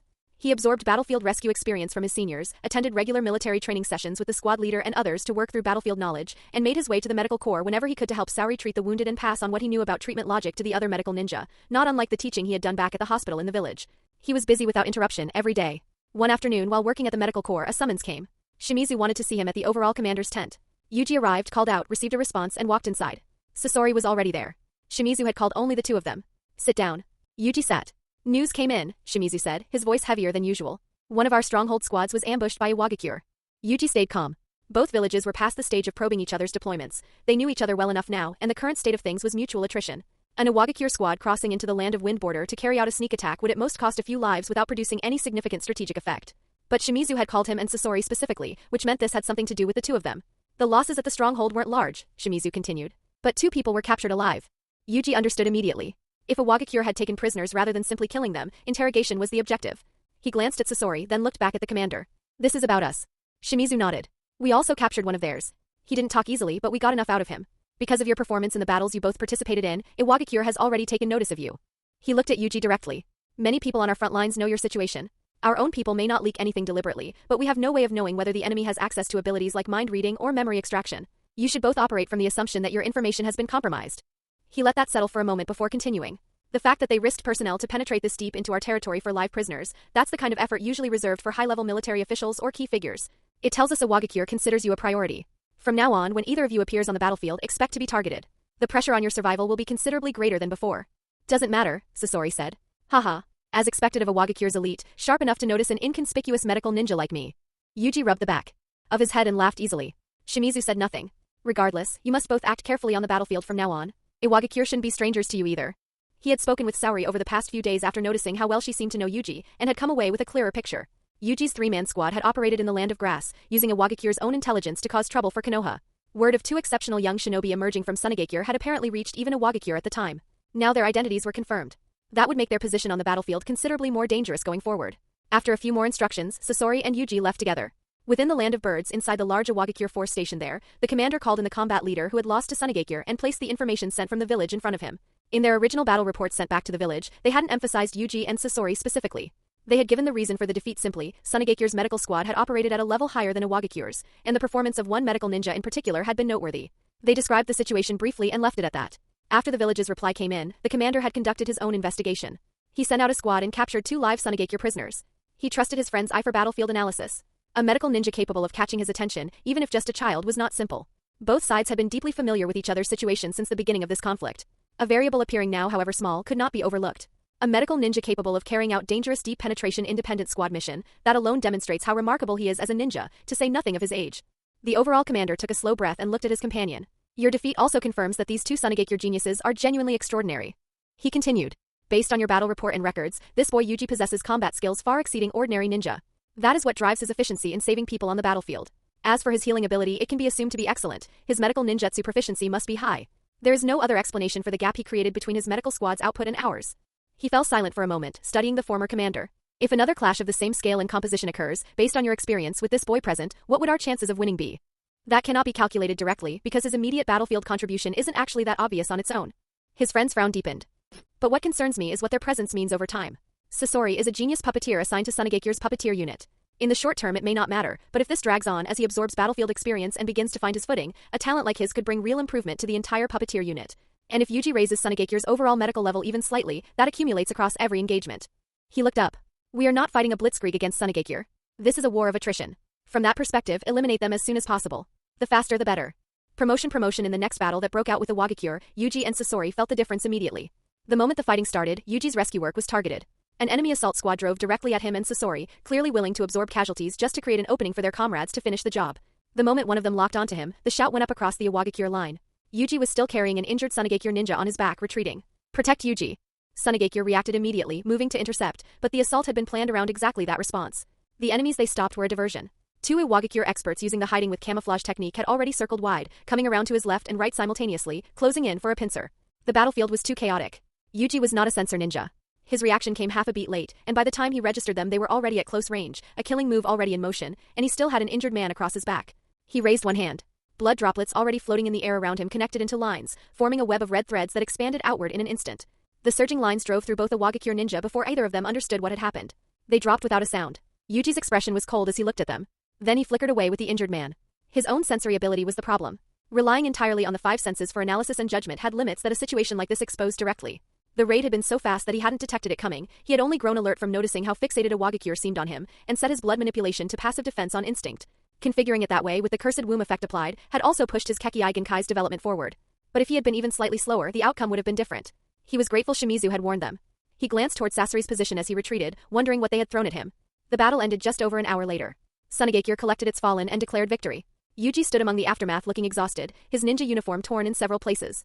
The pressure of this engagement had been greater than. The first, Iwagakure had made specific deployments against him and Sasori, and he had felt it throughout. He had killed some of them and resisted the rest, but he had been hit. The injuries weren't severe, and his medical ninjutsu could handle what his body couldn't close on its own, but they were there. He crossed the field to Sasori. A small area of burns across Sasori's body, manageable, nothing that couldn't be treated. Yuji began working on it immediately. Sasori glanced at his own wound while Yuji worked, and his expression shifted into something tighter. What is it? Yuji asked. I can feel it more and more, Sasori said, meeting his eyes. This body is a burden to me. Whatever you're thinking, it's not the time yet. Yuji understood what he meant and said it without hesitation. Even setting aside everything else, Sasori's current puppet mastery and technical level didn't support what he was considering. It would require more time, more development, continuous trial and error, and the research on the puppet core alone was nowhere near finished. Yuji already knew Sasori had been working on it privately. He had been using corpses from the battlefield as research samples, and over the past weeks he had come to Yuji several times with questions about the relevant techniques. Yuji had given him suggestions and answers each time, and Sasori had taken them without comment and returned to his work. When Sasori could perfectly execute everything he envisioned on a sample and ensure nothing could go wrong, then he could try it on himself. This was Sasori's expression of his Tao of puppetry, his pursuit of art taken to its logical end. Whatever Yuji thought of where that path led, he could only offer help and respect. That was what a friend did. Months passed. The puppeteer unit that Yuji and Sasori were attached to compiled a record on the front lines that neither Commander Shimizu nor the village could overlook. In their engagements with the Wagakure, they did not suffer a single defeat. This was not because Yuji and Sasori had individually become forces capable of deciding battles. They hadn't reached that level yet, and they knew it. What they had done was change the unit around them. In the beginning, they had been targeted constantly, raided in various ways, taking injuries as a Wagakure probed and tested their responses. Gradually, they adapted to the intensity of frontline combat, found their footing, and their individual contributions became more consistent and efficient. Iwagakure even sent assassination squads into the Land of Wind specifically to eliminate the two of them. None of those attempts succeeded. The sustained winning record came from something broader than their individual performance. Yuji's medical teaching had spread beyond his own squad almost immediately. His presence on the front raised the professional level of every medical ninja in the deployed force within a short time, treatment capability improved across the board, and the number of injured from other squads and battalions who had to be sent back to the village and pulled from the battlefield dropped significantly. He also recommended that Shimizu contact the village directly, and through the logistics unit, medical tools and equipment he had developed were transferred from the village hospital and put into use across the army. These improvements accumulated quietly and changed the texture of the entire force. Sasori worked differently. He had no patience for teaching and made no effort to hide that. But other puppeteers watched him in daily life and on the battlefield, and what they saw in his mechanisms, his puppet designs, his manipulation techniques, was enough to make them imitate and adapt on their own. Occasionally someone would approach him with a specific problem. If it didn't irritate him and the group asking was small enough, he answered. That was the extent of it, and it was enough. Iwagakure felt the change clearly. They were the only ones positioned to measure it directly, and what they observed was the outcome they had most wanted to prevent. Their original assessment of the threat Yuji and Sasori posed had been correct, and now, with half a year of battlefield growth behind the two of them and a string of failed plans to show for Iwagakure's efforts, eliminating them cleanly was no longer a realistic option. In that half year, Yuji was promoted to captain of the medical team, with several medical squads under his command. Sasori became squad leader of his puppeteer squad. Both had built their standing in the army the same way, through demonstrated competence in their respective fields and through performance on the battlefield that left no room for argument. It was worth noting that although Yuji had acquired ninja tools through the system, he had not actively used them once during this entire period. He was waiting. P.S. Our appreciated comrades one day, while Yuji was in General Commander Shimizu's tent with Sasori and others, conducting military analysis and deployment regarding the current battlefield situation, a report came in mid-analysis, a subordinate entering the tent and cutting across the conversation without apology. An injured Sunagakure ninja was brought in behind him. His squad had been sent to scout for signs of a Wagakure activity along the Land of Birds border. They had been hit. He was the only one who had made it back. Please, Mr. Shimizu. You have to save Kuda and the others. His face was tight with urgency and grief. Everyone in the tent looked at the map. How many enemies? At least 10, a stronghold squad, I think. I don't know if they had reinforcements behind them. A captain studied the position marked on the map. They've already crossed into the Land of Birds. A Wagakure will reach them before we can. Even if we move now. He left the rest unsaid. What he meant was clear enough. Abandoning the squad was the rational call. Reconnaissance missions carried the highest casualty risk by nature, and this kind of loss was an accepted part of operating on a contested border. Sending a rescue force would likely mean spending more lives to recover people who were probably already dead or captured. It would cost us more people than we'd save, another squad leader said plainly. The tent went quiet. The messenger ninja looked at the faces around him, understood what the silence meant, and dropped to his knees. He bowed deeply to the assembled officers, eyes reddening. Kuda's child was just born. Nobody answered him. On a battlefield, personal circumstances didn't change the arithmetic of a rescue decision. The previous war had made orphans out of children whose fathers died before they could walk, had taken men from families before their children were even born. It was the reality of this world and everyone present had lived inside it long enough to know there was little to say. Shimizu said nothing. Sending people into a losing rescue was not a decision a general commander made on emotion. There's still a chance. The voice drew every eye in the tent. Yuji. The reconnaissance squad wasn't completely surrounded or blocked. If they had been, he wouldn't have made it out to bring this report. They were hit and scattered, not trapped. The survivors will be moving back toward our lines. Iwagakure is closer to that position than we are, but they're in a position of certain victory right now, and the nature of this mission isn't significant enough to trigger an immediate alarm to their main force. That buys us time. He looked at the map. If the support moves fast enough, we can reach their return route ahead of Iwagakure and link up with whoever is still coming back. 3 people maximum, any more and we lose the speed advantage entirely. He looked at Shimizu. I'll go. I'm a medical ninja. If anyone in the squad is injured, I can treat them on the move and prevent further losses. If it's just a stronghold squad, there shouldn't be Jonin-level elites among them. I can handle that. He met the general commander's eyes directly. We do not abandon our people. The words landed on the tent with an almost physical weight. Several of the officers present looked away. Shimizu was already forming his refusal. To let Yuji risk himself based solely on the personal analysis of the Sunagakure ninja, who ran back, was not a wise choice no matter how you looked at it. What if there were variables, not to mention that both Yuji and Sasori were already on Iwagakure's hit list? Yuji continued. I'm not suggesting a reckless rescue. If it were truly unrecoverable, I wouldn't have spoken. But there is a real possibility here, and I'm a medical ninja. Attempting a rescue when a possibility exists is exactly what I'm here for. Beyond that, if word spreads that we calculated the cost and left our people behind when a chance existed, it will affect morale across the entire force. We can't afford that either. He looked at Shimizu directly. I will keep myself safe. You have my word on that. Shimizu had nothing left to say to that. He was still working out his response when Yuji reached down, took the kneeling messenger by the arm, pulled him to his feet, and turned for the tent entrance. Time is short. Brief me on the details while we move. Sasori stepped forward automatically. Shimizu stopped him and directed a Jonin captain named Ito to go instead. Sending both Yuji and Sasori into an uncertain situation was a risk the command structure couldn't absorb. Yuji's involvement could be justified, he was a medical ninja, and saving people was his function. There was no equivalent justification for Sasori. If something went wrong with both of them gone, there would be no recovering from it. Move ahead of us, Shimizu said. Support will follow behind. Understood. 3 people moved fast and quiet rather than many people moving slow and loud. Speed was the only advantage they had, and exposure before arrival would eliminate even that. Yuji, Ito, and the messenger left the base and pushed hard in the direction of the Land of Birds. On the move, the messenger gave them everything he had, the contact, the positioning, how the Iwagakure squad had come at them, how the squad had scattered. Yuji, Ito said as they ran. The situation over there is still unclear. Numbers, strength, we don't know what we're walking into. If it looks bad when we arrive, I'll cover the rear. You take the others and go. Understood, Yuji said.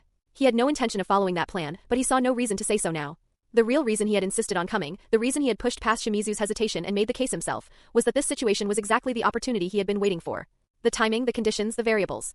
He had recognized at the moment the messenger was brought in. The 3 of them crossed into the Land of Birds without incident. A 3-person squad at full speed was a different proposition from a larger force, harder to detect, easier to route around the gaps in Iwagakure's border coverage. Both villages knew each other's deployment priorities too well. The warning lines Iwagakure had established were positioned around the known Sunagakure stronghold directions. The ground between those points was thinner. They went deeper. There. Movement ahead, 2 Sunagakure ninja, visibly injured, running hard. Behind them, closing fast, Iwagakure shapes moving through the trees. Stones, anyone? Read up to 20 advanced chapters ahead at Keep Smiling 818p at Rayon Secret Development. There are too many of them. If they decide to push through, they'll go around you to finish the job. Yuji spoke quickly, eyes already tracking the Iwagakure positions. You're a captain, Ito. Your value to this unit is greater than mine. I'll draw them off, take the 2 of them and go. Before Ito could respond, Yuji accelerated. As the two injured Sunagakure ninja landed, he passed between them without slowing, bounced off the ground, and drove straight toward the Iwagakure line. Yuji. Ito's expression broke open. The arrangement had been clear, he covered the rear, Yuji stayed back with the rescued. A medical ninja had just stolen his assignment out from under him. But the opening was already there and he couldn't afford to waste it. He didn't know if Iwagakure had reinforcements moving or other units nearby, and standing still to argue would cost everyone. He caught the two injured Sunagakure ninja, supported them between himself and the messenger and moved. He looked back once at Yuji's retreating figure. The reasoning behind it had been plain in those few words. Yuji had weighed a captain against a medical ninja in front of the whole situation and chosen himself without hesitation or performance. No arrogance in it, just a clean calculation made from the unit's perspective, in the unit's interest. Shimizu had sent Ito specifically to protect Yuji. Ito was now the one being protected. This kid, he said through his teeth and kept moving. He would get the three of them to safety and turn back immediately. Yuji landed on a branch, pressed his palms together and waited. The Iwagakure ninja came through the trees and pulled up short when they saw him standing there alone. That's him. The one closest narrowed his eyes, surprise crossing his face, then something sharper and more eager. The name had been circulating through the Iwagakure force for months, Yuji of Sunagakure, the medical ninja, him and the genius puppeteer Sasori. According to their intelligence, this was a medical ninja. A medical ninja had just stepped into their path alone, deep in their operational territory, with his escorts already gone. Kill him. The excitement in the ninja's voice was genuine. The sand had come for a rescue, the others had taken the survivors and run, and now their primary target was standing in front of them without support. Whatever the reasoning behind it, the opportunity was real. That's right, Yuji said. It's me. A sphere of blood formed between his pressed palms. The next instant it launched, a concentrated beam extending into a streak nearly 10 meters long, the tip drawn to a razor point, crossing the distance between them at a speed that left no time to read it. The first Iwagakure ninja who charged had the beam pass through his abdomen. The hole it left was clean and absolute. The grin on his face, the expression of a man who had already decided this was over, was still there when the light went through him. His eyes registered disbelief and nothing else. Yuji swung his clasped hands in a wide arc. The beam swept like a whip across a domain of several tens of meters, tracing a crescent through the air. The Iwagakure ninja who had been closing in, still mid-leap, were cut apart where they crossed its path. Trees along the arc came down with them, the sound of splitting wood and falling weight rolling outward through the forest in a low roar. Dust lifted across the entire area. Blood and wreckage and the shapes of fallen men settled into the silence that followed. The Iwagakure ninja who had landed in time, or been positioned high enough to avoid the sweep, stared at what remained. Their pupils had gone tight. 6 or 7 Iwagakure ninja down in a single sweep. Stop him. The bloody beam was still moving, churning through the air at a speed that kept them from closing in. Where it touched the ground, the earth split apart like soft material, leaving long cuts across the surface in every direction. The tree beneath Yuji's feet began to shake. Several Iwagakure ninja had started forming seals, earth release, long-range capable. Enormous earthen spikes erupted from the ground beneath him, driving upward. 2 Iwagakure walls rose simultaneously on his left and right, slamming toward each other to crush the space between them. Yuji was already off the branch. 2 pools of blood beneath his feet held him suspended in the air, and the attacks closed on nothing. His blood release had been interrupted. He looked down at the remaining Iwagakure ninja from above. 8 left. Shuriken came up at him. Blood knocked them out of the air before they arrived. Yuji glanced in the direction Ito and the others had gone, satisfied with the distance, and let out a short laugh. The blood beneath his feet shifted like twin thrusters and launched him forward, carrying him away through the trees at speed. After him. The Iwagakure ninja squad leader's voice was sharp with urgency. Beyond the men they had already lost, Yuji's value to Sunagakure alone made letting him leave unacceptable. He sent the intelligence back to bring additional Iwagakure ninja in fast, then pushed the pursuit. Once Yuji had enough distance between himself and the chase, he pulled back his ability and let himself run on foot. He needed to conserve chakra. He could handle these people without difficulty, that was not the point. The point was the lie he was in the process of constructing, and it required the right conditions. He glanced sideways as he ran, the Iwagakure ninja's killing intent pressing close behind him. They still didn't understand what they were dealing with. Their picture of him came from battlefield intelligence and observation, medical ninjutsu, decent combat ability, some kind of blood release that was difficult to analyze clearly in the chaos of a large engagement. He had kept it that way deliberately. And this Kekii Genkai had no precedent in the ninja world, there was nothing in their knowledge base to map it against. In the past half year, between his medical work and the fighting he had done on the battlefield, he had accumulated a significant amount of negative experience points. Enough to complete the cursed womb configuration for both Eso and Choso, and to acquire some of Choso's techniques. Purchasing the full range of blood manipulation techniques still required more than he had saved. The negative experience income from this period had gone almost entirely into Choso's cursed womb configuration, which had cost more than the Kekii Genkai itself. The price reflected what it was worth. With the cursed womb effects applied, his mastery of blood release had reached a genuinely different level. The remaining techniques were simply a matter of accumulating enough experience points. The chase continued. The Iwagakure ninja showed no intention of breaking off. Yuji read the surrounding terrain, measured the distance in his head, and decided it was enough. He stopped. Turned to face the charging squad. He reached into his pouch and drew out a ninja tool. The squad leader, who had been watching every movement, saw the youth raise a musical instrument to his lips. Something was wrong. Be careful. Sneaking around to cause trouble? Sneaking around to cause trouble? The music rose and the pursuing rock ninja slowed as though they had run into something invisible. Their movements turned sluggish, coordination breaking apart mid-stride. Genjutsu? The squad leader's chest tightened. Genjutsu operated through chakra interference in the brain's neural pathways, disrupting the 5 senses as a consequence. The standard counter was to disrupt the flow of chakra within one's own body, not to follow the opponent's imposed pattern, but to break it through will and internal force. One of his comrades hit the ground. Hypnotized out entirely. His own consciousness had begun to blur. He bit his tongue hard and the pain cut through enough to steady him. Something was wrong with the analysis. His senses weren't disordered. What was changing was his emotions. The melody still lingering in his ears was doing something specific, pulling a feeling of heaviness and reluctance out of him, flattening his fighting instinct. And beneath that, something else was being amplified. Fear. Not abstract fear, but fear of the specific thing in front of him, a medical ninja who moved with the precision of a veteran assassin, who used abilities that had no precedent in anything he had encountered, and who had just added genjutsu to the list. The unknown kept expanding, and the genjutsu was feeding directly into his reaction to it. Just what was this person incapable of? The thought spiraled before he could stop it, and the fear deepened as it went. Yuji walked toward him through it all, still playing. He could read the squad leader's face clearly, the panic surfacing, the moments of struggle, flashes of recovered clarity followed by the interference pulling back in. The Imperial armament converted into a ninja tool produced this kind of broad control effect, and it scaled with the target's mental fortitude. This one had real mental strength. Not enough to break free entirely, but enough to fight it. The squad leader lunged with a shout, the sluggishness in his body breaking open for one moment of effort, his kunai driving toward Yuji's chest. Yuji caught it barehanded. The flute sound stopped. Bloodlines crossed the air in quick succession, finding vital points across every remaining Iwagakure ninja standing. They went down together. Yuji looked at the result and considered it. Decent effect. Single target control isn't its strength. Any ninja with reasonable ability knows how to handle genjutsu, and given enough time he would have recovered completely. He looked at the unconscious one, then back at the rest. The real value is the group application. It doesn't cost more chakra as the number of targets increases and the power doesn't thin out. Against genuine genjutsu experts or high-level opponents it probably wouldn't be decisive, but that's not what it's for. Against a formation on a battlefield it's something else entirely. A reasonable hidden card. He filed it away. He dealt with the unconscious one, erased what traces he could and left. Ito moved fast on the return route, but when he reached the area where the chase had started, part of the Iwagakure pursuit force was already dead on the ground. Yuji and the remaining rock ninja were gone. He stood and looked at what had been done to the forest. Dozens of trees severed and toppled across a wide area, the ground beneath them split and carved apart. The destructive pattern across the terrain suggested wind release, but the scale and the power behind it were not from any ordinary wind release technique. And the dead were all Iwagakure. Yuji? Ito turned it over. Hidden Sand Shinobi were the most naturally inclined toward wind release, but he had never heard that Yuji used it. There were also clear signs of earth release impact on the ground nearby. He had no way to track where Yuji and the remainder of the Iwagakure squad had gone from here, and he couldn't afford to linger. This was Iwagakure's operational territory, and reinforcements had almost certainly been called in before the pursuit began. Staying long enough to search properly was a risk he couldn't justify. He took one more look at the fallen trees and the cut earth, expression unreadable, and turned back toward the Sunagakure lines. Shortly after Ito left, several dark figures landed on the battlefield from the direction of the Iwagakure lines. The sight stopped them. The squad head's expression tightened as he read the scene. He signaled with one hand and the others fanned out immediately, moving through the wreckage to examine the bodies and read what had happened. How did this brat manage this? He exhaled slowly, keeping his voice flat, but the shock underneath it was audible. They had moved as fast as the intelligence allowed. According to the report, the outpost squad here had been facing one Sunagakure shinobi alone, a medical ninja. Captain, we found a mark. Northwest.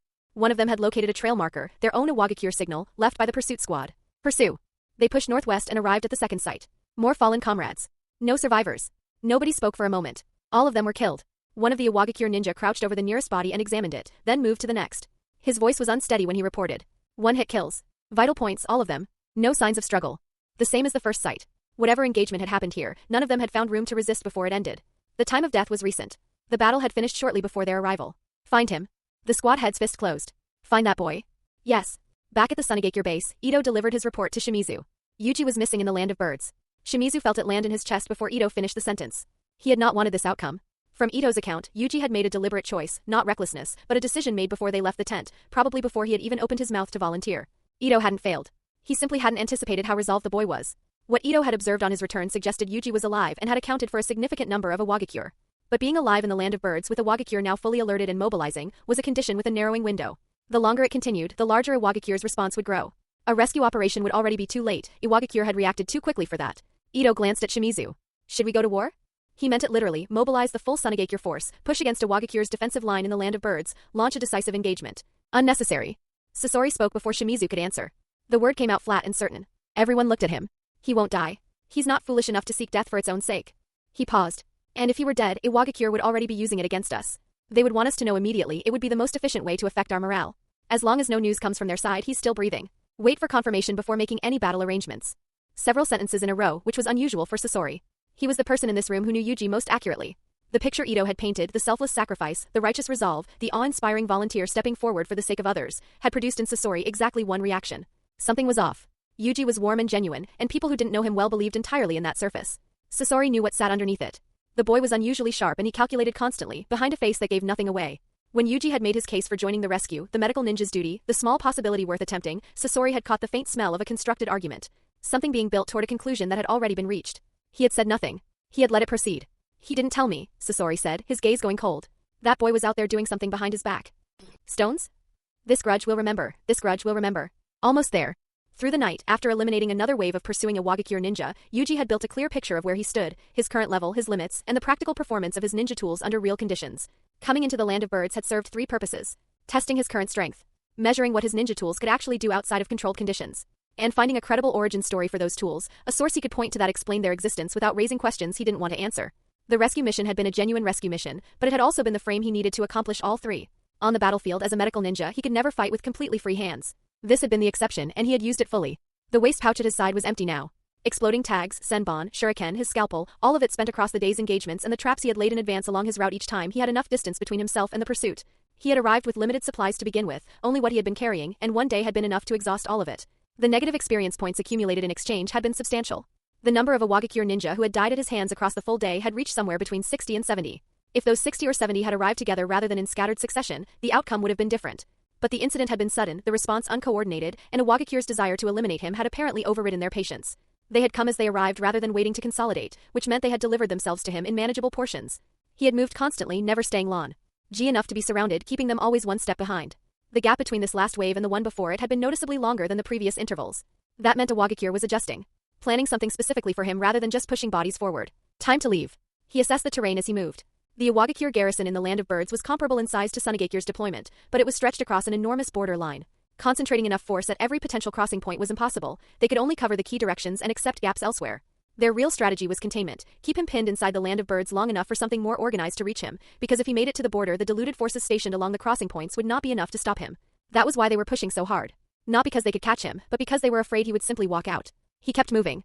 Every Iwagakure ninja who found him was dealt with quietly, leaving no one alive to give a precise location to whoever came next. Subsequent pursuers could follow the trail of bodies to estimate his general direction, but not his specific position. Dawn came in a narrow line across the horizon. Several Iwagakure Jonin team leaders stood over fresh corpses at the edge of the Land of Wind border and said nothing for a moment. The traces at the scene were unambiguous. Their comrades had been killed by the same boy recently within sight of the border. They had anticipated the most likely escape routes and positioned personnel accordingly, but the border between the Land of Birds and the Land of Wind was too vast to cover with the forces available. What they had managed was reconnaissance density, not actual interdiction. Hoping to buy some time, but ultimately they failed. From start to finish across a single day and night, nearly 100 Iwagakure ninja had died at that boy's hands. That was roughly equivalent to the losses Iwagakure would absorb in a small-scale pitched battle with Sunagakure. Except this had not been a battle. It had been one person. Sunagakure knows our stronghold positions as well as we know theirs, one Jonin said, his voice low and deliberate. This Yuji must have had a clear picture of where our coverage was thinner. He moved accordingly. A medical ninja, someone else said through their teeth. Nearly 100 of our people. The intelligence failure is the real problem here. Another Jonin spoke more carefully, working through it. We categorized him as a medical ninja and assessed the threat accordingly. Our people had no understanding of his actual methods. He is not simply a medical ninja, and we treated him as though he were. Looking at the injuries on our fallen comrades, the primary technique activates at extreme speed and carries significant destructive force. And the bodies contain poison, potent concentration. Poison. Everyone present registered it without surprise. That was Sunagakure's signature. This genius is more dangerous than our assessment indicated. It reflects poorly on us, but the report to the village needs to be accurate. Have the medical team examine the bodies. Cross-reference everything with what the analysis team has observed of him on the battlefield and build a proper profile of his capabilities. A younger face in the group spoke up, his tone carrying an edge that hadn't been there before. Request that the Kazekage declare war. Sunagakure's recovery since the war ended has been slow, everyone can see it. Their weakened state is obvious. Iwagakure has the strength to break them. We shouldn't be dragging this out. If they won't face us directly, they can hand that boy over. Otherwise, it's not that simple. The team leader cut across him, not unkindly but without room for argument. Early or mid-war perhaps. But now? Every village is stretched. Yes, we are stronger than Sunagakure, but not so much stronger that the arithmetic is clean. If real fighting breaks out, Konoha stays out of it probably. But Kimogakure won't. They can't easily reach into the Land of Wind, but opposing us costs them almost nothing. They are sitting on a belly full of anger from Konoha and looking for somewhere to put it. Even without full-scale war, just harassment, that's a headache our village doesn't need right now. He paused. And then there's Kirigakure. They came out of this war lighter than anyone else and they are watching for exactly this kind of opening. Even if we defeat Sunagakure cleanly, do you think Iwagakure walks away from that untouched? Silence. The instinct isn't wrong. The timing is. I can't swallow this. Then find a way to make them pay a greater price on the battlefield. That's what the battlefield is for. The team leader looked at the bodies one last time. This grudge, Iwagakure will remember it. The sole designated user on the other side, Shimizu, the overall commander of Sunagakure, had not slept all night. Through the night he had turned the same question over without resolution, whether to push the full main force into the Land of Birds, force Iwagakure into a reactive engagement, and give Yuji a window to slip out under the pressure of a larger battle. A full day and night had passed. If Yuji was unharmed and free, he should have been back by now. The fact that he wasn't had pulled Shimizu's thoughts steadily toward the worst available conclusion. The uncertainty was the worst part. Captured or dead, he didn't know which, and the difference mattered for what came next. The village's strategic direction for this front was straightforward. Hold the line, prevent Iwagakure from taking Land of Wind territory, wait them out. Given Sunagakure's current condition, even a sustained engagement. Involving a few thousand people would be difficult to absorb. The village had not sent him here to escalate. If he requested authorization for a full offensive, the answer from above would almost certainly be no. And if he committed to a large battle without that authorization, regardless of how it went, he would be the one who answered for every casualty it produced. That was how command worked after wars that had already cost too much. He understood all of this clearly and still spent the night unable to stop weighing it. Over 6 months he had watched Yuji reshape the medical capability of the entire forward force. Setting aside whatever the boy might become, his immediate value to a frontline unit was something every person in this camp could quantify. Losing him would be a real loss, not a theoretical one. There's nothing to be done, Shimizu said to no one, pressing his hand over his eyes. His voice came out exhausted. Then a subordinate came through the tent entrance moving fast, his expression carrying something Shimizu hadn't seen in a while. Lord Shimizu. Yuji has returned. Shimizu was on his feet before the sentence finished. Yuji came in surrounded by several people visibly worn, his uniform carrying the evidence of a day and night of continuous movement and fighting. When his account reached the part about fending off pursuit waves and killing dozens of Awagakure ninja while evading through enemy territory, the assembled officers went quiet in a particular way, not disbelief, but the recalibration of people who had held an incomplete picture and were now adjusting it. They knew Yuji was capable. They had seen enough of his battlefield work to know that. But capable in the specific role they had observed, a medical ninja operating under the constraints of frontline rescue, rarely free to act without a casualty on his back or his attention split across multiple injured. What he was describing now was something with a different shape entirely. Nobody suspected the report was fabricated. A falsified mission record was a permanent stain on a shinobi's standing, and Awagakure's own reaction to whatever had happened out there would be verifiable through intelligence channels soon enough. The few of them simply absorbed it and moved on. Then Yuji placed something on the table in front of them. A flute completely black. A special ninja tool. I took it from a rogue ninja leader while dealing with Awagakure, and encountered a small group of them while I was still being pursued. The situation was urgent and I didn't have time to investigate their origins properly, so I killed several of them and left quickly. Rogue ninja, unaffiliated wanderers, most of them carrying patchwork techniques borrowed from various villages, frequently hired out to whoever was paying during wartime. The explanation was ordinary enough to pass without scrutiny. The ability is unusual. I think it could be useful against Awagakure. He described the effect of the military music, choosing his words with slight embellishment, framing what he had personally observed the rogue ninja leader display, and what he himself had tested afterward in the field against the pursuing squads. Mass hallucination? Shimizu said. Yuji activated it. Ito drew a sharp breath. Ito had never encountered this tool before and had no knowledge of its origins. If what Yuji described was accurate, that he had discovered mid-battle its ability to affect hostile targets at scale, the implications were difficult to overstate. Outside, Shimizu said. All of us. He wanted a proper demonstration. The camp's full complement of station shinobi would serve as the test population. The area and numbers matched battlefield conditions closely enough to give a real reading of the tool's range and effect. Several minutes later, looking out at the number of Sunagakure ninja who had dropped unconscious across the camp's grounds, the assembled officers were first silent, then visibly energized. The range has limits, it doesn't extend indefinitely, one captain said, his expression already working through the tactical applications. But it's sufficient. And yes, a target with strong enough chakra control can resist the effect, but on a large-scale battlefield, that profile describes a small minority. More importantly, it doesn't demand much from the user's own chakra reserves, another added. It's not a technique that burns through the person activating it. Let me try, Shimizu said, extending his hand. Yuji placed the flute in it. Shimizu raised it and pushed chakra through. Silence. No sound. He tried again. Nothing. He passed it to Ito without comment. Ito attempted it with the same result. The flute went around the group, Sasori included, and produced nothing for any of them. When it came back to Yuji's hand, the effect returned immediately. Only Yuji can activate it, Ito said, genuinely puzzled. Not unheard of. Shimizu stroked his chin. Some special ninja tools are bound to a specific user. They select who can wield them. He turned the flute over in his mind. Rogue ninja origins are difficult to trace. Their lineages go back to the earlier periods of the ninja world, and the connections from that era are largely lost. There's no practical way to investigate further. He looked at Yuji, his expression carrying something measured. You found this and that counts for something. But once it's reported to the village. Yuji was already smiling. I understand. The tool would be documented, reported, and claimed as village property. If anyone else in the village could use it, the higher-ups would decide its assignment and its holder. Ownership would belong to Sunagakure. That was simply how it worked. Yuji kept the rest of the thought to himself. An exclusive ninja tool meant exactly one thing. Apart from him, no one else in the world could activate it. Whatever the village's position on ownership, whatever the higher-ups decided about assignment, at the end of that process, the flute would come back to his hands. There was no other outcome available to them. Read chapters ahead at Keep Smiling 818p at Rayon quality check of the Great Battle quality check of the Great Battle any other ninja tool, and Yuji standing in the village would have been enough to keep it for himself. He had found it, and that carried weight. But the military music dream operated at a level that put it beyond personal ownership. Something capable of influencing the outcome of a battle was not an individual's asset. The higher-ups would want it held by the village, available to the village, regardless of who had found it. That was inevitable. How much it could actually do on a real battlefield still needed to be tested. The opportunity came quickly. Iwagakure could not absorb the insult of losing dozens of their people to a single Sunagakure boy and say nothing. Once they confirmed Yuji had crossed back into the land of wind, they assembled and moved. Sentry reports put the force at over 1,000. Since his promotion to medical team captain, the scale of engagements Yuji had operated in had grown, from 200 or 300 people to several hundred, commanding multiple medical squads across a full battalion's worth of coordinating units. A battlefield of over 1,000 was something he had not yet stood inside. Shimizu received the report and the camp moved immediately, combat preparations running in parallel with the march to the border. The two armies met on open desert near dusk. The light was flat and cold, the wind carrying sand across the ground between the two forces as they spread across the landscape facing each other. Neither side moved immediately. The silence had a particular texture to it. Shimizu stepped forward from the Sunagakure line, unhurried. I wait. His voice carried.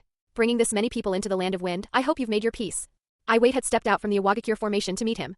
The two knew each other well enough that formality between them was mostly performance. Don't flatter yourself, the man said, his laugh broad and deliberate. This is just a training exercise for our troops. You really think Sunagakure can contend with Iwagakure? Attacking without concealment, no preparation, no evident plan, that's not like you. Shimizu's tone shifted into something drier. This feels rushed. Almost as though you came here for a specific reason. He paused. Ah, right. One of ours killed quite a few of yours yesterday, didn't they? He let that sit for a moment. Strange situation. Are you using us for troop training, or are we using you for practice? The Sunagakure ranks broke into laughter behind him. Yuji raised an eyebrow. He had not expected this from a man whose default register was composed and serious. The atmosphere across the Iwagakure line went noticeably heavier. Kill. I wait didn't waste further words. The order went out and both armies surged forward across the desert, closing the distance between them like two currents colliding. A captain turned to Ito and Sasori as the lines began to move. Yuji's safety is yours. Then he was gone into the press. It was not a casual instruction. Once Yuji activated the ninja tool at scale, Iwagakure would identify the source and respond immediately. He already carried a target on him from everything that had come before. The tool would make it acute. Someone needed to be between him and whatever Iwagakure sent. The sound of the opening exchange filled the air, jutsu detonations, the percussion of close combat, the roar of two large forces finding each other. Yuji stood slightly toward the rear of the Sunagakure formation, eyes down. He raised the flute and played. The music moved through the air in waves invisible to the eye, spreading outward through both armies. The Iwagakure shinobi still pushing through the front line began making errors, small ones at first, then compounding. An attack landing late, a dodge that came half a step slow, a defense that opened where it should have held. The melody was working through them without their awareness, and Sunagakure's front line read the openings and cut into them without hesitation. Some of the Iwagakure simply went down, hypnotized mid-charge, hitting the ground face first while still moving forward. Behind them in the Sunagakure ranks, something different was happening. The same music that was degrading Iwagakure's coordination was pulling something upward in the Sunagakure fighters, while sharpening, movement becoming more committed, the hesitation that lived in every soldier's body during the opening of a battle burning off faster than it should have. Their morale climbed visibly. What is this? Iwait's pupils had gone tight. He scanned the field for the source and found nothing useful. The chaos of the engagement made it impossible to isolate. A sensor ninja appeared at his shoulder. It's Yuji. The genjutsu is his. The name landed with an edge on it. Their position was far enough back that the music reached them only faintly, producing a low restlessness in the chakra rather than the full effect hitting the front ranks. But through the front line the picture was clear. Iwagakure shinobi were falling in numbers that didn't match the engagement's balance of force. Iwait had seen genjutsu specialists that work across years of frontline command. What he was watching did not match anything in that experience. Even the most accomplished genjutsu users couldn't produce this kind of simultaneous interference across this many targets over this much ground in this little time. And it wasn't only the degradation of Iwagakure's performance, he could see the Sunagakure troops moving with more ferocity than their numbers alone explained. The tool was working in both directions. The Iwagakure charge squads were being pushed back and cut down along the entire front line. Not routed, but the defensive line was giving way steadily, like something that looked solid revealing itself to be thin. Spread the other teams out, Iwait said, keeping his voice low. Don't cluster, the effect travels through sound, so distance limits it. Use long-range ninjutsu to hit the area where Yuji is positioned.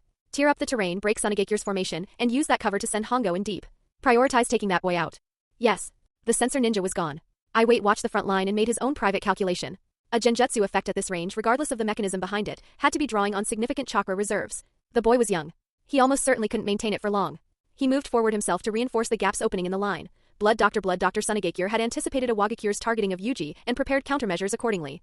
Despite the two forces being comparable in size, Iwagakure found it nearly impossible to reach him, and found it equally impossible to stop what was happening to their front line. Iwait watched and waited for the effect to thin out. It didn't. The boy's output showed no signs of flagging, as though the chakra behind it had no ceiling. The plan had been to absorb the initial pressure, hold formation and counterattack once the first wave broke. That window never opened. Iwagakure's analysis team, working alongside the sensor ninja reports, eventually pieced together what they were dealing with. This was not a technique Yuji was casting himself, it was a ninja tool. The distinction mattered because it explained the sustained output, but it didn't change what was happening on the field. The tool's effect went beyond simple hypnosis. Its more significant function was emotional. Prolonged exposure amplified whatever was already present in a person's inner state, pushing it toward its extreme. In the Iwagakure ranks, hesitation became dread became panic, and some were already pulling back without orders. In the Sunagakure ranks, commitment became ferocity and ferocity became something close to fearlessness. The contrast between the two armies had become visible to anyone watching from a distance. Iwagakure's line retreated steadily, the formation losing its coherence in sections. As long as the tool kept operating, their path to victory was effectively closed. The combat strength of both sides was too similar for raw numbers to compensate for the emotional collapse spreading through their ranks. If Iwagakure had possessed a combatant capable of operating above the battlefield's general level, someone whose individual power could override the situation and produce a disruption greater than what the tool was creating, that might have changed the calculation. They had no such person here. Iwait ran the numbers, adjusted the formation repeatedly, pushed resistance as long as it produced anything useful, and then made the call. Continuing served no purpose except adding to the body count. He ordered the withdrawal. The battle lasted half an hour. Sunagakure drove Iwagakure out of the land of wind and stopped the pursuit at the border. Pushing further was not part of the village's strategic posture. The directive was to hold ground, not take it. What they needed was a Wagakure out of their territory, and that had been accomplished. The mood in the Sunagakure camp afterward was something beyond a normal victory. Both commanders had taken the field personally, the forces had been comparable in size, and a Wagakure had been driven out in 30 minutes. That particular combination produced a satisfaction that ran deeper than a straightforward win. It was also this battle that made the military command's assessment of the ninja tool definitive. Yuji quietly settled on a simpler name for it, military music. Several days later, Shimizu summoned him to the tent with a reply from the village in hand. Lord Kazekage's position is this: the situation with the Wagakure is still active and unlikely to resolve quickly. Since you are the only one who can operate the tool, it will remain in your care for now. Once the fighting here concludes, we will discuss it further back at the village. He was smiling when he said it. Understood, Yuji said. He had expected exactly this. The village needed the tool operational and in use. Taking it out of his hands while the border situation was unresolved would accomplish nothing. So it stayed with him in his possession, battle after battle, victory after victory. Every Sunagakure shinobi on this front would come to associate the tool with him specifically. Every win recorded here would be a win he had a hand in producing. His military contributions were on the record and could not be argued away. Iwagakure's approach changed visibly as time went on. Large-scale engagements disappeared from their repertoire, they shifted almost entirely to small-scale raids, quick eruptions that resolved before Yuji could reasonably be brought to the field. A conflict at that level didn't warrant deploying him, and if he came out without the cover of a solid defensive formation, Iwagakure might find the opening they had been unable to create otherwise. It didn't help them. The gap between the two armies had already shifted in ways that couldn't be undone by adjusting the scale of the fighting. The medical ninja quality across the Sunagakure force had improved substantially, and the puppeteer unit was operating at a level it hadn't been at a year ago. Even in the small raids, Iwagakure was losing more than it was gaining. When the tally was run, the losses sat heavily on their side. Then came the assassination attempts. Iwagakure went quiet on the battlefield and began sending death squads into the Sunagakure camp instead, small groups operating with clear willingness to spend themselves for a single outcome: kill Yuji. In 1 month alone, several groups were caught and neutralized. 2 Iwagakure jonin were among those who fell attempting it, one of them a captain who had actually managed to breach the camp perimeter, 1 step short of his objective before Shimizu moved personally to intercept him. Yuji was reclassified as a key protection target for the entire force. Anyone seeking access to him was required to submit unit information and village ninja ID for screening.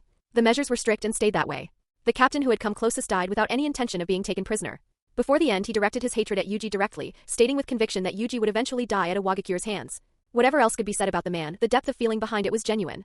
It demonstrated clearly how far Iwagakure's animosity toward him had developed over the course of the year. When raids and assassinations both failed to produce results, Iwagakure returned to large-scale engagements, this time attempting to identify tactical responses to the military music, testing whether on-site command adjustments could blunt or break its effect. None of it worked. Sunagakure was not static either, adapting its own approach as Iwagakure probed, and every large engagement ended the same way. Iwagakure absorbed heavy losses and withdrew. What they did eventually come away with was intelligence. After sustained analysis combining battlefield observation and sensor ninja reports, Iwagakure had built a reasonably complete picture of Yuji's capabilities, the blood release Kekei Genkai, the effects and operational parameters of the military music. It was something, even if it hadn't translated into a counter. One day in Shimizu's tent, the discussion had turned to when Iwagakure would finally pull back entirely. Under the current conditions, continuing the stalemate produced nothing for them except mounting casualties. That Kazekage was not a fool, and the calculation would eventually become impossible to ignore. Then someone mentioned the nicknames. Word had filtered through from the Iwagakure side, titles that had apparently taken hold among their forces over the course of the year's fighting, and were now circulating beyond the front. 2 names. Sasori of the Red Sand. Blood Dr. Yuji. The tent absorbed this for a moment. These were not titles handed down by anyone, they had been earned through the weight of what both of them had done on this front, felt on the receiving end by people who had no reason to be generous about it. Several of the veterans in the room had spent years on battlefields without producing anything comparable. Blood Dr. Yuji, Yuji said, with a faint smile. Straightforward enough. He could live with it. Before Iwagakure withdraws, the Kazekage will almost certainly open formal correspondence with the Kazekage through official channels, Shimizu said, his expression settled and satisfied. It's also possible they'll want one final engagement, a last attempt before accepting the outcome. But either way, their defeat is already decided. Read up to 30 chapters ahead at Keep Smiling 818p at Rayon Armistice and Underground Wanted List Armistice and Underground Wanted List, so it's those two. 1 month later, at the Land of Wind border. The main forces of both villages had assembled.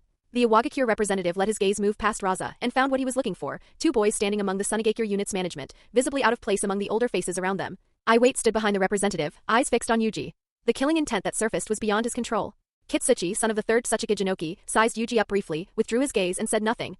He walked directly toward Raza, who was approaching from the Sunagakure side. Under the eyes of both armies, the two met and shook hands. It was symbolic and both parties understood it as such. The handshake marked the official end of hostilities between Iwagakure and Sunagakure. Both sides had reached a so-called peace agreement, but both sides also knew clearly that this peace was only temporary. Each village had its own reasons for the armistice, and the grievances between them could not be erased so easily. Congratulations to Sunagakure on the emergence of 2 such promising rising stars. I didn't expect that besides Konoha, your village would also be so skilled at cultivating newcomers. Kitsuchi looked at Raza with a broad laugh. If it were during the height of the Ninja World War, this Yuji and Sasori might have grown even faster. In the future, it's not impossible for them to become the pillars of your Sunagakure. The words were shaped like a compliment. Examined more carefully, they carried something else entirely. Kitsuchi and Raza were of similar age and had clashed many times. They understood each other well enough for neither to miss what was actually being said. Raza gave Kitsuchi a calm glance and turned back to his ranks without reply. He led the Sunagakure force away. The armistice had come sooner than Sunagakure expected. Iwagakure had entered this confrontation with the structural advantage. They had always held the upper hand against Sunagakure's military strength. That was precisely why they had felt confident enough to demand territorial concessions, to station a full main force in the land of birds, and to apply sustained pressure while expecting it to eventually yield results. Without that confidence, they would never have declared their intent to annex part of the land of wind's territory in the first place. But after Yuji and Sasori joined the front, and especially after the ninja tea Ol came into play, the battlefield had shifted in ways their planning had not accounted for. After a series of defeats, Iwagakure ultimately lacked the courage to launch a full general offensive and risk even greater casualties fighting Sunagakure to the death. Without excessive ceremony or procedure, the two armies that had been clashing since the early days of the Ninja World War saw the curtain fall on this day. Raza understood exactly what Kitsuchi's remark had been designed to do. Because what he had come back to find was a unit that regarded two boys with a degree of conviction and respect that went beyond battlefield performance. Yuji and Sasori had not simply fought well, their reform and training of the unit's personnel were plainly visible to anyone who looked. The medical ninja operated differently. The puppeteers operated differently. The younger shinobi who made up the bulk of this force had absorbed all of it, and when they returned to the village they would carry those stories into conversations with the older generation. In this way, Sasori and Yuji's military achievements would spread further still. These people had originally been soldiers under Raza's command. Now they had become the foundation of Sasori and Yuji's prestige within the village. This gave Raza a faint sense of crisis. His own standing as the foremost figure of Sunagakure's new generation was not threatened, his military achievements remained unmatched among his peers. And strictly speaking, he was not of the same generation as these two. But the speed at which they were rising had exceeded any reasonable expectation. Before Raza arrived, Shimizu, the overall commander, and his own old subordinate had already promoted both of them in the final stretch before the ceasefire. Yuji to vice captain of the medical corps. Sasori to vice captain of the puppeteer unit. Most of the Sunagakure army, Shimizu included, were people who had followed and supported Raza. And yet Yuji and Sasori had already exerted a major influence within this unit. Back at the camp, the soldiers began packing their things, faces bright, each of them preparing for the return to the village. That particular happiness, the kind that came not from winning a battle but from going home, was something else entirely. It came from the heart. Many of them had not been home in years. The longer-serving soldiers had been on this front since the war's early stages, missing everything that had passed in the village while the border held their feet to it. Yuji and Sasori had joined after the war was already underway, they had not been there from the beginning. But the rule of such deployments was simple, the mission lasted as long as the flames lasted, and not a moment less. Now the pressure had lifted. The village would send fresh garrison troops for routine duty, and these veterans could finally step back from it. Many had red eyes. Some wept openly. Those who had never stood on a battlefield would not understand it. Some of these people had been lucky enough to survive. Many more had not. They had come here full of ambition, ready to make names for themselves, and what they were going home with was simpler and heavier than that, the fact of still being alive. Yuji sought out Raza and handed the military music over to him directly. His intention was for Raza to carry it back to the village's higher-ups personally. By doing this voluntarily without being asked, he was making his position clear. He had no intention of keeping the ninja tool for himself. Raza took it and tried to activate it. Nothing happened, which he had already anticipated from Shimizu's account. He set the tool aside and looked at Yuji. The faint sense of threat he had felt from Yuji and Sasori had not disappeared entirely, but watching Yuji's expression now, open, relaxed, the same natural warmth that seemed to belong to him without effort, Raza found it difficult to sustain the sharper edge of that feeling toward this particular boy. Yuji was clearly intelligent, but he gave no impression of someone reaching for power. Whether that was genuine or a layer of disguise, the feeling he produced in Raza was a good one. His assessment remained as it had been. Yuji had the makings of a significant asset for Sunagakure's future, but not the disposition of someone who sought to lead. If anything, it would be worth drawing him closer. It was Sasori that Raza was actually more guarded about. The village has received word, Raza said. Both you and Sasori have been placed on wanted lists in the black market. Yuji repeated the words quietly to himself. The black market, something along the lines of an underground exchange network. Previously, his and Sasori's names had circulated only within a limited range.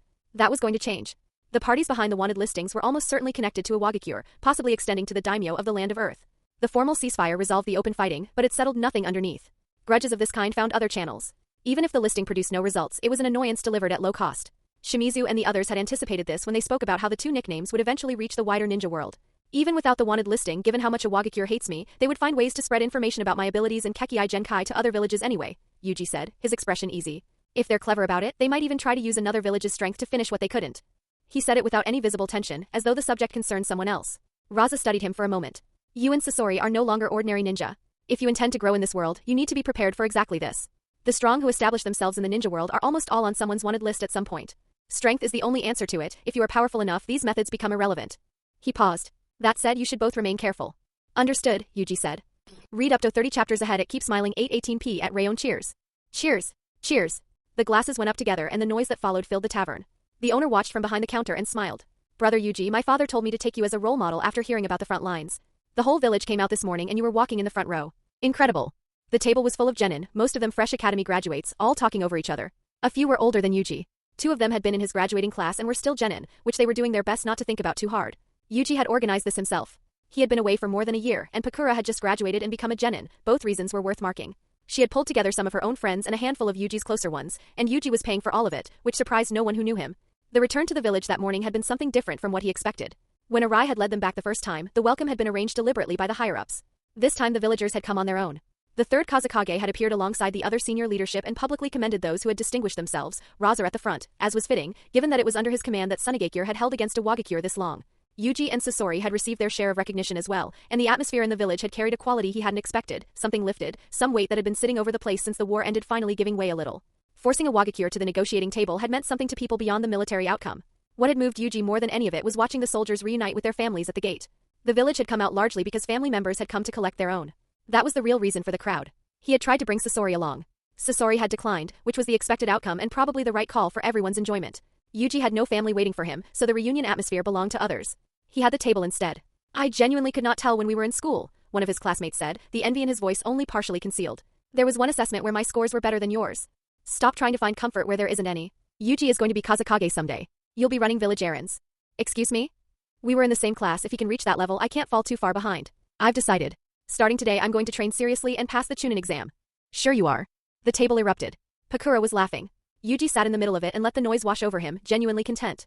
The stories from the front would spread through the village over the coming weeks, pass from the returning shinobi to everyone they knew. For his generation, the gap between where Yuji stood and where anyone else did had already become difficult to measure. Becoming Kazekage must be your dream, right? One of the older genin asked, grinning. It was the standard dream. The academy put it in you early and the atmosphere kept it alive. You're giving me too much credit. Yuji laughed and rubbed the back of his head. My performance out there was okay at best. Compared to Shimizu and the others, the people actually making the strategic calls, running the deployments, I was nowhere near that level. The reason we won was their planning. I was just along for the ride.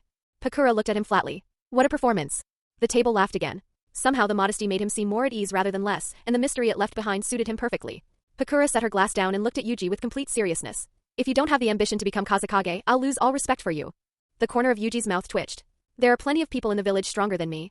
And honestly, being Kage doesn't seem like a good deal. Too many affairs, too many things to weigh up constantly. It would wear out your brain for nothing. It's just not right for me. He scratched his cheek and coughed. No ambition, Pakura said. Yuji said nothing. Well, even if you had become Kage, I would have replaced you eventually anyway. I'm going to be the greatest Kazekage this village has ever had. You could barely have been considered a rival. But since you've taken yourself out of the running on your own, I have nothing left to worry about. She closed her eyes and delivered this with the composed certainty of someone who had already settled the matter internally. As a daughter of one of the village's established clan factions, Pakura had grown up with information and expectations the others at this table hadn't. The ambition had likely taken root in her long before she could have named it. In the years ahead, her performance and military record would make her the foremost kunoichi in Sunagakure's history, remarkable enough that she would eventually register as a genuine concern to Raza himself. Then I'll congratulate Lady Pakura in advance on her future Kazekage appointment, Yuji said, raising his glass with a grin. Cheers. The glasses went up again in a burst of noise and laughter. Pakura's face went red. The teasing in Yuji's voice had been obvious, and the others had laughed it off without a second thought. Nobody at this table was taking her seriously. She pressed her fists together under the table and made a quiet decision that this group of people would one day look at her very differently.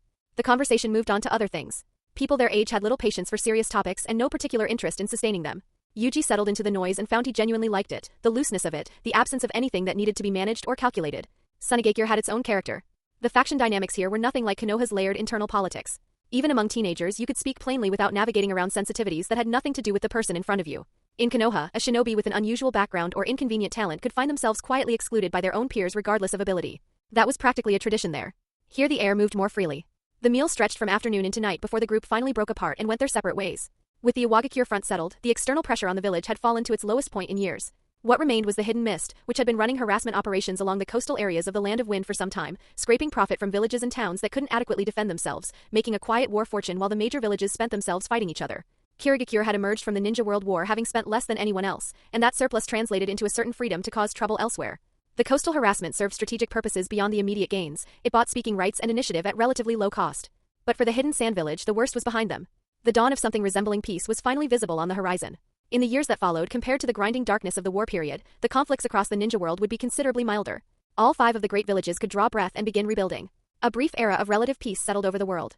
Brief and not entirely peaceful, but a pause nonetheless. Another private meeting, one more year. A few days after the celebration, Sasori and Yuji were back on the sand dune. Same place, same view, the hidden sand village spread out below them, unchanged, all wind and sand and old architecture carrying the accumulated weight of decades without renovation.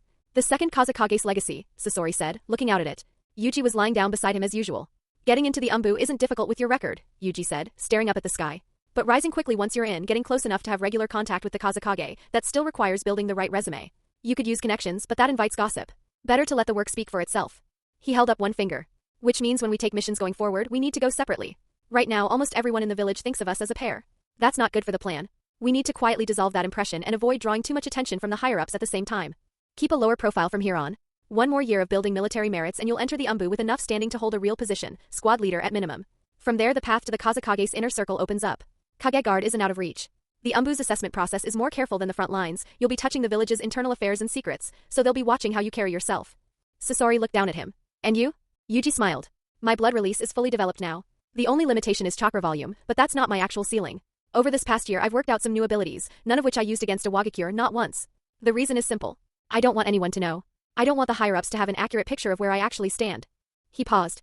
As far as they're concerned, I'm a talented junior with strong medical ninjutsu and a Kekei Genkai. Their understanding of my blood release comes from battle reports, filtered, incomplete. That's exactly how I want it. He let out a slow breath. Human nature being what it is, if a talent is displayed too openly and the people above you can't feel fully confident in their control over it, it becomes a problem for them rather than an asset. The third Kazekage, Grandma Chio, both of them would have considerations along those lines. If they knew my real level, they would start designing tests and frameworks to make sure they had complete control over me. And beyond the control question, growth that moves faster than people can track creates its own kind of unease in those watching it. Even the Kazekage isn't immune to that. He smiled up at the sky. What they see in me right now is what I've chosen to show them. Which means when the plan eventually moves, no one will see it coming because in their understanding of things we don't represent that kind of threat. Sasori was quiet for a long moment. What? Yuji asked. Insidious. Yuji looked pained. That's a bit harsh. I haven't hidden any of this from you, you're the only one who knows all of it. And I'm doing this for the village, for the plan. That has to count for something. Sasori said nothing, which was its own kind of answer. My puppet core, Sasori said, shifting the subject. I found the approach. It still needs time. Yuji's attention sharpened immediately. Beyond the questions he had been bringing to Yuji about life science and the physical body, Sasori had been deepening his technical foundation through Grandma Chio's experience and working through records left by the village's previous puppeteers. The battlefield had given him nothing else, access to a large number of corpses for private experimentation, which he had made full use of. The key, he had concluded, was the heart. In the body's chakra circulation, the heart was the central node, the point where the meridian pathways converged most significantly, governing the various elements of chakra flow. Sasori's working theory was that by preserving a portion of the heart's living tissue, he could discard the physical body entirely and transfer himself into a puppet frame. The trade-off was not straightforward. The advantage was real. Without the complexity of full circulation, chakra mobilization became faster and more direct. The normal routing through the body's network amounted to a detour, and removing that detour compressed the response time between intention and output. But the disadvantage was more significant. Without nerves and living flesh, the life energy carried within chakra was stripped down to a raw power source and nothing more. The capacity for complex internal calculation disappeared with it. Chakra transformation, elemental nature manipulation, the diversity that made conventional ninjutsu possible, all of that required a biological framework to process it. A puppet body couldn't provide that. To perform any technique with elemental properties, Sasori would have to route it through mechanisms built into the puppet itself, or rely on external tools like scrolls. For most shinobi, this would be a crippling limitation. For Sasori, it was nearly irrelevant. His ninjutsu had always been about puppet control, the precision and responsiveness of the threads, the management of multiple units simultaneously, the craft embedded in the mechanisms themselves. Elemental release and hand seal sequences played almost no role in what he actually did. Whatever he lost in direct chakra transformation, he could transfer to the puppet's built-in mechanisms or compensate for with external objects. The architecture of his fighting style happened to fit the constraints of a puppet body almost perfectly. None of this had reached completion yet. There was still meaningful distance between the current state of his research and a workable result. But the direction was clear and clarity was most of the work. Time would close the remaining gap. Yuji's contribution to that timeline had not been small. The knowledge he had been able to provide, grounded in his understanding of the human body, life science, chakra physiology, had resolved problems that would otherwise have cost Sasori considerably more time to work through independently. And beyond the technical assistance, Yuji already knew what Sasori's artistic framework would eventually look like. He had been giving him the answers in advance. If you're working with flesh and blood in the puppet, maintaining a basic life state, that's a technique's problem first. It has to be sustained through active methods. Yuji rubbed his chin. And if the puppet core is meant to retain the abilities the deceased had in life, you'd need to use it as a chakra node, stimulate and drive it to generate the original person's chakra, maintaining the same nature and capacity, then reconstruct their methods through techniques. Probably some sealing jutsu or barrier-related talisman work. Sasori glanced at him. I know you've had the idea of applying this to yourself for a long time, Yuji said. Sasori had only described his research on the puppet core. He had said nothing about personal application. The specificity of Yuji's advice made the inference obvious. As a friend, I support it completely. And I'll find ways to make your art more powerful. Yuji raised both hands with a straight face. Sasori made a short sound that wasn't quite a laugh. He respected Yuji's understanding of the human body, but different disciplines were different worlds. What Yuji could offer was conceptual, ideas, frameworks, academic foundations. The actual execution still belonged entirely to Sasori.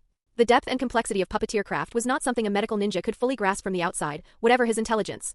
The offer to contribute directly was, in Sasori's private assessment, somewhat optimistic. Reading his expression, Yuji didn't press the point. He just smiled.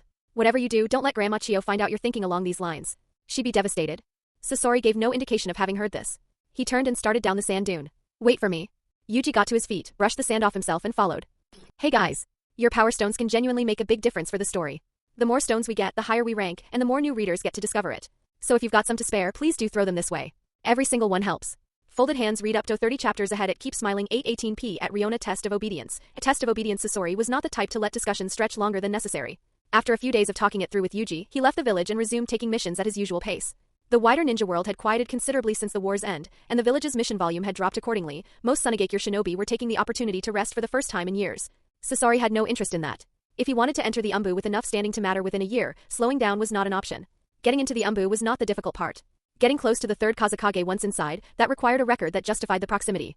And so Yuji and Sasori, who had operated together for years, began deliberately going their separate ways. In the administrative building, Arai sat across from the third Kazekage. Kazekage-sama, Yuji has grown considerably on the battlefield, but he is now visible to the wider ninja world and wanted by underground elements. Sending him out to lead a team independently carries real risk. If word gets out, it could draw enemies directly to wherever he's operating. Iwagakure in particular. The Kazekage's expression didn't shift. I gave Yuji a session of instruction just yesterday. His strength is already at a high level. His blood release alone has developed significantly beyond where it was a year ago. You know him better than most. Don't underestimate him. Beyond that, he'll be operating within the Land of Wind's own borders. Penetrating deep into our territory isn't something enemies can manage easily. He continued without pause. If his abilities are exceptional, then we must create challenges that match them. Protecting him from difficulty would be wasting what he has. Arai was quiet. His early development happened under your supervision.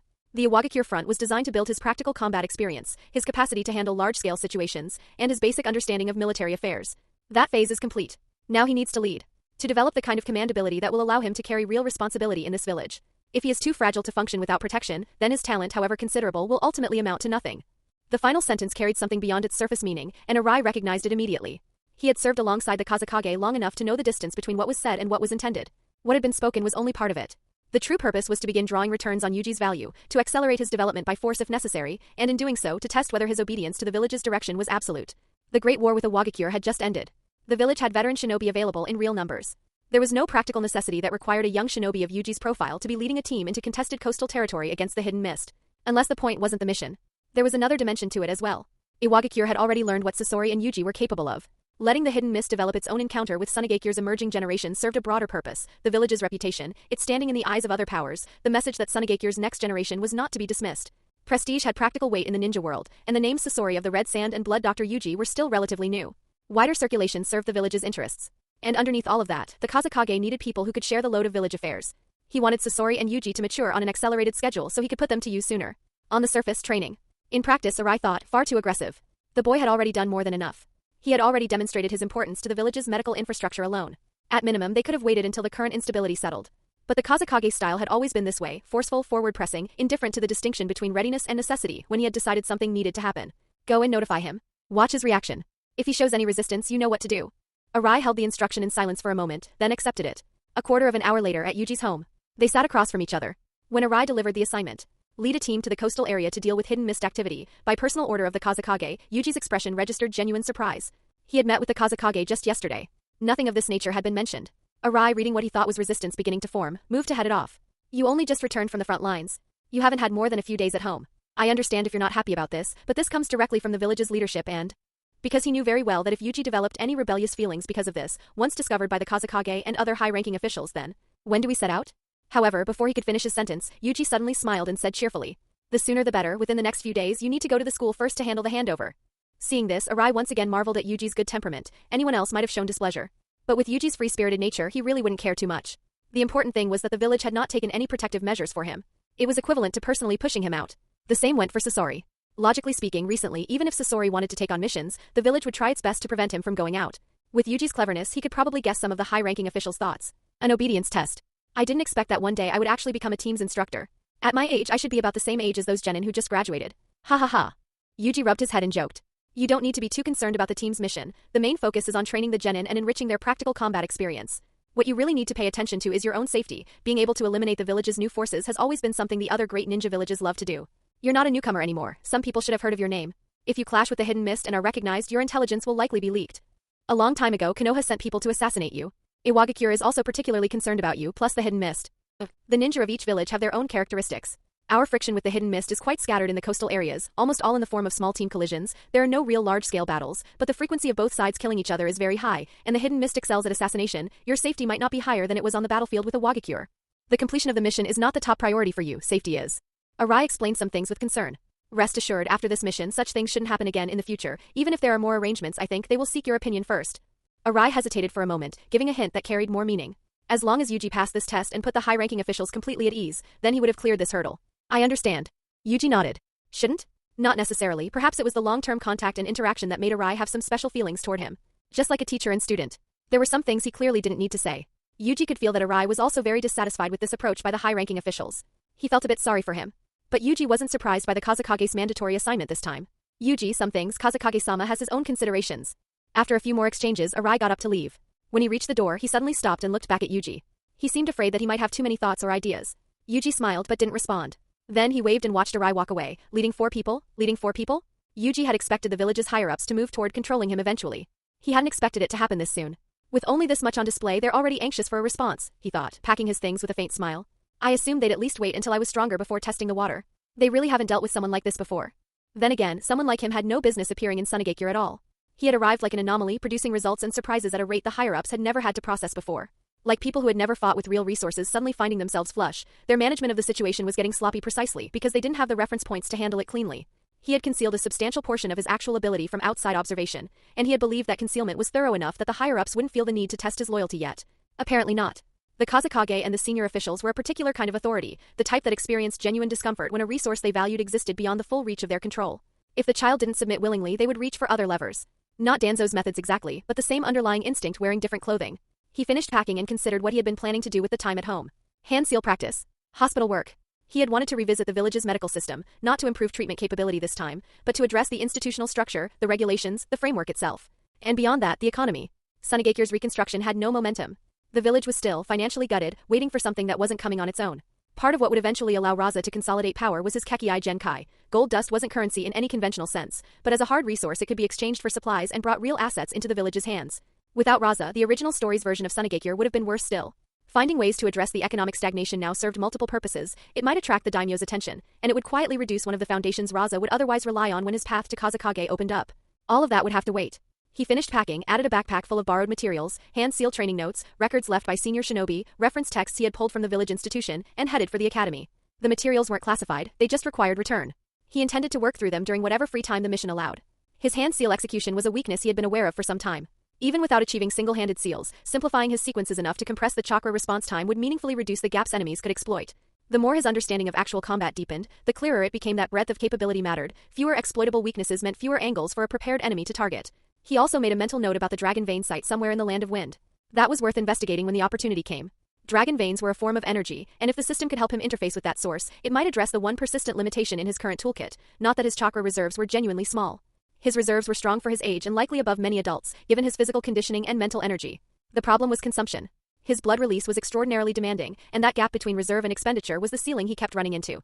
Becoming something along the lines of what Kisame represented, a near-endless well of output, was worth pursuing if the path existed. He arrived at the academy to find the principal and several others already coming out to meet him. The notice had reached them. Ahead of his arrival. Among them was a thin man with spiky hair, and Yuji bowed before the man could say anything. Takebe Mureo. His homeroom teacher from his academy years. A chunin, quiet and steady, someone Yuji remembered with genuine warmth. Yuji? Haha, it's been a while. Mureo's greeting came with a laugh and something more complicated underneath it, the particular expression of a person watching time move faster than they expected. The student who had walked out of his classroom 3 years ago was now the village's most discussed young shinobi. 3 years was not a long time. Of the students who had graduated in Yuji's class, only a fraction were still alive. You're not a newcomer anymore, Mureo said, visibly pleased despite himself, the pride of it showing clearly in front of the principal and the others. Don't call me sensei. Just use my name. He said it warmly. He also knew, without needing to say it, that Yuji's development had not had much to do with anything he had taught him. But at least some credit was his to claim, and he intended to keep it. I couldn't do that, Yuji said and smiled. You'll always be my sensei. He meant it. Mureo's ability had its limits, but he had looked after Yuji genuinely during those years, and he had been a close friend of his father's. That was not nothing. The other teachers glanced at Mureo with expressions that tried to hide their envy and mostly failed. The general sentiment was clear enough. This man had stumbled into the right classroom at the right time and was now reaping returns he had done nothing to deserve. Humph. Yuji followed the group back through the gates and toward the office building. Along the corridor, students around his age had gathered to watch, curiosity and admiration mixed together in their faces. A cluster of younger ones were whispering and pointing at him, the noise of it carrying down the hall. Mureo mentioned, with visible satisfaction, that Yuji and Sasori had become reference points for students across the current academy, role models held up in instruction. Yuji standing among them was considerably warmer than Sasori's. His following skewed heavily female. Sasori's admirers were predominantly boys with ambitions toward puppetry. Yuji waved to the gathered students as he passed, relaxed and without any performance of importance. He hadn't come to linger, there was official business to handle, so once inside the building with the principal and the teachers, he got directly to the academic files of the students he was being assigned. He read through them. Something was off. A standard instructor assignment ran 3 students to a team, the same structure Arai had used with him and Sasori, a specific arrangement made by the Kazekage at the time. 3 files were in his hands, but the principal was telling him 4. He looked at the names again. One of them he recognized immediately. Pakura. These 3 were pulled from other instructors, weren't they? Yuji said. Yes. The assignments for this batch had already been finalized, and some teams had even begun missions. The village made specific adjustments because of you. The principal nodded. Yuji looked at the other 2 names alongside Pakura. Neither came from ordinary backgrounds. Both were descendants of senior officials. The village wasn't just testing his obedience. They were also having him personally develop people they had already decided to invest in. And the 4th, he said. 2 knocks at the door. It opened before anyone answered. The person who walked in had a gentle face and a smile that carried a slight awkwardness around its edges, the expression of someone arriving at an appointment they had mentally rehearsed. Hello, Yuji-sensei. Yashimaru bowed 90 degrees the moment he cleared the doorway, formal and completely sincere. From today, I am your student. Please take good care of me. Yuji said nothing for a moment. He understood immediately. This was Grandma Chiyo's hand in it. Yashimaru was a medical ninja with existing mission experience, older than Yuji and senior to him by any conventional measure. Calling him a student was technically absurd. The real purpose was something else, supervision, perhaps, or simply Chiyo wanting someone she trusted in proximity to Yuji on an assignment that carried real risk. They had genuinely packed everyone they could find onto him. Yashimaru straightened up from the bow and lifted the lunchbox in his other hand. My sister made this herself and asked me to bring it for you. Yuji produced a laugh that was mostly genuine. Thank you. I actually am a little hungry. Hey guys. Your power stones can genuinely make a big difference for the story. The more stones we get, the higher we rank, and the more new readers get to discover it. So if you've got some to spare, please do throw them this way. Every single one helps. Folded hands read up to 30 chapters ahead at Keep Smiling 818p at Rayon, A Hidden Mist Peculiar Operations. A Hidden Mist Peculiar Operations. The remaining 3 arrived together not long after. Pakura, Sakamoto, and Fukushima Taki. Pakura carried her Kekiai Genkai. Sakamoto's father commanded the Hidden Sand Village Guard Corps. Yuji had met him during the assassination attempt by Danzo's people. Fukushima Taki's father ran the intelligence agency. All 3 came from significant backgrounds, and together with Yashimaru, the 4 of them bowed to Yuji in unison. 3 of them looked at him with straightforward respect, age entirely irrelevant to them given what they knew of his record. Pakura's expression was harder to read. War really was the best soil for producing this kind of regard, Yuji thought. He caught Pakura's eye, smiled and said, Let's go. We're leaving early. He led them out. Before clearing the village gates he gave them a short window to prepare and ran a quick check on their supplies. With Yashimaru present he didn't need to worry much about that side of things. The man was experienced, medical ninja or not, and Yuji quietly asked him to keep an eye on the younger 3 during the journey. On the road, the 3 genin carried the particular tension of people heading somewhere unfamiliar and potentially dangerous for the first time. It reminded Yuji of himself at the Amigakure border, that same low-grade apprehension sitting in the chest. Pakura had decided to present a face of firm resolve, which Yuji found quietly amusing. Whether the resolve was entirely genuine or partly performance didn't matter much. The determination behind it was real, and that was worth something. Yuji pulled a book from his pack and read while walking, slowing his natural pace enough that the 3 students could keep up without struggling. Sensei Yuji never stops studying, Sakamoto said, watching him with undisguised admiration. It'll take us at least 2 days to reach the operational area, Yuji said, not looking up from the page. We're still in safe territory. Relax a little. After a moment he set the book down and looked at them. This is probably the first real mission for all of you. When you encounter an enemy, your first thought should not be how to fight them. Your first thought should be survival. From a position of relative safety, observe the opponent, the terrain, everything around you. Build the habit of reading external factors before anything else. Then, as the engagement develops, build a model of how they fight and what methods they use. Only after that do you think about how to defeat them. Once those habits become instinct, everything simplifies. Fukushima Taki and Sakamoto nodded. Pakura said nothing. Yuji saw through it and let it go. She was competitive enough that words from him probably landed as a challenge rather than guidance. That was fine. Experience would teach her what he couldn't, and once was usually enough. He spent the rest of that day's travel learning what each of them could actually do and putting together a simplified deployment that used their respective strengths sensibly. As they drew closer to the coast, his tone shifted without him entirely intending it, still warm in expression, but carrying more weight. The hidden mist assassination methods are well established. Once we're in the operational area, stay alert. Don't let the presence of our border defense personnel make you complacent. The coastal terrain is complex, and small hidden mist infiltration squads can still find ways through if they're not deploying at scale. Their objective is rarely direct combat.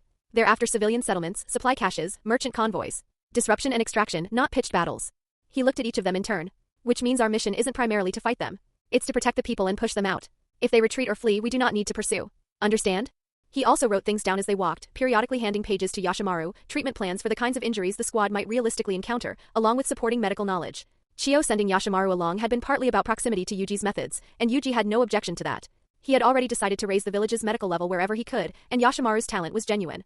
If there was time later, he would teach him some medical ninjutsu directly. Whether Yashimaru could absorb them would depend on his own ability. 2 days later, tired and road-worn, the 5 of them arrived at a coastal fishing village. The land of wind was not all gravel plains and desert. It had a coastline, and along that coastline the villages lived by the sea. Fishing was the primary livelihood here, the main source of income.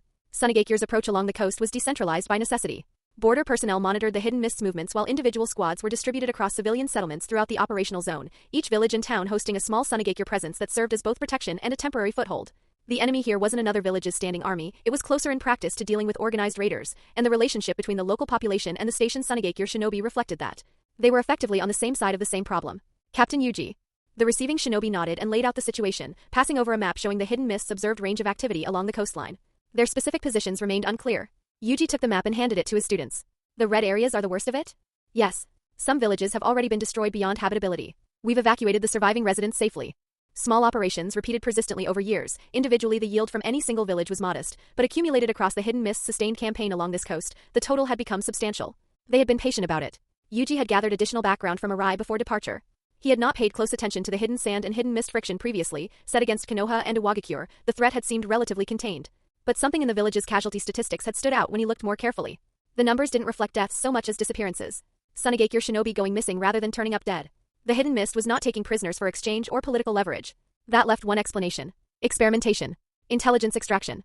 Living shinobi were useful for researching their techniques. A shinobi was in some sense a walking repository of a village's ninjutsu reso. Urses and the right methodology could convert that into something the hidden mist could use. Even corpses held value for this kind of targeted research. The other great villages fought and killed for position and territory. What the hidden mist was doing here was something more calculating and in its own way more thorough. It fit their village's established character well enough. Sorry for the trouble, the patrol shinobi said to Yuji. Not at all. Yuji smiled. He turned back to the four of them, Yashimaru, Pakura, Sakamoto, Fukushima Taki, and looked them over once. Let's move. We're starting. Our teacher is so strong. Find the hidden mist's hiding place first.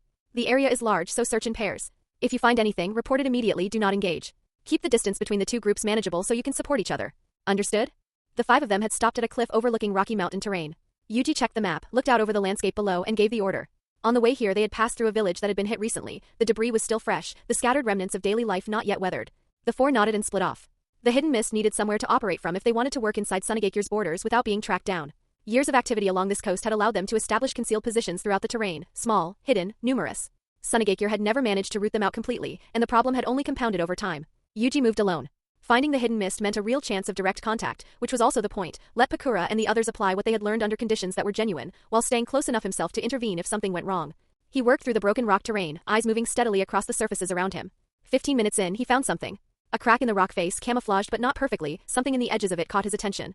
He narrowed his eyes and moved closer across the stones. On the other side of the terrain, Pakura and Sakamoto picked their way through the same kind of broken ground. The environment gave nothing back. The sun pressed down overhead and Sakamoto was starting to feel the heat working on him. Anything? He asked Pakura, already knowing the answer. She didn't respond. The camouflage out here was thorough. Nothing presented itself. Sakamoto closed his mouth and kept moving. As time passed without result, Pakura's patience began to compress into something more impatient. Their movements gradually became less careful, they were covering ground faster now, trading caution for speed, trying to force a discovery. A dark shape moved through the rocks. Watch out. The kunai were already in the air when she shouted. Both of them flipped clear, but the moment they landed, two hidden mist ninja were already behind them. The speed was beyond what Pakura had been prepared for. She threw her body sideways and still took the weapon through her shoulder. She turned into close quarters immediately. Sakamoto screamed. He went down hard, blood from his neck spraying as the kick took him off his feet and sent him skidding across the rock. One down. The hidden mist ninja who had taken Sakamoto out laughed, not bothering to lower his voice. Has Sunagakure run out of real people? Sending children out here? He moved to flank Pakura from the side while his partner held her in close combat. His hands came up through seals. Water release, water fang blade. The rotating stream wrapped his arm and extended into a blade, bright and sharp in the afternoon light. The look in his eyes as he fixed them on Pakura was completely serious. Pakura felt the cold move through her despite the heat. She was tangled with one of them, injured, her shoulder not responding the way it needed to for seal formation. Scorch release was inaccessible. One opponent alone she might have managed. Two coordinating together, with damage already slowing her, she couldn't find the angle. The real weight of it landed in her chest, and her movements went slightly stiff with it.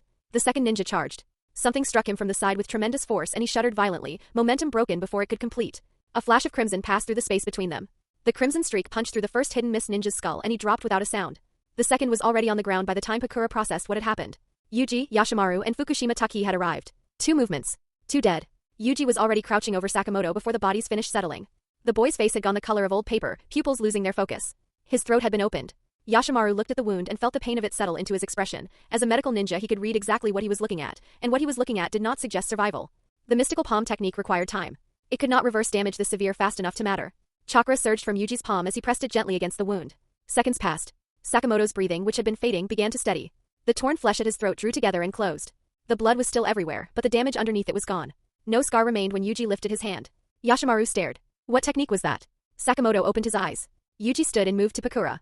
He used the mystical palm technique properly this time, working through her shoulder injury with steady hands. Pakura kept her head down and said nothing. She was waiting for the rebuke. It didn't come. Yuji's expression stayed easy throughout. Now you know what they're actually like, he said when he was done. The hidden mist specializes in this: concealment, tracking, counter-reconnaissance, waiting. They had probably noticed you long before they moved. They let you keep searching because they were watching you first. He looked between her and Sakamoto. A search that obvious gives them everything they need and costs them nothing. He studied the four of them for a moment. I think I overestimated what you were ready for. Real combat and daily training are different things. That's not a criticism, it's just true. For now I'll stay with you directly. He said it without particular weight. Arai had done the same for him once, worked from the shadows, staying close enough to intervene, until the people he was responsible for had built enough experience to take care of themselves. Yuji would do the same here. Yashimaru and Fukushima Taki had also run into contact on their side. Two hidden mist ninja, dealt with well enough given that Yashimaru was present. His combat level had its limits, but two opponents with his experience alongside was manageable. Yuji had resolved that situation before coming to Pakura and Sakamoto. The area's clear. 8 hidden mist ninja total, their position destroyed. We can move on. He looked at the subdued faces around him and laughed. Don't let it sit too heavy. First mission, first contact, this is what it looks like. You'll get better. I'm certain of that. Yashimaru added something quiet and kind from the side. Fukushima Taki looked up at Yuji. You searched the whole area by yourself? More or less. And the enemies. Handled along the way. It wasn't particularly difficult. The four of them absorbed this in silence, each arriving at the same arithmetic independently. Their two groups hadn't finished their assigned sections. Yuji had covered the entire area alone, redirected to rescue both groups in the middle of it, and eliminated 8 hidden mist ninja without any of them noticing he had been doing it. He's unreal, Fukushima Taki said under his breath, not quite meaning to say it aloud. None of them had the framework to picture how it had been done. Hey everyone. Just a little reminder that Power Stones go a long way for this story. They push us up the rankings and help other readers stumble across the FIC, which means more eyes on the chapters you've been enjoying. So if you have any lying around, toss them our way. It really does add up. Folded hands read up to 30 chapters ahead at Keep Smiling 818p at Riona new trump card, not much experience. Yuji checked the system panel after the engagement and closed it without dwelling on the numbers. He had understood this pattern since the later stages of the Iwagakure front. As his strength grew, ordinary enemies yielded less. The accumulation still mattered over time, and he held to that, but small skirmishes weren't the efficient earning environment that a large-scale battlefield had been. There was also the practical consideration that if he eliminated every hidden mist ninja himself, Pakura and the others would have nothing to do. The mission's actual purpose was their development, not his kill count. It suited him well enough. He had the hand seal materials and research notes he had brought from the village, and the mission provided exactly the kind of loose time he needed to work through them properly. Trying to train 4 students, complete active missions, and study simultaneously would have been genuinely difficult to manage. With him as a background presence and the 4 of them handling the operational work, the schedule balanced itself. The pattern established itself quickly. Each day Yuji positioned himself somewhere nearby with a book or notes in hand while Yashimaru and the other 3 worked through the map's intelligence, tracking hidden mist activity zones and engaging what they found. When fighting broke out, he didn't intervene immediately. When injuries came, and they came regularly, he let the students move through the experience themselves, including the pain and the fear, only stepping in when the damage approached something genuinely dangerous. He could afford to operate this way. Even if all 4 of them took serious injuries simultaneously, his current medical capability could bring them back from almost anything short of immediate death. And for the threshold beyond that, the cases that would have required Tsunade's forbidden techniques under normal circumstances, he had something else now. He had spent the better part of a year's worth of positive experience points on it. The earning had been substantial. Treating the wounded of an entire main force over more than a year produced a different scale of accumulation than squad-level work, but the cost had matched it. What he had purchased was the reverse curse technique, drawn from the advanced methods of jujutsu sorcerers, adapted through the system into something functional within the ninja world's framework. The effect was cell regeneration and damage repair at a fundamental level. Operated fully, it could restore even destroyed neural tissue. The limits of what it could accomplish in practice depended on his current strength, but the baseline was already far beyond conventional medical ninjutsu. It required no hand seals and could be activated at any moment, a seal-less technique that operated on pure chakra output. He had also unlocked the secondary function, application to others, not only himself. Saving Sakamoto on the first day had been the reverse curse technique. Neither Yashimaru nor any of the students had the knowledge base to identify it as anything unusual. From their perspective, it had simply looked like exceptional medical ninjutsu working faster than it should have. He wasn't CONC. Earned about the ability being identified. He had originally intended to purchase Tsunade's 2 S-rank forbidden techniques, Creation Rebirth and the 100 Seals. The reverse curse technique rendered both largely redundant, covered more ground, could be used on others and cost less than the 2 combined. The decision had been straightforward. What remained of his positive experience points after the purchase he was holding carefully. The reverse curse technique had a ceiling that could be raised, maxing it out was possible in principle, but the cost was nowhere near reachable yet. For now, the ability meant he could let his students genuinely fight, genuinely get hurt, and genuinely learn, with a quiet knowledge that he could catch anything that crossed the real threshold. The fear they experienced in those moments was the point. The best way to handle fear was sustained exposure until it became familiar, until the body stopped treating danger as exceptional and started treating it as the normal conditions of the work. Everything else followed from that. It was not a gentle method. But Pakura, Sakamoto, and Fukushima Taki were adapting. Yuji's medical capability gave them something to lean on, not comfort exactly, but the knowledge that injury was survivable, which freed them to commit to engagements they would otherwise have pulled back from. One night, in a depression in the rocky terrain, Yashimaru was leading Pakura and the other 2 at a dead run. Yashimaru's face was running with sweat, his expression carrying the controlled exhaustion of someone who had been pushing past their limit for long enough that the limit had become difficult to locate. Beside him, Pakura, Sakamoto, and Fukushima Taki were all wounded and still moving. The plan had been reasonable. During the day they had located a hidden mist position nearby, held back rather than engaging immediately, observed carefully, gathered what intelligence the situation offered, and decided to hit at night when darkness gave them an advantage. 4 enemies, 4 of them, and enough accumulated experience from the past weeks to attempt something more sophisticated than a direct approach. Draw 1 enemy away, scatter the formation, take them individually. The lure failed. The 3 positioned to ambush were discovered before the plan could develop. And there had been a second hidden mist squad operating in the area that none of their reconnaissance had surfaced. The retreat had been immediate and had not stopped since. Where's Sensei? Sakamoto got out between ragged breaths, scanning the dark terrain around them without slowing. When is he coming? Being Yuji's student had 2 distinct qualities. The security was absolute, none of them were genuinely afraid of dying anymore, not with what they had seen him do. The torment was exactly this. In the moments when everything was collapsing around them, they never knew precisely when he would appear or where he was watching from. I'll cover the rear, go. Pakura stopped, reversed, and brought her hands through the seals. Scorch release, steaming swelter.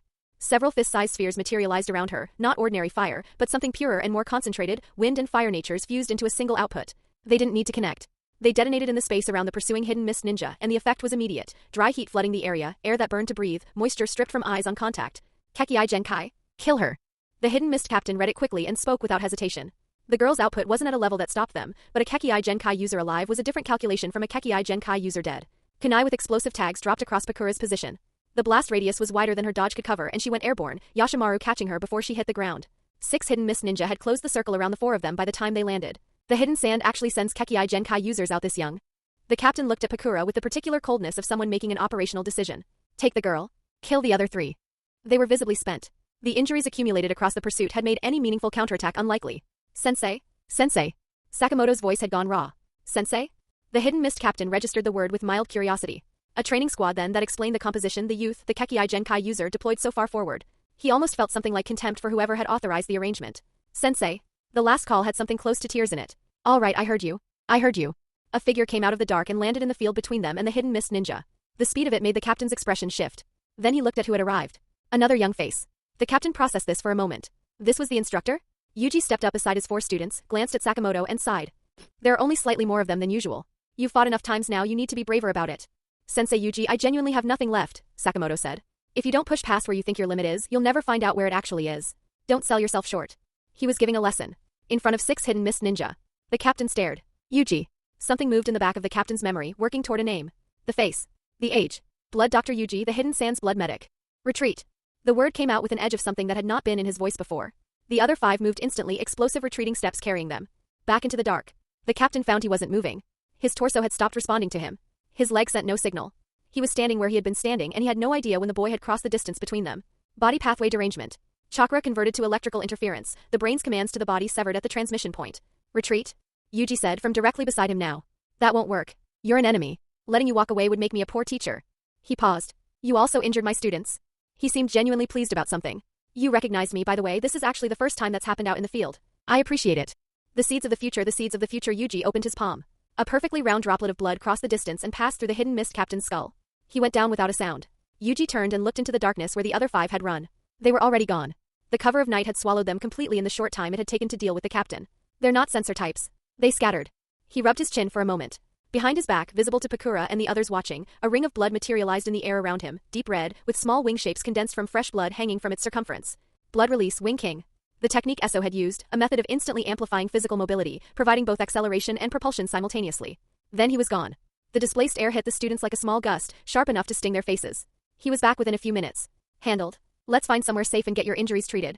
The ease of it produced the same speechless admiration in Sakamoto's face that it always did. Yuji kept Arai's warnings in mind.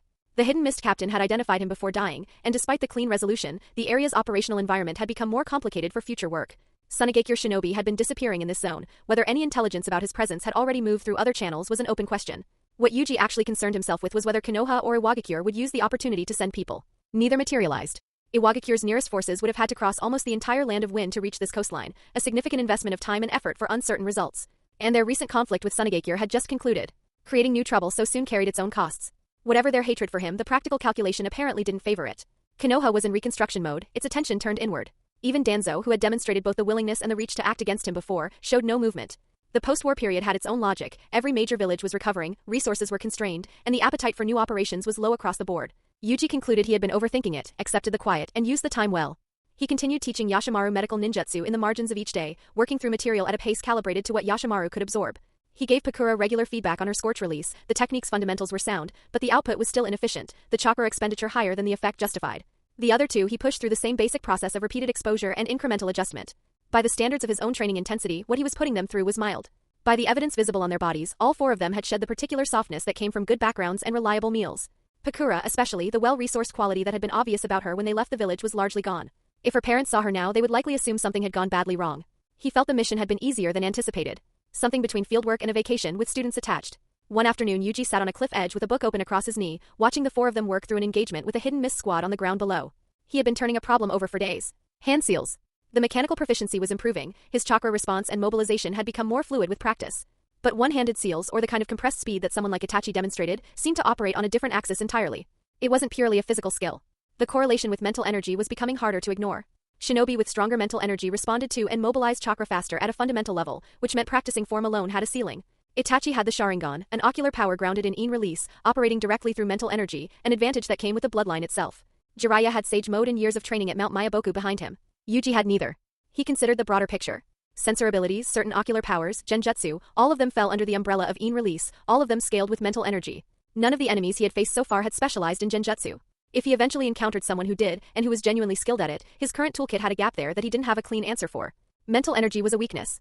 He didn't want to be like the future Kakashi, being stabbed repeatedly in an illusion for days on end, suffering agonizing pain. Yuji thought of another thing as the representative of the perf.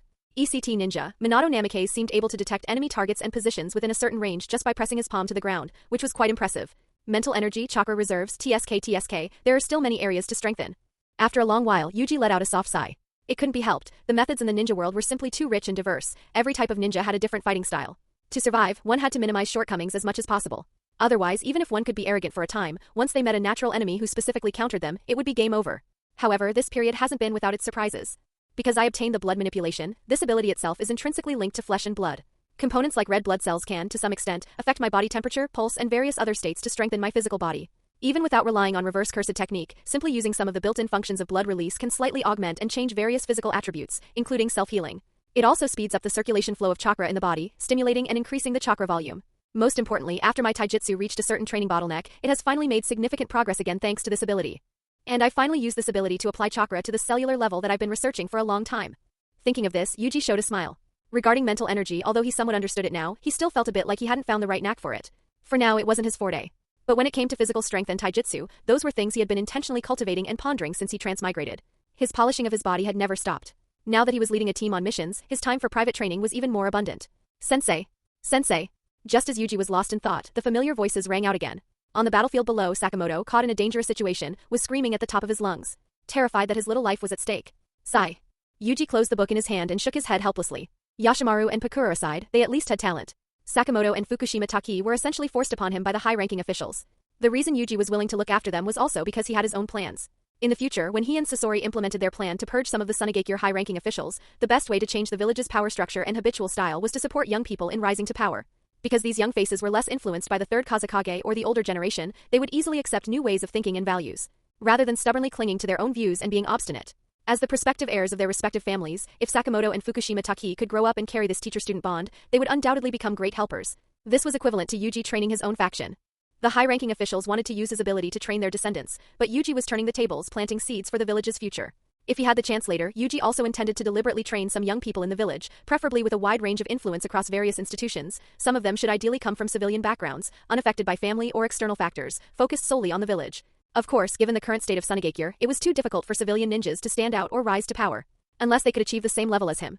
But that possibility was slim. Without the system, Yuji believed that no matter how hard he worked, he would likely have faded into the crowd. Using his memories as a transmigrator at most, he would only be slightly stronger than his Chunin father who died in battle. Stop shouting, I'm coming. Yuji patted his backside, slowly stood up and responded. Hey everyone. Just a little reminder that power stones go a long way for this story. They push us up the rankings and help other readers stumble across the FIC, which means more eyes on the chapters you've been enjoying. So if you have any lying around, toss them our way. It really does add up. Folded hands read up to 30 chapters ahead at Keep Smiling 8:18 at Rayon Start. A month later, Yuji brought the four of them back to the village for resupply and a short rest. The mission was not yet finished. Arai came to find him during the break. He was careful with his phrasing, but the message was clear enough. Several of the higher-ups, Pakura's parents among them, had been visibly shaken when they saw the younger generation come through the gates. They understood the battlefield. They had accepted intellectually that the environment would be harsh and the conditions difficult for teenagers on their first extended deployment. What they had not anticipated was the specific condition their children were in. Anyone who didn't know better would have assumed the squad had been living as displaced persons rather than operating under a village-sanctioned instructor. The growth was obvious and the elders were genuinely pleased by it. But they were also somewhat heartbroken and they had complaints. Reports had it that Sakamoto and Fukushima Taki spent their first several days back eating meat and fish at every meal with the focused intensity of people making up for lost time. Yuji's response, passed back through Arai, was straightforward: anyone who as unhappy with the training approach was welcome to pull their person from the squad. Arai had laughed when he relayed this. He laughed because he knew precisely what would happen, which was nothing. No matter how distressed the higher-ups felt looking at their leaner, rougher children, they were not going to remove them from a squad under Yuji's instruction. The results were in front of them. The children had come back alive in one piece and visibly transformed in ways that 3 months of academy training couldn't have produced. Pulling them out over complaints about the conditions would also attach a particular kind of story to Sakamoto and Fukushima Taki's early careers, one nobody wanted to circulate. So they had sent Arai instead of coming themselves. Facing Yuji directly as a captain and instructor and one of the village's most prominent young figures was not a position they were eager to occupy. They could only grumble through intermediaries. Arai also brought a second piece of information. The evaluation had been passed. Yuji had accepted the Kazekage's assignment without complaint, executed it for an extended period, and produced results with his students that gave the higher-ups nothing to criticize. The third Kazekage and the senior officials had reached their conclusion: safe, reliable, no cause for concern. The words Arai used were measured. The meaning was not. It meant the quiet observation period was over. From this point forward, Yuji could operate within the village with genuine freedom, pursue what he wanted to pursue, put forward what he wanted to put forward, without the background pressure of being watched for signs of misalignment. His suggestions would carry real weight in conversations with the higher-ups. He could engage with village affairs directly and without barriers. They talked for a while before Arai left. At the door he paused and with some hesitation asked Yuji to consider going slightly easier on the students. Not everyone, he said carefully, was built the same way. Even Yashimaru and Pakura were operating at a different level from him and Sasori, and the gap mattered. Yuji smiled and agreed. In his private assessment, what he had been putting them through was already restrained. There were methods he had considered and set aside as excessive for their current stage. These students would one day need to hold real positions in the village, carry real responsibility, and earn the respect of people who had no obligation to give it to them on the basis of family name alone. The foundation had to be genuine. There was no softer way to build it. He kept this to himself, nodded at Arai's retreating back, and began preparing for the next departure. A few days later, the 5 of them set out again. The mission was a village assignment, and Yuji intended to finish it properly. A clean completion would remove the last of the higher-ups' residual hesitation and give him a clearer path when he moved on to what he actually wanted to do. It would also give the 4 students the firmest possible foundation before he stepped back from daily oversight. They were seeds in his thinking. Whether they ended up serving his specific plans directly was secondary. What mattered was that they grew into people capable of changing what Sunagakure looked like from the inside. He had been deliberately transmitting certain ideas to them alongside the combat training, working on how they thought about the village and their place in it. At their age, character and perception were still malleable. The window would not stay open indefinitely. Back on the coast, the squad moved with a familiarity they hadn't possessed before. The environment no longer unsettled them. The hidden mists patterns were readable now, the terrain, the timing, the operational logic behind the infiltrations. In the early months they had been clumsy, the teamwork inefficient, their responses half a beat behind where they needed to be. By the later months, something had shifted. The coordination had become instinctive, and the change in how they carried themselves was visible to anyone who compared them against the people who had first arrived here. Yuji's assessment was that the growth that mattered most had not been in their technique. It had been in their understanding of the battlefield, of what genuine danger felt like, of the specific quality of thinking that life and death conditions demanded. Strength could not be transformed completely in under a year regardless of method. Mindset could be. And it was the mindset that would carry the strength forward. His healing capability had functioned as a compression mechanism throughout. By eliminating most of the recovery time that injuries would normally require, he had effectively multiplied the number of real engagements the squad could accumulate in a given period. Nothing produced growth more directly than actual combat. He had needed only patience and the willingness to watch them struggle through things that he could have resolved in seconds. By the later stages, Sakamoto had stopped calling for help mid-battle. He had stopped addressing Yuji at every uncertain moment.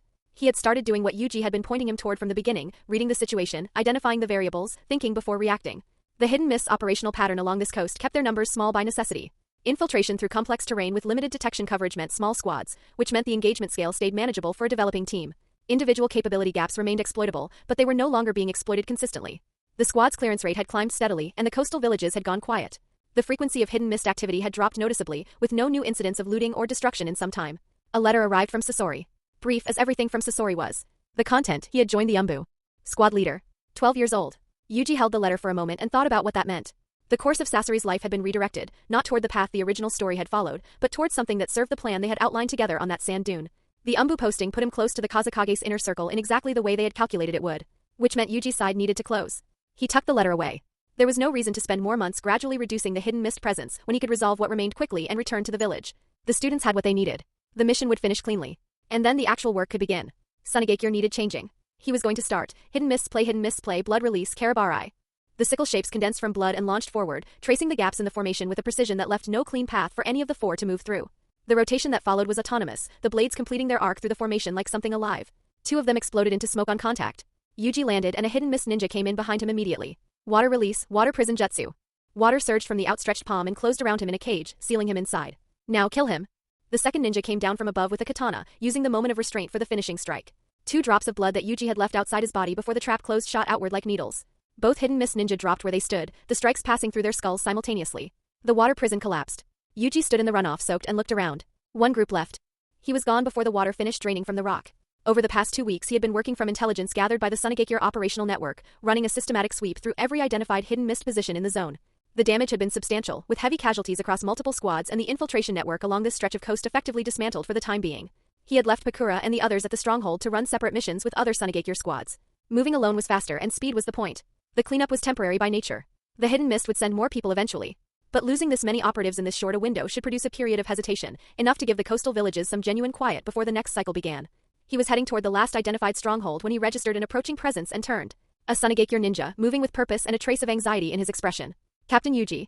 Captain Kazuma sent me. Please come with me. What happened? The situation was unusual. His squad operated independently from the zone's broader deployment.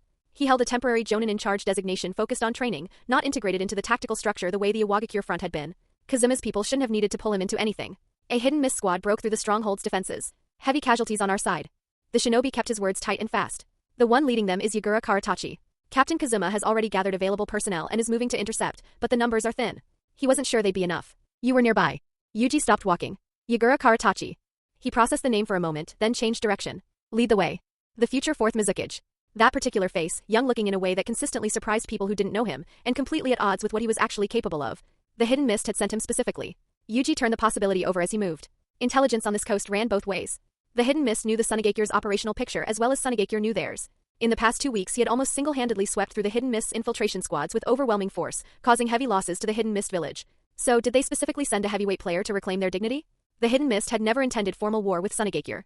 Small operations were their preference precisely because the investment was low and the returns reliable. Harass, extract, withdraw.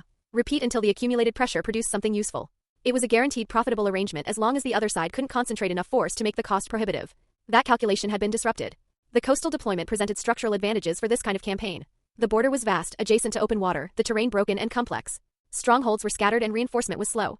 The hidden mist had read those conditions clearly and built their entire approach around them, relying on Sunagakure's post-war weakness to prevent any meaningful consolidation of response. Sunagakure pouring its remaining top-tier combat power into a sustained grinding engagement along this coast was exactly what the hidden mist wanted. It would deepen the village's recovery problems, exhaust resources that were already strained, and eventually open the door for the hidden mist to move more seriously once the attrition had done enough damage. Then Yuji had appeared, stabilized the situation without requiring Sunagakure to commit its primary forces, and proceeded to dismantle the hidden mist's coastal network with enough efficiency to make the existing approach untenable. The hidden mist played a card. If Yagura removed Yuji, Sunagakure would have to respond by committing heavier assets, which fed back into the original plan.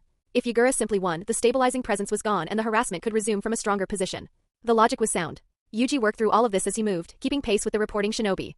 Konoha and Iwagakure had stayed quiet throughout his time on this coast. Instead, the first serious response had come from the hidden mist, and the piece they had chosen to play was the future 4th Mizukage. The man who would preside over Kirigakure's bloodiest period, whose Kage years would earn the village a name that people said with a different kind of weight. The man who had been Obito's instrument without knowing it. He was not yet a Jinchuriki. His strength at this stage was real but not at the ceiling it would eventually reach. Yuji's eyes narrowed as he ran. 15 minutes brought them off the rocky beach and onto open desert. The sound of the engagement reached him before the visual did, and then both arrived together as he crested the terrain. His expression settled into something cold. He accelerated and drove forward. Read up to 30 chapters ahead at Keep Smiling 818p at Rayon 8484. Kazuma was breathing hard, his body marked with wounds accumulated across the engagement. He looked at the people he had lost on the ground and kept his expression controlled. Yagura Karatachi.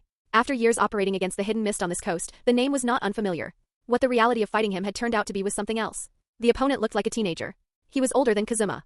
Both of these things were true simultaneously, and the contradiction had done nothing to prepare Kazuma for what the last hour had actually involved. 6 hidden mist ninja had broken through multiple strongholds and pushed deep into the operational zone. Kazuma had mobilized nearly 30 men in response. After fighting through to now, they had killed 3 of Yagura's teammates. Their own losses were over 20.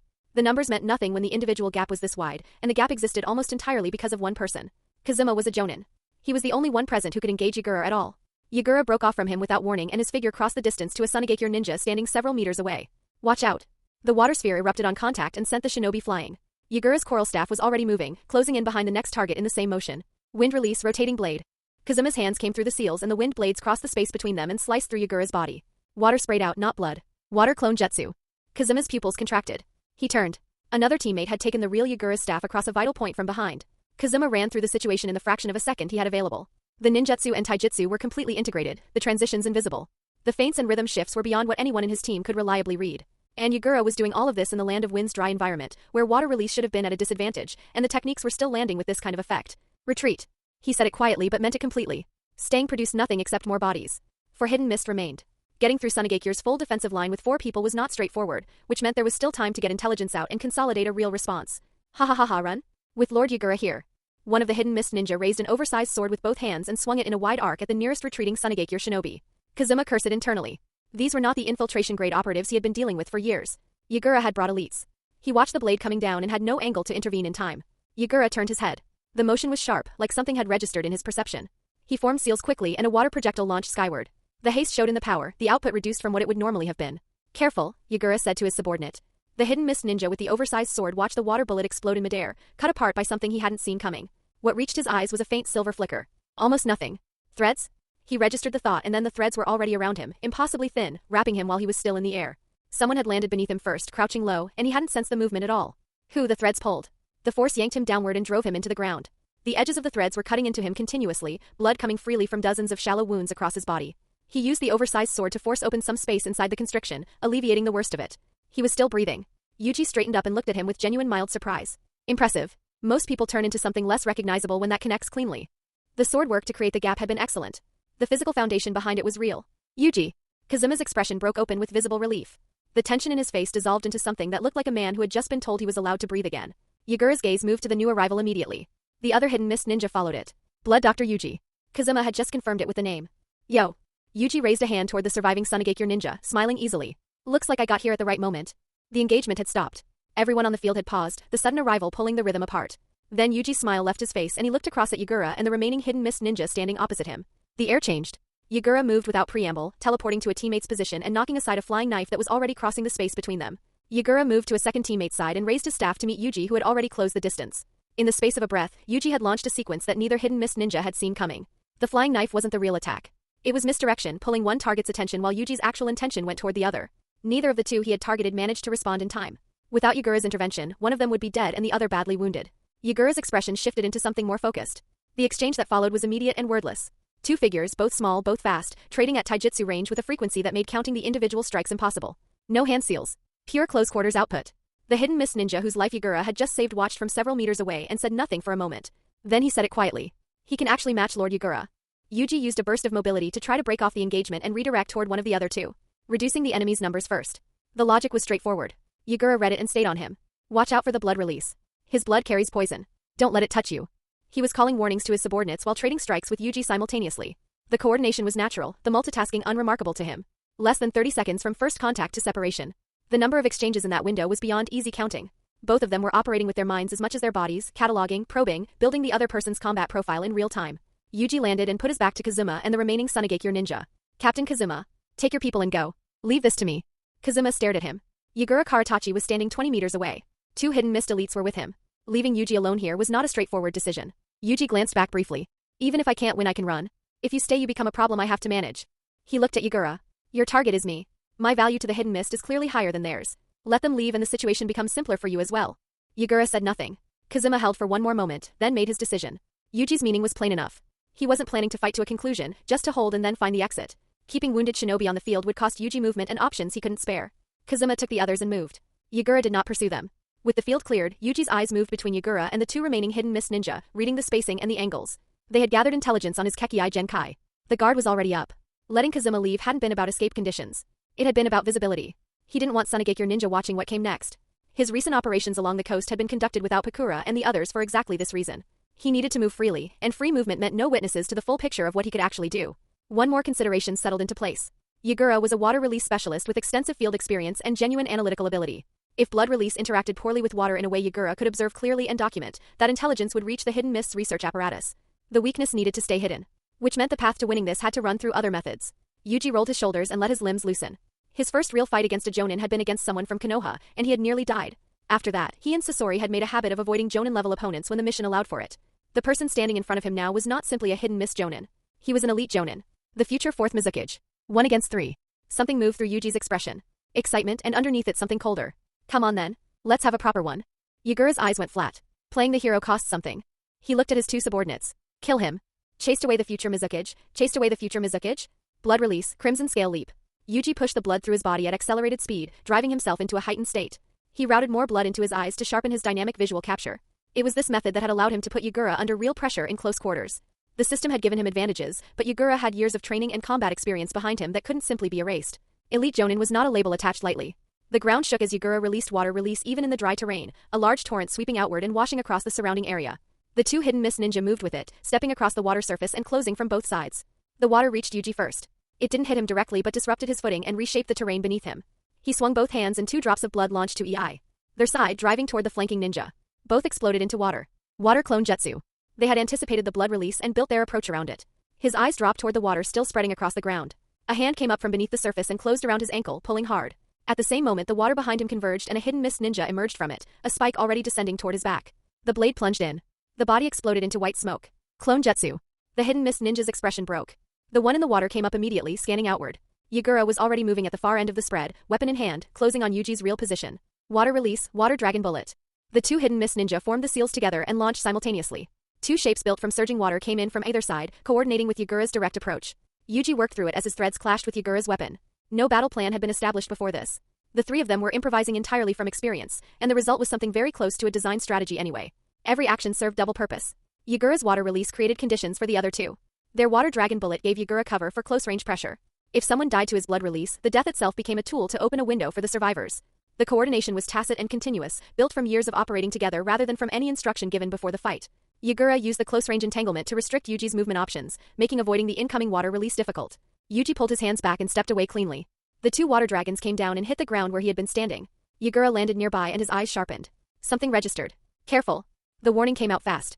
A shape moving at the edge of visible speed had already crossed the ground and arrived in front of the 2 hidden mist ninja. Blood release, Wing King. Crimson Scale Leap had his physical output elevated. Winged King layered acceleration on top of it.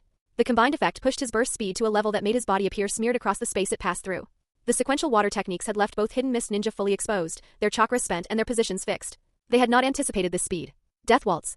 Threads spread through the air around both of them and then pulled inward all at once, the motion like a small storm compressing to a point. One hidden mist ninja was caught completely. What remained of him was not worth describing. The second lived. The first had read the situation in the breath before the threads closed everything off. He understood he was not getting out. He used what was left of his ability to push his companion clear before the binding sealed the last available gap, sacrificing himself to open the exit. This was the difference between elite and ordinary ninja. The moment Yuji killed one, Yugura was already blocking him again. Stay away. He said it in a low voice, directed at his remaining companion. With Yuji's speed at this level, any subordinate caught in close range had no realistic means of coping. Even Yugura himself had found it difficult to accurately track the movements in that instant. Without further discussion, the 2 of them divided roles immediately. Yugura took the primary engagement while the remaining hidden mist ninja maintained distance and applied long-range pressure. The fight that followed was no longer purely taijutsu. Yugura brought water release into the close quarters exchange continuously, using ninjutsu to restrict and damage, water clones to obstruct and delay. He had observed Yuji attempting several times to break off and redirect toward his companion. He closed each attempt off before it could develop. But as Yuji's speed pushed higher, the pressure on Yugura doubled. Some of his water release attacks were failing to connect. The sustained ninjutsu output was accelerating his chakra consumption in a way that a pure taijutsu exchange would not have. Clang, clang, clang. Yugura swung the coral staff and knocked aside a spread of flying knives. His chest was rising and falling visibly now. He was breathing hard. He had also noticed the shift in Yuji's approach. The threads were no longer the only tool. Flying knives had entered the pattern, thrown with real precision, a developed secondary skill. Yugura's pupils contracted sharply. He caught Yuji's pouncing attack on his staff, registering the blood-colored short dagger in the boy's hand, then dropped immediately into a crouch as Yuji's other hand swept downward. Chakra scalpel. Yugura flashed back. The lingering fear settled into his chest for a moment. He had nearly let himself forget that this boy was a medical ninja. He took stock while the distance held. His taijutsu is very strong. At this speed, his close combat strength has been amplified exponentially. He has abilities that aren't accounted for in the intelligence, and they appear to be derived from his Kekkei Genkai as well. But the most concerning thing isn't any single technique. It's his stamina consumption and recovery rate. Both are abnormal. His condition is still remarkably good. Some kind of medical ninjutsu, possibly. He looked at the staff in his hand. The collision with the blood blade had left a cut mark in the coral staff surface. Whatever that short dagger was composed of, its edge was extraordinary. He hasn't used the long range. Blood release ninjutsu the intelligence described. Not once. Yugura narrowed his eyes. One more thing. The speed had dropped slightly from its peak. Whatever was sustaining that output, it had limits, and the chakra reserves behind it appeared to be approaching them. Retreat. Just as Yuji moved to press again, Yugura turned and ran. He called to the supporting hidden mist ninja as he went, and the 2 of them broke away together at full speed. 3 against 1, and one of the 3 was dead. By any measure, they had lost. Yuji's eyelids twitched. They were running a perfect score Yuji had judged before engaging that Yugura, not yet a Jinchuriki, did not possess the conditions to threaten his life. With the reverse curse technique behind him, he could fight this battle without that particular weight on his mind. What he hadn't expected was Yagura cutting and running this quickly. It was the right call objectively. Both sides still had things they hadn't shown. But after one round of real exchange, the shape of the situation had become clear enough. Dragging it out further was disadvantageous for Yagura and his companion specifically because this was Sunagakure's operational zone. If reinforcements arrived while they were still committed to the engagement, withdrawal would stop being an option. Yagura had read that correctly and acted on it without hesitation. Decisive and intelligent. Also somewhat deflating. For Yuji it was unsatisfying. The fight had barely gotten interesting. He ran through what the exchange had produced. Yagura's water release was genuinely refined, and that ability to reflect incoming ninjutsu back at the attacker had presented a real problem during the engagement. He had also been hoping to see the water mirror technique specifically. It never appeared. He turned that over while he moved. Perhaps it required preparation time. Perhaps it had some limitation when the target used Kekkai Genkai abilities, making replication harder or impossible. He kept a token pursuit going for a short distance, no real intention behind it, just enough to ensure Yagura and his companion cleared the border area completely. His chakra consumption from maintaining multiple Kekkai Genkai abilities simultaneously had been noticeable throughout. Not critical but present. The battle had accomplished what it needed to at minimum. The hidden mist would not move casually against Sunagakure's coast again in the near term. The two hidden mist ninja who had died at his hands had both been Jonin level, and the one he had initially caught in the threads had been dealt with as well. He had also kept Kazuma's people alive, which was the original reason he had been called here. He stopped when he was satisfied Yagura was gone and waited. Sunagakure ninja arrived shortly after. Captain Yuji. Where are the enemies? 3 of them, reading his face for information. They ran. Yuji shrugged with a slight smile. Ran? Yes. The 3 Sunagakure ninja looked at each other. They had received word that Yuji was engaging Yagura Karatachi's squad alone and the situation was bad. They had come expecting to find something considerably worse than this. On the other side, Yagura and his remaining subordinate pushed hard until the confirmation came back that Yuji had stopped pursuing them. Only then did the pace slow. Neither of them said anything for a moment. Before leaving the village, the squad's objective had been clean and confident. Deliver a significant blow to Sunagakure's coastal operations. Demonstrate the hidden mist village's reach. And eliminate Blood Dr. Yuji, one of Sunagakure's twin stars, while they were at it. He was 12 years old. He had built a name, yes, but a name and actual capability were different things. Some of them had even entertained the possibility that Yuji might not appear at all, that simply hearing Yagura's name would be enough to keep him out of the engagement. Villages tended to protect their promising young talent before it had fully matured. Instead, Yuji had appeared fought, and the strength he had shown had exceeded every estimate they had brought with them. Without Yagura holding him in the close-range exchange, the last Jonin would not have walked away. The whole engagement from first contact to withdrawal had been only a few minutes. Against capable opponents that was normal. A brief exchange was usually enough to establish the shape of what you were dealing with. His speed resembles certain lightning release techniques from Kimogakure, but it's not quite at that extreme. And he didn't use several of the techniques the intelligence had on him. He probably wasn't operating at full capacity. Yagura looked ahead while he moved, his expression still carrying the weight of the calculation. His taijutsu is superb and his combat experience is real. The village needs to completely revise its assessment of Yuji as a threat. And Sasori of the Red Sand alongside him. If Blood Dr. Yuji has this kind of strength at this age, Sasori is probably not far behind. We need more people. Elites, not a single squad. Yagura said it plainly, without elaboration. His remaining subordinate said nothing in response. He didn't have words for it. Sunagakure had produced 2 shinobi like this, both still young, both still growing. As they developed further, their presence in the ninja world would only become harder to account for. Perhaps impossible to account for eventually. To say he felt no envy would have been dishonest. The Hidden Mist had its own talented people, but talent existed on a spectrum, and at this age, operating at this level, still active in the field, they had no one comparable. Let's go. Yagura picked up the pace, his voice settling back into its usual flatness. The mission had been aimed at Yuji from the start, serving as both a strike and a reconnaissance effort. The outcome looked like a defeat, and an embarrassing one by surface metrics. Yagura felt no particular emotional weight from it. The strategic value of what they had learned outweighed whatever could be said about the result in terms of face or competitive pride. He understood now that the Hidden Mist's harassment campaign along the Land of Wind coast was finished. Not stalled. Finished. Unless the village was prepared to commit to actual war with Sunagakure, the current approach had no viable continuation. Half a month later, after confirming no further Hidden Mist infiltrations along the border, Yuji brought his 4 students back to Sunagakure. The mission was over. News of the engagement with Yagura had already moved through the entire war zone before they returned. It had caused considerable stir, and the village had heard about it as well. In the minds of his students, Pakura included, whatever image of Yuji they had carried before had grown noticeably larger. Sakamoto described seeing his teacher as surrounded by a faint glow at all times, which he appeared to mean sincerely. Kazuma, who had been present for the beginning of the engagement before Yuji sent them away, wanted to know what had happened after they left. There had been no witnesses. Yagura Karatachi was not an ordinary opponent. The whole thing was difficult to account for without more information. Yuji gave a version of events that was technically accurate and strategically incomplete. He had tried his best to delay, he said. The situation had been genuinely dangerous. The enemy, aware that Sunagakure reinforcements were en route and unwilling to risk being caught in the zone, had chosen not to fight to a conclusion and retreated. He kept his own role modest, made the outcome feel contingent and reasonable, and left the impression of a close and uncomfortable situation that had resolved through caution and good timing rather than anything more decisive. It was enough. People accepted it. A few days after returning, the mission was formally submitted and closed. The temporary squad disbanded. Pakura, Sakamoto, and Fukushima Taki returned to their respective team leaders, seconded back as they had been seconded out. Yashimaru was the only one who had not come from another class. By any measure, Yuji had delivered a complete answer to everything the Kazekage had asked of him. The assignment accepted, the mission finished, the students developed, the situation on the coast resolved. A farewell dinner had been proposed, but Yuji had other things to attend to and pushed it back to another time. He returned to the village, handled the administrative matters that needed handling, and went to find Sasori. Knowing how to play tactics, these are the people we need to kill. In Yuji's home, the two of them sat facing each other. Sasori waited until he was certain no one was watching, then placed a stack of documents on the table for Yuji to review. Backgrounds, positions, relationships between key figures across the village's institutions and departments. Yuji hadn't expected Sasori to have moved this efficiently. He had only been in the Umbu a short time, and he had already mapped out enough of the internal structure to produce something this detailed. The names he had flagged were all part of the faction supporting the third Kazekage. Clearly, Sasori had not been idle while Yuji was on the coast. Yuji turned through the pages and stopped. He picked up one sheet and looked at the name on it, then looked at Sasori. Chiyo.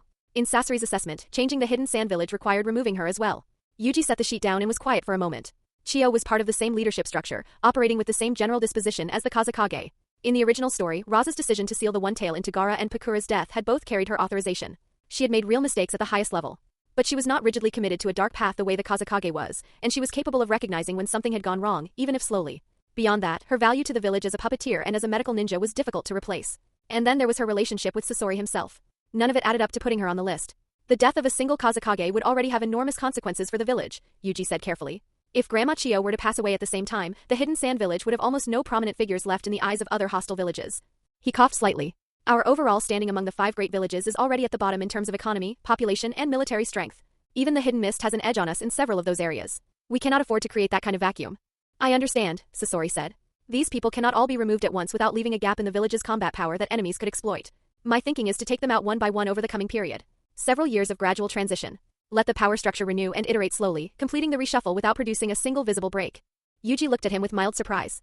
He hadn't expected that from Sasori. The always cold, direct, uncompromising Sasori had arrived at a considered and patient strategic position. Given that the plan they were executing now was considerably more complex than Sasori simply assassinating the Kazekage, as he had done in the original story, this kind of thinking was necessary. It was also not something Yuji had assumed Sasori would arrive at on his own. You did well, Sasori said, redirecting. The Kazekage will probably give you a formal appointment soon. Have you thought about which department? Yuji was a medical ninja. The medical department was the obvious answer. Taking over the village's entire medical system was not beyond his current qualifications, and no one with any awareness of his record would seriously object. Sasori's own path had involved constant mission accumulation, building a resume through volume and frequency. Yuji had come back from the coast having repelled a hidden mist incursion and engaged Yagura Karatachi directly, an outcome that had spread through the operational zone and reached the village before he did. The military merit attached to that alone guaranteed a meaningful appointment from the Kazekage. Their 2.5 years on various battlefields had not been wasted. I want to join the Council of Advisors, Yuji said, smiling. Sasori was silent for a moment. Why?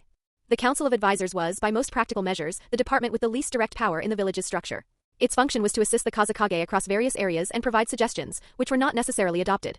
A think tank, essentially. Its membership tended toward older and more experienced figures, and some were not even shinobi, just people with specific expertise in areas like trade and development who had participated in significant reform efforts in the past. A few had served under the second Kazekage and been part of the structural changes the village had undergone in that era. There were exceptions. Ebizo held real influence within the council, but that influence came from his personal military history and his standing within the Chiyo family rather than from the position itself. His voice carried weight because people had seen what he was capable of and because his reputation was beyond challenge. The position alone would not have produced the same result for anyone else. If Yuji joined the Council of Advisors, the higher-ups would consider what he said. They would not treat it the way they treated Ebizo. Ebizo held the advisor title but was effectively responsible for managing the village's intelligence and espionage operations. That was where the real function of his position sat. For anyone else, the Council of Advisors was an institution for accumulating seniority and building profile over time. Given Yuji's age, entering it would likely mean spending years as background presence while older and more established voices occupied the actual space of the room. Sasori knew Yuji wasn't doing this without a reason. I need to find out exactly what the village's situation looks like from the inside. Population birth rates, finances, assets, labor capacity, trade routes with the outside. That level of detail only exists in the council's records. Other departments don't touch these administrative affairs and don't track them closely. Yuji smiled. The village lockdown has been lifted for a while now, but you can feel it as well as I can. The current situation is not optimistic. I need to find a way to improve things and push the village's economy forward during this relatively quiet period. And there's another reason. Only by becoming an advisor do I get regular access to the Daimyo's mansion, which means contact with the Daimyo of the Land of Wind. He paused. I'm doing it for that relationship. It has nothing to do with the Kazekage. Sasori said nothing for a moment. If you take the initiative to request the medical department from the Kazekage, our plan becomes easier. Some of these people could die in a hospital without drawing any particular attention. There's no rush for that. Sometimes we don't need to take risks ourselves. Yuji looked at the documents again. Pay attention to the relationships between these figures. They all belong to the core faction supporting the third Kazekage, but that doesn't mean they're unified. There are almost certainly tensions within that group. The most obvious pressure point is Raza. His rise represents the new generation, and anyone with eyes can see that once the third steps down, Raza is the most likely successor. I find it very hard to believe that none of the old guard around the third Kazekage feels any unease about that. Someone in that circle is probably already working against their own allies. The closer people are to the center of power, the more intensely they want it. If the hidden sand village were truly pulling in one direction, the village wouldn't be in the state it's currently in. He set the documents down. We haven't paid enough attention to this aspect before and don't know enough about it yet. Now is the time to analyze it carefully. People are fundamentally self-interested. Fan the right flames and let them create problems for each other. Yuji laughed. Sasori was quiet. Is something wrong? Yuji asked. No. You've simply confirmed my assessment of you once again. Which assessment? You are very sinister. Read up to 30 chapters ahead at Keep Smiling 818p at Rayon Young and Naive? Or A Heart Full of Loyalty Young and Naive? Or A Heart Full of Loyalty Person in Charge of the Hospital? 2 days later, the Kazekage summoned Yuji to his office and issued the appointment. The position was hospital director, which in practical terms meant taking over the village's entire medical system. A senior post within the medical department. Chiyo still nominally managed the department, but the village understood that transition was inevitable, and no one more qualified than Yuji existed to receive it. You'll serve in this capacity for a period, the third Kazekage said, with something close to warmth in his expression. When the time is right, you'll take over the medical department in full. The implication was explicit enough that it needed no further elaboration. The promotio had been rapid, and the Kazekage had been deliberate about the pacing specifically to quiet potential criticism. But the criticism, when it was raised in the meeting, had been limited. Yuji's hospital reform work, his performance as a medical ninja across the Iwagakure front, the measurable improvement in treatment efficiency across the entire deployed force, and most recently his handling of the hidden miss situation had collectively left little space for serious objection. Whatever murmuring existed was about age, not ability. Chiyo had been the first to speak in the meeting, and she had spoken clearly. Yuji had surpassed her in medical skill, she said, setting aside ninjutsu entirely. She had no objection to him taking the department. Once she said it, the room settled. The hidden miss situation had also done something for the village's mood more broadly. For years, the coastal harassment had been a persistent drain on resources and morale that the village had been unable to resolve decisively. Yuji had, through his own capability, brought it to a temporary halt. That carried weight beyond the military record. Becoming the effective head of the medical department made Yuji, in terms of standing, one of the village's core senior figures. At 12 years old, outsiders would call it unprecedented. Outsiders didn't understand what Yuji represented in practical terms, and the ninja world had never recognized precedent as a meaningful constraint anyway. The Kazekage's manner toward him had also shifted slightly from previous meetings. Not warmer exactly, but settled. The careful watchfulness that had been present before was gone. Yuji had passed what needed to be passed, and the Kazekage had arrived at a conclusion about him. I'm happy to manage the hospital, Yuji said, after a small pause that suggested he was choosing his words carefully. I do have one personal request, however. The Kazekage gestured for him to continue. I'd like to join the Council of Advisors. As an economic advisor. The Kazekage's expression stopped moving for a moment. Ha ha ha, I understand this might seem unexpected, Yuji said, scratching the back of his head with appropriate humility. I've developed a genuine interest in the village's economic situation and I have some thoughts about it. I'd like the opportunity to contribute in that area. The Kazekage considered him for a moment before responding. Yuji, I appreciate that you want to contribute this way. But joining the Council of Advisors is not as straightforward as it might appear. The role requires a deep working knowledge of economics across multiple countries. You need to understand current prices of everyday goods, which regions are experiencing strong harvests and which are suffering shortages, how events across the ninja world affect our village's external environment and trade position. These are not things you can pick up quickly. He said it without condescension but plainly. Ninja, including himself, were not naturally suited to this domain. Sunagakure's function in the Land of Wind was military and strategic.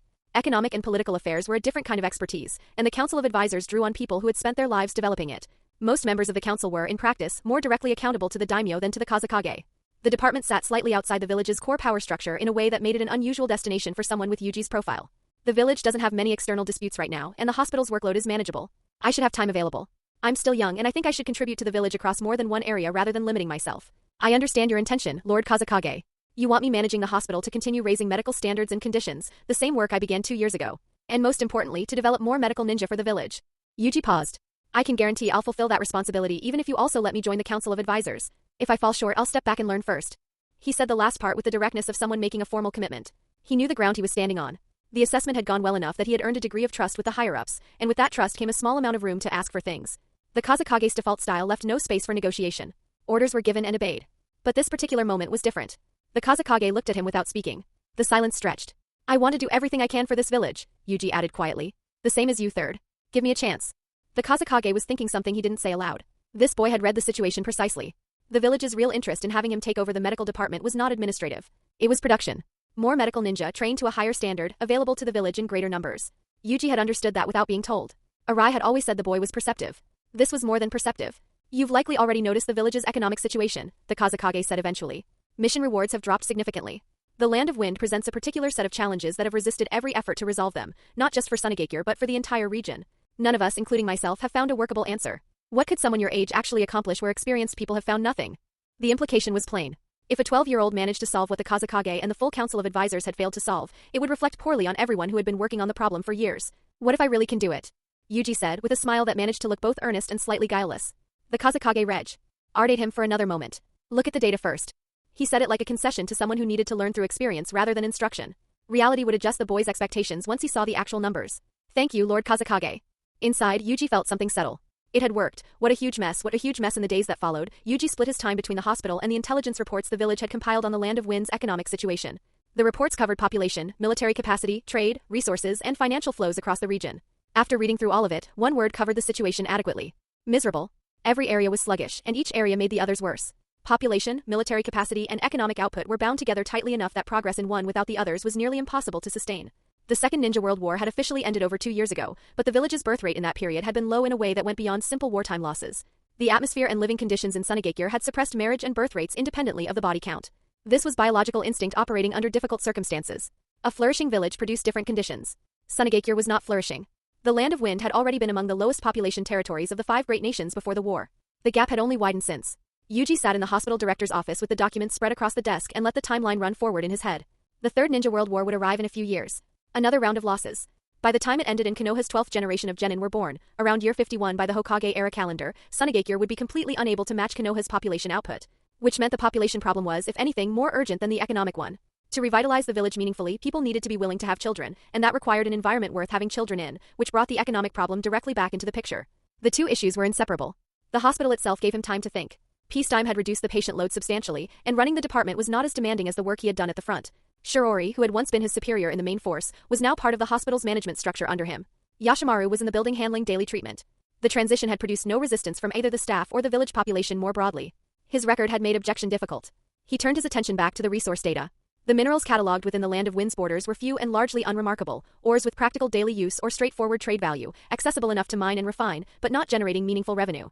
The industrial and technological level of the ninja world limited what could be done with most mineral resources even when they existed in quantity. The trade environment compounded everything. The Land of Wind's harsh internal conditions made it unattractive for merchant traffic, and the resulting low trade volume meant the market was small and stagnant. Itinerant merchants carried what the region produced, but there was not much to carry. No wonder Raza's generation had found no answer to it. Yuji considered the possibility of undiscovered mineral value. There were almost certainly ores in the Land of Wind whose practical worth hadn't been identified yet, either because the world's industrial capacity hadn't reached the point of needing them or because no one had looked carefully. He could request samples from the village for analysis, or approach Daimyo in other regions who were sitting on deposits they didn't understand the value of. The problem was that identifying the ore was only the first step. Processing it required industrial capacity that didn't exist yet and couldn't be built quickly with the current funding situation. The most abundant material in the Land of Wind was sand. Sand was, at present, largely useless. He redirected the analysis toward what the outside world actually needed and needed continuously. Military supplies were the most direct answer. Ninja tools specifically, consumed at a rate that made restocking a permanent operational requirement for every village and every country running any kind of fighting force. The demand was reliable, the margins were potentially good, and it was closely tied to battlefield conditions rather than seasonal or agricultural variables. But the obstacles were serious. Developing a ninja tools business required capital, skilled craftsmen, and time to establish a market position. Sunagakure had limited access to all three. The daimyo was providing only basic operational funding. The village's tool manufacturing capability was modest. And the existing competition was entrenched. The 5 great nations sourced most of their equipment through Takumi village, and the Land of Iron's reputation for weapons was well established. Carving out market share against that baseline from a starting position of low resources and low visibility was not a short-term project. Yuji tapped his finger against the desk and kept thinking. Even with 2 lifetimes of experience and knowledge behind him, the gap between understanding something and implementing it within the constraints of this world's development level was significant. The industrial capacity wasn't there. The capital wasn't there. The time wasn't there either. Sunagakure's situation was worse than he had anticipated when he first started looking at the numbers seriously. There was also the timeline problem.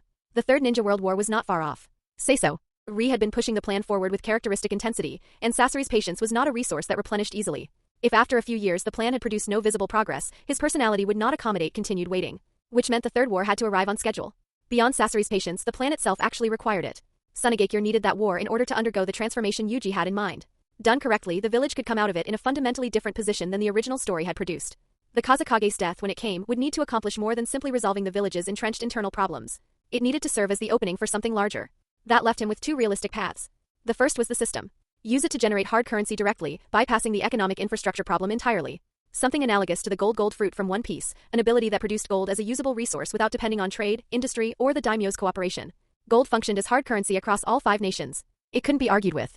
The second path was a monopoly industry. Something the ninja world didn't have yet, something that functioned as a necessity rather than a luxury, something the current Sunagakure could actually produce, and something with the scale to anchor an entire industrial chain. Small revenue streams were palliatives. They treated symptoms without changing the underlying structure.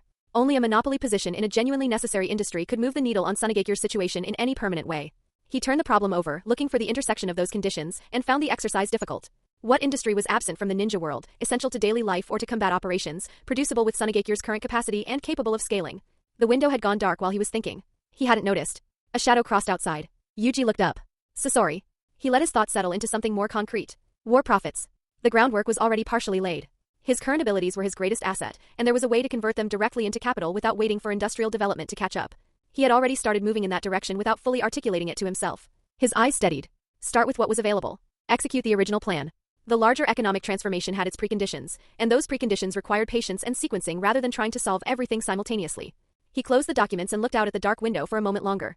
Raza, in the original story, had kept the village functional into the next generation through nothing more than his Kekei Genkai and a reasonable talent for leadership. Given the actual state of things here, that was not a small achievement. Yuji could acknowledge that much. Resources? Then create them. No resources? Then create them. Noera Murashi and Fukushima Oka? Sasori arrived at Yuji's home in the evening, still in umbu attire, and placed a file on the table. It contained information on hidden sand village shinobi with significant military records who were close in age to Raza. Two names caught Yuji's attention. Noera Murashi, 19. Fukushima Oka, 20, the same age as Raza. The reason they stood out was that these two were the older brothers of his students, Sakamoto and Fukushima Taki. They came from families with roots in the village's power structure, but their position within that structure was a specific one. Unlike Pakura's family, which represented bloodline and secret technique lineages, the Noera and Fukushima families represented civilian ninja. Both family heads had followed the second Kazekage in their time. People like Yuji and Sasori occupied one layer of the village's power faction. Families like these occupied another. The distinction was clear to anyone paying attention. A class divide existed, even if no one stated it openly. Sasori's family connection was through Chiyo. Yuji himself carried the blood release. Raza was the same. Kekei Genkai and bloodline distinction ran underneath everything. To reshuffle the power at the top, the water needed to be muddied first. In the current ninja world, the easiest pressure point for generating conflict was the latent tension between classes that everyone acknowledged and nobody discussed. The Noera and Fukushima families show no signs of dissatisfaction with Raza's rise, Sasori said, watching Yuji study the two names. That's expected. The village's senior officials are unified right now, and Raza's contributions are recognized across the board. With the Kazekage overseeing the overall direction, disagreements among those below don't have room to surface. The village's energy isn't oriented toward internal competition at this stage. Yuji nodded, then looked up. But you brought this data to me specifically, which means these two can be used. Their relationship with Raza is not good. That's not surprising. Raza's personality ran along the same lines as the third's. He operated from a value system built around usefulness to the village, and anyone he deemed to fall short of that standard received nothing from him in terms of recognition or engagement. Sasori had the same fundamental disposition before Yuji's presence had introduced small modifications to it, though those modifications had not gone especially deep. I'll find ways to mention their names in the right places, Yuji said. Help them get some quiet recognition within the village. The family heads may have no issue with Raza, but they can't fully contain the next generation's feelings. If the atmosphere is shaped carefully enough, their own flesh and blood will pull them into it regardless of their preferences. A single spark placed correctly could turn what looked like ordinary peer friction between young shinobi into something that mapped onto the village's existing class fault lines. Once that happened, the power factions would divide around it naturally. The conflict's root would have nothing to do with Yuji. Sasori stood and left without further comment. In the weeks that followed, Yuji used his two students to make introductions, gradually establishing a loose social connection with Fukushima Oka and Noera Murashi. He tested their feelings about Raza carefully through conversation, reading their reactions without pushing. Once he had a clear enough picture, he began the slower work. In the hospital, in the course of ordinary daily interaction with shinobi and villagers who came and went, he found moments to mention Fukushima Oka and Murashi. Their battlefield records, their contributions, their capability. He framed it as natural admiration, the kind of thing anyone might say about talented young shinobi. He tied their names loosely to Raza's without drawing explicit comparisons, just placing them in the same conversational space, letting the proximity do the work over time. None of it could be rushed. The incubation period was the whole point. And the hospital was one of the highest traffic locations in the village. Things said they're moved. His meetings with Fukushima Oka and Murashi remained infrequent and casual. Raza came up in conversation each time, naturally and without apparent intent. Yuji's only contribution was the fuel. The root of the conflict wasn't anything Yuji had manufactured. Fukushima Oka and Murashi were already carrying a genuine internal dissatisfaction with Raza, a refusal to submit to him that predated any outside influence. That was the real pressure underneath the surface. Raza's own disposition made it worse. He didn't know how to manage people, and he didn't particularly try. The aloofness and the arrogance were simply how he operated, and they produced predictable results in people who already felt overlooked. That the tension could be intensified at all demonstrated something Yuji had observed long before he started paying deliberate attention to it. The hidden sand village's factional divisions weren't as layered or as openly contested as Konoha's, but they existed. They had always existed. They just sat beneath the surface, quiet and unacknowledged. He had noticed the shape of it early, back when he and Pakura were still students. Every time they crossed paths, the elders accompanying her would cut the interaction short before it developed into much of anything. The discomfort wasn't accidental. Certain elements within the village's established classes had a deeply ingrained habit of looking down on civilian ninja, a posture that had been built into the atmosphere over the course of the village's entire history. It wasn't an isolated attitude. It was a pattern. That pattern was useful. Separately, Yuji began the other project. The monopoly industry he had settled on was medicine. The ninja world had drugs and potions of various kinds, but their penetration, particularly among civilians and lower-income populations, was thin. Most medical ninjutsu in practical use was oriented toward injury recovery rather than disease treatment. The medicines that did exist were predominantly for external wounds. This was a direct product of the era. Warfare was constant, and external injury was the primary cause of death across all the major villages' fighting forces. Illnesses that didn't kill immediately received little systematic attention. The original story bore this out. Characters in it died of sickness with a regularity that reflected how underserved that area was. Yuji had obtained Kuru's entire legacy with this in mind, not only because it would push his development as a medical ninja further, but because of exactly this gap. And he was now a medical ninja with genuine pharmacological understanding. Collecting medicinal herbs from this world, conducting research, synthesizing that work with his previous life's knowledge and his own developed capabilities, and then finding paths to mass production, all of it was within reach. Medical resources were indispensable in every world and under every set of conditions. A monopoly position in that space generated returns that no other industry could match for sustained reliability. And during the Third Ninja World War specifically, the demand would spike sharply. Military medical supply during large-scale conflict was as close to guaranteed revenue as anything in a wartime economy could be. There was also the longer-term structural benefit. If Sunagakure developed genuine dominance in pharmaceutical production, it would change what the village represented in the wider ninja world. The hidden sand already had a foundation to build on. Puppeteers and medical ninja in the village had accumulated real expertise in poison research and pharmacological work over generations. That was not a typical base of knowledge. Cultivating it systematically, with a knowledge advantage no one else in the world possessed, had significant potential. Most of what he knew from his previous life couldn't be transplanted directly into this world's context. But even a fraction of it, filtered through his current understanding of this world's biology and chemistry, was enough to produce things no one here had thought to produce yet. The critical distinction was this: he was not planning to send people out to sell. He was planning to make something that people from outside would come to buy on their own. Medicine that circulated widely enough to become a standard resource rather than a specialty product. Once that threshold was crossed, the Hidden Sand Village's pharmaceutical output would extract wealth from the entire ninja world passively, through the simple fact of being necessary. Burning money like crazy. The first practical step was collection and analysis. Yuji established a separate department within the hospital, then began purchasing medicinal herbs with his own savings. The village's financial situation made institutional funding essentially impossible to request with any expectation of success, so he went directly to the traveling merchants operating in and out of Sunagakure, asking them to acquire specific herbs during their trading routes.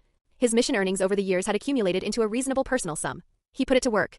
Through Shirori, Yashimaru, and others with existing pharmacological knowledge, he built a working map of what the village and the wider ninja world currently understood about medicinal substances. He cataloged efficacy, documented effects, identified gaps. He also brought in several shinobi from within the village who had done serious work in pharmacology. What he found when he looked closely was that the Hidden Sand Village's pharmacological knowledge was almost entirely oriented toward poison and assassination. Treatment formulas were nearly absent. Every research tradition in the village had developed in the direction of harming enemies rather than healing people. Yuji didn't set that aside. Understanding the toxic applications of a substance was also a way of understanding its properties, but it confirmed how much ground the therapeutic side had to cover. The project started visibly enough that senior officials including the Kazekage took notice. Their interpretation was that Yuji was running experiments to improve the village's medical standards, which was accurate as far as it went. When he formally requested funding to expand the hospital and commission medical equipment and tools built to his specifications, the application went nowhere. The answer was always the same answer: no money. The implicit expectation was that he would use his personal ability to advance the medical system as far as possible within existing constraints, and not raise the subject of resources again. He had also just entered the village's power structure. His words did not yet carry the weight needed to move decisions of that scale. And even if he had explained the full scope of what he was attempting, the senior officials would likely not have believed it was achievable. Pharmacological research had been worked on across multiple generations in Sunagakure and across other villages as well. If producing and distributing medicines at scale had been straightforward, someone would have done it already. Yuji didn't argue the point. Results would make the case better than any explanation. He settled into the work. Pharmacological research. Hospital system reform. Core personnel development through Shirori and Yashimaru. Written materials to document and distribute medical knowledge. Occasional lectures at the Ninja Academy, where he covered medicine, touched on battlefield experience, and quietly pointed the most promising students toward careers as medical ninja. The inspiration he offered the younger students was genuine, though the effect it was designed to produce was also deliberate. Every village ran some version of this process on its youth. Yuji saw no reason to be sentimental about participating in it. 3 months into all of this, he went to find Sasori. They met privately with regularity, but those meetings were normally about faction intelligence and character assessments within the village. This one was different. Yuji sat across from him, watched Sasori lift a teacup and coughed. "Lend me some money." Sasori's hand stopped. "How much? How much do you have?" Silence. "I'm out," Yuji said, with the expression of someone delivering genuinely unfortunate news. "From this month I'm living on the village's basic subsidy." Shirori and Yashimaru have both been contributing to the research out of their own pockets. He had known the project would be expensive. He had not anticipated how quickly it would consume everything he had put into it. His personal savings had simply not been sufficient. He had only worked through roughly a third of the basic pharmacology and material identification for this world. The ratio testing and drug trials still lay ahead. The process was not going to shorten itself. "I have some. Not much." Sasori said it without particular emotion.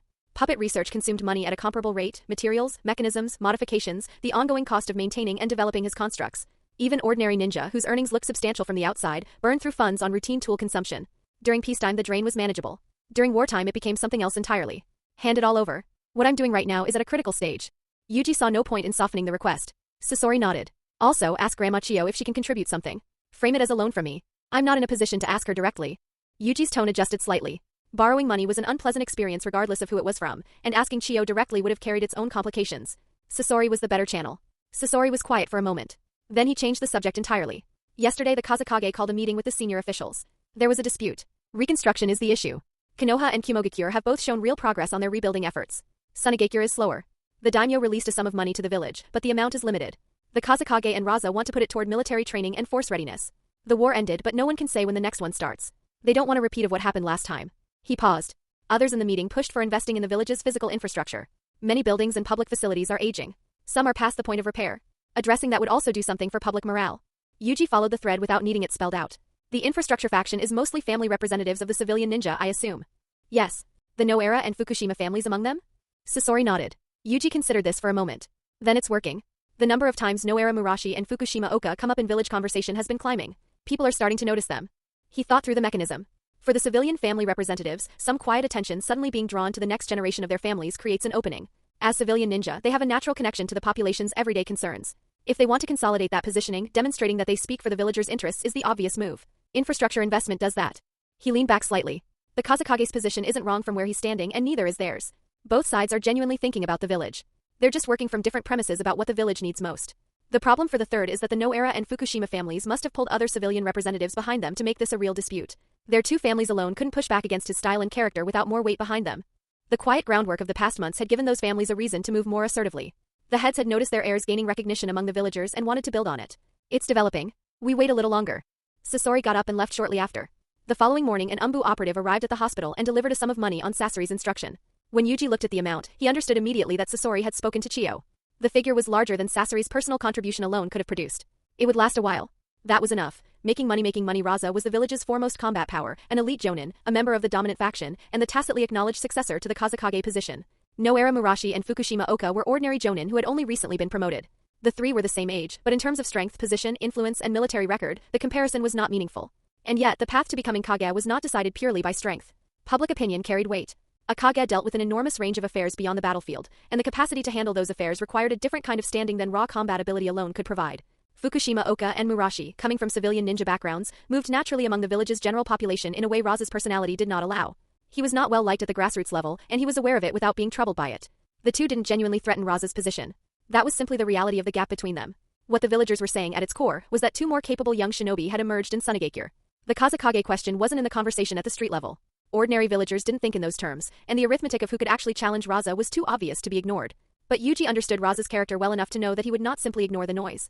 He was not relaxed enough for that. The situation with Pakura in the original story was instructive. Her rising prestige had been at least part of what made her expendable when a convenient political transaction presented itself. Raza was not narrow-minded in any simple sense, but he was not magnanimous either. The Daimyo's funds went to military investment, as the Kazekage's faction had wanted. That outcome quietly sharpened the existing resentment on the civilian side. Yuji was waiting for the first wrong step from any direction. That, however, was not what occupied most of his attention right now. Money was what occupied his attention. Sasori's contribution had lasted less than 2 months. He was out again. You're going out? Shirori looked up from her desk in the hospital office, the question carrying more sharpness than its surface suggested. The hospital is running properly now. Patient volume is low, the training frameworks are established, the new tools are in use, and you understand all of it well enough to manage without me watching it directly. Yuji took a sip of water. I'm going to travel for a while. See the ninja world. Learn about local medicinal herbs and the kinds of illnesses that affect different regions. A significant portion of what we're developing will eventually serve battlefield needs, but civilians are also a market and a customer base. I should understand that side of things firsthand. Shirori looked at him for a moment without speaking. She had been part of the new research department long enough to understand exactly what the current situation looked like in terms of funding and progress. She had also spent her career on the battlefield and was not someone who was managed easily by vague framing. If you're planning anything that goes beyond the ordinary, take precautions. The meaning underneath it was clear. Whatever he was actually going to do, it would be better if it had no visible connection to Sunagakure, and better still if his identity stayed out of it entirely. Understood, Yuji said. Don't stop the research while I'm gone. I'll send money back as it comes in. Send the data to me by letter. You're planning to see the medical research angle as your reason when you apply to the Kazekage for travel? Shirori smiled slightly.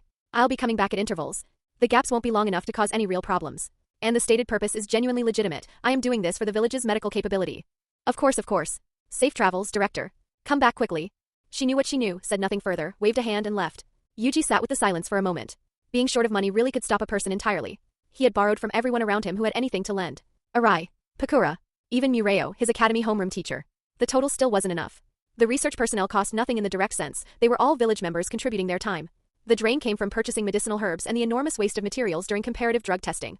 When experiments failed, the costs failed with them. Sunagakure at least had genuine talent in the relevant fields. Hiring external specialists in another village would have made his capital disappear even faster. The village had no missions available right now. That closed the most straightforward path to income.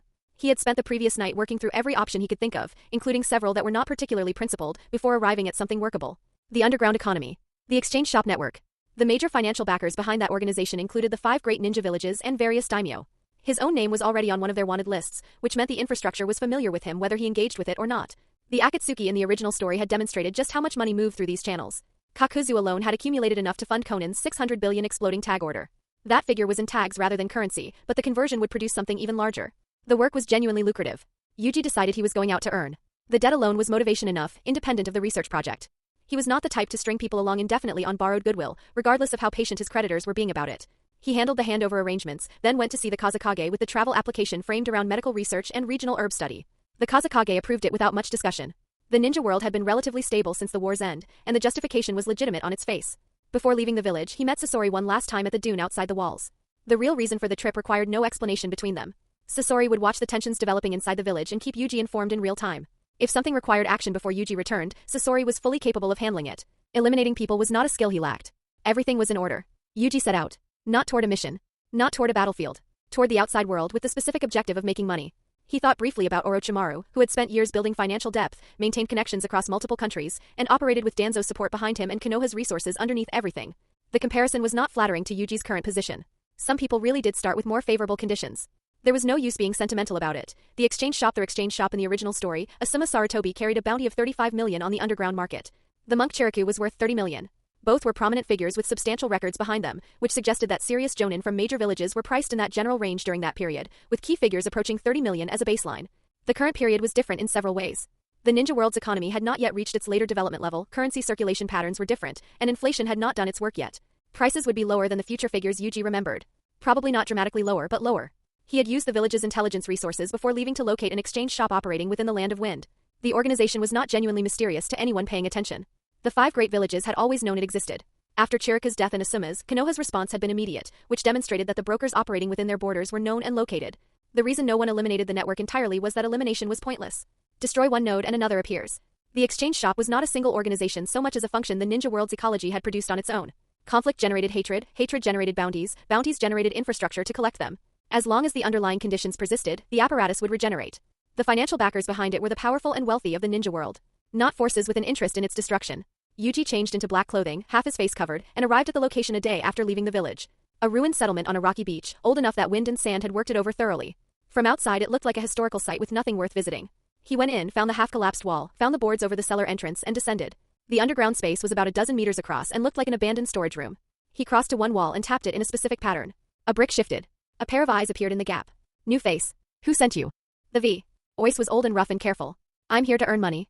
The recommender question doesn't matter as long as there's profit in it for both of us. A pause. Then a faint tremor ran through the room, dust dropping from the ceiling, and the stone wall split apart on both sides.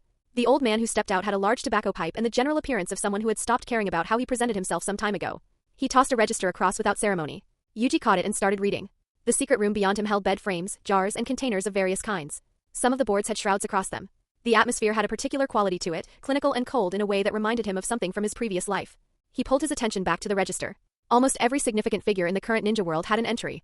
That included the kage of each village. He found himself. Blood Dr. Yuji of Sunagakure. 50 million. His eyelid moved. He had not expected that number. The entry included a brief profile and a portrait alongside the price. He found Sasori of the Red Sand a few pages later. 35 million. He turned this over for a moment.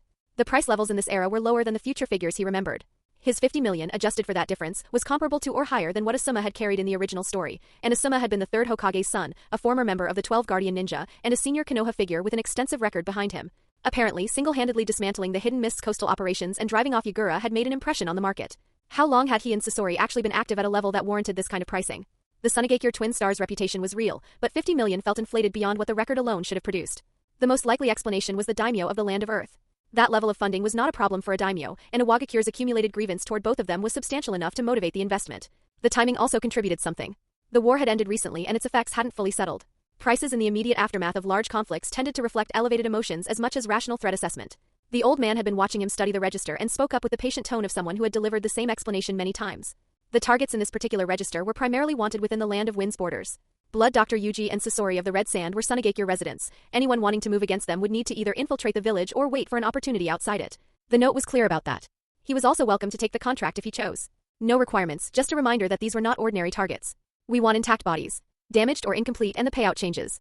A ninja's body preserved information about their techniques. The clients behind these contracts had uses for that. I'm just looking, Yuji said. He worked through the register structure as he browsed. 3 broad categories of targets, important figures from various countries including daimyo and nobility, the major combat forces of the 5 great villages with Kage-level figures at the top, and private armed groups and independent organizations. The intelligence on each target was partial. Anyone taking a contract would need to develop their own approach from there. Price correlated roughly with difficulty, though other factors influenced individual entries. None of these targets were uncomplicated. Even minor nobles in the current environment kept armed retainers, including significant numbers of rogue and wandering ninja hired specifically for protection. The underground market's entries reflected that baseline. For Yuji, the 5 great nations-connected targets were not the priority. Infiltrating their territories risked exposure, and any action against affiliated ninja would pull village-level attention. The most practical category was outside the 5 great villages entirely. He looked at the numbers beside various names and felt something move in his chest. There really were a lot of wealthy people in the world. He handed the register back and asked, "Can I take multiple contracts simultaneously?" "Of course. No requirements for people in your position. We want bodies. That's all." The old man showed no particular reaction to the question. He had heard variations of it before. Yuji left immediately. The old man watched him go and formed a quiet opinion. He had been in this business long enough to read the type. Someone who had walked in with no recommender, browsed the list with the focused attention of a person calculating returns, and walked out ready to move. The lowest price targets in that register were still serious problems for anyone without exceptional capability. Most people who came in with that particular energy, eager and inexperienced, overestimated themselves badly. People like that generally did not reappear. Stones? Starting the gold grind after reviewing the register, Yuji's first practical choice was the daimyo class of smaller countries. In the current ninja world, many minor nations operated as simple monarchies without any developed ninja infrastructure. Even those that maintained armies or hired rogue ninja had a fundamental ceiling on their combat capability that no amount of money could fully close. Against that kind of protection, Yuji was confident in his ability to produce results cleanly. The complication was political rather than tactical. Small countries existed, within a web of relationships with the major nations. The 5 great villages maintained influence over many of them deliberately, both for the economic value of those relationships and for the strategic stability that client states provided. Konoha's current reconstruction was drawing craftsmen and skilled workers from smaller nations precisely because those relationships made such requests possible. A dead daimyo in a country with strong ties to a major village was not simply a completed contract. It was a potential diplomatic incident with unpredictable downstream consequences. Killing a daimyo was manageable. The trouble that followed was not necessarily so. The safer category was nobility within smaller countries, targets significant enough to carry real bounties, but not so central to any nation's political structure that removing them would alarm a great village or destabilize a meaningful relationship. 1 or 2 such targets carried no national implications. And not every small country maintained the kind of diplomatic ties that would produce serious complications. His first selection was a noble named Uchiyama in the Land of Waterfalls. The Land of Waterfalls was small but not weak. Takigakure possessed a tailed beast, which said something clear about the village's standing. Receiving one from Hashirama at the first 5 Kage summit required a level of recognition that minor powers didn't achieve. The country had also survived 2 consecutive world wars without suffering significant damage despite being physically located between the Land of Fire and the Land of Earth, which was a meaningful demonstration of competence. Yuji had a working theory about who had posted the bounty. The Land of Mountains had made opportunistic moves against the Land of Fire during the recent war, only to be responded to by Takigakure and beaten badly enough that their national capacity had been significantly degraded. They were well behaved now, but the grievance against the Land of Waterfalls was obvious. A contracted hit on a Waterfalls noble, if it landed correctly, would draw Takigakure's suspicion toward the Land of Mountains naturally. The arrangement suited everyone who needed it to. He knew the route to the Land of Waterfalls from previous travel. Through Amigakure and the Land of Grass. When he entered Amigakure, what he found was different from what the wider world looked like. Elsewhere, the end of the war had produced visible signs of normalization. Blockades had been lifted, trade had resumed, merchant caravans moved along the roads with increasing regularity, and the general atmosphere carried the tentative quality of people beginning to believe that the worst was over. Amigakure carried none of that. The chaos inside it had actually intensified since the war's end rather than settling. Traveling merchants from other countries were visibly avoiding the territory, taking longer routes around it rather than passing through. The roads through Amigakure that should have benefited from the return of trade were quiet in a way that felt deliberate. The situation inside Amigakure was close to what he had observed the first time, when he had traveled through with Arai and Sasori. Local factions and rebel groups were fighting each other across the territory, and the end of the wider war had made things worse rather than better. Armed organizations that had sustained themselves on wartime conflict found their markets drying up elsewhere and drifted into Amigakure instead, drawn by the ongoing disorder. The small territory had become a collection point for everything the peace had displaced. Hanzo appeared to have essentially stepped back from active governance, leaving trusted subordinates to operate under his name. The more those subordinates pressed the population, the more resistance emerged, which drew in more opportunistic armed groups, which expanded the disorder further. Yuji watched the pattern from the road and found it difficult to witness without some irritation. Hanzo had started with genuine advantages. His strength was real, his authority was established, and if he had chosen to govern with real force and intent, the trajectory of Amigakure could have been entirely different. People had different dispositions and different ideas about what they were doing with what they had been given. A secondary thought surfaced. Madara's influence had been present in this region even then, operating from deeper in the background. Whether what was happening now had some connection to that was difficult to determine without more information. He took a detour on his way through, going to the lake where he and Arai and Sasori had stumbled across Jiraiya and Konan years ago. He looked for the dwelling where the 3 students had been living with Jiraiya nearby, but the search would have required more time than he had available. He gave it up. Yahiko, Nagato, and Konan would have finished their time with Jiraiya approximately 2 years ago, parting ways with him after he had drawn out their potential and trained them into capable ninja. He hadn't taught them his own secret techniques. That wasn't the kind of instruction he provided. Several days later, Yuji settled into a town in the land of waterfalls, presenting himself as a traveling merchant with forged identification documents he had acquired along the way. He spent time confirming the layout of the target's estate before moving. He went in late at night. The compound had samurai guards positioned throughout, inside and outside the walls, with additional servants making the total several dozen people. None of it presented a real obstacle at his speed. He didn't move immediately toward the target. He took his time moving through the estate first, collecting anything of value that wouldn't be immediately missed, before turning his attention toward the main courtyard. Moonlight covered the grounds in dim silver. Outside the door of the noble's private quarters, a ninja sat cross-legged in meditation. The ninja's eyes opened as something registered at the edge of his awareness. A shadow was already passing him. He reached for sound and found nothing there. His head separated from his shoulders and met the ground before any further thought developed. The door to the noble's room swung open quietly. Inside, the man was deep in sleep. Yuji walked in. Secret techniques of Takigakure Village. Secret techniques of Takigakure Village found them. These are all of Uchiyama's house guards. They're carrying someone, so they can't be moving at full speed. Keep chasing. The following day, several Takigakure ninja had been dispatched after receiving news that a noble had been taken. Moving through the night, they came across the bodies left behind along the pursuit route, some on the ground, some hanging from branches, each killed differently but all bearing the same characteristic wounds, cuts from a sharp weapon consistent with some kind of ninja tool. The intelligence was clear enough. The intruder had entered the mansion silently, killed one guard ninja, and was nearly clear of the compound when they were spotted by the remaining guards. That level of infiltration suggested real ability. As for motive, a force genuinely hostile to Takigakure wouldn't typically target a noble, it wouldn't shake the village's foundations. Which pointed to two possibilities: an outside party hired by someone with a grudge against the land of waterfalls, or a local organization with its own grievance against Uchiyama specifically. As a regional lord, he would have accumulated enemies. The Takigakure team completed their inspection of the bodies and moved on quickly. Half a day later, Yuji was cutting through mountainous forest with the wrapped corpse over his shoulder. He had treated the body against decay and bound it securely, but carrying a corpse through unfamiliar terrain on someone else's territory had slowed him more than he had accounted for. He dropped to the ground and set the bundle aside. He looked back. They had caught up faster than he had expected. A minute later, 4 Takigakure ninja landed around him in a loose perimeter. One of them noticed the wrapped shape lying in the grass and understood immediately what it was. Uchiyama. Already dead. Underground bounty killer. The ninja said it flatly, reading Yuji's attire and the situation. A noble's corpse carried no value on its own. Taking it meant only one thing: proof of completion for whoever had commissioned the job. The identity of the person in front of them was effectively established. "I'm not far from the land of grass border," Yuji said, with a sigh that carried genuine mild irritation. "Couldn't you have just let me go?" He was doing this for income and had no desire to spend time on complications. The corpse's preservation treatment had a limit, and delay meant reduced payment. Secret technique, Mountain Sparrow. From behind him, one of the Takigakure ninja completed hand seals. A dense flock of birds plummeted from above, flooding the space around him, interfering with vision and limiting movement options. As Yuji turned his head, a figure materialized through the scattered birds on his left, long blade aimed at his neck. He didn't move his body. His eyes shifted and his finger flicked. The attacker exploded into white smoke. A clone, testing his response. The original body dropped from above through the dispersing flock, real blade descending. Takigakure has a fine collection of techniques. Yuji said it with a slight smile. A screeching sound ran through the air. The falling blade stopped mid-descent, caught by a wire so thin it was nearly invisible. Yuji pulled his arm and the wire yanked the blade, taking the Takigakure ninja with it and driving him into the ground. As the ninja fought to recover his balance in the air, a throwing knife crossed the remaining distance and entered his temple. He was dead before he landed. Several kunai hit the ground at Yuji's feet. Exploding tags were burning on each of them. The blast pushed outward with smoke and flame, the birds scattering in all directions through the disruption. The remaining 3 gathered. Is he finished? This one feels dangerous. Capturing him for interrogation isn't realistic. Lethal force. Rogue ninja from one of the great villages, probably. From inside the thick smoke, a volley of throwing knives came out in all directions simultaneously. The 3 scattered to dodge and block, their formation breaking apart instinctively. In the moment their figures separated, 2 blades moving through the air under invisible control used the curtain of thrown knives as cover. From angles neither of them had tracked, the blades curved behind 2 of the Takigakure ninja simultaneously. One pierced the back of a skull. The other found the heart from behind. The flexibility and speed of it, the specific angles of approach, neither of them had been able to anticipate any part of it.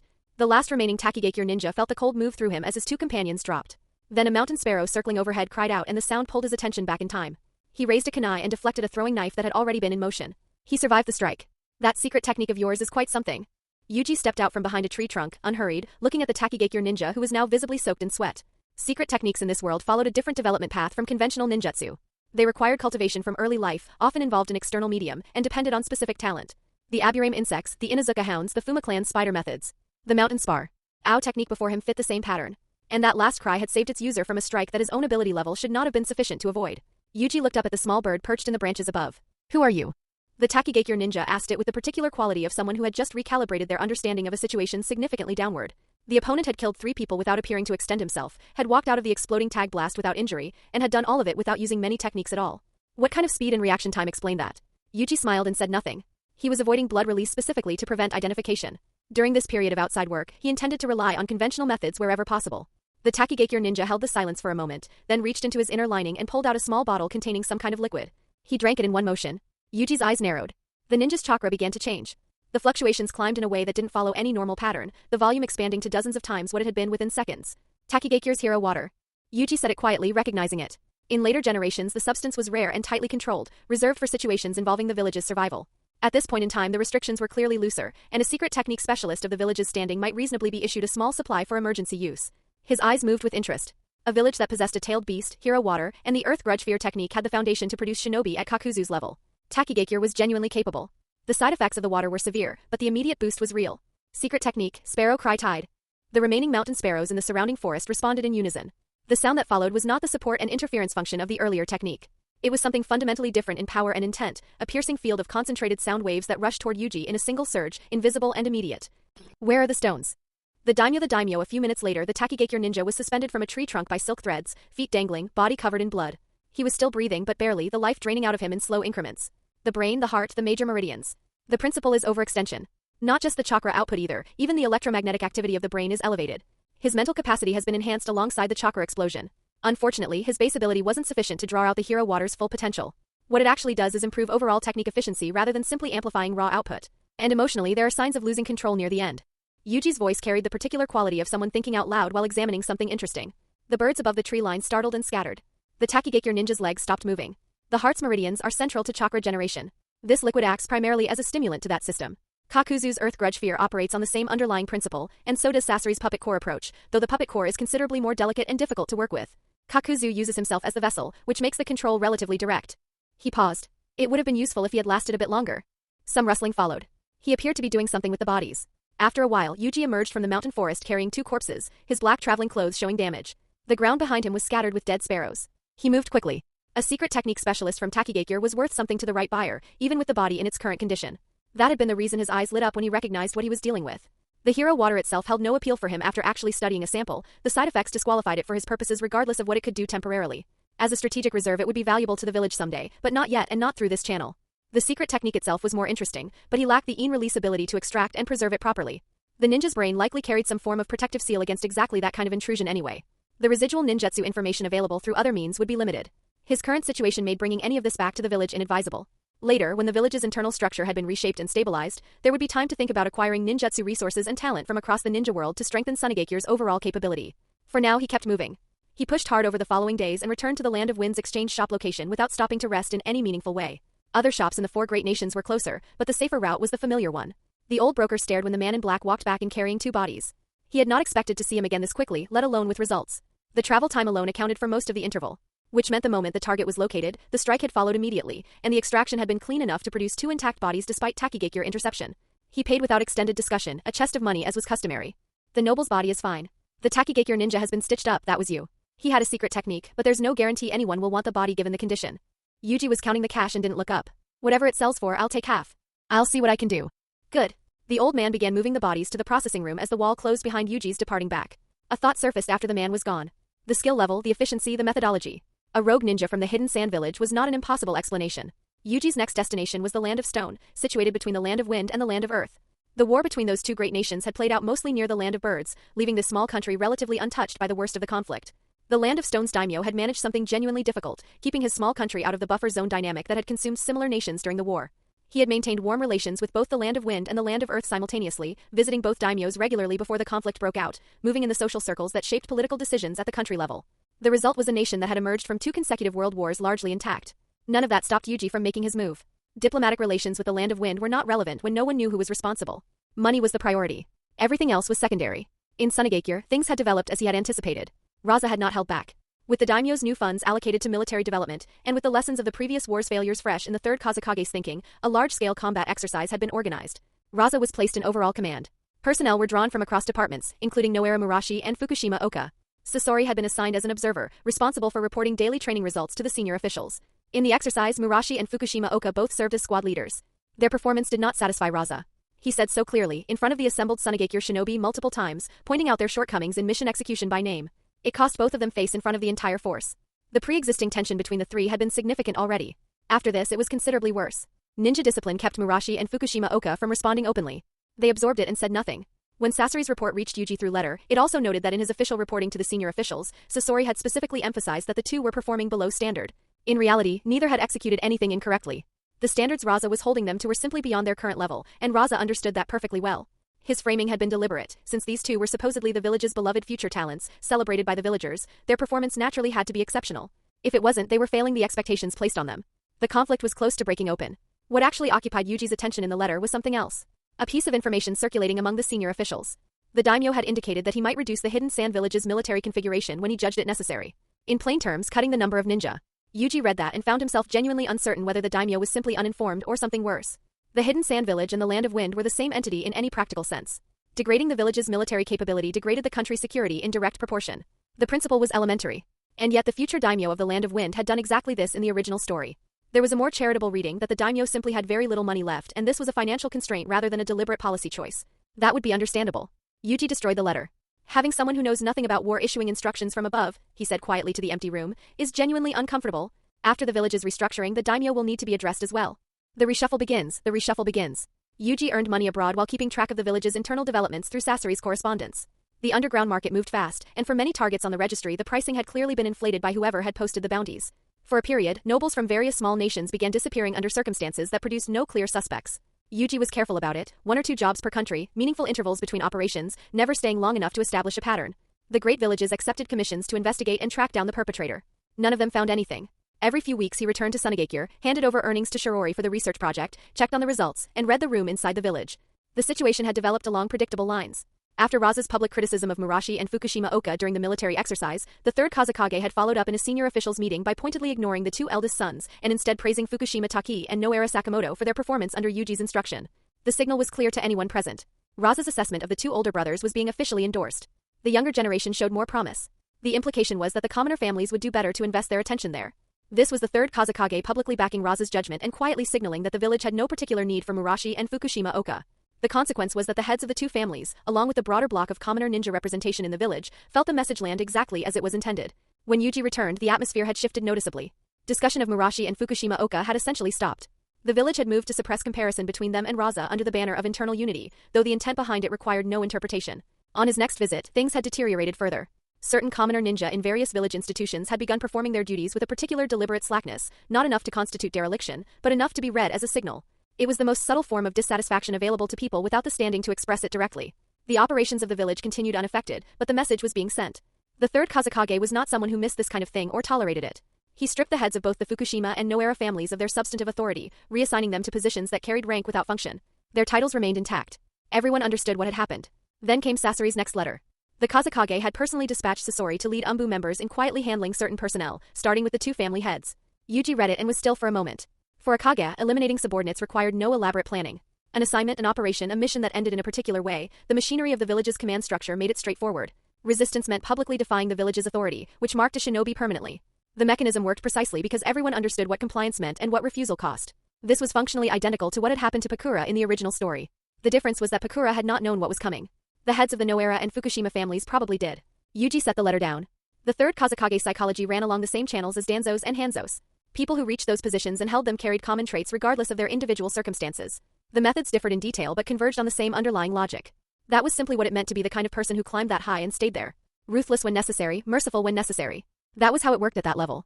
When Yuji had first set the plan in motion, he had known it would reach something like this. The specific shape of it had depended on the Kazekage's personality, and on how much Raza's value to the village would amplify the reaction once pressure was applied. In another village, with different histories and different rifts, the same friction might have produced something more contained. But the Kazekage's dominant nature made escalation nearly inevitable once the fire was lit. In the hidden mist, the outcome would have been even more extreme. Sunagakure at least had enough internal cohesion that commoner forces wouldn't openly rebel or defect. Every village had its dark side. The expressions varied. The cost was real. The leading officials had lost credibility with a portion of the population. Some might leave the village entirely and become rogue ninja. That was an acceptable price. To treat the disease, the rotting tissue had to come out first. Everyone present at the cemetery could read the situation regardless of what the official explanation said. The timing was too precise, the targets too specific. Former supporters of the Kazekage whose strategic outlook aligned with his own, dying suddenly at the most sensitive possible moment. The village would award them honors posthumously. The Kazekage would deliver eulogies at their graves. The words would be respectful and the grief would appear genuine. Nobody would be fooled. Yuji had essentially used the Kazekage's own hand to remove certain targets. The surface harmony among the senior officials had persisted for years only because no clear point of conflict had emerged between them.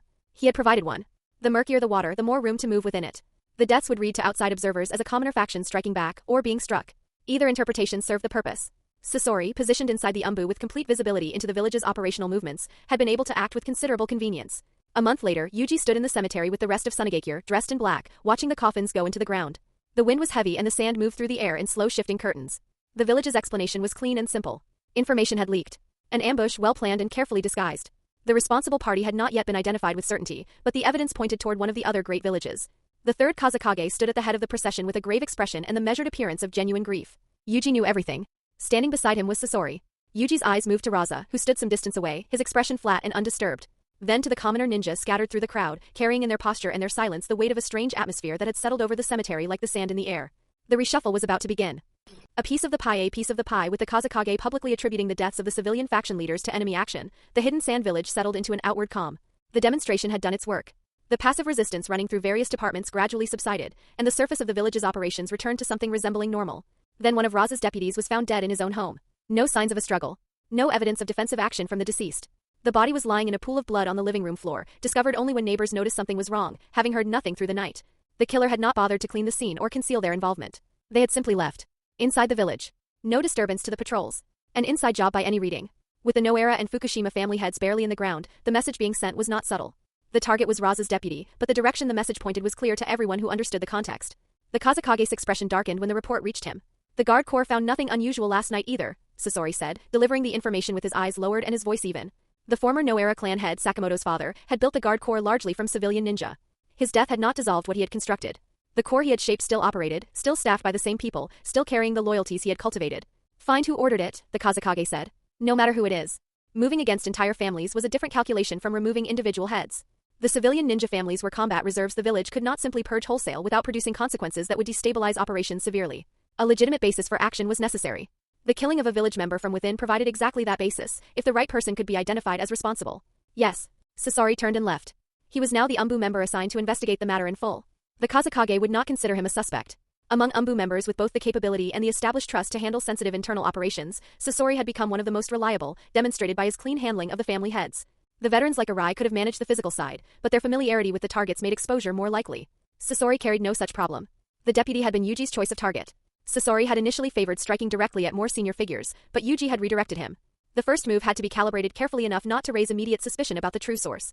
The deputy was small enough not to constitute an obvious opening escalation, but connected closely enough to Raza that the provocation would register precisely where it needed to. The secondary benefit was that handling this investigation gave Sasori direct access to the Kazekage's confidence and closer proximity to the center of the village's decision-making. That access would prove useful. Outside the village, Yuji was still working. After several months of sustained operation, the pharmacological research had reached completion, a full year of work from start to finish.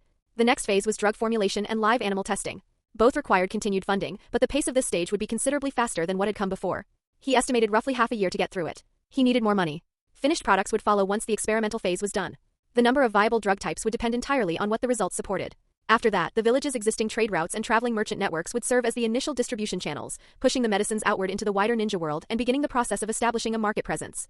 One stage at a time. The later stages also required sustained financial support. And the work Yuji was taking on outside had shifted. Noble assassination contracts made up a limited portion of the underground registry and weren't replenishing quickly. The clients capable of targeting nobility and paying serious bounties were rare, and the broader market had contracted somewhat as the ninja world moved into a more stable period following the war's end. The main business of the underground network had always been strikes against military forces, primarily ninja from various villages, and with the fighting dying down, those commissions had thinned. He had spent time working through contracts on ninja from smaller villages and taking from certain factions and organizations he crossed along the way. The rewards there were modest. Eventually he came back to Amigakure. The reason was straightforward. Amigakure remained the most active conflict zone in the ninja world at this moment. Wherever active conflict persisted, there was economic activity around it, mercenary work, protection contracts, faction warfare with assets worth taking. Yuji had no particular attachment to how he earned. He came to participate. He walked through the rain in a straw raincoat, looked up at the gray sky and exhaled slowly. The place always carried the same quality. Heavy. Compressed. Like the air itself was under pressure. He was also tracking the hidden sand village's internal situation through Sasori's ongoing correspondence and returning to the village at intervals. The killing of Raza's deputy would read as retaliation from the civilian faction, a direct strike against Raza rather than generalized dissatisfaction with the leadership. When that interpretation hardened into the official understanding, the people it was blamed on would know they hadn't done it. They would feel it keenly, the particular frustration of being accused of something you didn't do, by someone who holds all the power and has no reason to believe your denial. The Kazekage's personality left no room for that kind of appeal to land. The series of events had already severed any real channel of communication between the two sides. Going forward, even without Sasori taking further action, the two groups would eventually move against each other through their own accumulated grievances. The plan was developing on its own momentum now. Who's there? Several figures jumped out at the village entrance, farmers in patched clothing holding tools, their wariness apparent in the way they planted themselves. The person you sent for. Yuji smiled slightly. This particular village was being squeezed by a local armed force. The village head had organized the residents to pool whatever funds they could manage and commission outside help. The sum they had gathered was small enough that it wouldn't normally attract anyone worth hiring. Yuji wasn't here for their payment. The leader of the local force was one of his actual targets, listed in the registry with a worthwhile bounty attached. The village's commission gave him a clean excuse to operate openly and a reason to be here. He would handle the contract, then take whatever assets the organization held on top of the payment. He followed the men inside. The village was not what it looked like from the outside. The figures he could see in the shadows of the buildings didn't move or carry themselves like farmers. The wariness in their eyes had a different texture than civilian caution. Some of the houses contained wounded people. A rebel stronghold most likely. He filed it away and kept walking. The spectator sees most clearly. A spectator sees most clearly 1 month later. Within the land of wind, a hidden sand village squad was attacked without warning by a single assailant. A puppeteer. Someone all three of them recognized. Sasori of the Umbu. When he first appeared, the squad assumed the Kazekage had sent him with a message. By the time that assumption collapsed, 2 of them were already severely wounded. The captain, a senior village official, managed a brief exchange with Sasori before going down. He was gravely injured but not immediately dead, which gave him a moment to look up at Sasori standing over him and try to understand what was happening. His first thought was that the Kazekage had ordered his elimination. But that made no sense. He had never opposed the Kazekage's decisions. He had actively supported the suppression of the civilian faction troublemakers. He had been exactly the kind of subordinate the Kazekage promoted to fill the vacancies left by the purged civilian representatives. Why him? Sasori's puppet answered the question in the only way available. The bodies were destroyed and Sasori left without leaving anything behind. Yuji's instructions had been specific, spacing was essential. Even when eliminating senior officials, time gaps between operations were necessary, and frequency had to stay low. Operating outside the village when possible was preferable. Sasori's current position as the Kazekage's trusted instrument and the official investigator of the internal disorder gave him real flexibility in how he managed the logistics. He could identify moments when targets left the village perimeter. He could plant evidence pointing in other directions. He could selectively leak intelligence to outside parties, drawing hostile forces into the situation and adding layers of chaos that obscured the true source of the disruption. Methods could not repeat too obviously. Everything had to stay varied. Sasori had held for several weeks before this opportunity presented itself cleanly. Inside the village, the tension had been building into something physical. Civilian ninja and nobility-aligned ninja across various departments were clashing directly, not just in argument but in violence. Most people pulled back before things escalated past a certain point, held in place by their genuine attachment to Sunagakure rather than by fear of the leadership. But some did not pull back. In the past 2 or 3 months, 2 rogue ninja had emerged from the village, both departing after killing other Sunagakure shinobi. The power structure had shifted accordingly. The civilian faction's remaining official representation had been cleared out, replaced by the Kazekage's ideological allies. The person Sasori had just eliminated was one of those replacements. Yuji's reasoning behind the pacing was twofold. Spacing the eliminations gave the village time to process each loss and stabilize partially before the next one, preventing a sudden collapse of the management layer that would be impossible to attribute to anything other than deliberate internal action. And it protected Sasori. If the village ever traced the pattern back to its actual source, the consequences would be severe for both of them. Caution was not optional. In Amigakure, Yuji stepped through the aftermath of a cleared stronghold, moving past the bodies of several dozen rogue ninjas scattered across the floor of a manor-style compound. He had worked through them methodically and found the treasury afterward. The haul was substantial. His time operating in Amigakure had filled in the picture of what was actually sustaining the level of conflict here. Ordinary civilian suppression or dealing with scattered rebel groups didn't require the kind of organized armed capacity that was present throughout the territory. The rebel groups that did exist were fragmented and loosely connected, incapable of coordinating effectively. What kept them fragmented and what kept the armed organizations well-funded were 2 sides of the same arrangement. The stronghold leader he had just killed was a proxy. The real authority behind the operation was one of Hanzo's confidants, a senior Amigakure official running private armed groups through intermediaries. The arrangement inside Amigakure had a particular logic to it. The stronghold leaders and local armed groups weren't independent operators, they were proxies for Hanzo's senior officials, who used them to extract money from the population and funnel it upward through layers of intermediaries until it reached Hanzo as tribute. The internal fighting between these groups over resources and territory was not disorder, it was a feature of the system, keeping any single subordinate from accumulating enough independent power to become a threat. The result was a territory with the structural shell of a village and none of the cohesion. Hanzo's position was unassailable. Everything beneath him was a constant churning competition that consumed itself and the population in equal measure. Yuji opened a crate of correspondence, read through some of it and set it down. Very dark. He took what he had come for and left. Time continued to move. Sasori eliminated a second hidden sand village official. This one was not a covert assassination. It was an execution carried out on the Kazekage's direct order. The mechanics had been straightforward. As the situation inside the village grew more unstable and the internal atmosphere more poisoned, Sasori had needed only a small adjustment, positioning certain information in a way that suggested the official had connections to the civilian faction. The third Kazekage's suspicion did the rest. The Kazekage was anxious to stabilize the village and had moved into a mode of thinking where acting on incomplete evidence was preferable to allowing threats to persist. Once that threshold was crossed, subsequent decisions followed the same logic with less resistance each time. The deaths continued to accumulate over the following months, spread carefully across time so that no single interval produced a crisis. Each death appeared explicable on its own terms. Intelligence leaks. Faction entanglements. Private revenge killings in the context of the ongoing class friction. The explanations were different enough that no clear pattern emerged to outside observers. Every department maintained functional operations. The surface held. What was visible was an elevated rate of rogue ninja departures from the village, and a quality of unsettledness that some of the other great villages had begun to notice at the edges of their intelligence assessments. Inside the village, one person had started to develop doubts. Arai. His position as Kage guard kept him involved in the broader situation while limiting his ability to directly intervene in specific operations. The Kazekage's trust in Sasori as the instrument for handling the internal disorder meant Arai was working around the edges of something he didn't fully control. The spectator sees most clearly. From where Arai stood, something about the sequence of events didn't sit right. The deaths, the timing, the way each incident resolved into a clean explanation, the pattern had a quality that organic disorder didn't usually produce. His suspicion had settled on Sasori. The problem was that suspicion without evidence was nothing. Sasori was deeply trusted by the Kazekage, was connected to the noble faction through Chiyo's lineage, and had no apparent reason to act against his own people. No one would find the accusation credible without something concrete to anchor it. Arai began watching him quietly. Then Sasori left the village alone again. Arai followed. Arai's self-doubt. The surface narrative of what had happened in the hidden sand village told a straightforward story. Friction between Raza and the two civilian family heirs had ignited class tensions that had been building for years. The conflict between the civilian faction and the noble faction had produced casualties and defectors and a general atmosphere of mutual suspicion.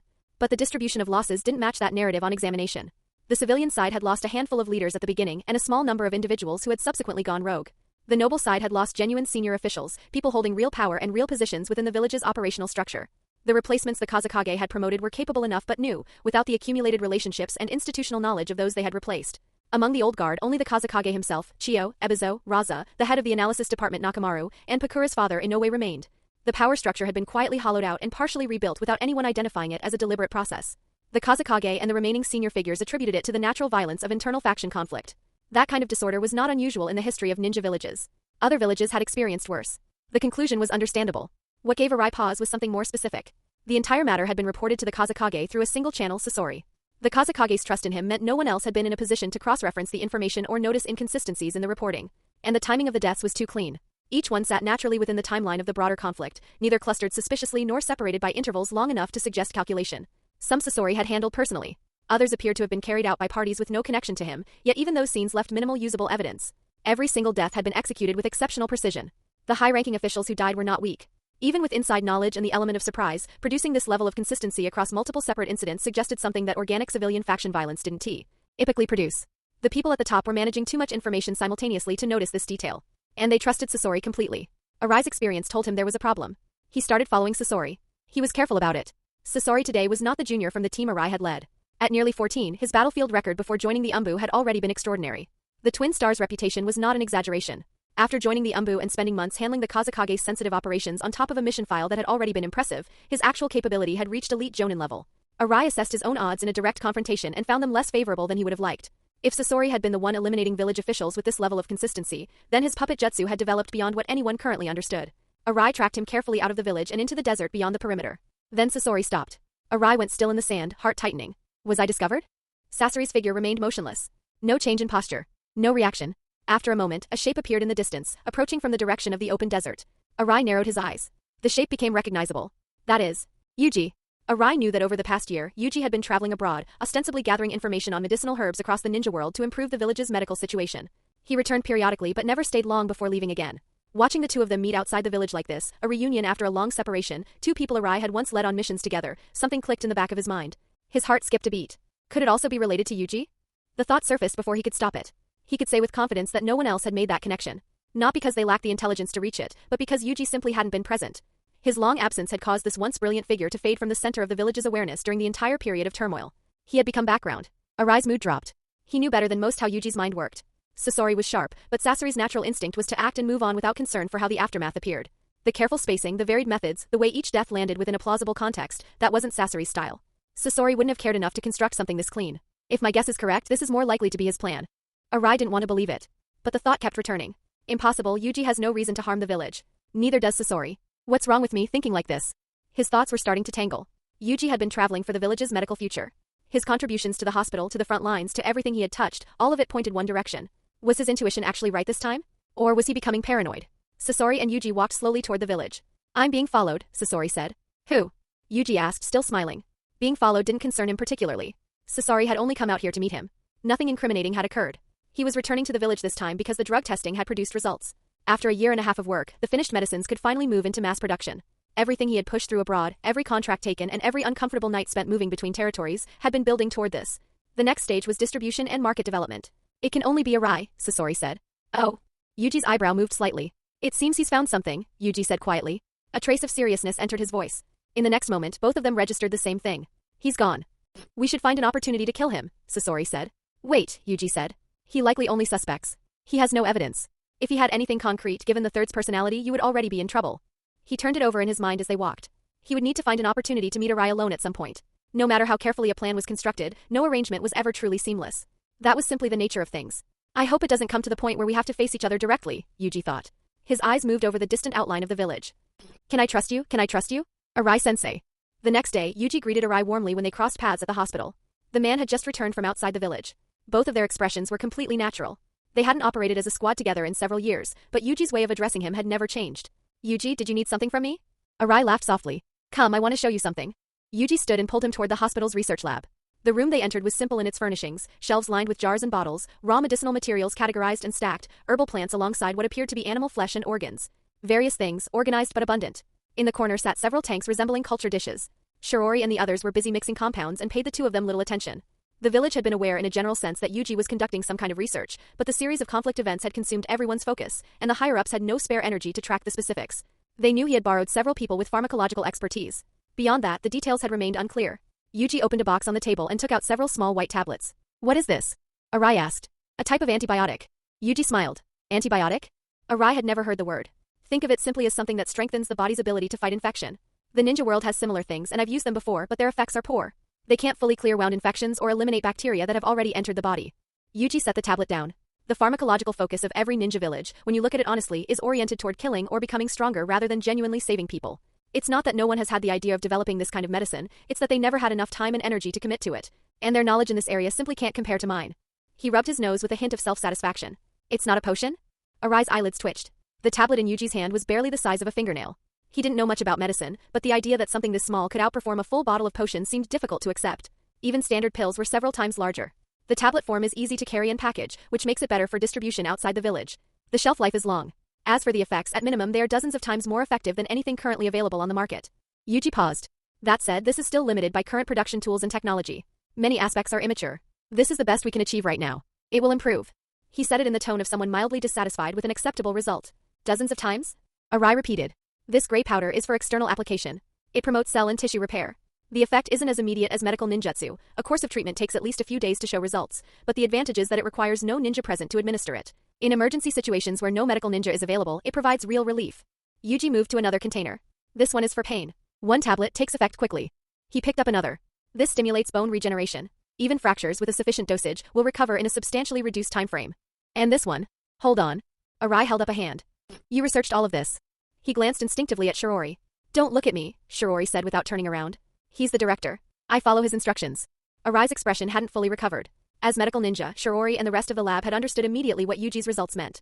The moment the formulas were tested and the efficacy confirmed, the entire room had erupted. Arai was not a medical ninja and didn't have the framework to measure what he was looking at, but the reaction of the people who did told him enough. The village has had a lot going on lately, as you know. Yuji smiled slightly. My thinking was that I shouldn't inform the Kazekage or the higher-ups until something concrete existed. Raising hopes before success would have been counterproductive. He gestured at the table. What you're looking at is only part of what we've developed, and mostly the battlefield-oriented portion.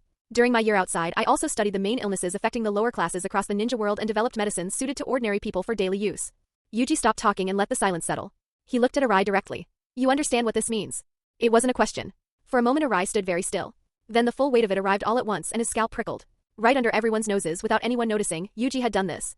Just the battlefield medicines alone would dramatically reduce the village's medical pressure. Injuries that currently required a medical ninja's immediate attention could now be managed with a tablet and time. Sustained combat capability across an entire force would increase simply because fighters could continue operating through wounds that would previously have pulled them from the line. Every ninja village in the world would compete for these supplies. And then the civilian medicines. He hadn't seen them yet, but he didn't need to. Whatever Yuji had developed for the general population would be things the ninja world currently lacked entirely. Common people across every country died of illness more reliably than they died from war. That market was enormous and completely unserved. Once distribution opened, the hidden sand village would have a revenue stream that didn't depend on missions or the daimyo's goodwill or battlefield results. They would have leverage over every other village and every hostile force through something as simple as medicine being necessary. They had found a treasure.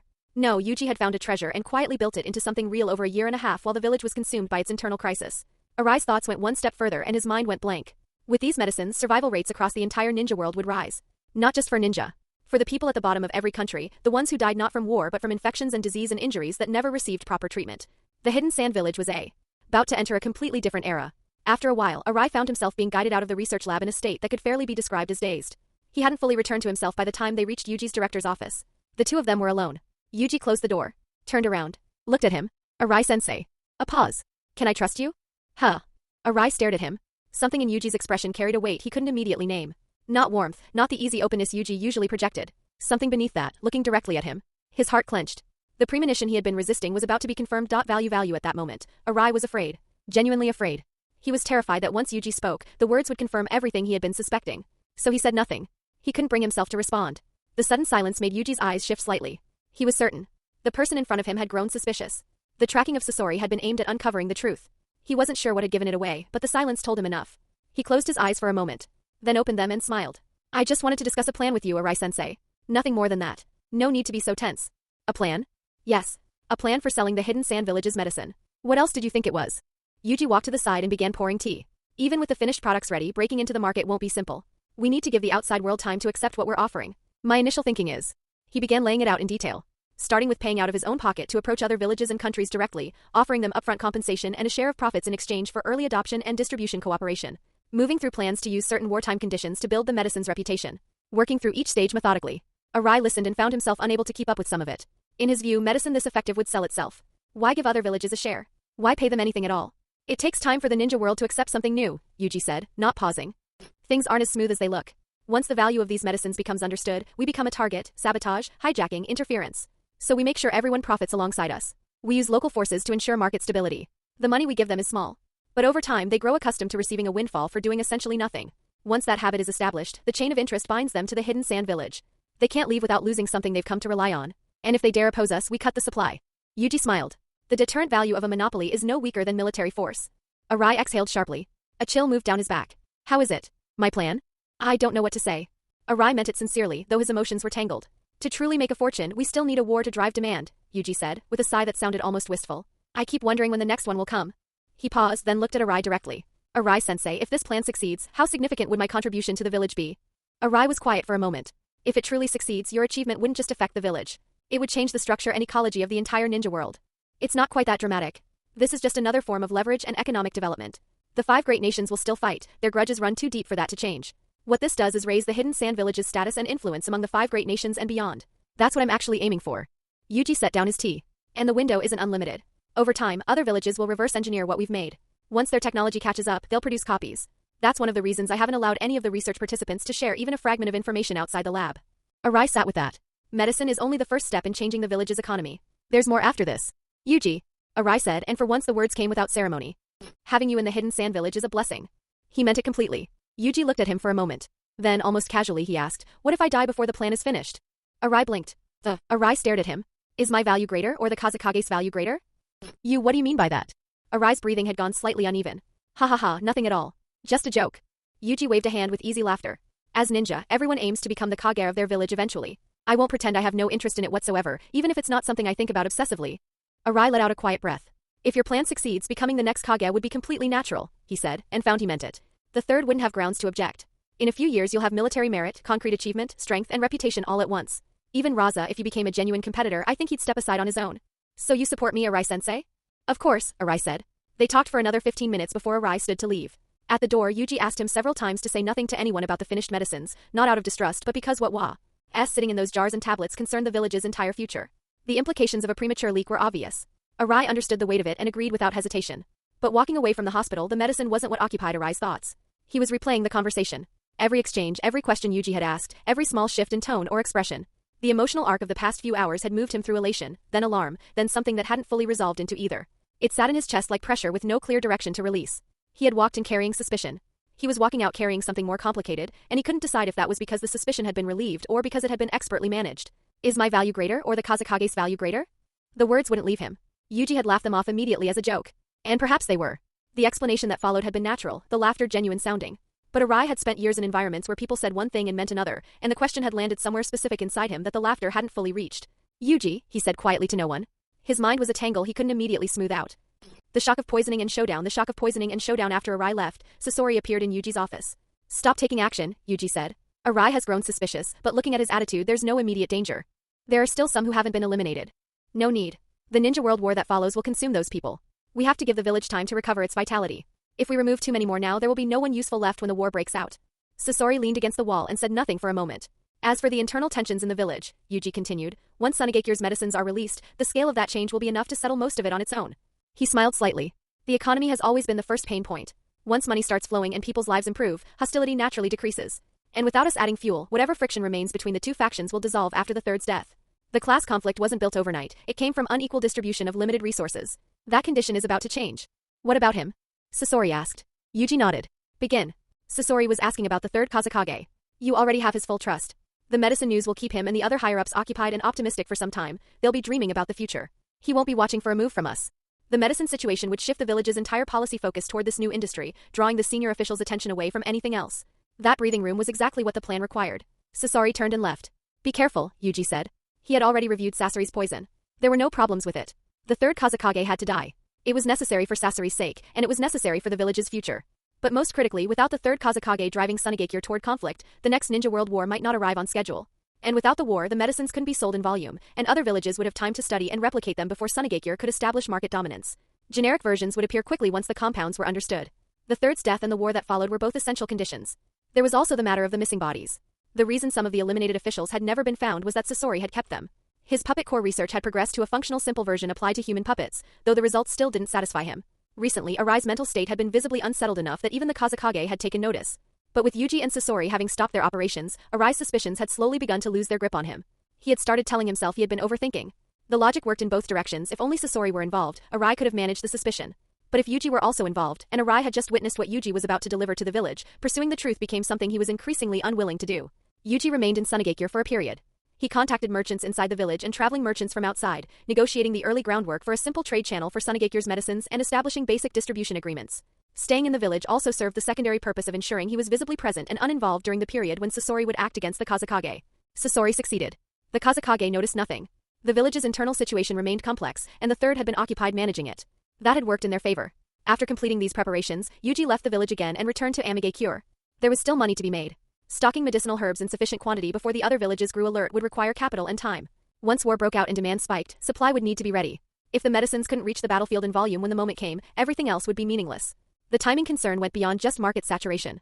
Once other villages obtained the finished medicines and began analyzing the compounds, they would also start purchasing the same medicinal herbs. The window before that happened was limited, and once it closed, the resources would be carved up across multiple buyers and prices would climb sharply. Yuji needed to move first and move fast. In the early stage, volume wasn't the priority. What mattered was visibility. Every village and every country needed to learn that Sunagakure produced this. Under the pressure of that timeline, Yuji pushed hard across the following months. When the first batch of finished medicines left the village through Sunagakure's merchant networks and the traveling traders he had negotiated with, he returned from outside and walked into a room full of the village's senior officials. Everyone present was holding a small paper packet. Simple packaging. The character for sand printed on the front. Made in Sunagakure. The vendors have already taken the first shipment out, Yuji said. We'll need to wait for actual sales results and market response data. In the short term, I don't expect dramatic numbers. The primary buyers will be lower-class people across the ninja world, which means modest per-unit revenue. But the total volume will be considerable. He finished laying out the full picture of what he and Shirori and the others had been building over the past 2 years. The room was first silent, then the silence broke into something that looked like barely contained excitement. The third Kazekage and the senior officials processed it the same way Arai had, shock first, then the full implications arriving and producing something close to joy. Chiyo's expression was the calmest in the room. She had visited the research department herself half a month earlier and tested the medicines directly. She already knew what they were. The third Kazekage was gripping his paper packet with both hands, his usual composure showing visible cracks around the edges. The formulas, he said suddenly, looking at Yuji with a sharp directness.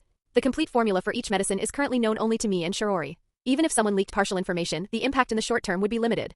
Yuji met his gaze steadily. That said, once another village gets their hands on the finished product, ratio analysis is straightforward. What I spent 2 years building, they can begin reverse engineering immediately. But before they can replicate it, they need to identify not just the compounds but the specific herbs those compounds come from. Other villages' pharmacological research doesn't run deep enough to do that quickly. Generic versions will take at least a year to reach market. By then, we will have already purchased most of the relevant herb supply across the ninja world. Even after generics appear, Sunagakure maintains an absolute monopoly for several years minimum. The Kazekage had reached the same conclusion on his own before Yuji finished speaking. What Yuji is describing, Chiyo said, looking around the room, is that the true value of his research is not the medicines themselves or the formulas. It's the comprehensive map he has built of which materials in the ninja world have medicinal properties and what effects they produce. That knowledge base is what no other village possesses. It's the foundation that makes everything else possible. The medicines can be iterated, improved, replaced with more effective versions over time. The underlying data is what sustains the advantage. A senior official swallowed quietly. We're going to be rich. Another stepped forward and embraced Yuji with undisguised emotion. You're not a genius. You're a god. A god of medicine. That's a bit much, Yuji said, laughing genuinely. Chiyo watched him with a gaze that carried something difficult to read, pride, complexity, and something that sat at the edge of both. It's not ninjutsu, she said. Just medicine. But for the entire ninja world, what he has done may earn that title in time. The medicines would make Sunagakure wealthy. But for the people outside the village, for the lower classes of every country who died of infections and illnesses that had never had a remedy, these were things that saved lives. The whole world would benefit alongside Sunagakure. That had moved well beyond what any single medical ninja was supposed to be capable of achieving. At Raza's anxiety while Yuji walked the senior officials through the pharmaceutical industry framework, part of his attention stayed on the third Kazekage. Sasori had been introducing the poison gradually for some time now. On the surface the Kazekage showed nothing, his behavior, his speech, his presence in the room all appeared completely normal. But Yuji's eyes found the back of the man's hand and noted the faint dark blue tint along the veins, barely visible, the kind of thing an ordinary person would never register. It was progressing. The discussion continued at length. Everyone had something to contribute, and the energy in the room was high. The scale of what was being described made the implications obvious to people of their experience. The current hospital department and the small group of researchers were nowhere near sufficient for what this would require. A dedicated production facility inside the village was the first necessity. Political outreach to friendly small countries and villages could expand the distribution network. The ideas came quickly and enthusiastically. Then they converged on the same obstacle. The Daimyo of the Land of Wind. Factory construction, diplomatic outreach, initial inventory, all of it required either the Daimyo's direct involvement or his funding. The room's energy shifted perceptibly when the subject arose. The Daimyo's current disposition toward the village was not favorable, and word of the recent internal tensions had reached him, which would only have deepened his dissatisfaction with the village's leadership. I'll go see him myself. The third Kazekage said after a moment. I'll go with you, Chiyo said. The Kazekage going alone might not be enough to convey the necessary seriousness. Two of the village's most senior figures together sent a different message. Yuji offered appropriate support and left it there. He kept his private assessment to himself. He knew with reasonable certainty that before actual profit figures existed, no amount of personal persuasion or live demonstration of the medicine's effects would produce investment from this particular daimyo. The same person who had drastically cut the village's budget and ninja numbers immediately after the Third Ninja World War ended was not someone who responded to potential. He responded to money already in hand. Yuji's gaze moved around the table to the newer faces, the recently promoted officials, people drawn up from various institutions to fill the gaps the past year had created. Several of them were still finding their footing within the existing senior structure. They weren't the old guard. They were still in the process of becoming something. And now Yuji was one of them. The village's internal tensions, without further interference from him and Sasori, had settled to a level that was tense but manageable. The open friction had receded. Underlying resentments hadn't disappeared, but the economic changes coming would give the civilian faction something concrete to feel the difference in. Money and resources could address a significant portion of what had produced the discontent. Then, as Yuji had anticipated, the Kazekage turned to him directly and asked for all research materials to be handed over to the village immediately. Even now. Even from the person who had built this from nothing. The Kazekage's character was exactly this. He trusted himself above everyone else, and no amount of demonstrated loyalty or contribution fully dissolved that instinct toward control. Yuji didn't push back and he didn't simply comply. I understand your concern, Lord Kazekage, and I have no objection to the village holding this material, he said. However, the medicinal data we've compiled is the foundation of everything. If it's leaked, the pharmaceutical advantage disappears entirely. My proposal is that the data itself be held exclusively by Grandma Chiyo, and the formulas be kept by you directly, sealed and accessible only to the Kage. He framed it as a protective measure rather than a concession. For someone like the Kazekage, holding a portion of the documents and feeling that control was real was sufficient. He didn't need everything. He needed to believe the most important things were in his hands. That was easy enough to arrange. You're right to consider that. The Kazekage nodded. He had been somewhat impatient, but the impatience came from a genuine place. With something this significant on the line, any gap in how the data was stored and protected was a risk he couldn't accept. And beyond the practical concern, there was something else. If the Hidden Sand Village achieved unprecedented prosperity under his watch, his place in the village's history would surpass every Kazekage who had come before him. He might be remembered as the one who established the village's new foundation. He was not indifferent to that. I also spent some time reading materials on economics, Yuji said, smiling.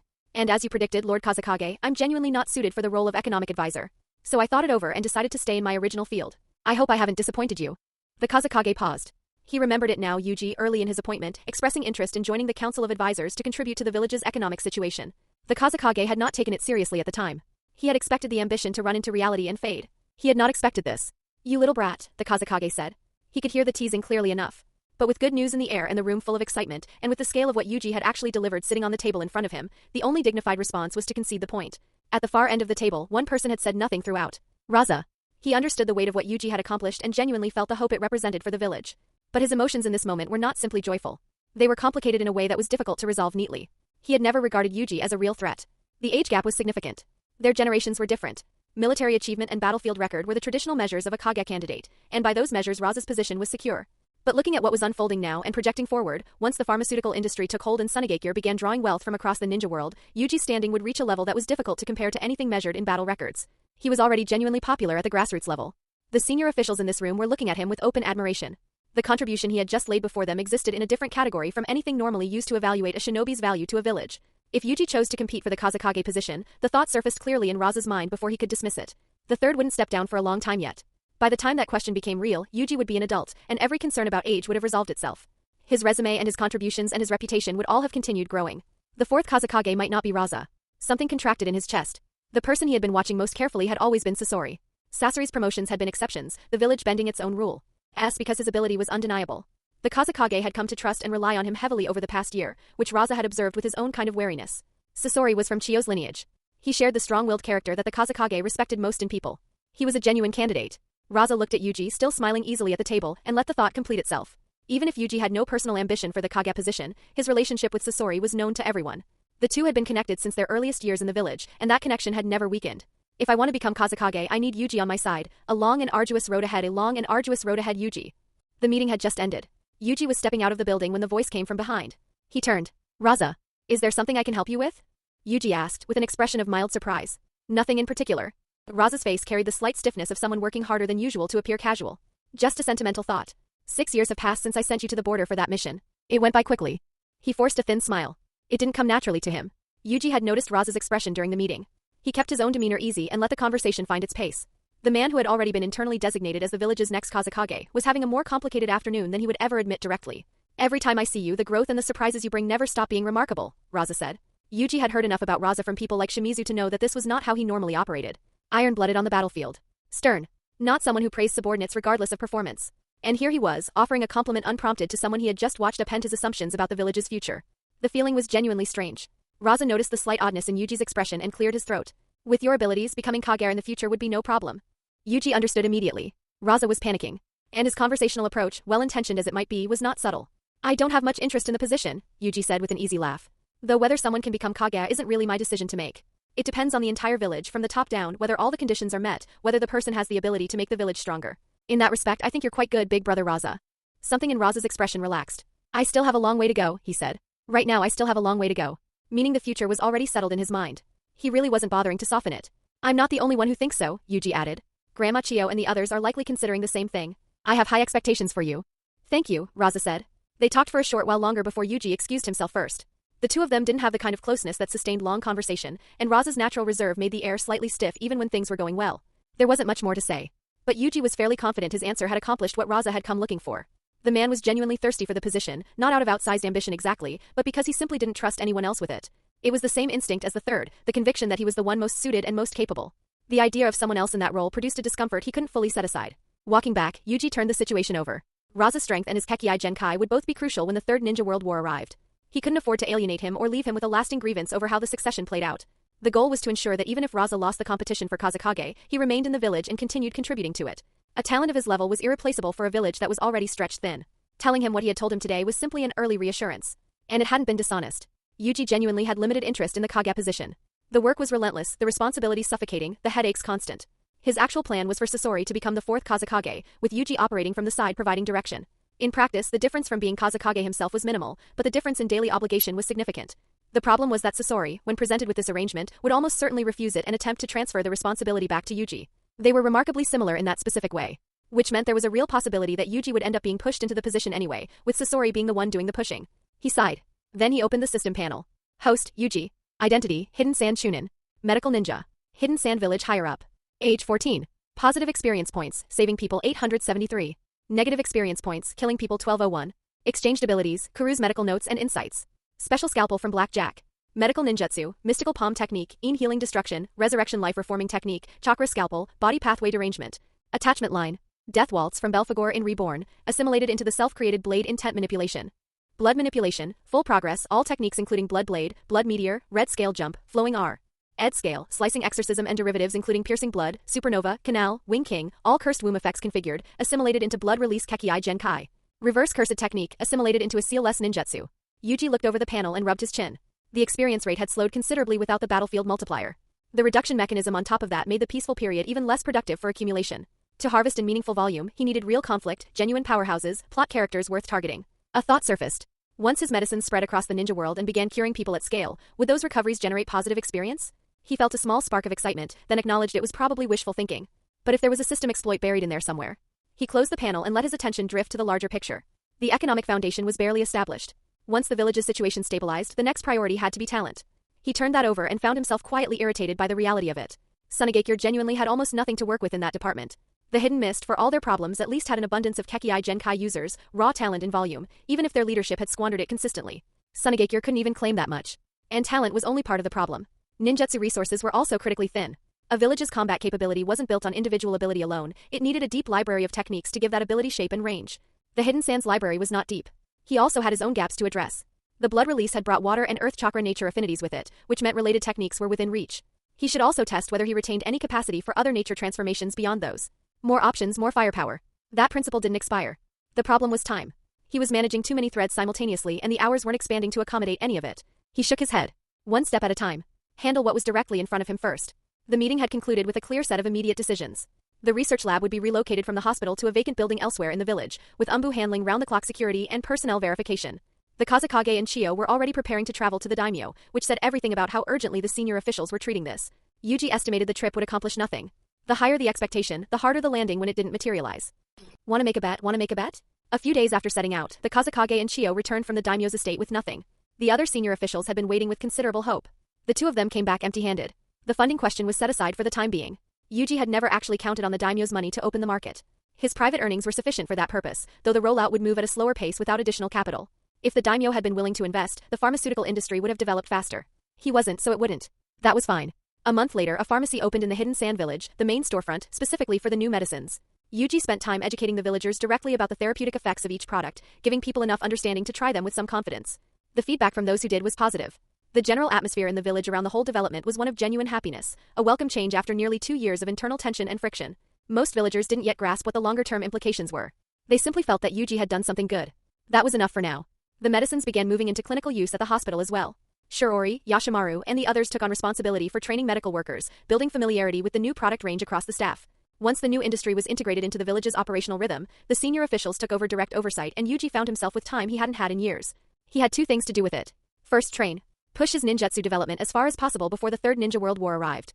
Second, monitor the third Kazekage's condition alongside Sasori, watching for signs of how the poison was progressing. The Kazekage had recently developed noticeably more white hair, attributed by everyone to overwork. The first merchants who had left to sell the medicines on shorter routes had returned with market feedback. The results were not strong. Sales were slow. Yuji was not surprised. New products required time for acceptance.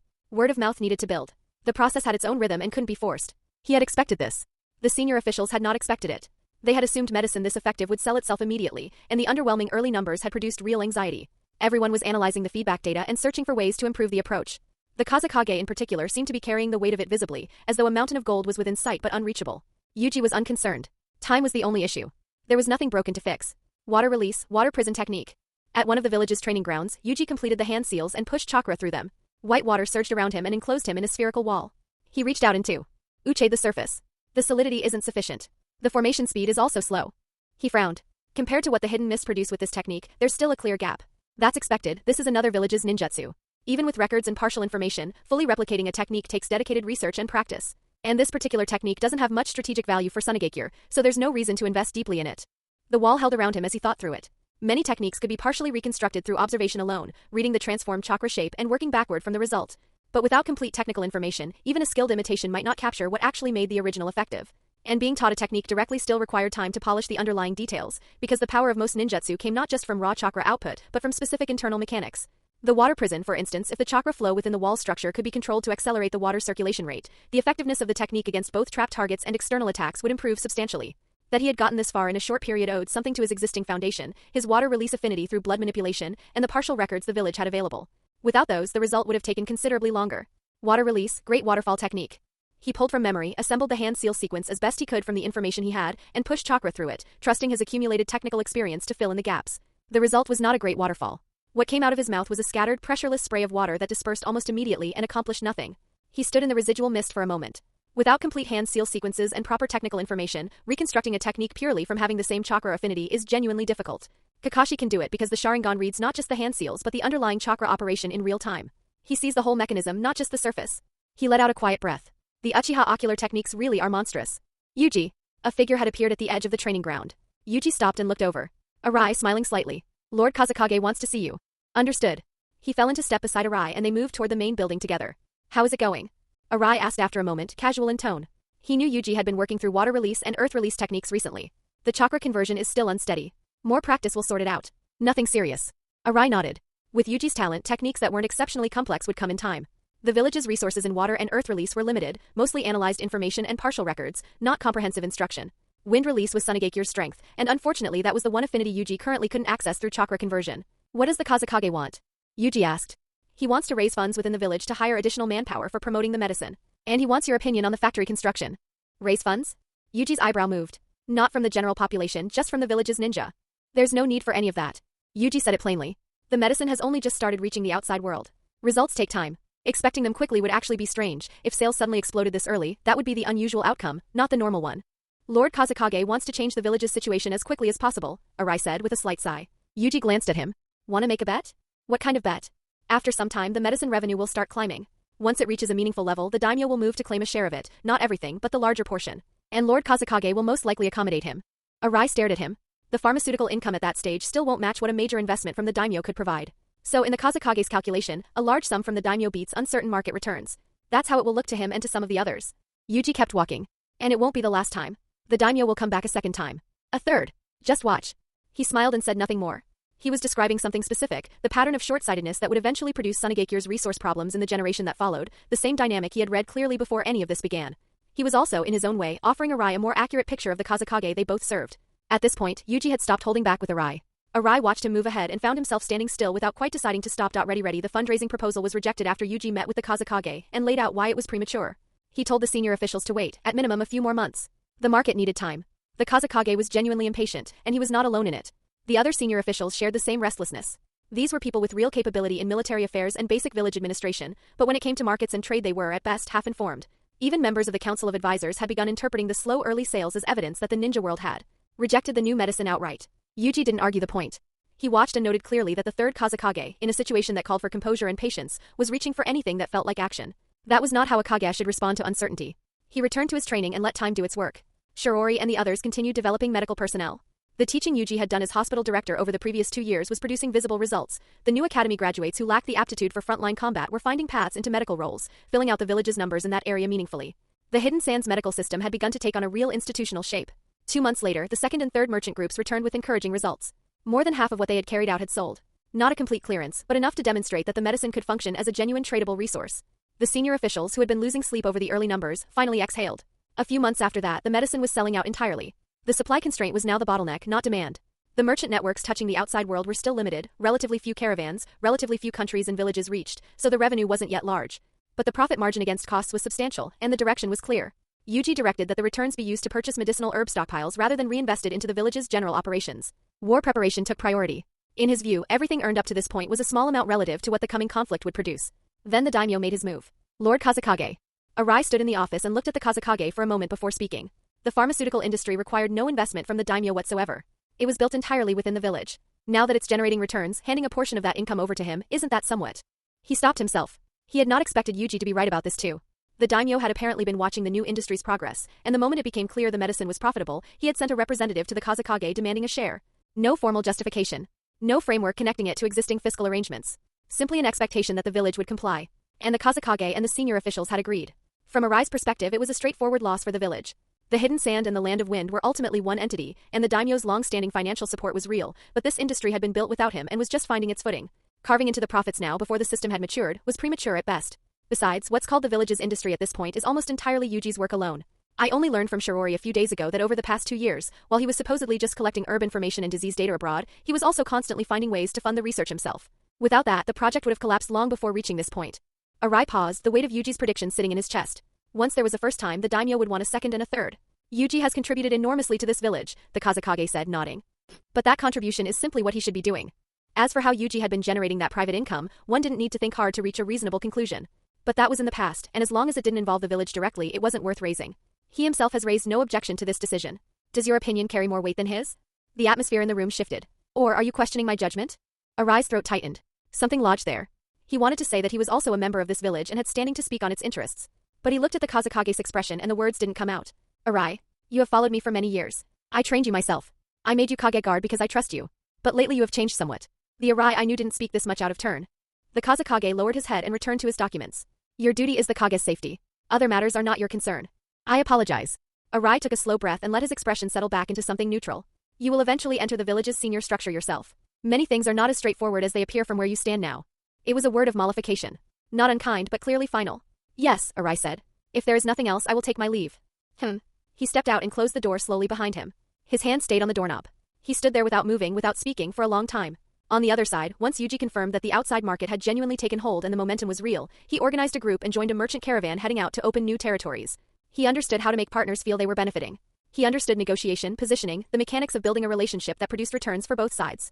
The market thinking from his previous life translated well enough into the ninja world's commercial landscape. The caravan bosses he was working with couldn't match him in adaptability or in reading what the other side of a negotiation actually wanted. The village's earlier groundwork also helped. In several places there were already documented cases of patients recovering rough the medicines. Those were the keys that opened doors in villages and countries that hadn't yet engaged. The timing was also deliberate. Once the ninja world had developed a foundational understanding of what Sunagakure's medicines were and what they could do, the next stage could begin. Kill the Kazekage. Ignite the war. He and Sasori were approaching 15. In the original story, that was the age at which Sasori had moved against the Kazekage. The preparations were essentially complete. What remained was execution, and execution would determine everything that followed. And the Daimyo as well, Yuji thought, watching the road ahead as the caravan moved. That one would also need to be addressed when the time came. Hokage and Tsunade Konoha. Hokage building. Lady Tsunade, the Hokage is currently, please allow me to announce you first, Lady Tsunade. Hiruzen Sarutobi was working through a stack of documents when the noise started outside his door. Then a bang and the door swung open without a knock. There were not many people in the entire village who would do that. Tsunade, when did you get back? He looked up and found his disciple standing in the doorway, one of the 3 legendary Sannin, who had been traveling for years with her general whereabouts unknown. The reports that did reach Konoha about her activities were almost exclusively gambling related. She looked anxious. Something had happened. What's wrong? Old man, look at this. Tsunade put something on the desk without preamble. Hiruzen picked it up. A paper packet with the character for sand marked on it. He opened the packaging and found a small pill inside. This is something from the hidden sand village. Tsunade pulled out more packets and set them on the desk. A solid medicine format. I came across it traveling through a small country. It treats wind and cold. The others cover various common illnesses. The medicinal effect is remarkable, and it's already selling well across multiple small countries and ninja villages. Hiruzen narrowed his eyes. The hidden sand village had quietly developed something like this and had already begun distributing it through outside channels. That didn't fit the picture he had of Sunagakure's capabilities or inclinations. As old rivals, Konoha and the hidden sand understood each other well enough. Since when did Sunagakure operate in trade with this kind of sophistication? What's the problem? He hadn't registered the full weight of it yet. His first reading was that the hidden sand was attempting a new revenue channel given their well-known economic difficulties. When I say the effect is remarkable, I mean these medicines have exceeded anything our village can currently produce. The wound treatment medicines in particular show a very clear acceleration in recovery. I asked around, this product line has already been purchased by many countries and villages. Tsunade's expression was serious. To say it plainly, this is battlefield medicine. Hiruzen's eyelids moved. Tsunade had someone demonstrate the wound medicine directly in front of him. A shallow cut applied to skin, the medicine applied over it. The healing was visible and fast. He looked at it for a moment. Then he understood what she had come back to say and why she had come back at all. Konoha's intelligence apparatus had not registered any of Sunagakure's market activities. The only genuinely capable medical ninja in the hidden sand village is Chiyo, Tsunade said. But producing a range of medicines like this goes well beyond what a medical ninja achieves through technique. It requires deep pharmacological knowledge and research experience. Someone with a comprehensive understanding of medicinal compounds and their interactions. The reunion between teacher and disciple produced no warmth. The conversation had moved directly to what it meant for Konoha. With this medicinal supply behind them, setting aside what it does for their economy, if a war starts again, their army can use these medicines to produce a qualitative change on the battlefield. The effect on sustained combat capability and casualty rates would be significant. Tsunade sat down. Her face stayed serious. As a medical ninja herself, she had seen the underlying strategy in the hidden sands trade pattern more clearly than anyone without her background would have. The shock she had felt discovering these medicines while traveling had not fully passed. Hiruzen lit his pipe. He held his composure. But he was quiet for a while. Konoha's reconstruction had long been completed, and several years had passed since the last major conflict. The village had recovered its manpower and vitality. The younger generation coming up gave him genuine cause for satisfaction. Konoha's situation differed from the hidden sands. After the war ended, Sunagakure had successively resolved its conflicts with the Wagakure and the Hidden Mist and entered a relatively quiet period. Konoha couldn't claim the same. Low-level harassment from various directions had continued, small in scale but persistent. The post-war period had been stable enough, all things considered, but not entirely peaceful. Who? That was the question turning over in Hiruzen's mind. Someone in the hidden sand village had the capacity to execute something of this scale, the research, the funding, the market development, the distribution network, and had done it quietly enough that Konoha's intelligence apparatus had not registered any of it until the products were already circulating through the ninja world. According to the village's intelligence, the hidden sand had experienced some form of internal conflict not long ago, quieted only within the past year. A village in that condition had somehow also found the resources and the focus to build an entire pharmaceutical industry from the ground up. Where did the money come from? Hiruzen drew slowly on his pipe. Among the 5 great villages, Konoha's intelligence had positioned the hidden sand as the least pressing threat. That assessment would need to be revised. Konoha has to move quickly, Tsunade said from across the desk, her voice low. If the hidden sand achieves what it appears to be building toward. She had not come back out of jealousy over another village's commercial success. She had come back because she could read the strategic intention underneath the trade activity. A village investing this heavily in battlefield medicine was making preparations for something. The logic was difficult to argue with. Who? Hiruzen looked at her directly. In your assessment, who in the Hidden Sand Village has the ability to develop medicines of this quality? He already had a name in his mind. He was hoping she would give him a different one. It isn't Chio. If she had this capability, the Hidden Sand wouldn't be where it is now. It can only be someone from the new generation. Tsunade's voice was flat. Blood Dr. Yuji. She had already verified what she could through the merchant networks. Him. Hiruzen felt something shift in his chest. One of the twin stars that had emerged from the Hidden Sand toward the end of the Second Ninja World War. A medical ninja who was also one of the village's foremost combat figures. A Kekei Genkai user. Someone who had, among other things, built his early reputation in the wider ninja world partly by operating against Konoha. The name had faded somewhat from active discussion as the post-war period wore on and direct friction between Konoha and Sunagakure remained minimal. Time had a way of doing that. Not many people would immediately place the name now. I genuinely didn't expect the Hidden Sand Village to reach this level. Hiruzen exhaled a thick breath of smoke. I suppose I'm getting old. A little slow to keep up. He looked at the medicine packet on the desk for a moment, then looked at Tsunade. This matter can only go to you. Come back to the village. We need you here. I'll do my best, Tsunade said. The confidence behind it was not complete. Hiruzen noted it and said nothing about it. He allowed himself a small, private smile. Looked at from one angle, the Hidden Sand Village's sudden rise had produced at least one immediate benefit for Konoha. It had given him a reason to bring Tsunade home, something her wandering years had made considerably more difficult to accomplish through ordinary means. Lord Kazekage. You must die, Lord Kazekage. You must die. Lord Kazekage, it's Yuji.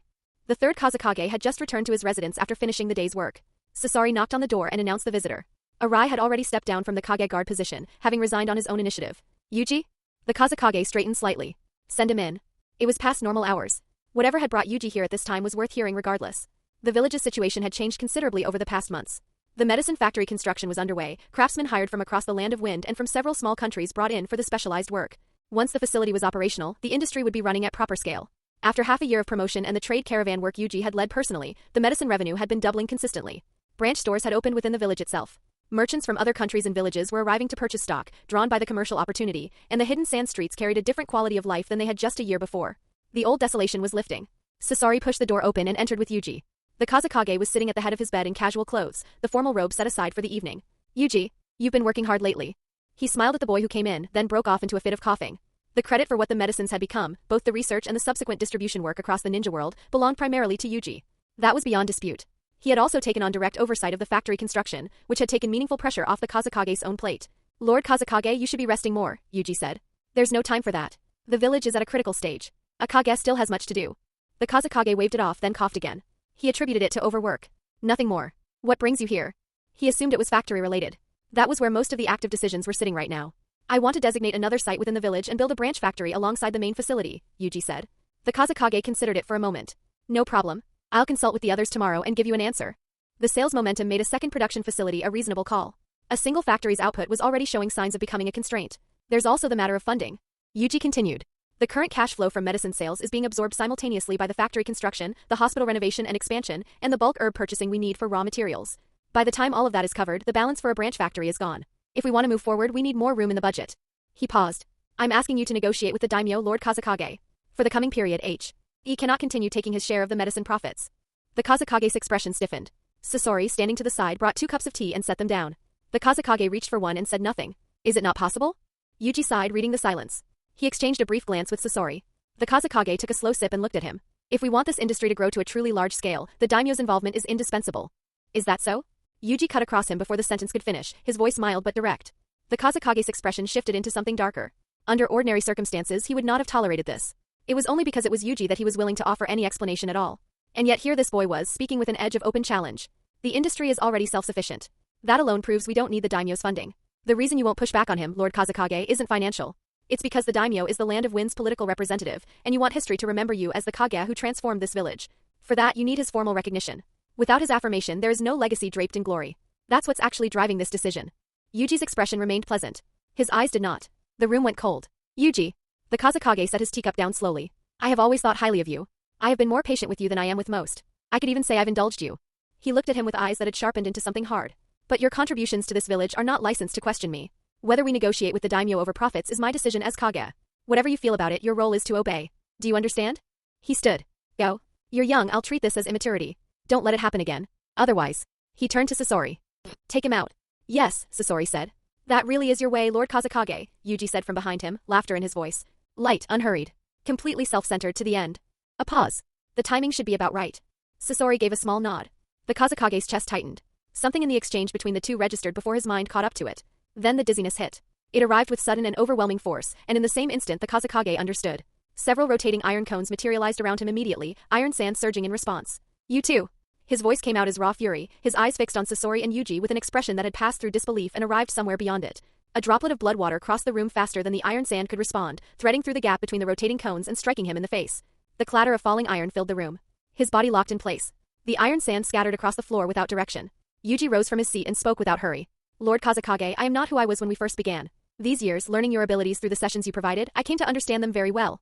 He bowed slightly toward the Kazekage, whose life was draining away by the second. I'm sorry. For the hidden sand village to have a better tomorrow, you have to die. He turned and walked toward the door without looking back at the expression frozen on the Kazekage's face, the ferocity, the killing intent, all of it going still. The rest is yours, Yuji said quietly at the threshold. Sasori said nothing in response. He looked at the Kazekage's fading state, and something in his eyes carried both mockery and a particular quiet satisfaction. Letting him live this long had already been generous. He extended chakra threads toward the falling body. Where is he? Where is he? The poison had been working for over a year. Slow acting by design, but nothing stays invisible forever. The symptoms would eventually surface, and even if the Kazekage himself missed them, Chiyo would not. The window for acting while still holding the element of surprise was closing. Yuji had been monitoring the Kazekage's condition carefully throughout, and his assessment was clear. Striking now, while the man was off guard and the poison had already degraded his chakra pathway response, offered a high probability of success. His own familiarity with the Kazekage's iron sand techniques had been built over years of observed sessions. He understood the ability well enough to know its constraints. Under normal conditions, the iron sand held a degree of natural suppression over blood release. The density and magnetic control could intercept or deflect blood-based attacks in most configurations. The weakness was timing. If the density couldn't be increased instantaneously, blood release at full speed could thread through the gap before the defense closed. The poison had compounded this by subtly degrading the Kazekage's chakra circulation over time, corroding the pathways slowly enough to avoid detection, but enough to reduce the casting speed of his techniques. During the entire conversation in the Kazekage's room, Yuji had been genuinely nervous, though nothing on his face had shown it. If they failed, escape was possible, but the subsequent consequences, attracting Chiyo, Ebizo, the Umbu, would have been severe. As an additional precaution, Sasori had added a second toxin to the tea he served, something Yuji had developed specifically for this purpose. Everything proceeded without incident. Host has killed a plot character. Negative experience points awarded. Note, as the killed character is the Hidden Sand Village's Kazekage, and the cause and timing of death have not significantly deviated from the original plot, the reward has been reduced. As a current member of the Hidden Sand Village, until the host's identity as the killer is exposed, no corresponding hatred points will be generated. Yuji walked back alone through the village's nighttime streets and listened to the notification fade. The unease he felt had nothing to do with the reward. The Hidden Sand Village's future was now in his hands in a way it hadn't been before. Everything up to this point had been preparation and positioning. This was the actual beginning. Sasori left the Kazekage's residence shortly after. An Umbu member passed by on routine patrol, glanced through the window, saw the Kazekage lying on the bed apparently asleep, confirmed no abnormalities, and moved on. That night, no one else knew. The following day, Yuji appeared at the factory construction site and the hospital as usual, managing the various tasks his positions demanded of him. He stayed out of everything else deliberately and waited. A day and a half later, a notice arrived summoning him to a meeting. When he walked into the Kazekage's office, nearly the entire senior structure was assembled, Chiyo and Ebizo at the center, Sasori among the Umbu members present, everyone's expression carrying the same weight. What happened? Yuji asked, stepping through the door with the look of someone who had come directly from something else. He was genuinely busy. That much was true. Lord Kazekage is missing, Chiyo said, her face serious. Sasori discovered it. Missing? Yuji let the surprise register in his expression. How is that possible? One of the other officials filled in the details. Then someone looked at him. Yuji, you met with Lord Kazekage that night. What did you discuss? Factory matters, Yuji said. I had some questions about the branch facility plans that I hadn't been able to resolve, so I went to ask his opinion. He recounted the conversation in careful detail, the parts of it that were entirely true. Chiyo and the others accepted the account without suspicion. Yuji's version matched Sasori's exactly, and the content was mundane enough that there was nothing to catch on. Did you notice anything unusual at the time? Chiyo asked. No, Yuji said. The room moved into open discussion, everyone contributing their theories. The third Kazekage simply disappearing without a word was inconsistent with his character. He was not a man who abandoned his post without explanation, and leaving without going through the main gate made even less sense. Some speculated a classified matter. Someone raised the possibility of the Daimyo's estate. Others pushed back immediately. Visiting the Daimyo wasn't something requiring secrecy, so why leave in such a manner? The panic underneath the discussion was visible even when the words stayed measured. Losing a Kage without warning had no precedent in the village's recent memory. Chiyo and Ebizo's presence was the only thing keeping the room from sliding further. Chiyo questioned the Umbu and Guard Corps members who had been on patrol that night. Their accounts were consistent. No one had seen the Kazekage leave through any gate. The last confirmed sighting was the routine patrol check through the window of his residence after Yuji's departure, the Kazekage apparently resting. The following morning, when he hadn't appeared for work, Sasori had gone to check and found nothing. A thorough search of the village had produced the same result. Perhaps Lord Kazekage has some private matter to attend to, someone offered. We can't reach him now, but once he's finished he'll return. Abandoning his post without a word, leaving no instruction, is absurd for a Kage regardless of the reason, Chiyo said, with audible irritation.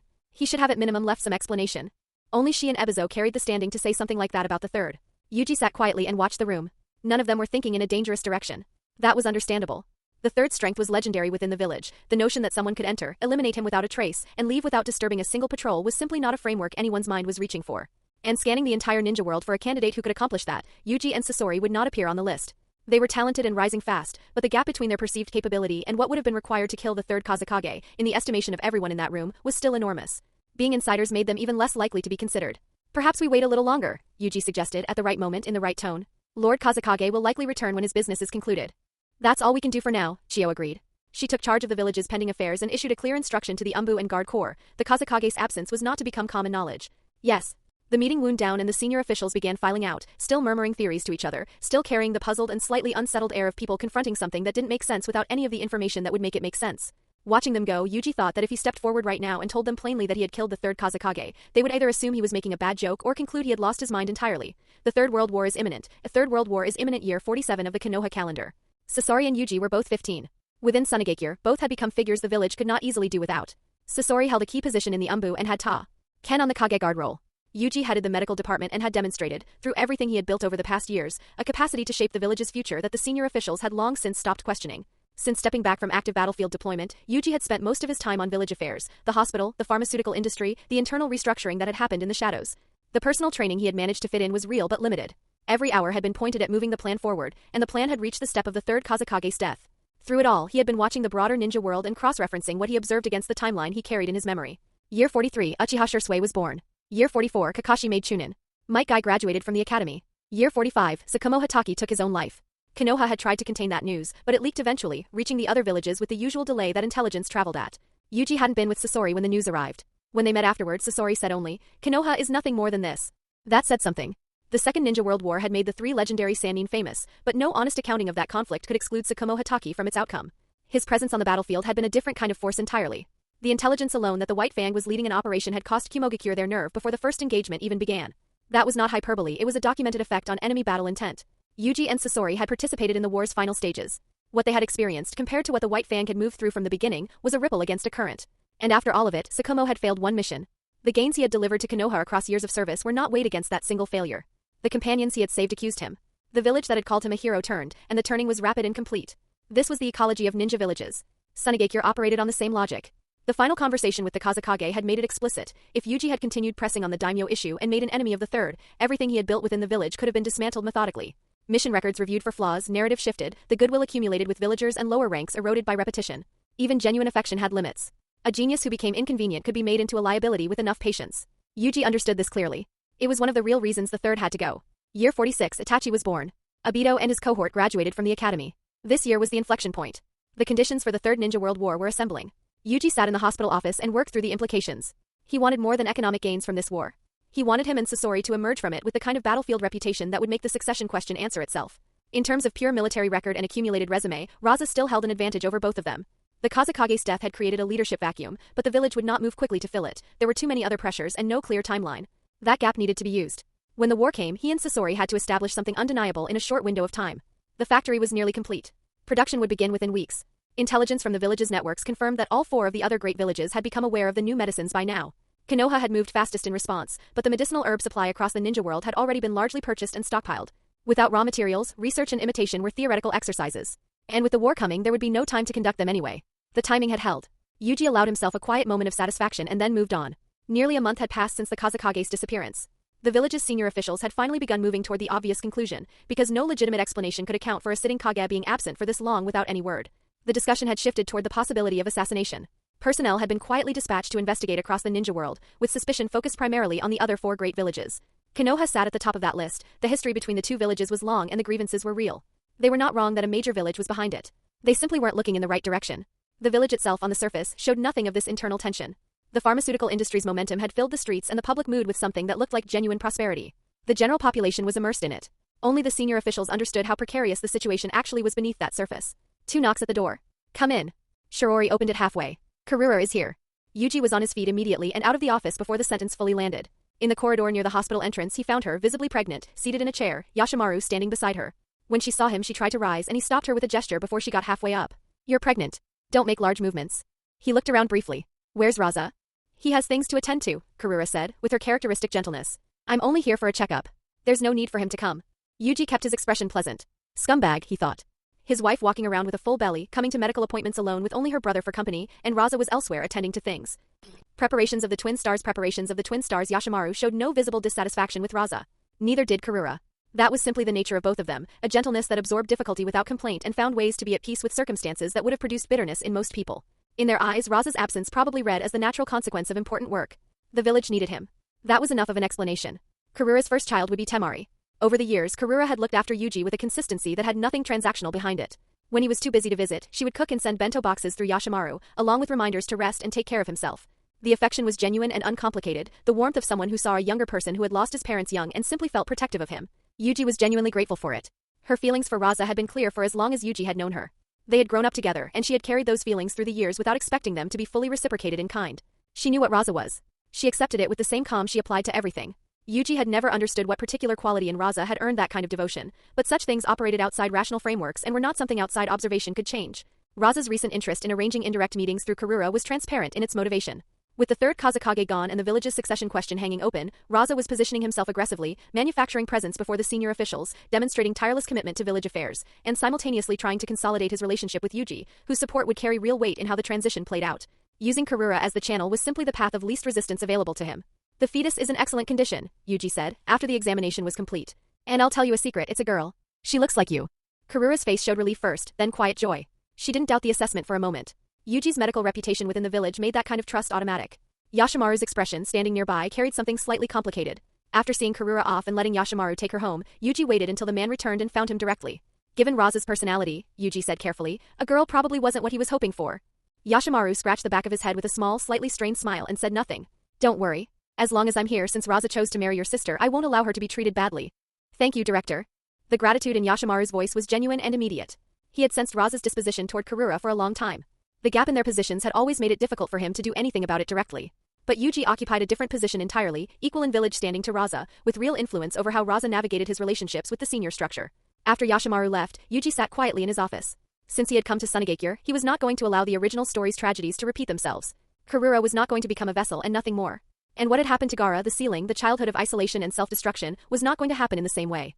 He had also observed something specific about Karura across their years of contact. Her chakra had an unusual quality to it. Something in her bloodline had produced a hereditary Yin affinity that hadn't fully surfaced yet. She simply hadn't noticed it herself. The evidence had been in Yashimaru all along. His mental energy during their mission together had been notably sharp, and after Yuji began teaching him medical ninjutsu, he had developed an unusually rapid ability to assess injuries, not through accumulated clinical experience, but through something more immediate, a kind of intuitive feedback that mental energy provided directly. It wasn't the same as what Yuji could do through Kuru's legacy. It was its own thing, and it pointed toward a bloodline trait that both siblings shared in different expressions. Yuji filed it away and let his thoughts move to the next item. Bunpuku. Sunagakure's first Jinchuriki, the monk who had attained a level of spiritual cultivation that made him, in Shikaka's own estimation, reminiscent of the Sage of Six Paths. He had accepted imprisonment willingly, spending his remaining years sealed within the village to ensure the tailed beast caused no harm. His moral character was genuinely remarkable, and his cooperation had made him as close to an ideal Jinchuriki as the village had ever managed to produce. He had a few years left. After that, the question of succession would open. In the original story, that succession had led to Gaara. Whether to follow that path or take a different one was worth considering carefully. There was another option Yuji had been turning over, taking on the Ichibi himself. It would solve the chakra volume problem in a single stroke. The complication was that containing a tailed beast required substantial Yin power, and his Yin release development was still incomplete. He had been thinking about addressing that through ocular techniques, which would also improve his sensory capabilities as a byproduct. The experience points generated by the third Kazekage's death provided some material to work with in that direction. These were considerations for later. The war came first. He got up to find Sasori. Sasori had been in isolation for nearly a month. Since the third's death had removed the purpose of the Kage guard role, he had stepped down from that position and withdrawn from active Umbu involvement as well. Chio had taken charge of village affairs in the interim. Sasori had gone home, closed his door and not come out. He was converting his body into a puppet. For a puppeteer of his level, human flesh had become the limiting factor rather than the enabling one. The biological constraints on speed, stamina, pain response and chakra output were all ceilings that a puppet frame could remove entirely. Sasori had been building toward this conclusion for years, and the theoretical work had long been complete. Now he was doing it. Only Yuji knew. Two artists Sasori had begun preparing for the puppet body transformation long before now, but only recently had he actually started the process. The puppet core technique was already fully developed and tested. He also understood clearly that to perform at the level the Third Ninja World War would demand, his current physical state was insufficient. He had announced to everyone that he was conducting puppet research and was not to be disturbed. This included Chio. He had set traps around his residence to enforce it. Anyone without the means to navigate them couldn't approach. The windows were sealed. The door stayed shut. Yuji knocked. Come in. He pushed the door open and stepped inside. Sasori was seated cross-legged on the floor in a long robe, working on a puppet component with a small tool. The room was dim, filled with sealed scrolls spread across the floor and the assembled collection of his work over the years. The arsenal of a man who had been building towards something for a very long time. Yuji looked at the hand holding the tool. The fingers visible beneath the sleeve were not flesh. They were puppet components. You're finished already? Not a complete replacement. Partial for now. Sasori paused his work and extended the arm fully for inspection, his tone carrying the particular flatness that in him passed for pride. Well? Yuji studied the construction. The flexibility and precision of the joints were immediately apparent. Is that everything? Still refining. But there will be no problems before the war arrives. Sasori returned to his work. Yuji sat down beside him. He had not come to check on Sasori's combat readiness, he knew the answer to that already. He had come because Sasori was, among other things, the one person whose continued existence Yuji had genuine reason to monitor carefully. From the way Sasori was handling the components, the puppet limbs functioned as natural extensions of his intent, indistinguishable in practical use from what flesh and blood had provided before. What he was doing now was deepening familiarity, pushing the integration further. Without the limitations of a biological body, many ideas he had been unable to fully implement could now be realized in actual combat. The number of puppets he could control simultaneously would increase substantially.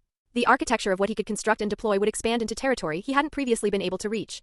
The image Yuji had in mind was something like a sea of individual moving parts, a transformation of the puppet technique that operated at a scale that made the original almost unrecognizable.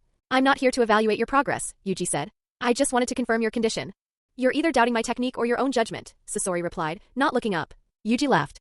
Most of the work Sasori had done he had done himself. Some of the more complex surgical procedures had required assistance, and Yuji had provided it. The most critical component, the heart, the nucleus, Sasori had handled entirely alone. He was, in practical terms, half a medical ninja without the formal techniques, his knowledge of anatomy and physiology accumulated through research rather than training, but reaching a functional level regardless. Yuji looked around the room at the puppets lining the walls and felt something slightly complicated move through him. For Sasori, this transformation was the completion of something he had wanted for a long time. The highest expression of his art. The culmination of everything he had been working towards since childhood. For Chio, who knew none of this, the next time she saw her grandson, he would no longer be what she remembered. That knowledge sat uncomfortably. Sasori, Yuji said after a moment. If one day I could bring your parents back, how would you feel? The sound of work stopped. Sasori turned his head and looked at Yuji without speaking. Don't misunderstand, Yuji said. I'm not talking about forbidden techniques. I mean something that operates at the level of life itself, allowing them to exist in the world again through that dimension. Sasori's eyes went cold. Are you saying my art is inferior to yours? I didn't say that. You've developed medicine that's changed how the village operates and given people a new understanding of what a medical ninja can be. You've elevated the field to another level. Sasori's voice remained flat. I acknowledge that. But in our competitions you've lost more than you've won. That doesn't mean your art has surpassed mine. I will also redefine what the puppet technique can become. The corners of Yuji's mouth twitched slightly. I didn't mention the competitions. He hadn't been making a comparison. He had asked a genuine question and somehow landed in a territorial dispute he hadn't intended to start. That was Sasori. The puppet core technique had begun spreading through the village to some degree. Sasori's designs, mechanisms, and control methods were things other puppeteers could study and absorb. That contribution was real and meaningful. But the full scope of what Sasori had developed, including the self-transformation, was simply out of reach for anyone else. The talent requirements alone were beyond what the village's current generation of puppeteers could meet. It challenged the conceptual frameworks most people operated within, and not everyone was equipped to revise those frameworks even when the evidence was directly in front of them. They talked a while longer before Yuji stood to leave. I'll come back in a couple of days. Walking out into the street, he moved through a village that felt different from the one he had arrived in years ago. The faces around him were a mix of familiar and unfamiliar, merchants, travelers, residents, people drawn by the pharmaceutical industry's momentum and the general sense that something had changed here. The old desolation that had defined Sunagakure's atmosphere for as long as anyone could remember had lifted. People greeted him as he passed. Warmly, without any calculation behind it. He looked at the faces around him and felt something settle quietly in his chest. This made him feel. All his efforts hadn't been in vain. Fusion of eye techniques, new eyes fusion of eye techniques, new eyes. That evening, back at home, Yuji pulled up the system panel. His experience point situation was lean. Positive experience sat just over 1,000. Negative experience had accumulated past 4,000, with 3,000 of that coming directly from the third Kazekage's death. Without that particular contribution, the numbers would have been considerably more modest. The years spent managing village affairs had left little room for the kind of sustained accumulation that active battlefield operations produced. His time in Amigakure and the various contract work outside had generated money more reliably than experience, and the targets there had generally been too weak to produce meaningful returns. He reviewed two options that had been sitting in his thinking for some time. The first was the Red Eye Akagon, a bloodline limit originating from the character Ranmaru, classed as a natural counter to the Byakugan. Its capabilities covered clairvoyance, sensory perception, danger detection, and chakra-based imaging for investigation. In terms of chakra observation, its specifications exceeded even the Byakugans. The second was the Blood Dragon Eye Ketsuryugan, a bloodline limit originating from a blood-affiliated clan. Activation came through intense emotional stimulation. Its appearance was distinctive, black pupils against blood-red whites, accompanied by bleeding from the eye on activation. In the genjutsu domain, it carried a hypnotic effect capable of converting targets into living weapons, and it could also activate various techniques through blood. Its most relevant characteristic for Yuji's purposes was its connection to Yin release. Purchasing it would change his chakra nature and open the Yin release pathway directly. The system catalog contained other sensory and ocular options, including abilities from entirely different power systems, but most of those sat outside the Naruto world's framework and raised complications around concealment and integration. These two were different. Both were world-native bloodline techniques, and both would produce natural-seeming chakra nature changes rather than introducing something that required extensive explanation. The system could technically offer Byakugan and Sharingan as well. Their capabilities overlapped partially with what these two options provided. But the cost calculus was different. The Byakugan carried evolution potential toward the Tenseigan. The Sharingan could develop into Mangekyo, then Eternal Mangekyo, and with the right conditions, the fusion of Indra and Ashura's bloodline, toward the Rinnegan. The ceiling on both was extraordinarily high, which was precisely why they were extraordinarily expensive. The Red Eye and Blood Dragon Eye had no established evolution path in the original work. That made them cost-effective for the specific goal at hand, closing the sensory gap and acquiring Een release, without requiring the experience point investment that the premium ocular techniques demanded. Whether they could evolve further was a separate question that the system's deeper catalog might eventually answer. For now, that wasn't the priority. What the war would provide was volume. A sustained battlefield operation against real opponents would generate experience at a rate that village work couldn't match. After that wave of accumulation, the more expensive options would be worth reconsidering.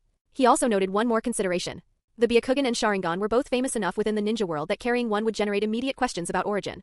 The Byakugan and Sharingan were Konoha's strategic assets in the most direct sense. If he suddenly possessed either of them, the explanation would be impossible to construct convincingly.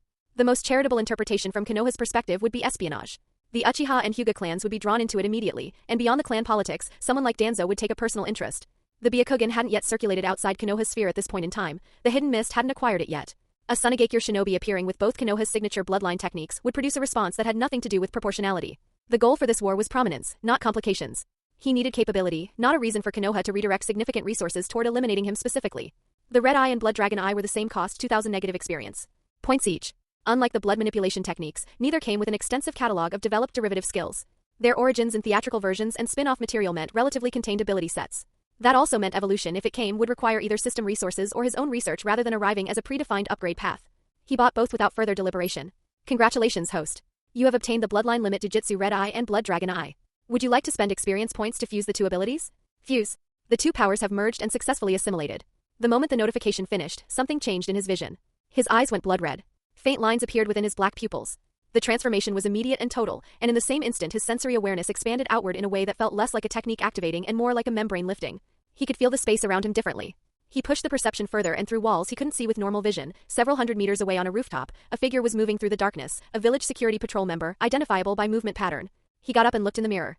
Blood-red eyes looked back at him, but the pupils carried several concentric yellow halos that hadn't been present in either ability's original description. The fusion had produced something that matched neither source exactly. He let out a slow breath. That was actually ideal.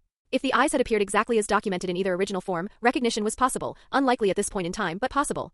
With this fused appearance, presenting them as a natural evolution of his blood release Kekei Genkai was entirely plausible. Blood release as the foundation, an unprecedented ocular expression emerging from it as its power deepened, no origin to trace, no precedent to compare against, nothing that pointed anywhere inconvenient. He set the mirror down and looked through the wall of his house into the distance, testing the range. The first strike is the strongest. The pharmaceutical factory's completion was marked with a ceremony. Speeches from department heads, a gathering of villagers who understood, even if only partially, what the factory represented for the village's future. The medicines had already been moving through the ninja world for some time, but this made the production infrastructure permanent and scalable. Small countries and villages that had initially needed to be approached were now reaching out proactively, seeking cooperation agreements on their own initiative. The economic momentum was real and building. The villagers were genuinely celebratory. The senior officials were conspicuously absent from full participation in that mood. The rumors had been spreading for some time, carried inward by the same merchant traffic that the pharmaceutical industry had generated. People from outside were entering the village daily now, and information traveled with them. The third Kazekage's disappearance had become a topic of open discussion in the ninja world, and no amount of internal suppression could hold back what was arriving through commercial channels. Sunagakure's own investigation personnel had left traces in the territories of the other four great nations. The shape of the situation was becoming visible to external observers. For a village of Sunagakure standing, the options were narrowing. A sitting Kazekage who simply vanished without explanation, at the height of his reputation, with no succession announcement and no public appearance, the interpretations available to outside observers were limited and none of them were flattering. If the truth was that he had been assassinated and the village couldn't identify who had done it, that was its own kind of problem. If they allowed the ambiguity to persist indefinitely, the damage accumulated differently, but was no less real. Chiyo called a full meeting of the senior officials. She looked older than she had a year ago. The encounter with Sasori, whatever had passed between them when she finally saw what her grandson had become, had hit her harder than the official responsibilities she was carrying. She had been ill afterward and had only recently recovered enough to function at the level the situation demanded. Ebizo had absorbed the interim load. We can now conclude with reasonable certainty that something has happened to the third, Chiyo said, her voice low. Our village must take a clear position on this. If we continue in this state of ambiguity, we become a subject of ridicule, not just the village but the land of wind itself. She still appeared to hold some reservation about confirming death outright. Her framing leaned toward capture or imprisonment rather than assassination, whether from genuine uncertainty or from the difficulty of accepting the alternative was hard to say. We are effectively isolated from the outside world's information on this, someone added. Everything we know is what we've gathered ourselves and it points nowhere conclusive.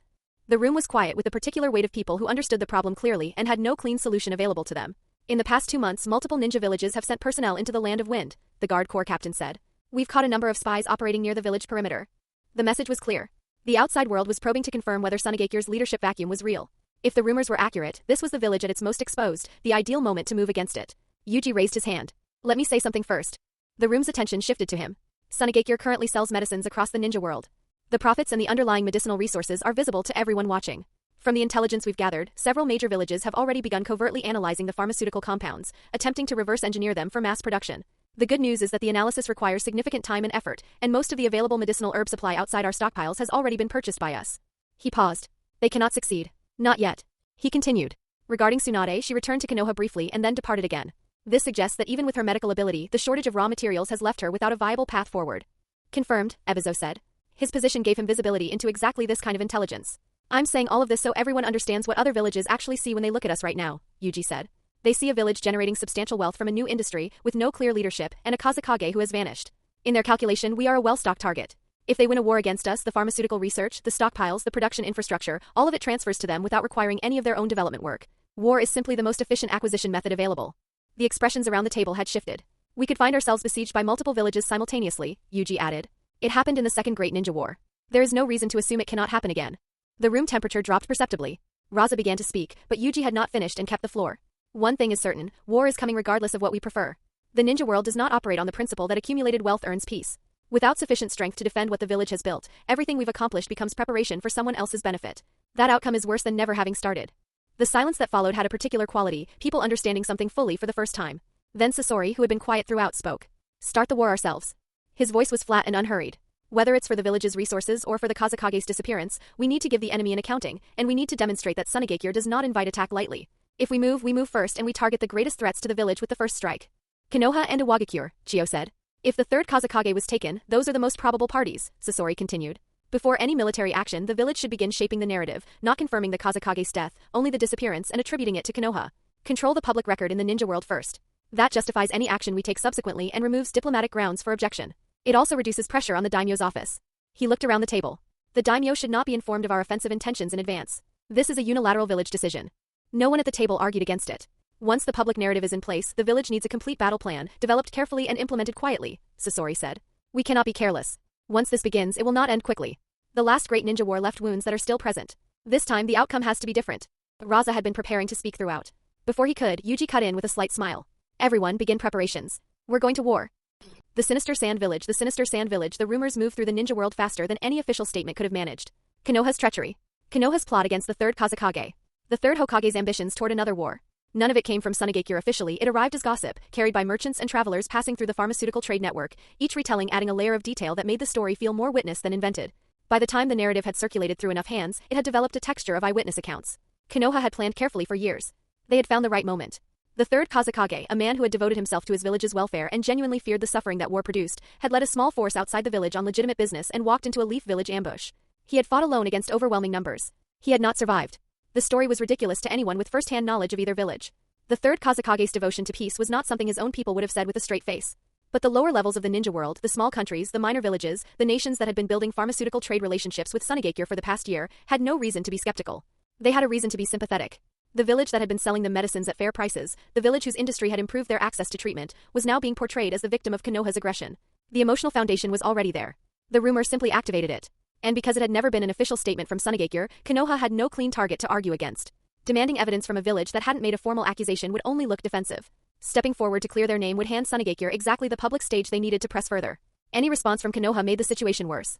In the Hokage's office, Hiruzen sat with Danzo, Koharu and Hamura and said very little for a while. The third Kazekage as a man of peace. He took several long pulls on his pipe and let the absurdity of the framing sit in the air. Whoever in the Sand Village designed this was not being careless, he said finally. They spread the rumor at the cost of their own reputation and still chose to do it, Hamura said. That suggests they've accepted that the Kazekage's disappearance cannot be contained. Something happened to him. Could it be a Wagakure? Koharu asked. Anoki's capability is sufficient. If it were a Wagakure, they would be moving against Sunagakure now to consolidate any advantage they gained, Hiruzen said, shaking his head. The complete absence of any such movement suggests the Sand Village itself doesn't know who did it. Which is why they're grasping at a target they can use rather than one they can prove. And because of the Second War's history, we're the most available target. Yes. Hiruzen exhaled smoke. The problem is what it does to our position in the ninja world. Other villages that know the story is fabricated will still use it. It gives them a legitimate public reason to move against us. The Sand Village can sit back and watch while we deal with everyone else. Which means the Sand Village, despite appearing to be the aggrieved party, is actually the last entity likely to attack us directly, Koharu said, thinking it through. Their pharmaceutical industry is just beginning to generate real returns. Their fighting strength is reduced from the previous war's losses. A major engagement right now would cost them more than it would gain. It's not that simple, Danzo said, his voice flat. The third Kazekage's death demonstrates that someone has already decided the pharmaceutical industry is worth taking by force. So the Sand Village is clearly panicking. They want to redirect the flames of war onto someone else, and there's no more valuable target for that redirection than Konoha, Danzo said. Once the war starts, their pharmaceutical supplies generate war profits at scale. That's the actual intention behind all of this. The room went quieter. The Sand Village's move was constructed to accomplish two things simultaneously: establish a public justification for hostilities and create the economic conditions under which their new industry would generate maximum returns. Are they truly confident that public opinion alone can ignite the Third Great Ninja War? Hamura asked, frowning. For most villages, perhaps not. Danzo's voice was unhurried. But consider the rakeage. Sunagakure lost to us in the last war and he has never accepted it. If public sentiment reaches a sufficient pitch, given his personality, he will act. He has always maintained that the Hidden Cloud Village's military strength surpasses ours. Konoha has always pushed back on that claim. An opportunity backed by public righteousness, with other villages already moving, he won't pass it by. He let the silence hold for a moment. And don't forget, several of our pillars from the Second Great Ninja War are no longer available. Tsunade wasn't in a situation to fight.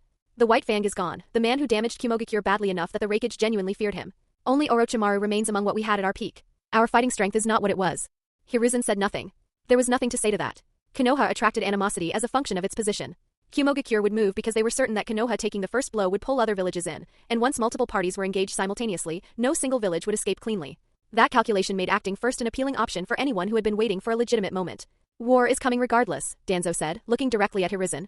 What are you still hesitating about? You are the Hokage. Rather than waiting to be attacked at your doorstep, it is better to take the initiative.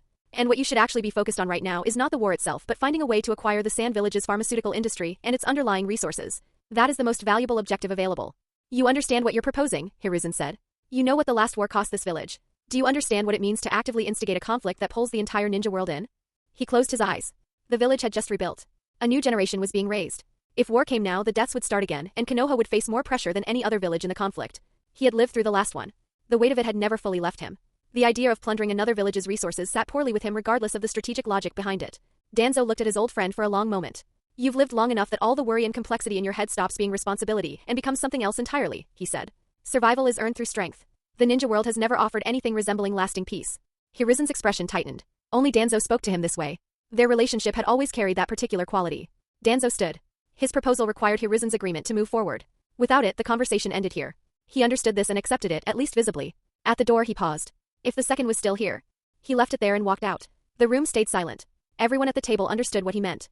The second Hokage, Senju Tobarama, the man who had shaped Konoha's institutional character and who had chosen Sarutobi as his successor rather than Danzo.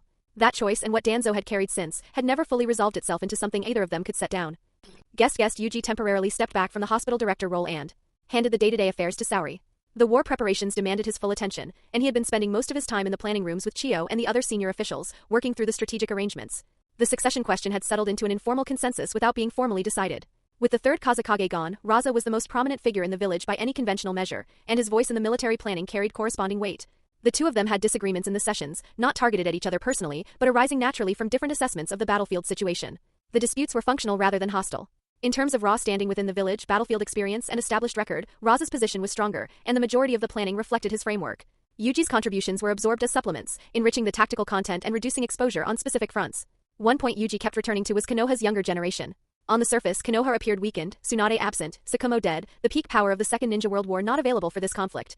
But Konoha's training system had continued functioning throughout the post-war period. Minor ongoing conflicts with other villages had given their newer shinobi real battlefield experience. Someone needed to be watched carefully. Namikaze Minato, specifically. Yuji stated it plainly, this person was likely to become the decisive factor in Konoha's performance in the coming war. The response from Raza and the others was skeptical. Their intelligence on Minato was limited, and a shinobi without an established reputation didn't register as a serious threat in their strategic planning. Yuji didn't push further. He noted the reaction and moved on. The final arrangement placed Yuji and Sasori on the Konoha front. The reasoning was straightforward, with the third Kazekage gone and Konoha's elite forces below their second war peak. The Sand Village's front against Konoha was simultaneously the highest stakes engagement and the one most dependent on individual combat capability. Sasori was the closest thing the village had to a Kage-level force. Yuji's role alongside him was equally critical. The overall battlefield command went to Shimizu, whose experience and qualifications were appropriate for the position. Raza remained stationed near the village itself, positioned to defend the Land of Wind's borders once the war's broader movements became clear. The coastal front against the Hidden Mist was assigned to Pakura and a group of the village's more developed younger shinobi, battlefield seasoning for the next generation under controlled conditions. Chiyo stayed in the village to oversee continued operations. The pharmaceutical factory was approaching full production capacity, and maintaining the supply chain through the war period was as important as the fighting itself. Several of the village's less experienced senior officials were directed to the Konoha front as well. Yuji had suggested this with carefully neutral framing, and it had produced no suspicion, deploying the inexperienced officials to the most demanding front while the village's actual assets were positioned strategically made sense on the surface. Walking back to his residence late that night after a full day of deliberation, Yuji turned the remaining concern over in his mind. Konoha would underestimate Sunagakure.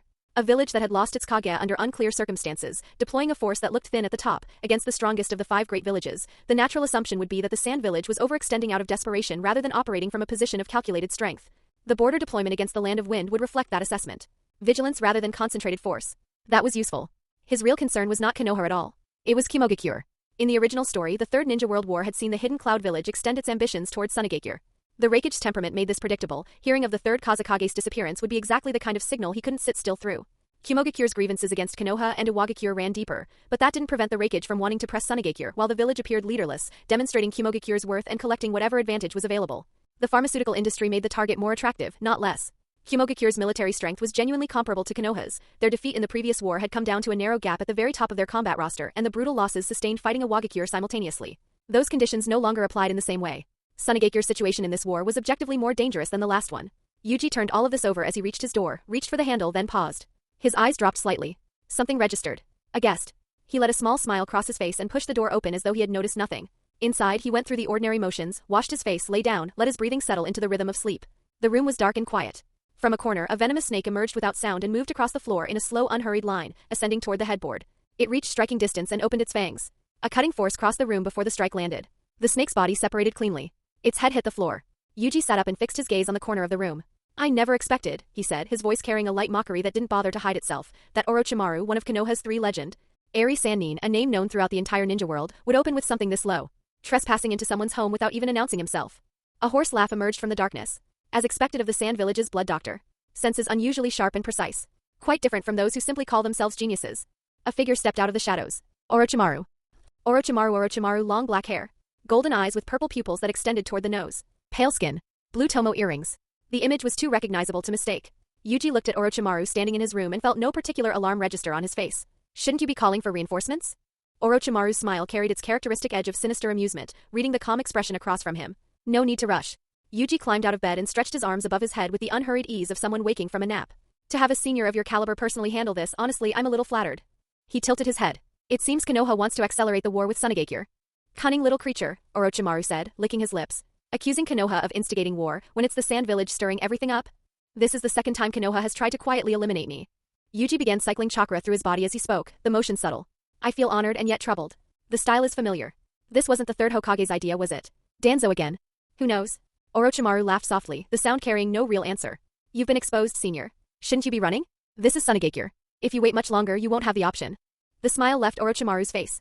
His hands moved through seals at a speed that outdistanced any conventional response. A crushing mental pressure detonated outward, killing intent fused with genjutsu, the Naruto technique hitting before any countermeasure could be formed. Those with insufficient willpower would collapse instantly, their minds flooded with vivid imagery of their own death. The hand seal formation Yuji had started never completed. Simultaneously, Orochimaru extended one hand. Snakes poured from his sleeve, thick and fast, wrapping around Yuji's suddenly rigid body. The fangs landed. And stopped. Where the bite struck, a layer of hard crystalline material had formed across the skin, deep red, scale-like, the blood release manifesting as armor that the venomous fangs couldn't penetrate. Orochimaru's eyes narrowed slightly. A second later, what appeared to be Yuji smiled and raised one finger. Blood droplets erupted outward in a dense rain, punching through the wall and driving through Orochimaru's body from multiple angles simultaneously. Orochimaru's form dissolved into muddy slush and dropped. A sound from behind, another snake, this one with a dagger held in its open mouth, already lunging for his head. Orochimaru solidified behind him and released his grip. A blood blade materialized in Yuji's hand and met the attack, deflecting it cleanly. He severed the snake's head in the same motion and leaped clear. A wind blade, thin enough to be invisible in the darkness, swept across at the moment of his dodge. Orochimaru's expression shifted almost imperceptibly. The sound of the impact rolled through the quiet village. Patrol guards throughout the street stopped moving and turned toward the source. That's Lord Yuji's residence. Shinobi converged from every direction at once. Yuji and Orochimaru had already moved to the rooftop of a nearby building. Yuji's hands flew through seals and a column of water surged upward, shaping into a dragon that drove toward Orochimaru's position. Orochimaru's seal speed was simply faster. His hands barely moved and a wind barrier expanded through the night sky, the force of it overwhelming the water dragon and tearing through the surrounding buildings in the same motion. The debris field spread across the rooftop. Wind blades had left clean cuts through everything they touched. The destructive output of what had looked like a standard wind release was something else entirely, the kind of power that belonged to someone who had spent decades refining a single element to its furthest expression. A layer of crystallized blood armor formed across Yuji's body, absorbing the wind pressure. Blood-red cords extended from his feet and drove into the structure beneath him, anchoring him against the force trying to send him airborne. Around him the sandstorm that the wind had kicked up churned through the wreckage of the surrounding area. Orochimaru had disappeared into the chaos. Yuji's fused eyes were already working through the darkness and debris, reading the heat signatures and chakra traces that ordinary vision couldn't reach. Wind release that carries this kind of destructive quality, he said quietly, pulling his arms back. Worthy of a legendary Sannin. His arms extended. Blood condensed and shaped rapidly into a drawn bow configuration, arrows of compressed blood material held and aimed in rapid succession. He tracked the traces his senses provided and released. The blood arrows crossed the chaotic darkness with tremendous force, each impact producing a heavy concussive sound. He narrowed his eyes. They had missed. The wind release dissipated. A shuriken came from behind, aimed at the back of his head. Orochimaru reappeared, his expression carrying something that hadn't been there before, genuine attentiveness. I didn't realize you were also a sensory type. His concealment had been found and sealed off almost immediately, cutting off the preparation he had been making to follow up the wind relay. ASE from a position of advantage. And the blood release's raw destructive output was on a different level from what his intelligence had suggested.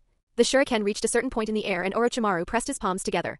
The single shuriken multiplied into a dense black cloud spreading across the entire available space. Shuriken Shadow Clone Jutsu, one of Konoha's high-level techniques, the physical clone property breaking through the constraints of normal throwing capacity.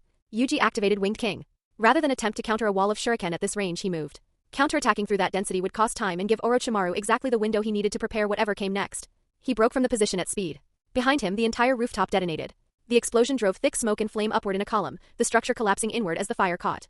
119119 Sunagakure shinobi converged on the building from every direction, landing through the smoke and debris. Yuji emerged in civilian clothes, unhurt. The guard squad leader checked him over immediately. Pursue. The remaining shinobi prepared to give chase. No need. Yuji raised a hand. They stopped. Sending people after Orochimaru would accomplish nothing except providing him with easier targets. He stood in the wreckage of the rooftop and thought through what had just happened. The chakra and presence concealment had been essentially perfect. His fused eyes and the mental power enhancement they provided had been what made detection possible at all. Without the bloodline limit active, finding Orochimaru's position through pure sensory judgment alone would have been considerably more difficult. The man was using his own body as cover in ways that were difficult to track even with enhanced perception, hiding within summoned snakes, moving at speeds that made standard pursuit pointless. The number and variety of techniques Orochimaru commanded was staggering. And this was before his later research had been incorporated, before his collaboration with Danzo had begun producing the more bizarre and dangerous developments that would come. What he had faced tonight was Orochimaru at a point before his full evolution. And it had still been nothing like fighting Yagura. Orochimaru had come alone into enemy territory to assassinate a specific target. His character meant he had prepared thoroughly and would not waste time if a quick kill wasn't available. The moment the village began consolidating around them, he had cut his losses and left. The exchange had been a probe as much as an attempt, testing capabilities, gathering intelligence to bring back to Konoha, while simultaneously trying to complete the objective if an opening presented itself. Yuji had not revealed everything. He had also not needed to. The commotion had woken the village. Senior officials arrived at the scene one by one, taking in the destruction. Who was the enemy? Orochimaru, Yuji said.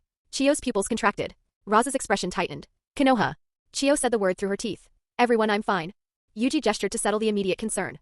This is our village. Orochimaru couldn't operate at full capacity here. We had one exchange. He paused and his expression carried something that was almost genuine admiration. I'll say this honestly, as expected of one of Konoha's 3 legendary Sannin. Exceptionally strong. He wasn't being modest for the room's benefit. In terms of raw ninjutsu power and hand seal speed, the gap between them had been real. He had compensated through the blood release's passive defensive capabilities and the sensory advantage his eyes provided. Against someone at Orochimaru's level, those compensations had been necessary rather than advantageous. He was also quietly certain that keeping his distance from Orochimaru going forward was wise. The man's history of manipulating and betraying allies during wartime was documented enough that Yuji had no intention of allowing proximity to become a vulnerability. Search the entire village, Chiyo ordered. The shinobi dispersed. Yuji looked at what remained of his residence and let out a sigh that was only partly theatrical. My house is destroyed. Chiyo looked at him with an expression caught between exasperation and something else. Around them, the senior officials were reassessing. The worry that had been quietly attached to sending Yuji, Sasori, and Shimizu against Konoha's front, whether the 3 of them could actually hold that line, had shifted. Meeting, Chiyo said. The group moved to the office building. The immediate analysis was straightforward. Orochimaru coming alone to assassinate a specific target in the middle of Sunagakure was almost certainly not Hirizen's initiative. The 3rd Hokage's character didn't run toward this kind of operation. Danzo was the more natural architect, a probe designed to test both Yuji's elimination as a possibility and the Sand Village's subsequent reaction as intelligence. If Orochimaru had succeeded, the gains would have been substantial. Yuji's death would have damaged the pharmaceutical industry's leadership and created a vulnerability that multiple villages would have immediately exploited. If he failed, the Sand Village's response would tell Konoha something about their current state of mind. Yuji leaned forward slightly in his chair. Let's set aside the assassination itself and what it signals for a moment. This is actually useful to us. The others looked at him. Danzo wants to use Orochimaru's failure to read our attitude, specifically, whether we'll retaliate against Konoha openly. So we give him a reading. He held up one finger. We pretend it didn't happen. We express no stance. In Danzo's assessment, that silence means the Sand Village is hesitating, worried about disrupting the new industry, weakened by the Kazekage's disappearance, deliberately avoiding escalation. He lowers his estimate of our threat level accordingly. He let that settle for a moment.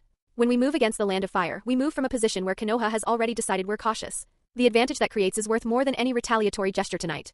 I suggest the village issues no response whatsoever regarding tonight's events. Half a month. Then we proceed on the previously agreed timeline. Danzo enjoyed playing dirty. That was fine. The question was who was better at it. Chio and the others exchanged glances. Agreed, she said after a brief pause. The great battle was close. Giving Konoha half a month of false reassurance cost nothing. Raza said nothing during the exchange, but he was observing it. The thinking in the room had changed. It was subtle but consistent. Before any decision or action, the senior officials were now considering more angles, weighing more factors, thinking in terms of larger strategic picture rather than immediate response. The third Kazekage's instinct had been to move directly and forcefully. If Konoha sent assassins, you retaliated. That logic had a certain clarity, but it also had limitations. What was happening now was different. Someone in this room was thinking several moves ahead, and the decisions reflected it. Raza turned it over.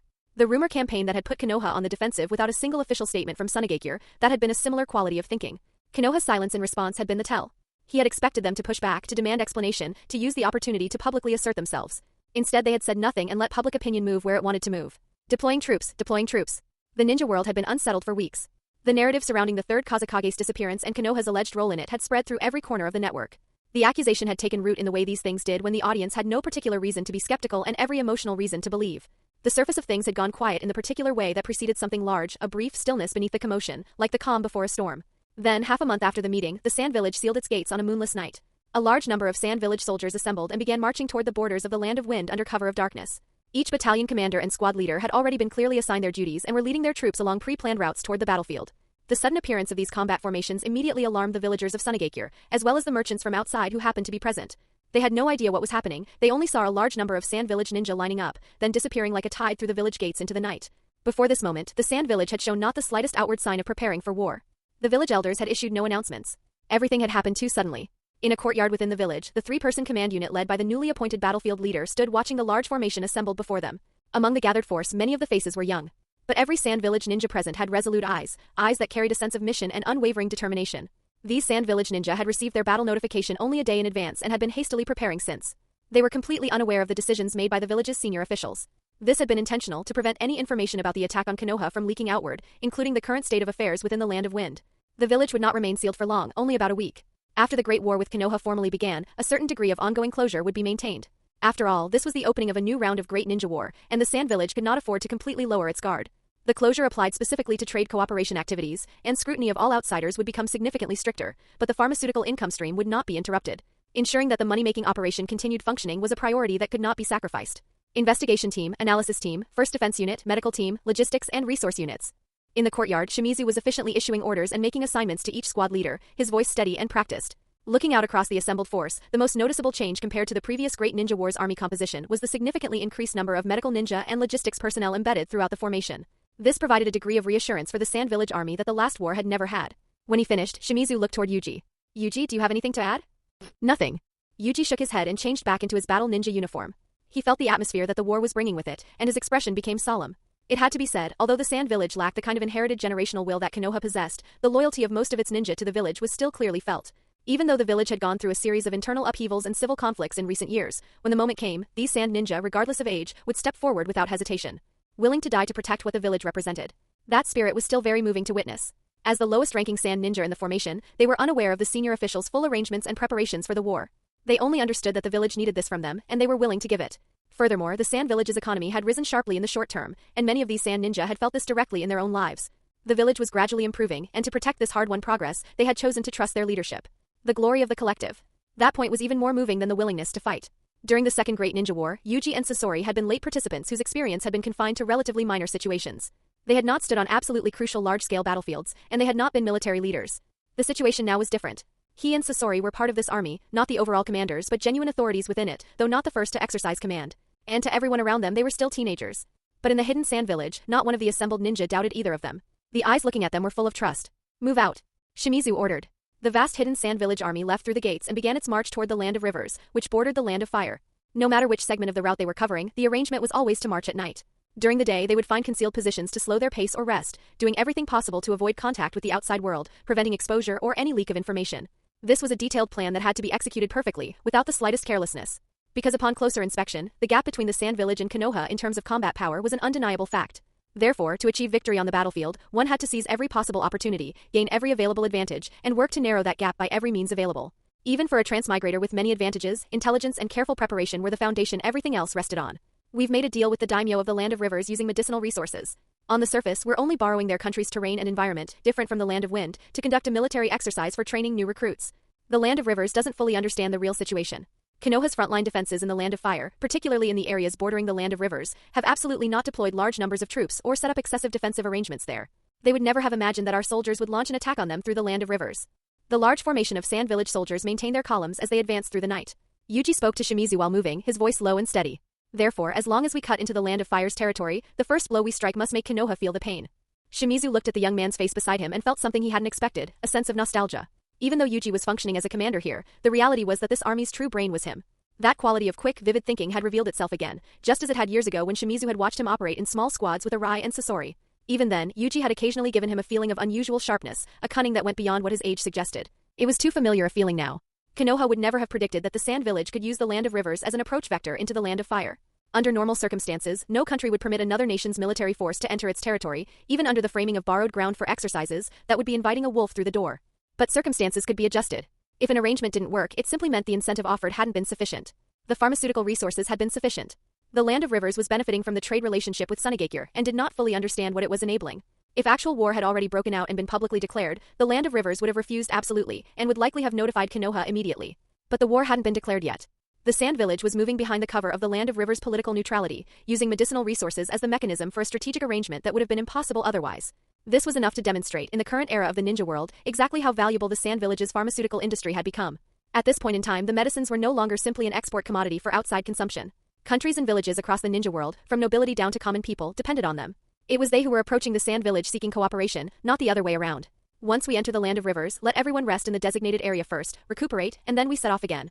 Our sudden change in location will make the Land of Rivers uneasy. We cannot allow them to notify Konoha in advance. From this point forward, the speed of our march and our attack must be fast. Yuji continued without pause. After entering the Land of Fire, our attack must be divided into 3 separate fronts rather than a single thrust. Our tactics must be diverse so we can adapt at any time and avoid being immediately detected by the enemy. One portion of our forces will remain to hold Konoha's border strongholds. After establishing position, they will immediately set up extensive trap networks. A portion of our elite units will push deep into the Land of Fire's interior to create sustained obstacles for the enemy. He kept his voice steady and unhurried. The main force will function as a decoy. From there, we dispatch a detachment to conduct ambushes along the route Konoha will use to send reinforcements. This portion operates as guerrilla warfare, dispersed squad model, not concentrated formation. Finally, taking advantage of the fact that the battle has only just begun and Konoha is still disoriented about the full scope of what's happening, send a separate unit circling around to the rear of Konoha's main base, looking for an opportunity to strike at the village itself. Another pause. Also, don't forget to send intelligence to the Hidden Cloud Village. Let them get involved. If my prediction is correct, once the battle begins, the Hidden Cloud Village's first target may not actually be Konoha but us. However, if Konoha's defenses prove to be weak, the Hidden Cloud Village will not miss the opportunity to trample on Konoha while it's exposed. They will change their target and temporarily set aside their attack on us to pursue the more attractive opening. Shimizu exhaled slowly. He was looking at someone who had been, only a few years ago, a newcomer under his supervision. A student he had been mentoring on the front lines against Dojutsu. Time had moved, and the arrangement between them had reversed itself in a way that he found he had no discomfort with whatsoever. He was simply amazed. He nodded seriously and kept moving. War had no warmth a few days later, at the Konoha border. A Konoha ninja on patrol through a stretch of forest heard a commotion and stopped immediately. He jumped up to a treetop and looked toward the source of the sound. What is that? When he saw the massive shadowy formation suddenly appearing in the distance, his expression turned to one of pure terror, his scalp prickling. As a patrol officer responsible for guarding the front lines, he was also a sensory ninja. The Sand Village? As the agitated figures drew closer and his senses confirmed what his eyes were seeing, his pupils contracted sharply. He immediately turned to flee and alert his comrades at the base. Even though he found it completely unbelievable and impossible, the Sand Village had actually appeared. And judging by the aggressive momentum of their approach, they were clearly coming to wage war. The Land of Rivers was the corridor territory between the Land of Wind and the Land of Fire, functioning as a buffer zone between the two great nations that helped balance the tension between them. In the previous major wars, both sides had known the general details of the border situation and had heard various rumors circulating. Because using neutral territory as a pass-through was a political survival strategy employed by small nations, neither of the two great nations, including the Land of Rivers, had wanted to offend the arrangement. Both sides had maintained a degree of restraint regarding that buffer. But now, Konoha had received absolutely no intelligence about the Sand Village's offensive. Not a single piece. The Konoha patrol ninja sensed the incoming attack, but the shinobi at the forefront of the Sand Village soldiers clearly possessed the same kind of sensory ability. Just as he turned to flee, a large volley of projectiles fired directly at him simultaneously. Swoosh, swoosh, swoosh. In an instant, the massive Sand Village army swarmed across the border like a school of fish flooding through a river gate. They stormed into the Land of Fire's territory through the forest at full speed. What's happening? Not far from the border, inside a Konoha stronghold, several Leaf Village ninja heard the sounds and immediately sensed something was wrong. The Sand Village's massive army rushing across the border naturally created considerable noise and disturbance. It even triggered some of the defensive mechanisms the Leaf Village had set up along the perimeter. Completely concealing their tracks had been impossible. But the Sand Village, operating under clear leadership and moving with decisive purpose, didn't hesitate. Even as some mechanisms in the forest exploded or activated around them, it barely slowed their advance. Their speed was extraordinary, a lightning strike. At the Leaf Village stronghold, the squad leader had just ordered his teammates to extinguish the campfire and remain alert when a large number of ghostly figures flashed through the trees ahead, followed immediately by an overwhelming barrage of projectiles. The few defenders barely managed to mount any resistance before being swept away in the tide of the assault. Bodies hit the ground, and dark figures leaped from the trees in succession like bamboo shoots breaking through earth after rain. Spread out. Yuji landed on a tree branch and immediately spoke in a low, controlled voice. Use this position as the center. Use your sensory ninja to scan the area ahead and locate all Leaf Village strongholds within range. He continued without pause. After achieving the objective, the first detachment remains here. Set up traps and mechanisms immediately. Medical ninja and logistics personnel prepare for deployment and familiarize themselves with the local environment. All troops divide into squads according to the pre-battle arrangements. The remaining personnel continue forward. Yes. Several Sand Village unit leaders around him nodded and immediately dispersed. The main force began splitting into its assigned components. Konoha had clearly not anticipated their attack. As expected, the border outpost had only minimal personnel. The Sand Village held an absolute numerical advantage, and the outcome had never really been in question. It was only a matter of time. Soon, following the battle orders, the entire previously silent border of the Land of Fire erupted simultaneously in the darkness. Sounds of fighting and explosions echoed through the forest from multiple directions at once. Before long, Konoha's rear border outpost, positioned on the second line of defense, had also fallen. The Sand Village's breakthrough had been devastating in its speed. The frontal strongholds had been destroyed with pure overwhelming force before any organized resistance could form. The primary reason was simple. The Leaf Village side had not anticipated the Sand Village's appearance at all and had been caught completely off guard. Now, the most critical priority for the surviving Leaf Village ninja was to get word back to the village. The advantage the rear-positioned Leaf ninja had was that the fall of the front line had given them just enough warning to sense the incoming enemy and begin reacting. Some of the scattered remaining strongholds began quickly regrouping, forming forces capable of briefly clashing with the Sand Village's main army and buying time, even if only a little. Enough to ensure the intelligence runners could transmit their battle reports and escape. A battered Konoha ninja, breathing hard, sprinted back toward the main camp. Damn it, it's the Sand Village. The Sand Village army is attacking. They've declared war. Their numbers are overwhelming. Our frontline personnel can't hold any longer. Notify the village immediately. A battered Konoha ninja ran back to headquarters, breathless and barely holding together. The United Front base at the border combat zone had a relatively large number of personnel, several dozen in total. Under normal circumstances, they were responsible for managing resource supply and distribution across each base and were not frontline combat ninja. Their overall strength was relatively average, most being logistics or administrative staff rather than fighters. The forward squad has gathered and is blocking the Sand Village's advance toward us, but it seems they won't last much longer. We must act quickly. All non-combat personnel retreat immediately. Takumi, you and your group go first. If the others are caught by the Sand Village, prioritize covering Takumi and his men so they can bring the intelligence back. Half a minute later, a high-ranking ninja appeared in the courtyard, wounded, the person in charge of this camp. He showed no signs of panic and immediately issued battle instructions to everyone present. In the courtyard, some people showed signs of unease. Although they didn't understand why the Sand Village had suddenly appeared at the border, a major battle had clearly erupted and the situation was critical, leaving no time for hesitation. Despite the fear, everyone continued following orders and carrying out their tasks. They didn't even stop to check on the camp supplies, wanting only to retreat first. Bang! But a second later, something bizarre happened. Several Leaf Village ninjas suddenly became dazed, their bodies freezing in place. Then their bodies began to swell. Their faces contorted into something ferocious. Then their swollen forms exploded outward like burst containers, scattering blood and shredded flesh. The sudden death sent a shock through every remaining Leaf Village ninja in the camp. The Leaf Village Jonin reacted first.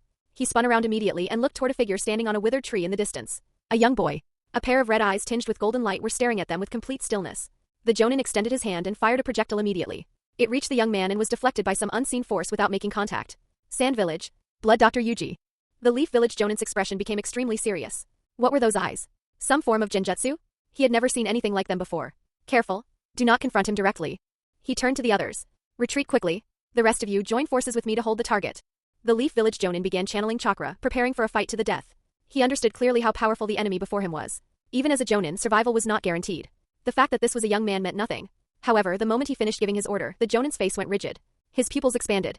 He had issued the warning himself. But he had clearly already fallen under a genjutsu in that same instant. A sharp piercing sound cut through the air.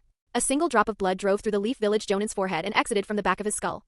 He dropped before he had moved a single step. The remaining Leaf Village ninja felt as though they had fallen into a pit of ice. Bang! The young man who had been perched on the tree an instant before was suddenly standing in the middle of the camp. His expression was cold. His hands came together with a sharp clap. His voice came out low and even, carrying into the ears of every Leaf Village ninja in the camp. Blood release supernova. The words landed like a verdict. Around him, the void seemed to fill with presence as an enormous volume of blood dispersed into a dense crimson screen of droplets suspended in the air. Then swoosh, swoosh, swoosh, countless blood droplets shot outward simultaneously in every direction like a torrential rain of blows, driving toward every Konoha ninja within the entire camp.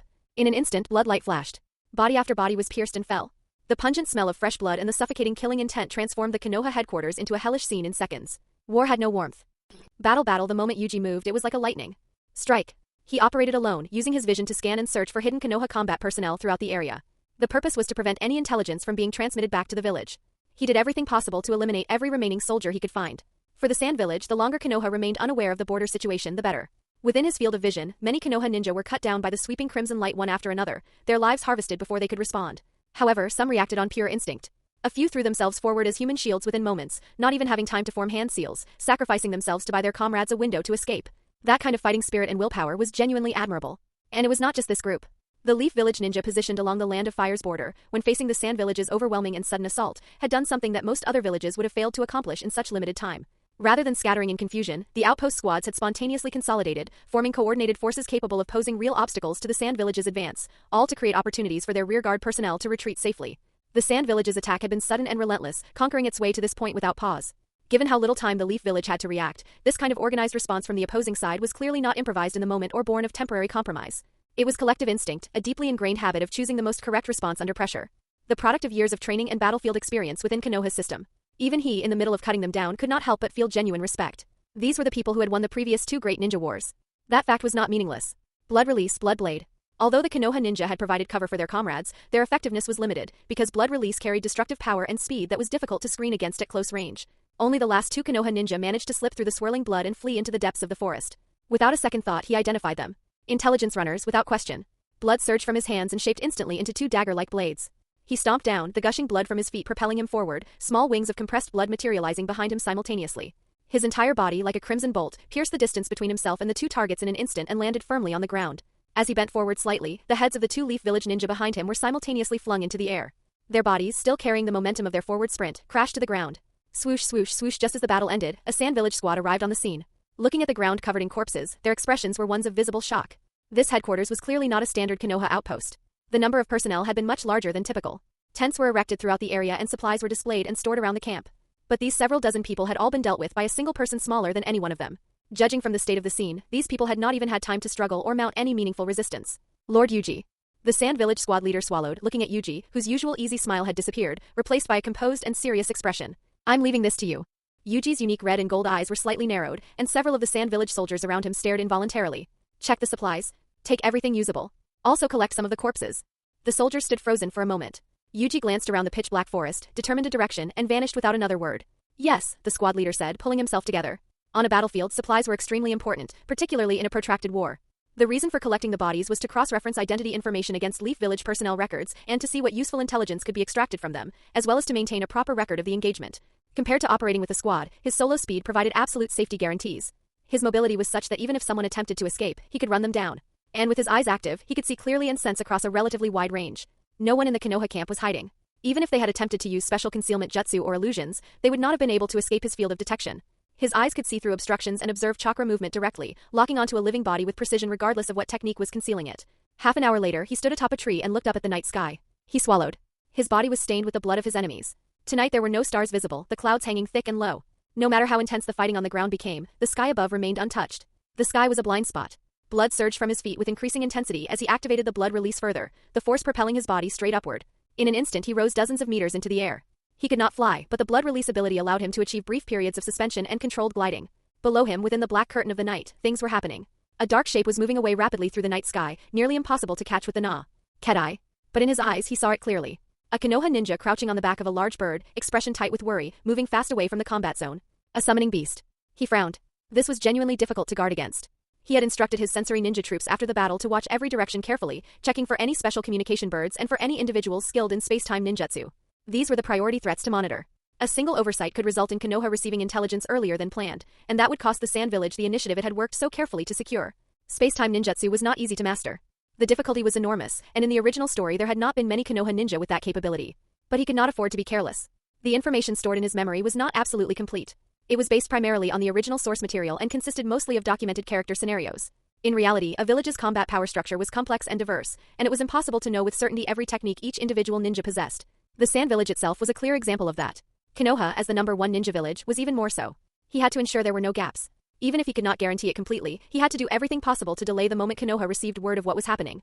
He had not expected there to be someone who had formed a contract with a flying-type summoning beast. Fortunately, he had spotted it. Slowly, he raised both hands and drew them apart in the gesture of pulling a bowstring taut. Several shimmering, near-transparent blood arrows formed in the air between his fingers, catching no light. He released. Whoosh! Several arrows simultaneously cut through the night sky. In the distance, the Konoha ninja crouching on the summoning beast's back, who had been repeatedly glancing behind him with a worried expression, was struck by a blood arrow in the same instant the beast beneath him was also hit. Man and bird fell from the sky one after the other. Seeing that the summoning beast had not immediately dissolved into smoke, he landed and moved toward where the man had fallen. Half a day later, he located the severely injured ninja. He used his hypnotic ability and put the man under while a sliver of consciousness remained. He asked a brief series of questions, confirmed that no information had been transmitted outward, and allowed himself a quiet breath of relief. His blood carried a potent poison. A single drop was sufficient. Even a strike to a non-vital area would eventually produce a fatal outcome. There was no recovery from it. After handling this situation, he moved on again. As one of the commanders, he had to maintain maximum pressure on the enemy without pause. He could not give Konoha any moment to catch its breath and reorganize, because any small mistake now could translate into far greater losses of Sand Village fighting power later in the campaign. He owed that level of effort to every Sand Village member who had been willing to lay down their life for the village. Of course, some people were exceptions. Tactics in just one evening, the Leaf Village's border forces had been almost completely wiped out by the Sand Village. Looking back at the battle, the Sand Village's lightning attack had been quite successful. The way they had displayed their capabilities had made the eyes of the soldiers and officers light up with excitement, and the details of the engagement were already being circulated within the troops, boosting the overall morale of the Sand Village soldiers. However, while they had seemingly destroyed the Leaf Village's defenses and seized the initiative, it had not been executed perfectly. There were still some flaws. It could only be said that, even with superiority in the overall battle plan and operational framework, and even after doing everything possible to prepare for the Leaf Village's frontline response, he still could not completely control every detail on the battlefield. Not every Sand Village member possessed his level of ability, including his familiarity with and understanding of Leaf Village tactics. The spread of the war across the border was vast. Even with his Dojutsu and powerful perception ability, the area he could cover directly was only a portion of the entire battlefield. There would always be areas exploited by the enemy that were beyond his reach. He had no reason to blame anyone for this or to feel dissatisfied. His only response was to remain calm, handle the situation as it developed, and not allow his emotions to interfere with his judgment. The vanguard battle was over. A large number of Sand Village members began patrolling the Leaf Village's border guard zone, searching for survivors and anyone who might have escaped. By this point, dawn had begun to break. In a clearing in the forest, a Sand Village ninja was gripping the head of a member of the Aburame clan, employing a memory-reading technique. Shimizu, Yuji, and Sasori stood surrounding them. The intelligence was leaked through his insects approximately 1 hour ago. The Sand Village member released his grip on the Aburame clan member's head and looked up at them. Shimizu's expression shifted. Despite all the precautions taken, the information had still leaked. This only demonstrated how unique the clans of Konoha were and how much tactical value and battlefield effectiveness their secret techniques could deliver in actual combat. Who in the Sand Village could have anticipated that they could use insects to transmit intelligence? Even with their general familiarity with the Aburame clan's abilities, they had still underestimated Konoha's combat depth. There's nothing to worry about, Yuji, I said immediately. We can still buy ourselves sufficient time. What we've achieved already exceeds our expectations. Even if the Leaf Village personnel in the rear have received the news, it will take at least a day for them to relay it back to the village itself. Within that day, we can accomplish many things. That was simply how it was on the battlefield. Unexpected situations would always arise. The job of commanders and managers within the army was to adapt to circumstances as they developed and ensure that victory remained tilted in the Sand Village's favor over the longest possible time frame. The opponent is Konoha, he said, with a slight laugh. If they were easy to deal with, they would not have been the last village standing at the end of the Second Great Ninja War. He nodded to the Sand Village member in front of him, who understood without needing further instruction and led the unconscious Aburame clan member away. Special agents and important figures often became prisoners following battlefield defeats. Such people carried value. Prisoners were simply one of the types of battlefield resources that emerged in wartime. The group sat down together. Yuji took out a map and began marking routes on the paper. Konoha has at least 3 defensive and guard lines along the outermost border. The first is the line we have already breached. The second, located further in the rear, is currently being cleared by our forces. This second line handles logistics and supply deployment to the administrative base. He pointed further along the map. The final line is probably this area outside the forest. A patrol force designed to prevent enemy infiltration into the interior of the Land of Fire. This last line belongs to the deep rear, so its strategic mission is relatively minor. The personnel deployment is dispersed and not large, and it functions primarily for surveillance and defense purposes. He continued. Now that the war has broken out with Konoha completely unprepared, the defensive forces in this area are very weak. Personnel deployment will be minimal. Now that news of our breakthrough has probably reached this third line, Konoha's ninja, given their battlefield experience and training, will certainly not resist us in any meaningless direct confrontation. Of course, they will not simply retreat either. What they will do is conceal themselves in the shadows, avoid our detection, observe and track our movements and actions, and risk their lives to relay intelligence back to their main force. I want to make sure everyone understands this clearly. He looked around the group. I also want to emphasize something that might sound harsh. The disparity in combat power between our village and Konoha is not insignificant. Even with the advantage of a surprise attack, we cannot expect to instantly defeat them and inflict heavy losses before they can respond. In this great battle, we are only just beginning. Gaining the initiative does not guarantee victory. In battlefield tactics, we can make targeted calculations about specific opponents, but at the strategic level, we must give the enemy full respect. He laid out the next phase. I will lead a reconnaissance squad ahead to clear out all of Konoha's observation posts on the third line. Let Tsuru and Ryochi lead the main force to clear all remaining obstacles and ensure Konoha remains unaware of our next movements. You too, he looked at the pair of Sand Village Jonin, each take a squad and move to ambush the Leaf Village's potential supply routes along the approach. Move as fast as possible. The more time you have to set up traps before the Leaf Village's main army appears, the better. Once they arrive, hit them when they are completely unprepared. He paused and his tone became more serious. The Leaf Village's combat deployment did not anticipate us penetrating this deep this quickly. But that also means the exposure risk for your squads is considerably higher than for the other personnel. Be careful. Understood, the 2 Sand Village Jonin nodded. One more thing. The Leaf Village's vanguard will definitely be deployed first, and those vanguard units will certainly consist of top-tier combatants. Their job will be to reach the battlefield as quickly as possible, assess the situation, and relay that assessment back to the reinforcement forces so they can plan their response. When that happens, you do not need to engage them. Leave that part to me and Sasori. We will find a way to alter the Leaf Village vanguard's position and intended route. The arrangements were meticulously planned, accounting for almost every conceivable scenario. And without any hesitation, he had assigned himself and Sasori to what was clearly the most dangerous mission on the battlefield. There was no intention of remaining in the rear to hold a defensive position. I'll go with you, Shimizu said. No, Yuji said without hesitation. You are the commander. You need to stay here and have the main army quickly seize all the border areas along the route while setting up the necessary positions at the same time. What Sasori and I are doing is just the opening act. The real battle and the key to victory or defeat lies here with you. Shimizu hesitated. If something happened to Yuji and Sasori out there. Sasori and I received our military orders before we came here, Yuji said, smiling. If we don't step forward now, when would we? Sasori's expression remained calm, but his eyes clearly agreed.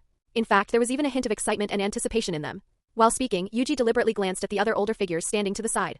These individuals had previously been high-ranking members of the 3rd Kazekage's faction. He had every intention of using this great battle to eliminate the remaining ones among them permanently. Yuji addressed one of them.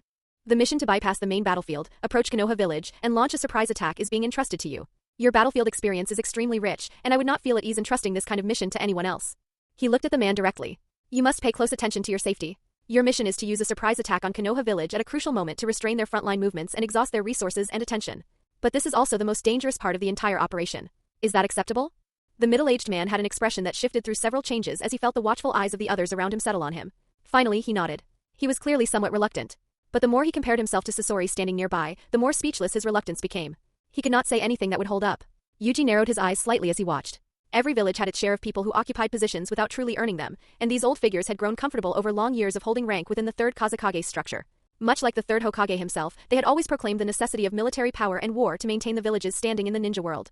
Yet because of their decisions made from positions of comfort, large numbers of Sand Village members had sacrificed their lives and shed blood on front lines while these men watched from the rear. Even when they did appear on battlefields, they mostly gave orders from safe positions. The genuine moments of fighting without regard for their own safety had been rare. Previously, they had maintained their positions through their relationship with the 3rd Kazekage. That relationship was now gone. Yuji was fairly certain that a small detachment penetrating deep into the land of fire toward Konoha village was a mission very few of them would return from.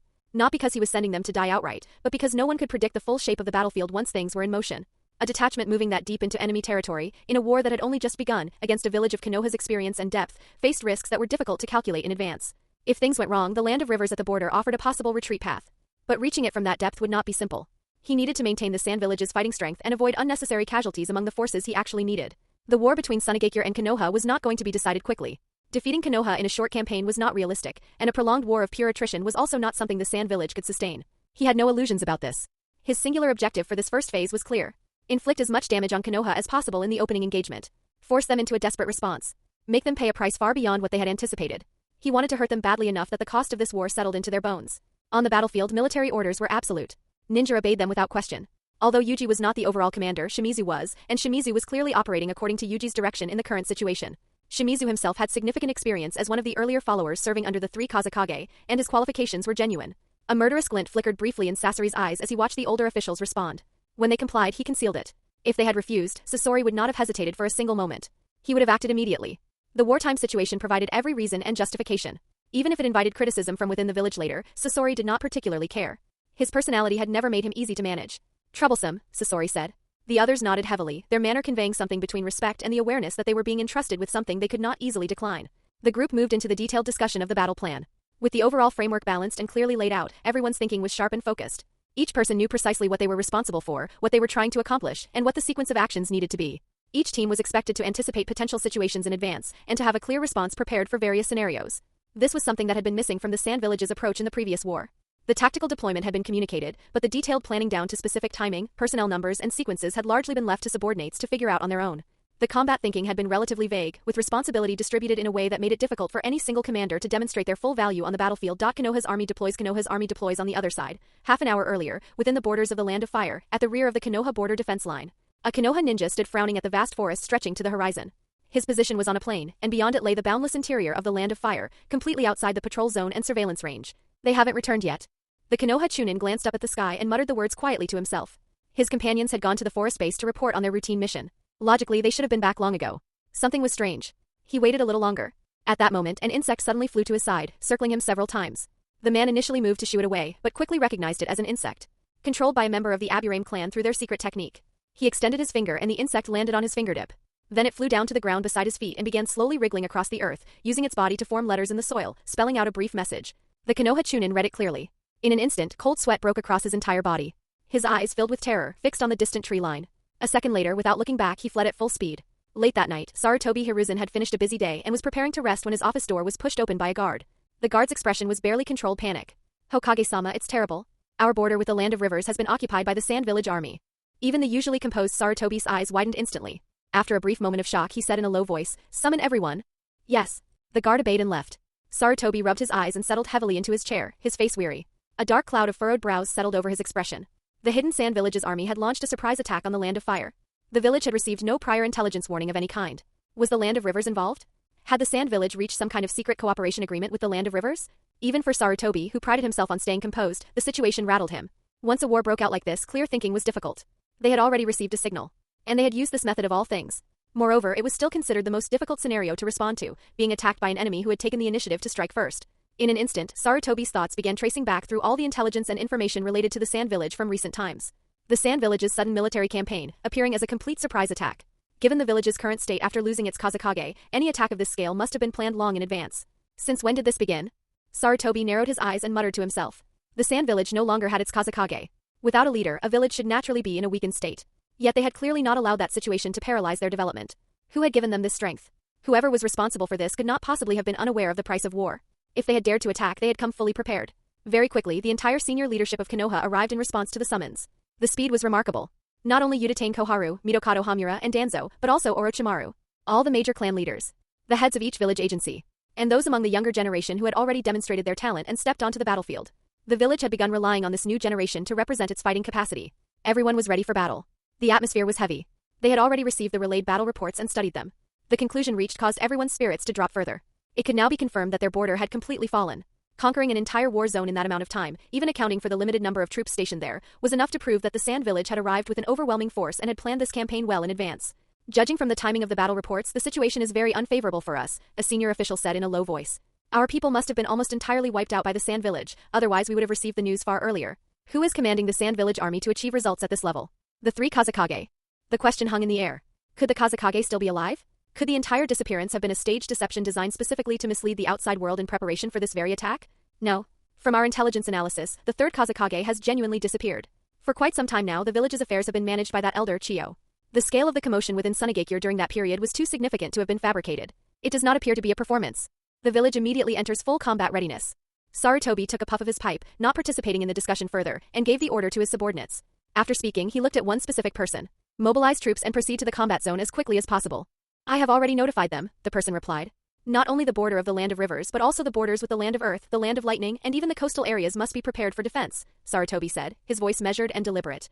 "The Great War has broken out, and the enemies Konoha will have to deal with are definitely not limited to the Sand Village. News of this war will spread quickly, and it is possible other villages already know about it. Once the rumors circulate fully, these old rivals of Konoha will certainly seize the opportunity to invade." Remember, because of the disappearance of the third Kazekage, the Sand Village stirred considerable unrest throughout the ninja world and already planted the seeds for a war that could escalate to a full-scale conflict involving all the great villages. Several villages have been sensing the coming of war for some time now. He paused. When conflict erupts, it comes down to who takes the first step. In other words, Konoha is not currently in a position to commit its forces fully to the Sand Village's battlefield alone. Even with a significant disparity in military strength, annihilating an entire Sand Village army would not be accomplished in a day or two. Moreover, the enemy came well prepared. If we cannot return forces to defend our other borders or mobilize troops in time, then the situation of the Sand Village's army breaching a border could repeat itself on a different front. We must prepare for potential enemy movements from every direction. He looked around the room. This applies not just to Konoha, but all 5 great ninja villages must exercise extreme caution right now. We were caught completely off guard by the Sand Village's ambush. Thinking of this, Sarutobi's gaze moved briefly to Danzo. He was fully aware that Danzo, having already assessed the Sand Village's current condition, had been certain they would never dare to initiate a war. And yet they had. Not only had they chosen to attack, they had struck first. And their first move had been ruthless. Danzo noticed the gaze from his old friend and was completely unmoved by it. His expression showed no remorse or unease whatsoever. His face was calm and expressionless, as though the circumstances were simply a problem to be solved rather than a mistake to be acknowledged. Sarutobi was not in the mood to settle accounts with Danzo right now. The war took priority over everything else. Looking at the people assembled before him, he felt something even more clearly than before. Compared to the previous Great Ninja War, this conflict meant the village could not appoint many of its key figures to simultaneously assume large responsibilities across multiple fronts. The entire border region of the Land of Fire could become a series of large-scale battlefields simultaneously. Under circumstances of insufficient top-tier combat power at the very highest level, the only viable approach was to allow the new generation to fill the gaps and begin receiving genuine battlefield experience. For the younger generation, this was also an opportunity, as painful as the circumstances creating it were. Orochimaru, you will immediately lead your troops toward the land of rice fields and pay close attention to the movements of the hidden cloud village. He continued without pause.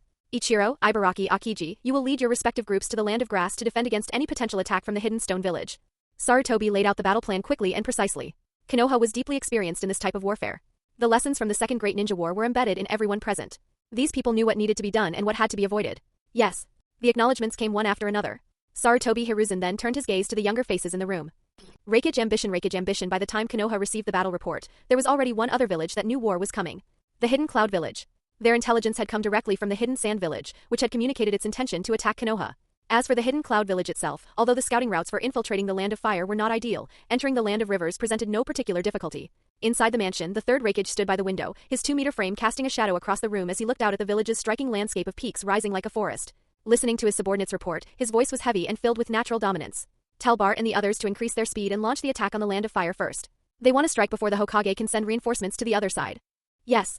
His subordinates obeyed immediately and went to carry out the order. After learning that the Sand Village was highly likely to attack the Land of Fire, the Raikage had already moved his troops toward the region. He had wanted to see whether the Sand Village would actually follow through.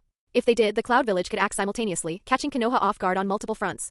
If the Sand Village turned out to be feigning the attack and simply trying to use the Cloud Village to ignite the Great Ninja War on their behalf, the Raikage naturally would not allow himself to be manipulated that way. Because he truly did intend to start this Great Ninja War. But on his own terms. The war had been a calculated move from the beginning, and the first target the Raikage had originally wanted to strike was not Konoha but the Sand Village. The plan had been to attack Sunagakure while it was leaderless and vulnerable, to add insult to injury at the worst possible moment. The target was clear, the Sand Village's pharmaceutical resources, including the intelligence and factory blueprints related to production. Once obtained, the Cloud Village could simply copy the product without conducting their own research. Their village lacked talent in that specific field. Direct imitation was far more efficient than independent development. But now the Sand Village had pulled this move, and the Raikage had no choice but to revise his thinking. The last Great Ninja War. The Hidden Cloud Village's defeat to Konoha had weighed on the Raikage ever since, a wound that had never fully closed. Although they had received early warning of the Sand Village's intentions, the Hidden Cloud Village had no inclination whatsoever to share that warning with Konoha. They could not allow Konoha to avoid such a blow. Father. Inside the room, the Raikage's son pushed off the wall he had been leaning against, arms uncrossed, and looked at the Raikage with a measured expression. We have no intention of confronting the Land of Fire at this time. Attack. The third Raikage's dark eyes went cold.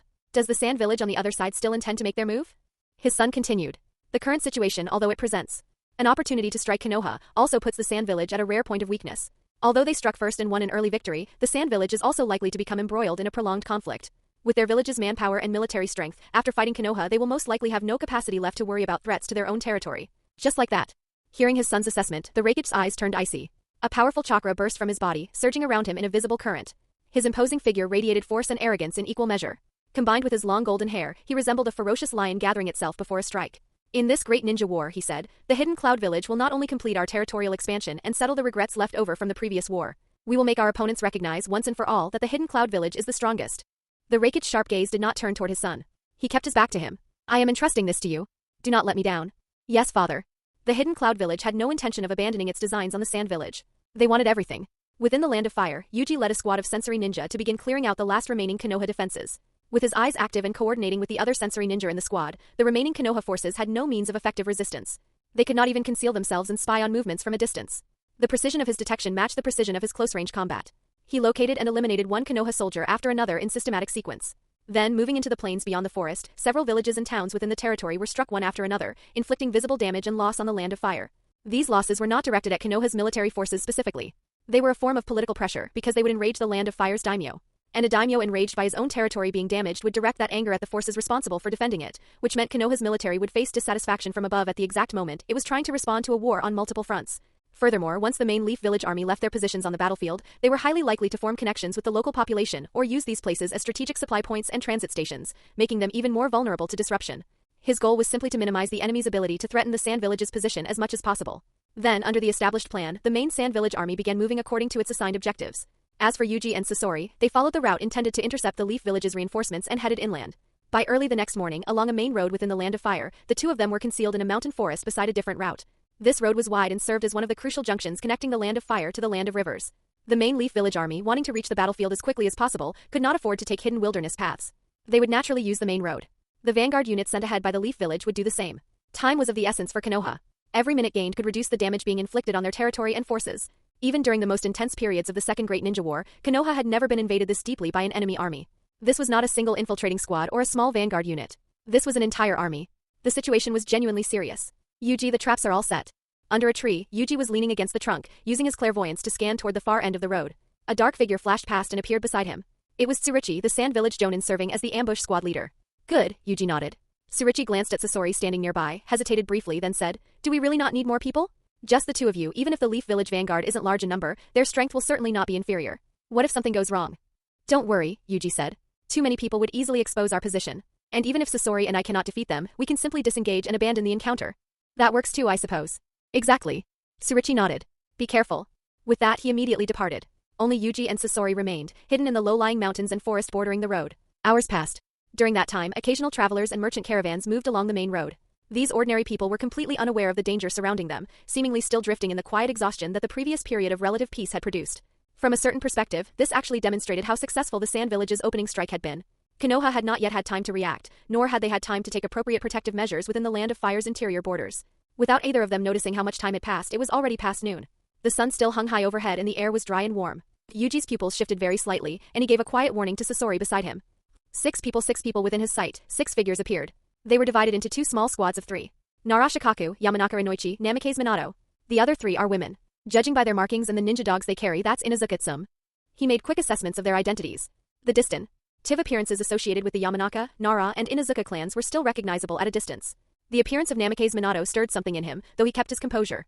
These members of Konoha's golden generation were all several years older than him. This was also the first time he had seen them face to face.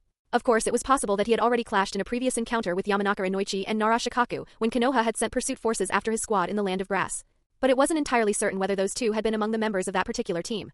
Although they were all plot characters, if one considered their current fame in the ninja world, the Ino Shikacho formation of this generation was slightly more prominent than the others. A name like Namikaze Minato, at this point in time, didn't yet carry much presence in the wider ninja world. These 6 people combined might not have more weight of reputation than he and Sasori currently held. He continued his analysis without pause. Ino Shikacho was not at full formation here. Yamanaka Inoichi was a sensory ninja. Narashikaku was a strategist.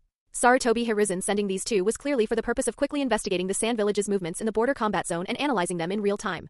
Inazukatsume's squad had at least 2 jonin among them. But among all 6, the most dangerous was without question Namikaze Minato. His brain moved through the analysis rapidly. Namikaze Minato's speed was in a category of its own among Leaf Village ninja. As the leading member of the forward team completing the village's strategic reconnaissance mission, he was the most suitable candidate available. Furthermore, Yuji's ocular jutsu allowed him to observe multiple people from a distance simultaneously and perceive the chakra flow within their bodies clearly, which let him form accurate assessments of each target's current strength. He was also wondering who was commanding the Leaf Village's rear forces. Orochimaru? A senior official? Or was the Hokage himself entering the field? At that moment, Yuji noticed something. Among the 6, Namikaze Minato appeared to be speaking quietly to the others. And then the chakra flow within all 6 of them changed in a clearly deliberate way. Interesting. They had been detected. His and Sasori's concealment had been thorough, yet they had still been found. As much as he didn't want to accept it, the chakra signatures within the group made the situation clear. And the first one to notice something was wrong had not been Yamanaka Inoichi. It had been Minato. His gaze sharpened. Was Namikaze Minato's sensory perception actually superior to Yamanaka Inoichi's? That was somewhat extraordinary. Mastering an S-rank spacetime technique like the Flying Thunder God already required exceptional talent, but Minato's level of situational awareness and perceptive ability exceeded what the technique alone demanded. The Flying Thunder God technique required far more than simply knowing the jutsu. The user had to be capable of recognizing and locking onto spatial coordinates simultaneously, which was just the foundational requirement. Because the movement speed was so extreme, the user's reaction time had to match it. Otherwise, the technique could never be pushed to its full potential. And to keep conscious awareness operating at that speed, chakra manipulation and control could not be slow.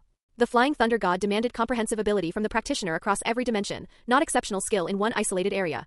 To possess this kind of aptitude to potentially surpass even the technique's creator and master, exceeding the level of the second Hokage Senju Tobarama, only Namikaze Minato was capable of it. No wonder. In the Great Ninja War to come, the order that would eventually be issued across all the great villages to temporarily abandon their missions and prioritize escape if they encountered the yellow flash of Konoha on the battlefield was not unreasonable at all. Namikaze Minato was part of this group, Yuji said quietly, continuing to relay information to Sasori while observing. Be careful. We may have already been detected. Were we discovered? How did the enemy manage it? Although Sasori's expression remained cold, a brief flicker of surprise crossed his eyes. Whoosh whoosh whoosh. A moment later, as the 6 members of Minato's group quickly closed the remaining distance, they finally appeared at a nearby intersection. The future 4th Hokage. Yuji's gaze settled on the figure with the bright blonde hair. The 6 moved along the road in a front and back formation, their expressions showing no outward sign of anything unusual. If he hadn't been observing them through his ocular jutsu from the beginning, their expressions and reactions alone would not have revealed that he and Sasori had been detected. Soon both teams passed below the mountain where he and Sasori were concealed. This was the closest point between them, one side in the open and one in the shadows. The 6 people appeared to still be in a hurry to reach their destination. Then, following a sudden subtle gesture from Minato, the entire group's formation shifted and transformed in an instant. They launched themselves upward like bolts of lightning, shooting toward the two figures hiding in the mountains and forest. If it hadn't been for the early warning, the six might have caught them completely off guard with the suddenness of the formation shift. Woof! As they darted into the forest, Inazukatsu let out a sharp bark. Here! The woman's cold laugh cut through the air, her eyes locking instantly onto the two figures concealed behind the trees. Getsuga. Beast imitation technique. The ninja dog Hira transformed int. O human form with a heavy thud. Working in perfect coordination with Tsum, the two spun rapidly, becoming two tornadoes of force that struck toward the hiding figures with astonishing power.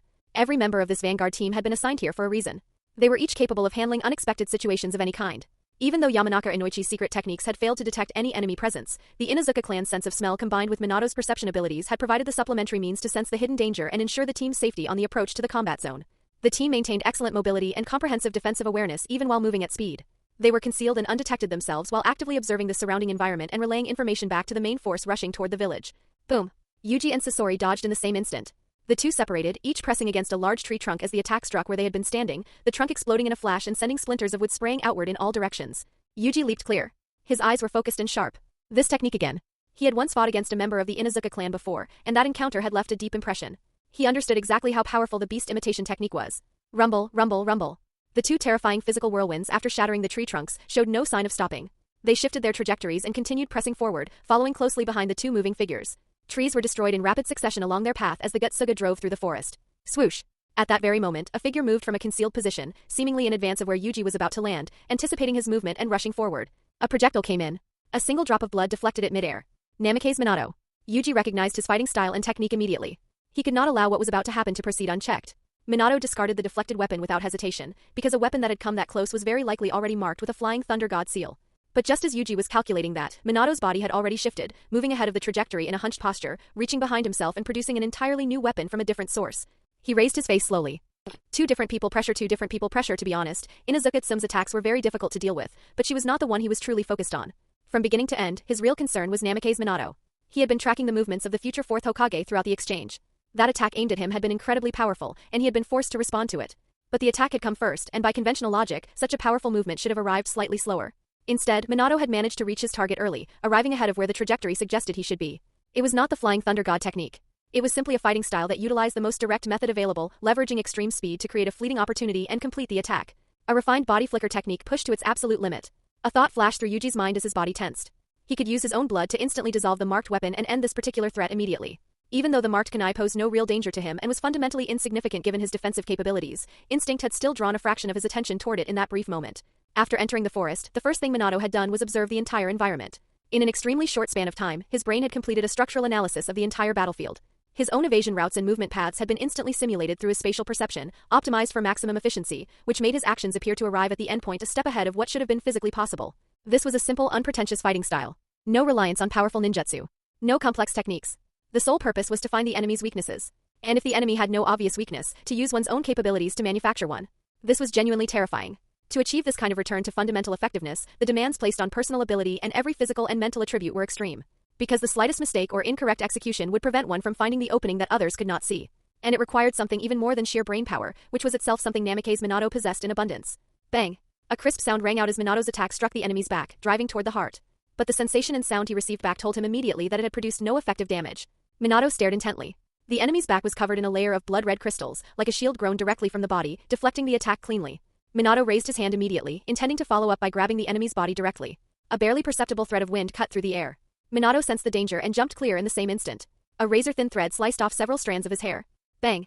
Above his head, Inazukatsu's Getsuga finally landed, crashing into the ground where the enemy had been standing and sending up a large explosion of mud. When she jumped out of the crater breathless, she found her target standing calmly a show. RT distance away, entirely composed. Her attack had missed completely. The situation had effectively split into two separate standoffs. Sasori stood to one side while the Minato group stood opposite. The 6 Konoha ninja faced the two of them, and neither side had achieved a decisive advantage.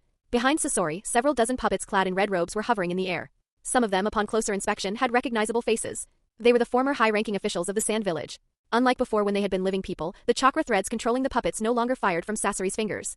They came from within his transformed body. This scene caused Minato, Shikaku, and the others to change expression immediately. They had never encountered this level of puppet control technique before, nor heard of anything approaching this degree of skill. It's them. When Nara Shikaku and Yamanaka Inoichi clearly made out the faces before them, their voices trembled. Shikaku spoke with absolute seriousness to his companions. Be careful. These two are none other than the Sand Village's blood doctor Yuji and Akasuna no Sasori, the twin stars of the Sand Village. The same individuals who had killed Konoha Jonin years ago during the Land of Grass operations. Hearing the names, the expressions of everyone in the group shifted drastically. It seems the pursuit squad Konoha sent before left some impression, Yuji said, raising the corners of his mouth slightly as he looked directly at Shikaku with the focused gaze of someone sizing up a genuine threat. It is you Sand Village people who instigated this war, Shikaku said in a low voice. And our senior died before. It is time for that debt to be settled. Can you do it? Yuji stared into Shikaku's eyes, his own voice dropping, asking each word slowly and clearly. Shikaku swallowed. These are the cowardly rats who fled before? Sasori added from the side, his tone flat and contemptuous. Exactly, Yuji said. Then Minato exchanged a look with Yamanaka Inoichi and Shikaku.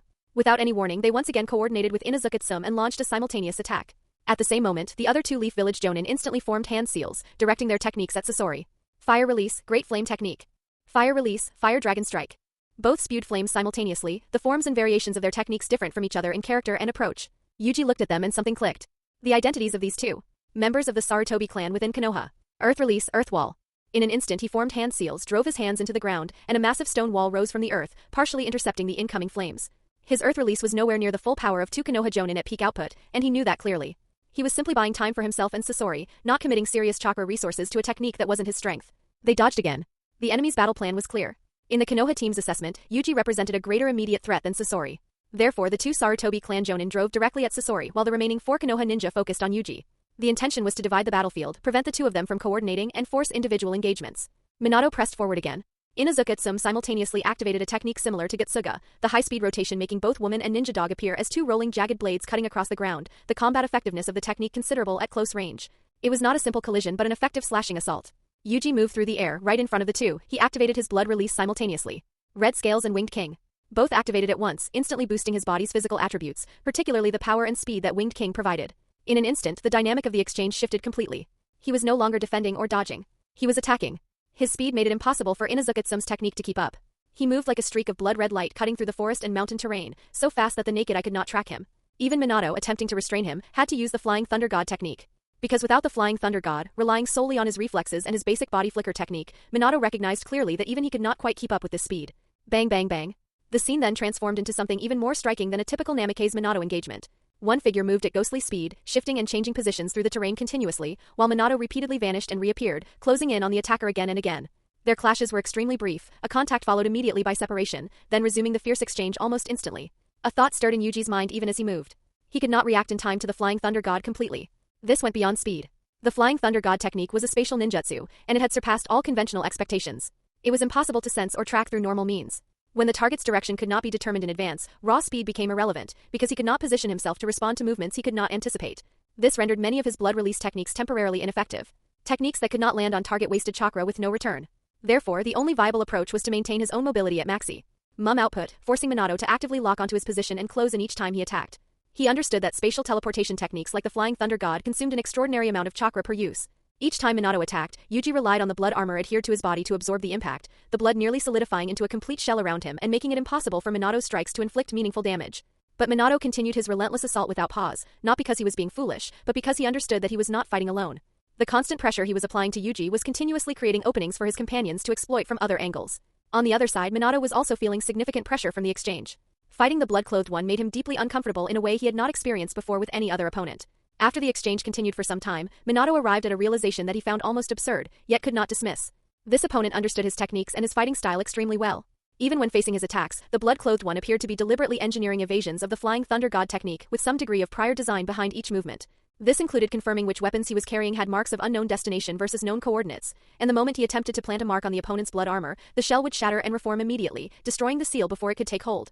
The constant high-speed movement, combined with the opponent's enhanced spatial awareness and sensory perception, increased the difficulty of landing any decisive technique exponentially.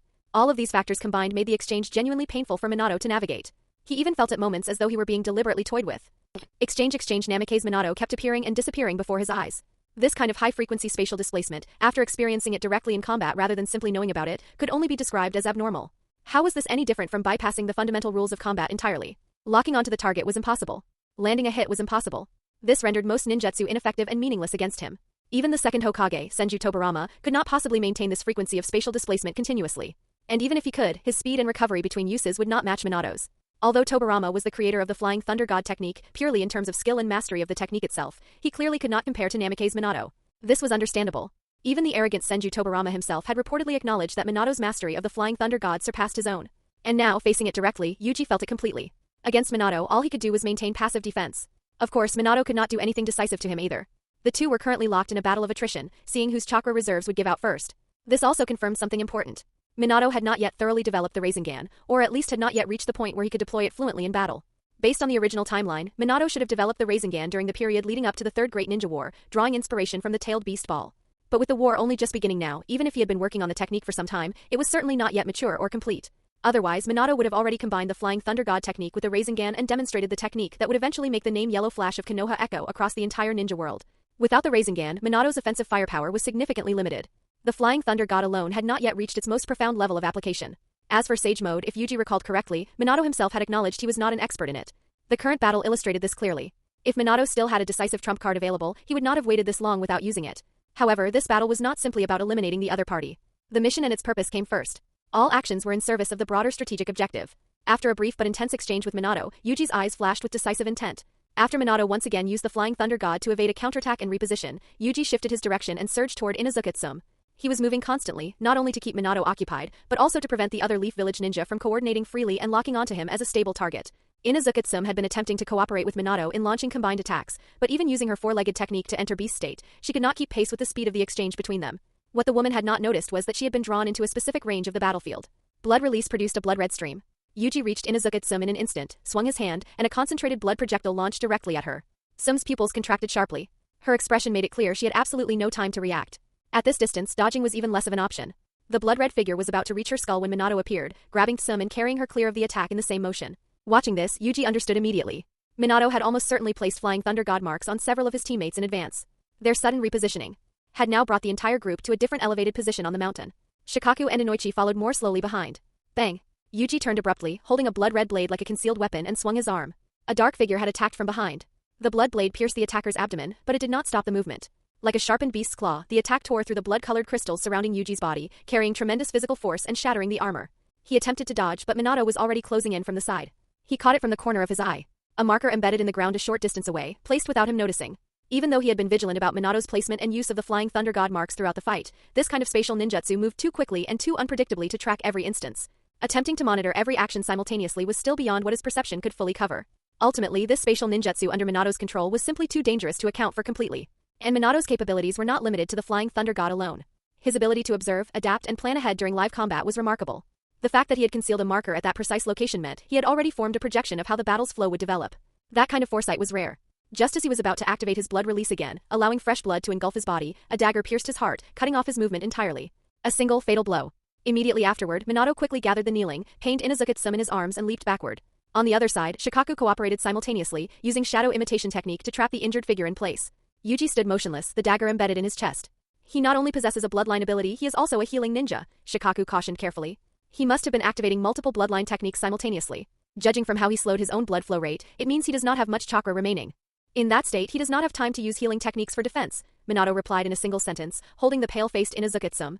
Minato still had considerable confidence in his attack. He was certain the result would be worse than a simple wound. His strike had pierced the heart. Even for the most skilled healing ninja, unless they possessed expertise on the level of Lady Tsunade herself, surviving a wound like that was not possible. And recovery required time and chakra, neither of which the opponent had in sufficient supply at this moment. Some, are you alright? Minato's expression showed fatigue. His own chakra had been greatly depleted by the extended use of the Flying Thunder God technique. Both his mental and physical reserves were exhausted. He was feeling somewhat overwhelmed at this point. If it had not been for Inazukitsum sacrificing herself in that direct exchange, he would not have been able to create the opening to land that decisive strike. But fortunately, the opponent had been taken down. However, the enemy's blood contained a potent poison. If Tsum had been infected during the exchange, the situation could deteriorate quickly. Watching his teammates' condition worsen, Minato's worry deepened. He looked at Shikaku and Inoichi. I will leave the rest to you two. I need to take her back first. Understood, Shikaku nodded. Judging from her condition, Inazukitsum was in serious danger. Minato turned and carried his teammate on his back, preparing to move out. But just as he took the first step, his expression changed. Something reached his perception and he turned to look at the young man nearby. The blood-clothed Yuji slowly exhaled a long breath of stale air. Then, as if nothing had happened, he moved his body, his expression shifting into a relaxed smile as his gaze turned toward them. The Flying Thunder God technique created by the second Hokage, Senju Tobarama. You have truly mastered it. He looked at Minato with what appeared to be genuine admiration. The golden generation of Konoha. Haha. The moment the three people present saw that expression and heard that easy laugh, a chill ran down every spine in the group simultaneously. Goosebumps rose across their skin without warning. What was happening? He could not be killed? Almost without hesitation, the moment Shikaku released his shadow imitation, Minato instantly lunged forward. He no longer had time to think through why the target was not dead. His instincts told him with complete clarity that he had to kill this person immediately, right now, before another moment passed. He seized the opening and pressed forward. Controlling the target's special technique is the crucial factor here. Otherwise something very bad is going to happen. Is it not just using an advantage? Who does not have one?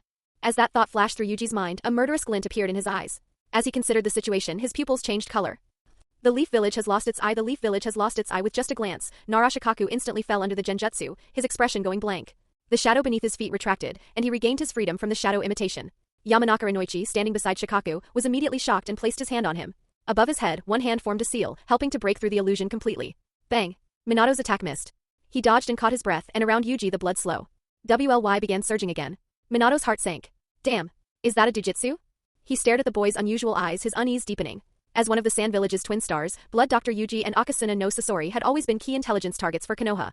But he had never heard of Yuji possessing any ability beyond blood release and healing ninjutsu. Could it be a manifestation of blood release as well? Minato was somewhat flustered. During the earlier fight, Yuji had not used this power at all. He was unsettled, not only because he felt increasingly unable to manage the situation, but because of Inazuka-tsume's condition. There could be no further delay. Calm down. He doesn't have much chakra remaining. With me and Shikaku working together, we still have a chance to defeat him. Minato reassured himself. However, the opponent seemed to see right through his thoughts. Yuji suddenly smiled. An object appeared in his hand seemingly from nowhere. A bean. He flicked his finger, caught it in his mouth and swallowed it. His chakra was indeed severely depleted. During the battle with Minato, besides maintaining Red Scales and Winged King simultaneously to ensure extraordinary mobility, he had also been constantly covering his entire body in a seamless no blind spot layer of crimson armor and periodically using blood release to counterattack. His blood release had been running at full output the entire time. Only by doing all of this simultaneously could he manage a 4-against-1 engagement while also contending with Minato's Flying Thunder God. She is already dead, Minato said quietly. I am a doctor. You should believe what I say. The declaration of Inazuka-tsume's death. As he spoke, the chakra fluctuations radiating from Yuji began intensifying rapidly. Minato's pupils contracted immediately. He reacted at once. The enemy's chakra had somehow risen to an entirely new level of output. Beyond just the chakra, his physical strength, his mental energy, his entire condition had shifted. With Minato's perceptive abilities, he made the assessment in an instant, his mind trembling. Was it the bean? Some kind of medicine? He would need to be cautious of everything now, including the newly revealed Dojutsu. There was also the question of what other capabilities remained hidden. The man had techniques that could instantly regenerate a pierced heart, had not yet revealed all his trump cards, and his overall condition had completely recovered while Minato's had not. A second later, the blood-colored blade surged forward again. In almost the blink of an eye, Yuji appeared behind Shikaku and Inoichi. He ignored Minato entirely. He did not look at Minato because he had already confirmed and analyzed the battlefield. Neither he nor Minato could decisively stop the other in a direct exchange. Since that was the case, spending more chakra and energy on Minato would be wasteful. The Leaf Village's side consisted of more than just Minato. And his goal was not to defeat Minato specifically, but to achieve the mission's objective. In that moment, Shikaku and Inoichi felt as though they had fallen into a pit of ice. They sensed death approaching. Against a powerful expert like Yuji, reacting in real time to his movements in actual battle was simply too difficult. Shikaku's pupils widened. A drop of blood floated less than 10 centimeters from his eyes. Time seemed to freeze at that moment. He could see it clearly. The drop of blood was being pulled by a powerful force, its shape changing, becoming elongated and slender, as if it were about to shoot directly into his face. Bang! At the critical moment, the savior arrived. Minato appeared again and grabbed Shikaku, vanishing with him instantly. He escaped the fatal blood strike by the narrowest margin. However, he had only been able to take one person. The other remained. Yuji stood holding a blood-red blade, watching Minato take Shikaku away with complete indifference. His condition had fully recovered while Minato's had not. Furthermore, his speed, enhanced by his fully restored output, was clearly higher than before, including the speed of his blood release attacks. This compressed the time Minato had available to react to each crisis to its absolute limit. Shikaku and Inoichi had arrived on this battlefield believing the situation was under control, completely unaware of the peril they had walked into. Their positioning had been fundamentally flawed from the start. They had been standing together. In your current state, you can only save one. Yuji held the blood-stained blade and looked at the man who had stopped in his tracks, desperately trying to turn back around. His face was calm, his bloodshot eyes fixed and steady. Mind-disrupting technique. As a sensory ninja, Yamanaka Inoichi was exceptionally sensitive. He reacted to the sudden attack the moment it came. But it was like seeing a bullet mid-flight. Even if he caught the trajectory with his perception, his body's physical reflexes were insufficient to match the speed of what he was seeing. His mind could register it. His body could not respond in time. After all, neither Yamanaka Inoichi nor Nara Shikaku was Namikaze Minato. Furthermore, their fighting styles and capabilities leaned heavily toward long-range control and support roles. In close-quarters combat, they held no advantage and both of them understood this clearly. Before Yamanaka Inoichi could even finish activating his technique, without Yuji even turning his head, a circle of blood-red light flashed past from behind. Faster than a thrown projectile, it soared through the air and landed softly on the ground. Behind him, a stream of hot blood gushed from a severed neck. The headless corpse stood upright for a few seconds before collapsing with a heavy thud. As it fell, the blood-red outer layer slowly peeled away from the body. Yuji's gaze moved. Neither Minato nor Shikaku remained in the area. He looked through the forest and into the distance, scanning until he locked onto two figures fleeing at full speed. Minato was carrying Shikaku, running. As expected of Minato. He had instantly analyzed the battlefield situation and made the correct decision. If he had not taken Shikaku with him, they would very likely have been wiped out completely. In that situation, Shikaku and the others remaining to fight would only have become a burden rather than a contribution. With all his companions eliminated, leaving only Minato in a condition that was completely different from either of the remaining two, even if neither side could defeat the other, in a prolonged battle of attrition Minato would be the first to run out of chakra. Therefore, the best way to stop that outcome was to escape with whoever could still be saved. Every person protected was worth it. As Yuji's eyes returned to their normal state, Minato had already committed to the escape with full intent. Even at his current restored speed, catching Minato was not realistic. He turned and looked at the woman lying on the ground not far away, lifeless. His figure flickered and he vanished from the spot. This single battle had directly resulted in the deaths of two of Konoha's golden generation. Achieving it had not been simple. It had required blood release, genjutsu, the reverse curse technique, and a senzu bean that he had purchased specifically in preparation for this great battle. He had actually bought two, giving the other to Sasori. His experience points had not been plentiful, but they had just barely been enough to purchase two senzu beans from the system. The senzu beans of Dragon Ball. They could not heal injuries directly, but they restored vitality and energy, clearing away fatigue entirely. After being assimilated by the system, their function translated to instantly replenishing chakra. Over 1,000 experience points had only been sufficient for two of them, which demonstrated exactly how expensive this particular item was. And each was a one-time use. But looking at what this investment had produced, it was worth every point spent. Because no matter what, the Sand Village had to leverage this preemptive strike advantage to extract maximum battlefield benefit from the enemy during this opening phase. And the Vanguard's mission had now failed. This meant the rear echelon Konoha troops rushing toward the front lines were completely unaware of what had happened here and had no information about the Sand Village's ambush arrangements or battle plans. They were effectively blindfolded, able to advance only by feeling their way forward through casualties. The only regrettable thing is that some people survived. It is impossible to determine who is commanding the main Konoha army now.